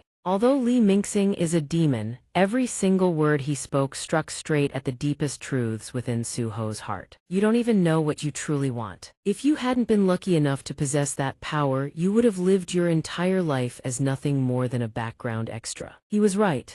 Little by little, Su Ho begins to remember why he started in the first place. He had entrusted the system with reuniting him with his father, and finding his mother was always something he wanted to do once he became stronger. The reason he wanted to become stronger was because he couldn't find strength within himself. Until now, Su Ho had misunderstood himself for years. Why did I try so hard to follow in father's footsteps? But what father needs isn't a copy of himself. After awakening, he told himself he must change his own fate. I must find something that only I can do. Returning to the cruel reality, Su Ho's face is still drenched in blood. His blood-soaked hand rises, trembling, pointing forward, refusing to break. Although it may seem like Su Ho has already lost, he absolutely refuses to give up here. After a moment of contemplation, Li Mingxing suddenly recalls something. Come to think of it, aren't shadow soldiers immortal creatures? They will resurrect even after death. At this moment, Li Mingxing remains utterly confident in his own abilities. No matter how your soldiers attack me, they will never stand a chance. Li Mingxinger, more precisely, the outsider, is utterly bewildered by the spectacle before him. Are they fusing together? I've never seen this happen in any battle against the Shadow Monarch. A chimera. The shadow beasts suddenly surge to life, unleashing their full might, and Guy bursts free from its restraints, charging forward. Coming up next, we welcome the return of Su Ho. Perhaps this battle isn't over yet because he still hasn't given up. Su Ho begins to recall memories, fueling his power. He remembers that Christmas long ago, walking hand in hand with his parents, bubbling with excitement. Can I become a police officer just like you, Dad? Because Dad looks so cool. Or maybe I could become an athlete like Mom too. Can I grow up to be as strong as you, Mom? Can I, Mom? Listening to little Su-ho ramble on about all his dreams, his mother smiles and gently pats his head. Su-ho, your father and I made a pact the moment you were born. We will never stand in the way of your dreams. Just do what makes you happy. Little Su-ho protests, but I want to be cool like Dad and strong like Mom. If that's what you want, then work hard to become like us. Only if you're sure that's what you truly desire. Back then, he didn't know why his mother's words came to mind, but at some point he had started chasing after his father's shadow. That was also the moment he stopped questioning himself. Questions like, what am I good at, or what do I really like? Suddenly, Su-ho remembers his teacher. The teacher stares in amazement. You're drawing ants again today. Your drawing skills won't improve if you keep drawing the same thing over and over. But if you look closely, sir, you'll see there's something different about it. Yes, I know your work has always been one of a kind. If I always draw them the same way, it'll be way too easy to end up making them all look identical. But the more I draw, the more natural my strokes become. Like this one, it actually looks pretty unique. But you can't exactly call that an ant, right? The reason I was able to grasp shadow transformation earlier than my father might be because the system granted it to me based on my unique traits. From now on, I won't fight against that anymore. A combat style that revolves primarily around shadow transformation. I won't confine myself to any fixed form anymore. I'll freely paint the shadows however I want. Pulling back his thoughts, the shadows he had created gradually receded into him. Aunt Belu was also startled were the shadow soldiers around the young monarch being absorbed. Looks like maintaining his own form is going to be difficult. The demoness was also taken aback and asked, Belu, what exactly is happening to the young monarch? Asking the aunt yielded Nothinjevan he had no idea. But it's highly likely the young monarch has broken out of his cocoon. That guy can't even figure it out. Does he actually possess some kind of hidden potential? This could get troublesome. Do I need to quickly push him to the brink of death and implant the stardust fragment into him? Before he could finish the thought, he had to leap back in a hurry because the young man had just gone full superhuman. That guy's pants were practically wet. What the hell was that? From what I know, a hunter's abilities shouldn't be able to develop like that. Could it be a second awakening? On the other side, the young man's wounds had already been healed by his own shadow power. He transformed like father, like Sanhai's arm now wrapped in shadow armor, just like the old man's. But his father's version could blast people away. The young man started pondering, was shadow transformation really only capable of turning shadows into weapons? But if you think about the fundamental nature of shadows, it's all about changing form, which means I can use it in many different ways. With that, he commanded the shadows to attack, but it still wasn't enough to match that guy. That guy cut the shadow apart with a single swing. But surprise, surprise, a creature appeared out of nowhere from behind and smacked him with a devastating blow. But surprise, again, that guy still blocked it with ease. I told you, overwhelming numbers won't work on me. After finishing his cool guy line, he swung his sword a few times and slashed apart all of the young man's shadows. The young man walked slowly, murmuring as if quoting someone, if even this doesn't work, then I've got nothing left. System skill demonic bond has been activated. The young man burst forward at blinding speed, launching his attack in the blink of an eye. That guy Flinchedth's mana was definitely dangerous, but there's no way he'd eat a direct hit like that. The young man got slashed, cuts covering his entire body. That guy smirked in triumph, losing a leg, no problem when it comes to channeling his authority. But that wasn't what the young man cared about. He was stunned. Shadow transformation could be used like that. A shadow, looking eerily lifelike, was already positioned right behind the enemy. That guy was equally shocked and immediately took a loving punch straight to the face. He flew 1,000,000 meters back, his head slamming straight into a boulder. I didn't expect you to let your soldiers use skills like that. I've never seen shadows wield authority in this way before. Wait, I can't speak. Is my jaw broken? I can't even move anymore. If I recharge my mana using Li Mingxing's life force, I can still keep fighting. Looks like I can't afford to let my guard down anymore. What the hell is happening? Is that brat responsible for this? Li Mingxing, did that impact snap him awake from the dominance? I can't believe that brat actually pulled this off. Unbelievable, an S-rank hunter getting beaten by a lower ranked one. Li Mingxing, what if you don't stop, huh, son? Is there something worse than death? You think I'm afraid of dying? I'm sick and tired of being looked down on by others. And more than anything, I despise it when others deny my very existence. If I can't make life harder for those who despise me, then so be it. Let's finish this. You little brat, if I can't. Become the protagonist, then I'll help you wrap up the supporting role I was assigned. With those words, Li Mingxing struck his own body. This is my final role as a villain. The young man seized the moment and threw a thunderous punch. And just like that, it was over. After the punch, carrying the full force of his newfound awakening, Su Ho slowly withdrew his fist. Li Mingxing coughed up blood on the spot. That fist was drenched in the enemy's blood, drop by drop dripping silently to the ground.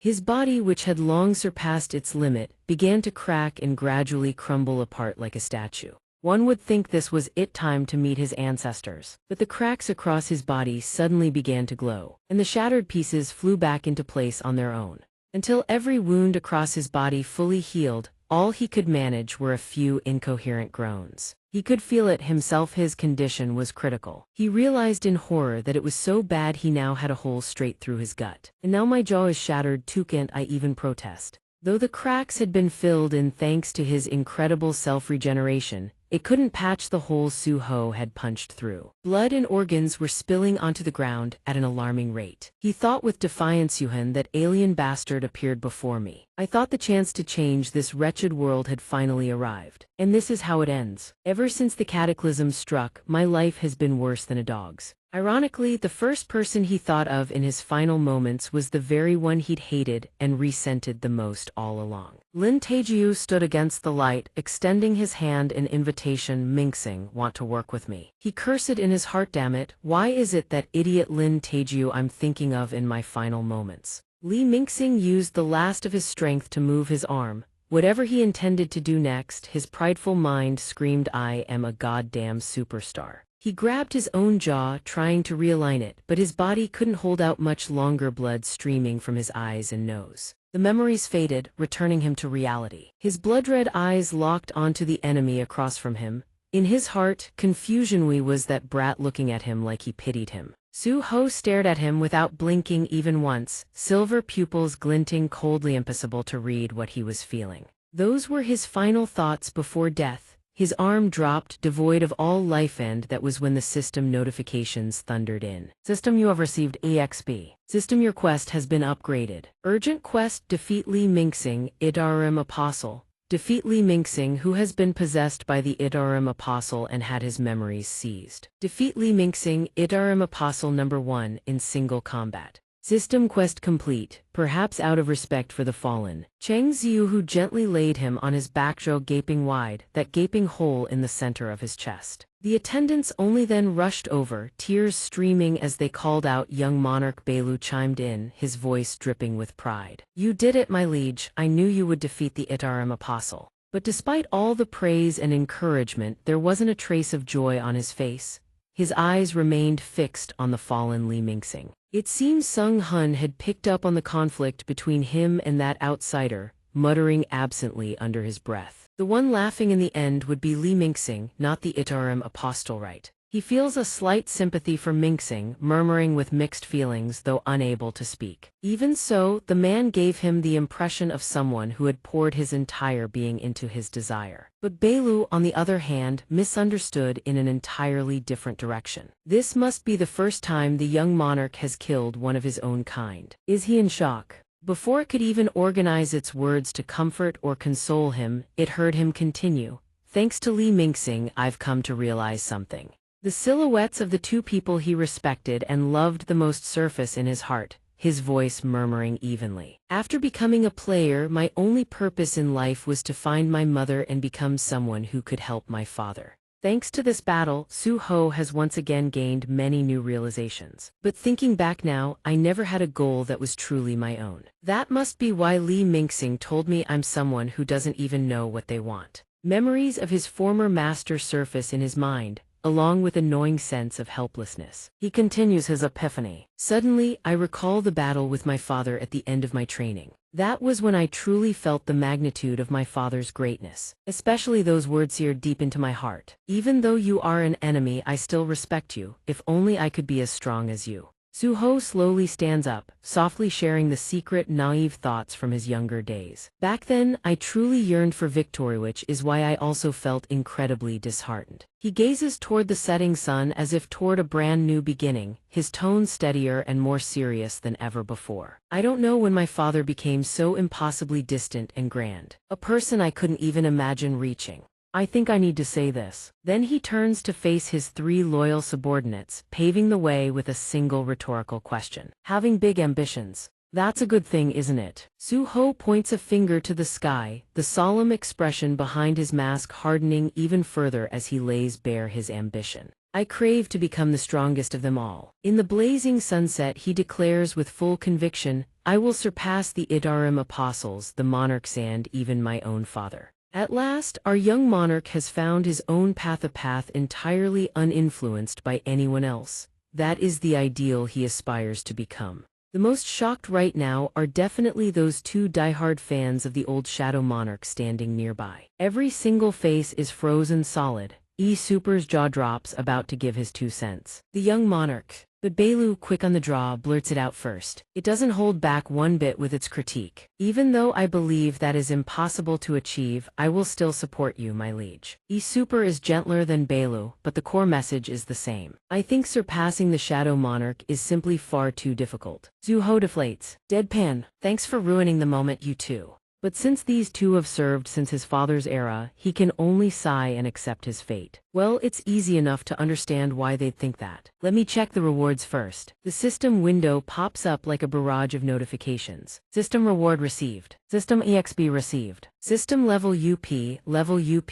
Player has reached the required level. System job change quest will now be assigned. System, would you like to accept the job change quest? Yes, no. Suddenly a dislike option pops up too. Suho follows the beaten path of every online game on the market. The job change quest must trigger at level 40, he figures. Before answering the system, he glances at the status window. It displays name Suho, level 40, class none, status effect fatigued, none, title village slayer, HP 8. 250 MP, 780 STR, 124 VIT, 60 AGI, 49 INT, 47 per 54, 5 unspent stat points, 4 passive skills, endurance LV, 3 martial arts LV, 2 power enhancement LV, 1 active skills, ruler's authority LV, 2 shadow extraction LV, 2 storm slash LV, 1. Seeing the only empty field on his status board about to be filled, Suho feels a spark of joy, has finally about to receive a job class. Little does he know he's being watched by that outsider. Dude's grinning like a total creep.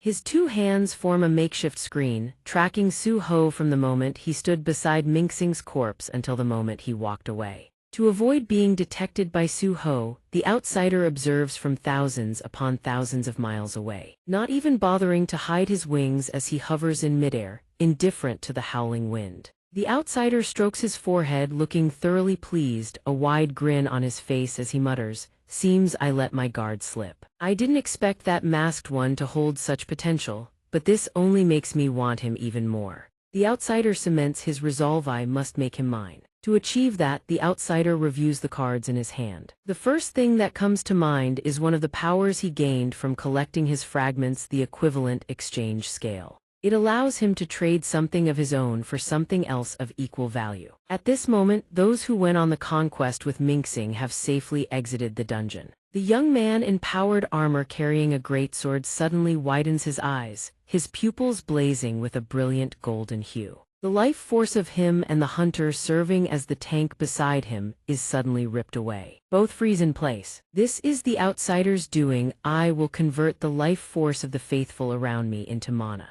To any bystander, those hunters suddenly collapse to the ground, their eyes rolling back white. Even more eerie is that they appear to be in excruciating pain, mouths gaping wide, yet not a single sound escapes. All that life force rushes into the outsider's body in a flash, forming an astonishing aura of vitality around him. In the blink of an eye, the massive life force shifts to a golden hue. At this point, every part of the outsider's body is cloaked in radiant golden mana. It will be something like this. He channels mana into one palm. Before long, a golden stone the size of an egg takes shape. The outsider extends one arm straight out, drawing the other back as if pulling a bowstring. The mana stretches along with it, forming what looks like a bow and arrow. He closes one eye, taking aim at his target with a self-satisfied grin. Belu drools with excitement, its entire body brimming with Mingxing's energy, impatiently calling out to the young monarch. It enthusiastically charges forward into action. Now, let me search for information about that apostle from within Li Mingxing's memories. He glances at the corpse and replies, "I'm counting on you."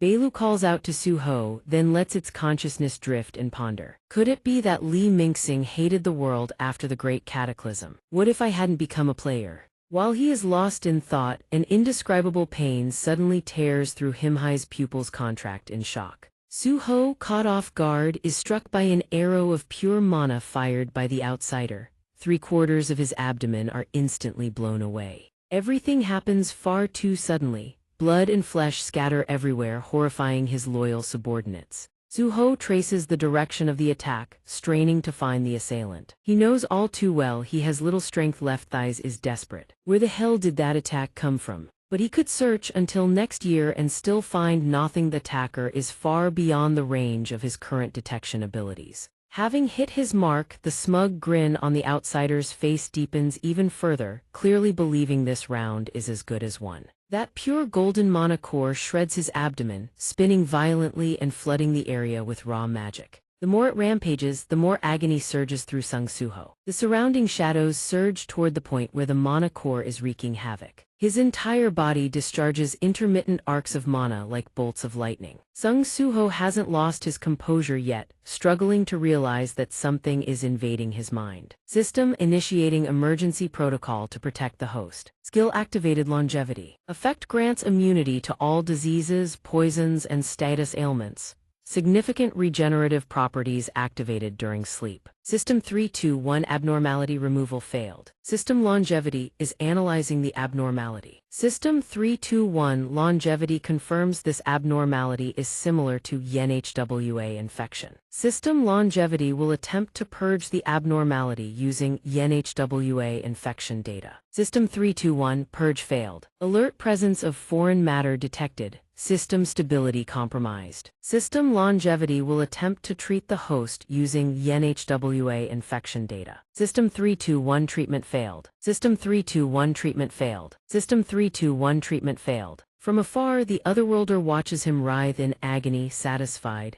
He imagines, with this, we shall claim the power of the shadows. Soon his smug smile vanishes, replaced by pure shock. System active intervention yielding results. System 321, abnormality analysis successful. System longevity has successfully removed the abnormality. System recovery in progress. Sung Suho stops shaking and forces himself to his feet. His 3 loyal servants can do nothing but sob in despair. He thinks calmly, was the believer conversion process interrupted? Seeing his complexion while still deathly pale shows slight improvement. Biru rushes to his side. "My liege, are you all right?" Sung Suho ponders his next move to suppress the lingering damage. Longevity activated, but I need to use shadow concealment. But the wound is too deep, too dangerous. Sung Suho begins to lose his strength. With every passing second, his vitality drains rapidly. 70 HP out of 8,250. My health is still dropping. HP at 408,250. At this rate, in just seconds, my HP will hit single digits. I have to find a way. In a moment of desperation, he pins his hopes on the system and taps yes. It seems Suho intends to salvage the situation by accepting a new quest.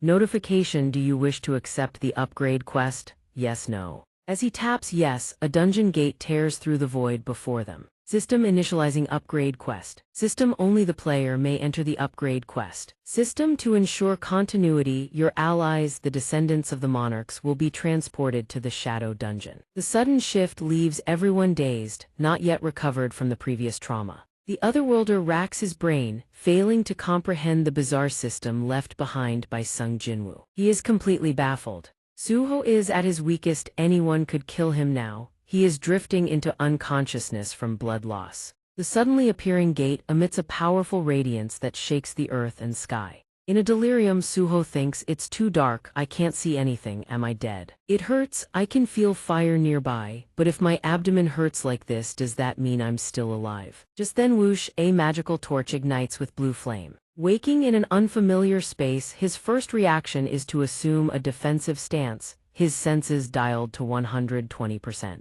After observing for a few seconds, he feels dizzy, his pupils contracting in shock. Sung Suho sits in a massive corridor, wondering this is the shadow dungeon gate that appeared with such force and left no trace. Upon losing track of Suho, the otherworlder flies in to investigate. He lands where they once stood. The wind whistles, emphasizing the desolate emptiness of the place. The otherworlder wears a grim expression, lost in thought. I cannot sense any magic power around here. It is unbelievable that a gate suddenly appeared and took the masked man and his soldiers away. Then he looks at the surrounding area, adding, however, he did not take Lee Minsung with him. That means the gate that just opened could only be used by him and his own companions. Though the hunt failed, the otherworlder doesn't feel overly annoyed. Instead, the corner of his mouth twitches into a smirk toward the masked man. Every time we clash with them, something unexpected happens. How interesting. Master, please change your lines. It sounds so cringe to say that out loud.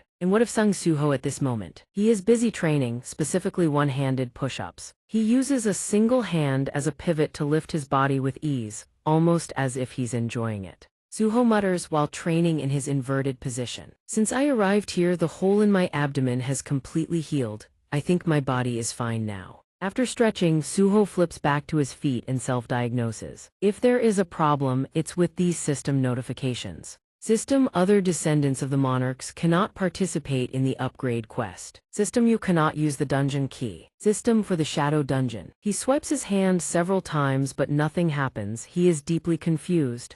I can't use my link skill or the key to the shadow dungeon. Suho glances around this vast yet familiar corridor. Besides, this is the very dungeon where I finished my training. This area was part of his sealed memories. This is where he once witnessed his own growth, a dungeon his father created for him. Even though he, the person who matured here, has changed, the memories of that time remain. But coming here this time is different from when Jinwoo brought him here to train with the soldiers, so Suho is slightly anxious. Furthermore, there are no knights here for him to defeat and level up. Not to mention, he wasn't given any weapons. This happens right after his Hornvun can was destroyed, which is the real pain. The system left him here without specific instructions, so he has to find his own way. I don't know why, but there is no information about the quest. If I have to open doors and climb the tower like last time, does that mean I have to clear everything without weapons or link skills? Also, the place feels completely different from before, adding to the mystery. Does this place always have this many maze-like passages? It feels familiar yet strange.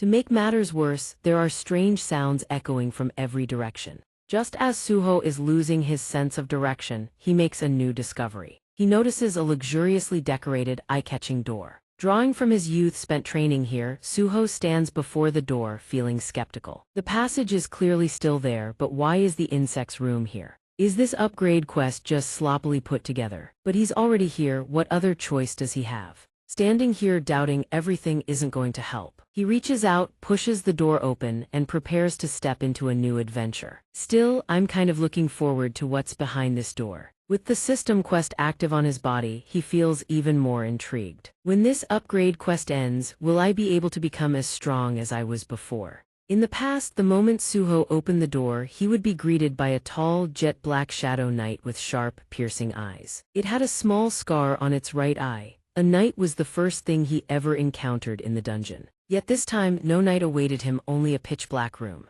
Suho squinted, his expression cautious as he struggled to see anything in the faint light. It's too dark, I can't see a thing. A red carpet paved the path leading to the back of the room. At the end of the room sat a throne, and he was certain someone was there. The figure likely sensed the intruder as they stood up. Suho couldn't help but feel shocked at the sight of the boss. Wait, is that really him? From the defined back to the rippling arm muscles and the familiar gloves, it was easy to identify it was Suho. This Suho possessed an aura strikingly similar to Sung Jinwoo. If Suho decided to follow in his father's footsteps, this was his future self. He stood stunned. This Suho had a cynical, disgruntled look on his face. Had Suho just recognized his past self from the tutorial? He looked at the boss's identity, assessed the combat power, and instantly lost his resolve. The one I have to fight is myself. Even the me from back then could defeat Baru at his strongest. At this moment, his past memories offered no advantage, they only induced psychological trauma. That guy over there had defeated Baru back then. The past Suho at 100% equipment power released his aura without a word, preparing for battle. Mana surged instantly, cracking the floor beneath his feet. The sheer presence told him a major skill was incoming. Kaboom. In seconds, the mana transformed from a lively spark into something far more violent. It twisted like a cyclone. Suho was still wallowing in despair at facing his most perfect past self when the enemy charged. Before he could even speak, a punch cut through the air. Thud. Suho had absolutely no defense. Barely started, he was obliterated into paste in a single strike. 3 torches burned with life in the hallway. The left torch suddenly flickered and died. When Suho woke up, he was back in the hallway. This death was terrifyingly brutal. He woke up in a state of agitation. But looking closely, he realized he wasn't dead and wasn't still in that death trap room. Suho calmed down slightly. As he considered the possibility of infinite respawns like in a game, his face turned pale. So I respawn if I die. To him, this was nothing short of a living nightmare. Cold sweat trickled down his spine. He muttered to himself, wondering why he saw another version of himself in the room. Could the advancement quest be to defeat my past self? Is that even possible? He sighed in despair before realizing this defeatist attitude wasn't helping, so he shut his mouth. After a moment, he swallowed hard and took a deep breath to stop his trembling. Suho stood up, his voice filled with determination. No, the system exists to help me grow stronger. If my quest is to defeat the one behind the door, there must be a way to do it. He began to brainstorm, combining it with the advantage of his past memories. Unlike the tutorial dungeon, this place had many paths. Given the strange location of the insect room, I'm certain there's another door somewhere. With that thought, Suho began to search frantically. After some time, he finally found another door. His efforts were not in vain. I knew it. This time he found a door decorated just like the other but half the size. Another insect room, Suho murmured with relief. However, the previous room was too haunting. Suho hesitated, frozen by subconscious fear. Wait, what's inside this room? Still, he didn't freeze for long. There were no other choices. To stop thinking about it, whatever appeared here had to be better than facing his past self. Suho steeled himself, reached out, and pushed both doors open. As he peered in, he was shocked. The room was filled with toys, and a child was inside. It was none other than Suho as a toddler, playing obediently by himself. He looked so adorable. Yet, the cute little one only stayed that way for a few seconds before turning into a vengeful spirit upon spotting the intruder. The child's eyes glowed with a terrifying light. Suho was startled, unable to believe the haunting child before him was his own younger self.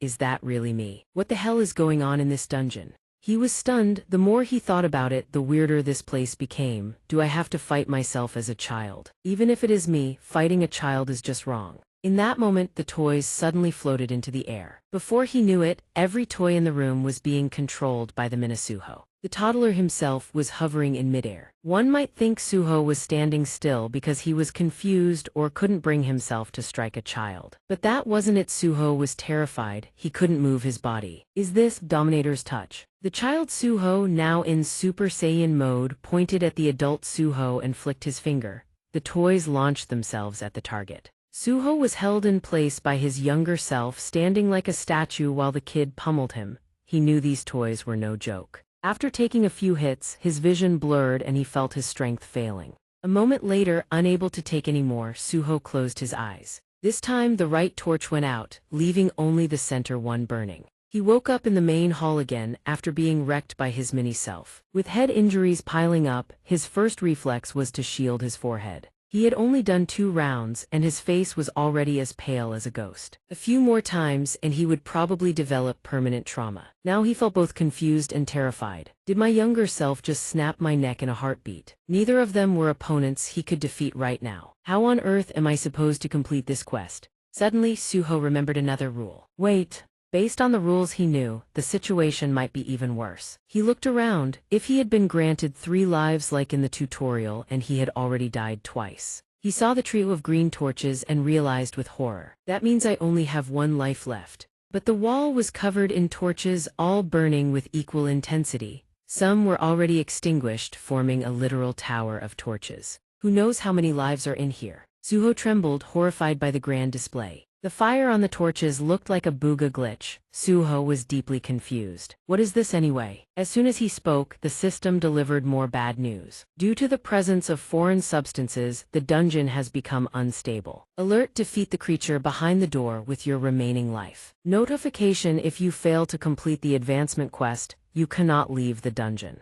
Looking at the endless, shimmering torches on the wall, Suho felt completely overwhelmed. Don't tell me all these flames represent the number of lives I have. Is this supposed to be a good thing? Even if I'm effectively immortal for now, dying repeatedly like this will drive me insane. Suhi is extremely worried, but how the hell is he supposed to level up in a place like this? The glitching system continues to fire off notifications. System: due to the presence of foreign substances, the system has become unstable. So he grows increasingly uneasy. Is the reason I got stuck with such an absurd quest because the system is malfunctioning? Then he recalls the vague wording in the notification window. Quest: defeat the creature behind the door with your remaining lives. System: creature identified behind door 0.1. Until the advancement quest is completed, you cannot leave the dungeon. The unease is amplified to a whole new level, so he can't help but dig even deeper into the implications. If that's the case, then there's no guarantee those little flames truly represent his remaining lives. Even so, he has to keep moving forward. No matter how dangerous it gets, he grits his teeth, and Rizalvesh cannot give up here. Suhi strides through the door ahead with grim determination. Moving forward is his only option. As he walks, he analyzes the seemingly random pathways and the rooms where creatures spawn without warning. Suhi searches for doors along the corridor. If they're here, then chances are other rooms exist too. But the problem: Ish has no idea how vast this labyrinth really is. He knows the situation is dire, but all he can do is grope his way forward and explore. Since he has plenty of time, he figures he might as well search methodically. Before he can even decide what to do next, he senses another presence drawing near. Something's over there. From the darkness, something blue gradually emerges. It looks like a toy. It's the stuffed animal he saw in little Suhi's room. It wears a smile that looks downright eerie. And naturally, accompanying that stuffed animal is the immensely powerful child version of Suhi's sight that's childish yet horrifying beyond words. The little brat stares at him and grins, and it's 10,000 times more terrifying than before. The kid suddenly grows excited, sending a chill racing down Suhi's spine. Goosebumps erupt across every inch of his skin. This labyrinth grows more absurd by the second. Suhi raises his voice as if challenging the stubborn old system itself. Why is my childhood self here? Did it slip into the corridor through the door that just opened? His next instinct is to retreat immediately to survive. He has to run now. But the moment he turns his back, he gets hit. A single strike, fast, precise, devastating, and he's crippled. The damage comes too quickly. Too violently, his body can't even react. Suhi realizes in horror that the gap between them is an uncrossable chasm. The agony of a severed leg floods through every nerve. Combined with the psychological pressure of another death, he can barely hold it together. He clutches his leg and screams in raw pain. But what Suhi fixates on most is the weapon that struck him. He can hardly believe the surreal truth: just a toy hit him and his leg exploded. Yeah. Suhi glances at his younger self in sheer terror. He keeps wondering, can ruler's authority really produce speed that horrifying? While he's still panicking over how to deal with the little one, how is he supposed to complete the quest in this state? The adult version steps out from who knows where. The situation just went from bad to catastrophic. Now both paths are blocked. He really isn't making it out of this one alive. The perfected adult Suhi, fully equipped at 100%, stares down with a stern expression. The maverick Suhi grits his teeth in defiance, muttering, "This is ridiculous." He barely gets 3 words out before the adult Suhi kicks his head clean off. Respond again. Suhi can barely contain his frustration with the tower's setup. He slams his fist into the wall. He rubs his forehead in exasperation, muttering under his breath. The fact that those creatures can just roam the hallways like this is straight up cheating, he grumbles in a bitter tone. Why does it have to be this hard? Did father go through an advancement quest like this too? But this isn't a dead end. Suhi still has hope. Be the system's own rules: the harder the quest, the greater the reward. That's his motivation. The fact that he's still alive proves those flames really are his remaining lives. If the quest condition is to defeat the creature inside the room, then he doesn't have to fight them head-on. He just needs to keep challenging rooms until he finds a different one. On his next exploration run, he runs into the adult Suhi again and becomes a punching bag once more. Just like the 2 deaths before, he splatters against the wall. Still, his burning conviction keeps his spirit intact. Dying, no big deal. Next run, Mini Suhi with that blood-red aura shows up and uses the same attack. This time, it crushes his arm using the ruler's authority instead of a weapon. Plays with him a little longer before slowly finishing him off. Suhi begins a grueling cycle of being killed in every way imaginable, but since he has so many lives, he stays surprisingly chill about it. After all, he has virtually infinite lives. Every single time he falls, he clings to the belief that as long as he keeps trying, he'll eventually find another creature room. That's the only thing fueling him through this endless torture. After countless deaths, painting the floor with his own blood, a terrible thought creeps in: what if this glitched dungeon doesn't have any other rooms at all? He stops charging mindlessly into doors and sits down to reflect.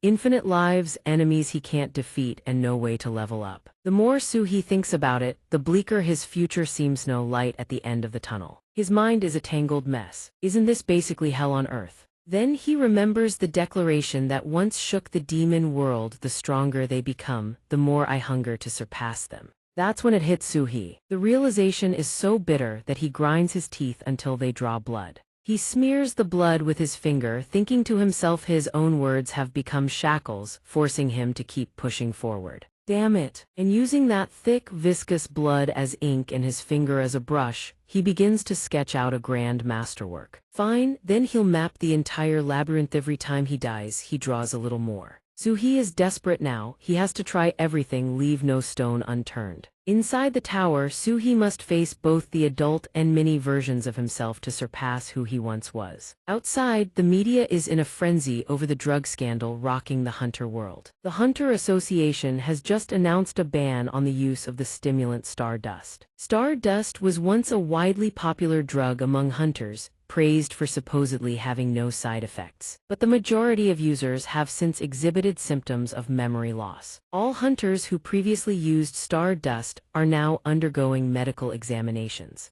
Everyone is glued to this breaking news. In another report, the Vice Guild Master of the Death God Guild, the mastermind behind Stardust distribution, was discovered dead at the base of a mountain by a group of hikers this morning. Mi Deng isn't exaggerating one bit. The man truly is a superstar dominating every news broadcast right now. A former star once hailed as a hero of the hunter world now shakes the globe as his crimes are laid bare. The Death God Guild will face a full investigation from the Hunter Association. Meanwhile, Dai Jai appears utterly devastated, his expression heavy with guilt as he takes responsibility. It's all my fault. He takes it all upon himself. If I hadn't let Li Mingsheng escape back then, none of this would have happened. Another person in the meeting room offers comfort. Hunter Dai Jai, don't blame yourself like that. But those words fall on deaf ears. He murmurs with a troubled expression. Still, there were a few things that bothered me when I found Mingsheng. He didn't look normal. He never had a skill that could change his appearance like that.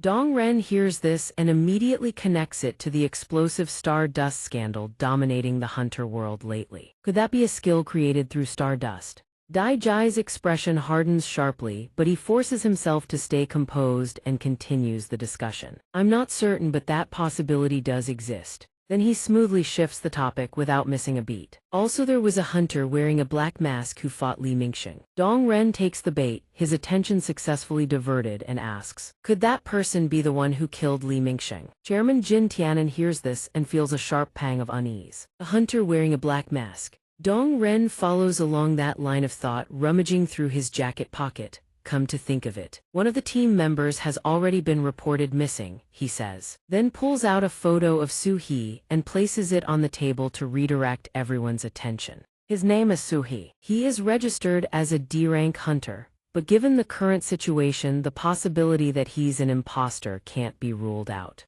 The only S-rank in the room, who had been sitting in silence, suddenly spoke up. May I see a photo of that person? Dong Ren responded with enthusiasm. Of course he was involved in this case after all. Bai Jidu, the foreign-born hunter who had been named, showed no sign of unease. He simply smiled mysteriously. He picked up the photo with 2 fingers and studied it carefully. Jin Tianan, meanwhile, was burning with anxiety. He was 80% no, 100% certain that Su He was most likely the black-masked hunter. If you worry about the son, naturally you think of the father. He wanted to find someone for answers, but the kid had gone missing again. What about Hunter Cheng Zhenyu? What on earth is happening to Su He? In the end, all those emotions could only settle into a single, fragile hope. I hope the kid is still safe. The foreign-born hunter covered Su He's nose and mouth on the photo with his fingers and held it up to a mirror.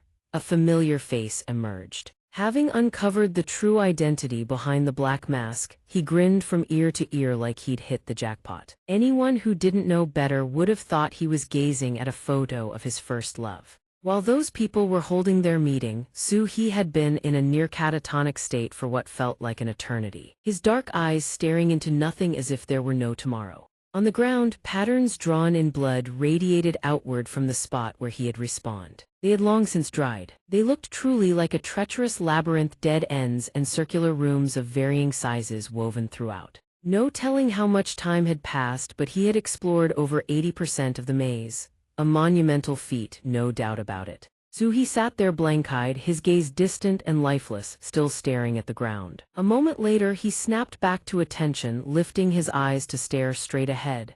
Steely, unwavering determination blazed within them. Those eyes signaled that the hibernation period was over. Time to get back to the main quest. Cut to the outside, the crocodile brute was fuming. Hey, you stupid fly, calm down. The young monarch isn't coming back just because you keep buzzing around in circles. Baru, meanwhile, was buzzing around anxiously with a panicked face. Truly a cold-blooded creature with zero empathy. We don't even know where he is right now. How can I possibly calm down? Young monarch, I'm so worried about you that I can't even sleep. The little demon replied. Baru reacting like this is understandable. It's been 2 weeks since the young monarch stepped through that gate. Surely you must be worried about him too. Don't you think you're being a little too cold about this? Aren't we all on the same team? Are you certain you truly understand the young monarch? Compared to a great being like the shadow monarch, I get why you'd treat him like a child, but I have never met the shadow monarch. So the only thing I know is this: whether he's bleeding, bones broken, or pushed to his mental breaking point, he never gives up. No matter what challenge he faces, I'm certain he will survive and return to us. We must believe in him. Cut to Su He's location. At that moment, Su He was throwing a punch at the other one. You think I'll just stand here and let you kill me? But the other one merely threw a casual punch, and Su He went flying. Next, he tried attacking his younger self, but before he could even move, an invisible force locked him in place. Then his body was torn to shreds. I've given up counting how many times I've died. Despite dying and reviving over and over after checking their status windows, I've picked up on a few things. The one who tears people apart with psychic powers is my childhood self. Though young Su He had no level to speak of, that brat possessed ruler's authority at its maximum rank. Skill: ruler's authority max level. Description: without direct physical contact, the user can manipulate objects and targets using pure mental force. As for the one who injured me with a single touch, that was me during the tutorial phase. Su He's class during the tutorial phase was Soul Stealer, a level 99 monster. After getting wrecked beyond measure, he lay there gasping for air. After catching his breath for a moment, he sprang back up and got back to work. Damn it, I still can't push any further this time. After countless deaths and resurrections, he had gradually grown accustomed to the fear. But that numbness only applied here. He couldn't afford to take death lightly. To reach his goal, he had to survive by any means necessary. After enduring innumerable deaths and trials, he could feel it himself growing stronger with each cycle. Looking at the map he'd drawn in blood, there was one place he had never set foot in. If there was no door there, then the only way to complete the advancement quest was to defeat those two. Come to think of it, something was off. It seemed like he was encountering them sooner after each respawn. Wait, they're here again already. The moment the thought crossed his mind, he dashed toward little Su He, his brain running at full speed. Ruler's authority uses an invisible hand. If I also envelop the area around me with ruler's authority, then. But the level gap was too vast. His ruler's authority couldn't nullify theirs. Still, he moved fast and vaulted clean over little Su He. Little Su He whipped around to look, but he was faster. He hurled his jacket straight at the kid's face to block his vision. His face scrunched up like a monkey's as he looked ahead. There it is, that passage over there is the one place I've never been. Please, let this work. After arriving, a brand new gate stood before his eyes. A door. Sure enough, there's someone else besides those two. Suddenly, a wave of danger washed over him. Damn it, the other one is coming. I have to get through that door now. If they truly want to stop me, it's all over the moment Soul Stealer gets here. Seeing the killing intent blazing in Suhi LV-99's eyes, he broke out in a cold sweat. We're so screwed. Suhi LV-99 spotted him and was absolutely thrilled, rocketing toward him at the speed of light, but he had already made it through the door. Having crossed the threshold, he panted heavily. He can't get in here, right? Finally, I've shaken them off. However, this isn't over yet. The real question is who's in here. Based on everything I've seen so far, whoever's inside is most likely another past version of me. Two possibilities, either from the first half of the tutorial phase or from that time period. If it's neither of those, then who the hell is in here? Just then, another Suhi stepped out from the shadows wielding two massive swords, one in each hand. So this time I'm going dual swords, huh?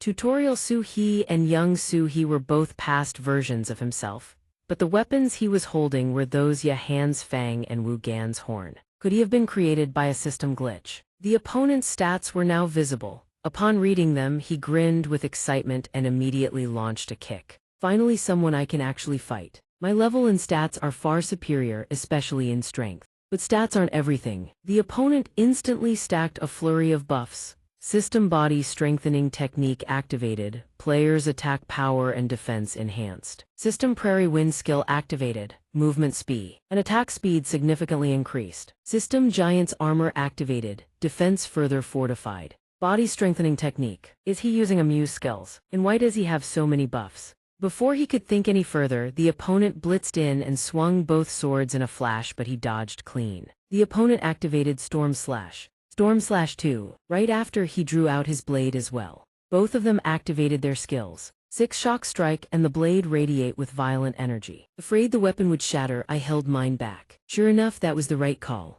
Suddenly a scratch appears on his cheek. The opponent's memories flood into his mind. What the hell are these memories? Isn't this the memory of when I defeated Brokey? Could this be some kind of mental attack? He takes another hit. More memories surface again. This time, he's just going through the motions riding a horse, admiring the flowers. Another memory that doesn't belong to me emerges. So the more injured I get, the more mental attacks I absorb. After exchanging blows for a while, the two finally separate. The opponent mutters something under his breath. Something begins to rise. A shadow materializes instantly and lunges straight at him. He isn't too surprised, quickly retaliates. The shadow soldier is named Key at Night Rank.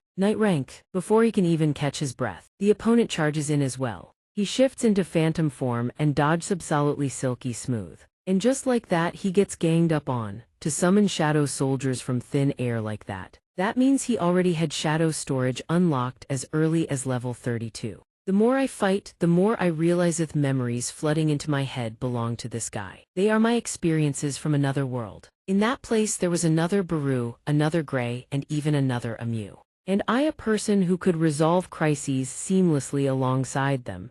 The system had tailored challenges perfectly suited for him, and through those trials he had grown stronger. I wonder if his existence here is the result of a system glitch. But why are the challenges always way beyond my limits? Why do I always have to push myself to the absolute edge? Not only is there never an easy challenge to breeze through, but I've died hundreds of times in this trial because the opponent is unreasonably powerful. Even while lost in thought, he still manages to block attacks from both of them. After countless deaths and bottomless despair, I finally understand one thing: just sitting around and complaining won't make things any better. The problem was never about whether the system glitched or not. From the very beginning, the way I used the system was wrong. The system isn't something that nurtures me, I'm the one who should be exploiting the system. He channels shadow armor straight into his leg. From now on, I refuse to walk the path the system laid out for me because my future will be decided by me alone. He immediately unleashes a devastating kick. The opponent takes the hit dead on and goes flying. He can't waste this opening. He leaps forward in a flash and throws a thunderous punch. The opponent crashes into the earthen wall, shattering it to pieces.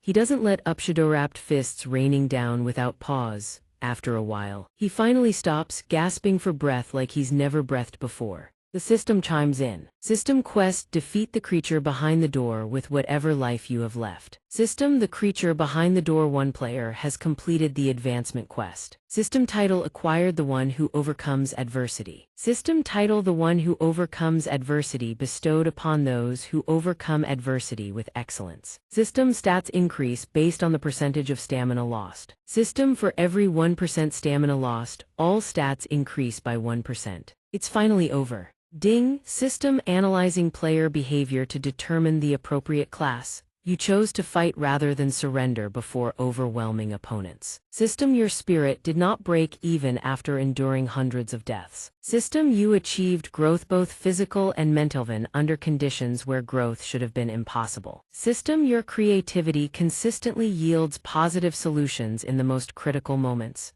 Your unwavering will inspires those around you. System: ensuring that everyone achieves the goal. Toadler 3 classes are available for selection.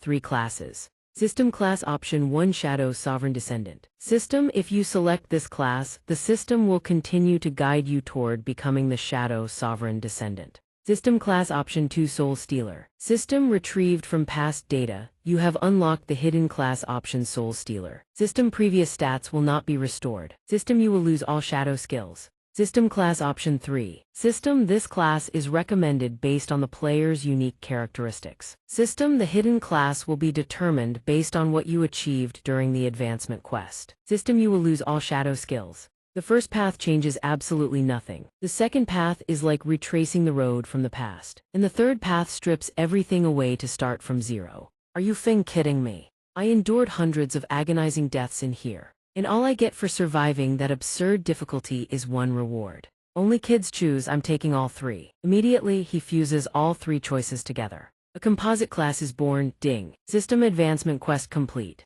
System: your class is at this moment. Bailu on the outside was crying his eyes out. Oh, young monarch, it's been 3 weeks and there's still no news from him. Bad news. Is the young monarch still all right? I didn't expect him to go silent for this long either. Looks like something must have happened. Suddenly, a beam of light blazes to life behind the hound. A figure steps out from the glowing ring and speaks. Everyone doing all right? Long time no see. The whole group bursts into tears at the sight except for Ugly Fish, who doesn't have any eyes to cry with. Scene shifts to the Hunter Association. At this moment, the old man is pulling at his hair in frustration. Still no news about Suhi. I'm sorry, but the Hunter Association hasn't received any information about anyone matching Suhi's description either. The atmosphere inside the Hunter Association is tense and not good at all. The majority of them suspect that Suhi is the one who killed Li Mingsheng. Suhi would never kill anyone. I don't think Suhi would do that either. Perhaps this has something to do with that Idame character who was mentioned before. In the previous world, I couldn't do a single thing to help Suhi when he fought alone. I can't let Suhi fight alone again either. While they're in heated discussion, a red warning suddenly flashes across the guild master's phone. Wait, give me a moment. The old man stares at the red alert and frowns. How many times has it been now? The Hunter Association should have been keeping a closer eye on this. Another dungeon break. At that very moment, a hunter gets his shield punched to smithereens by the monster. It snatches the hunter up and crushes him to a bloody pulp. The other hunters are gripped with panic. Damn it, why did a large-scale dungeon break happen right in the center of the city? What the hell are the guilds responsible for this zone even doing? And that white-haired bastard just sits on a rooftop pulling the strings, muttering how boring it all is. But to infiltrate deep into the Hunter Association, I need achievements. The greater the damage, the more people talk about it, and that will become my achievement. That's what I learned back then. These humans are something else. They only remember the one who stands out the most. As for the hunters who charged in first to save people and sacrificed themselves,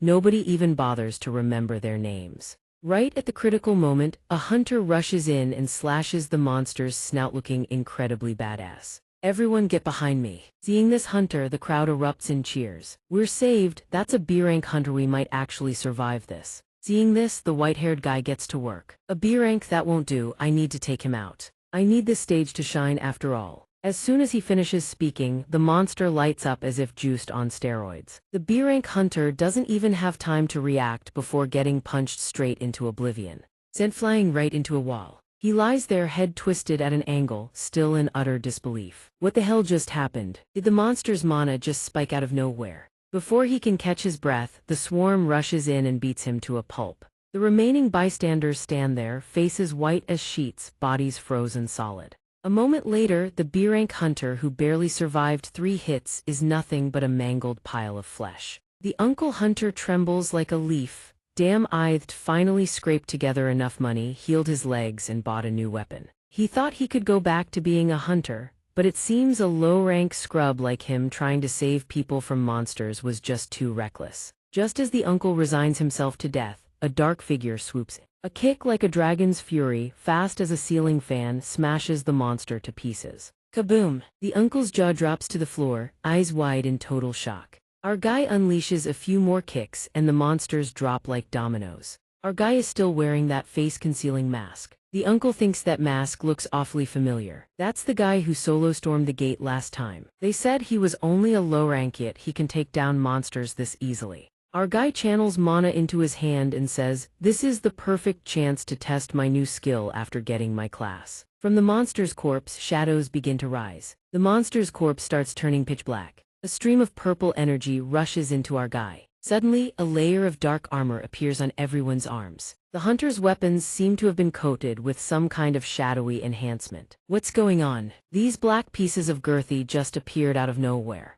Belu sees this and is practically drooling with excitement. Your Majestitos, this mean you can now use shadow transformation on other people too. That's not shadow transformation. These are classified as shadow items. Shadow Spear Normal Grade Type Weapon ATK 40 SDR3 Shadow Gauntlet Normal Grade Type Gauntlet Def 15 VIT2 Shadow Sword Rare Grade Type Sword ATK 55. AGI 5 Effect increases penetration on attack, ignoring 10% of the target's defense. Did your Majesty use shadow soldiers to create items? Even the Shadow Monarch never used this kind of ability before. Is this the power of the Monarch after advancement? This is the power of the Maverick. White Shadower guy figures since he's so handsome, why bother hiding his face? Now that he thinks about it, maybe he doesn't need to hide anymore. Our guy turns and speaks to the hunters. If you can still fight, then lend me a hand. The white-haired guy sees our guy appear and is thrilled finally he's shown up. That's an ability I've never seen before. Looks like he's truly changed from before. More and more handsome by the minute. You will be mine in the end. Zhang Zhenyu shouts. Is he really any different from the Shadow Monarch who once fought alone with nothing but his own power? Our guy strikes an incredibly cool pose. Status window name Su He level 40 class Maverick White Shadow condition fatigued title none achievement the one who overcomes adversity HP 8525 8. 525 MP 820 STR 130 VIT 62 AGI 51 INT 61 per 51 remaining points 0 passive SKILLS endurance LV4 martial arts LV2 body strengthening LV1 active SKILLS rulers authority LV1 72 MP shadow extraction LV2 storm slash LV1 shadow creation LV1 class exclusive skill no MP cost transform shadows into items based on the player's imagination. Item list craftable shadow items 1. Note shadows used to create items cannot return to being shadow soldiers. Scene change India a la guild. An intense battle is raging, multiple fighters are getting wrecked. The one who killed our people is in Korea. Then we go to Korea. I will never forgive anyone who dares touch what belongs to me. Right then, a massive pitch-black gate materializes in the clear blue sky. A blonde girl walks through a blizzard. She ventures deeper into the snowstorm. Behind her, the silhouette of a shadow dragon emerges. Solo Leveling Season 1 complete. Season 1 of Solo Leveling has officially come to a close. Thanks to the love and support of our readers, we were able to complete this season without any issues. We sincerely appreciate your support. To bring you an even more exciting and refined Season 2, we'll be taking some time to prepare. Solo Leveling exists thanks to the tireless dedication and effort of the original novel's author, the one who wrote the novel that served as the foundation for this adaptation. We extend our deepest gratitude for those incredible contributions. We hope to continue receiving your support and anticipation for Solo Leveling in the future. Additionally, we'd like to express our sincere thanks to everyone who helped bring this amazing work to life. We're eagerly looking forward to the day this series returns in an even better form. form. Like and subscribe to the guy who made this video. A message from the production team.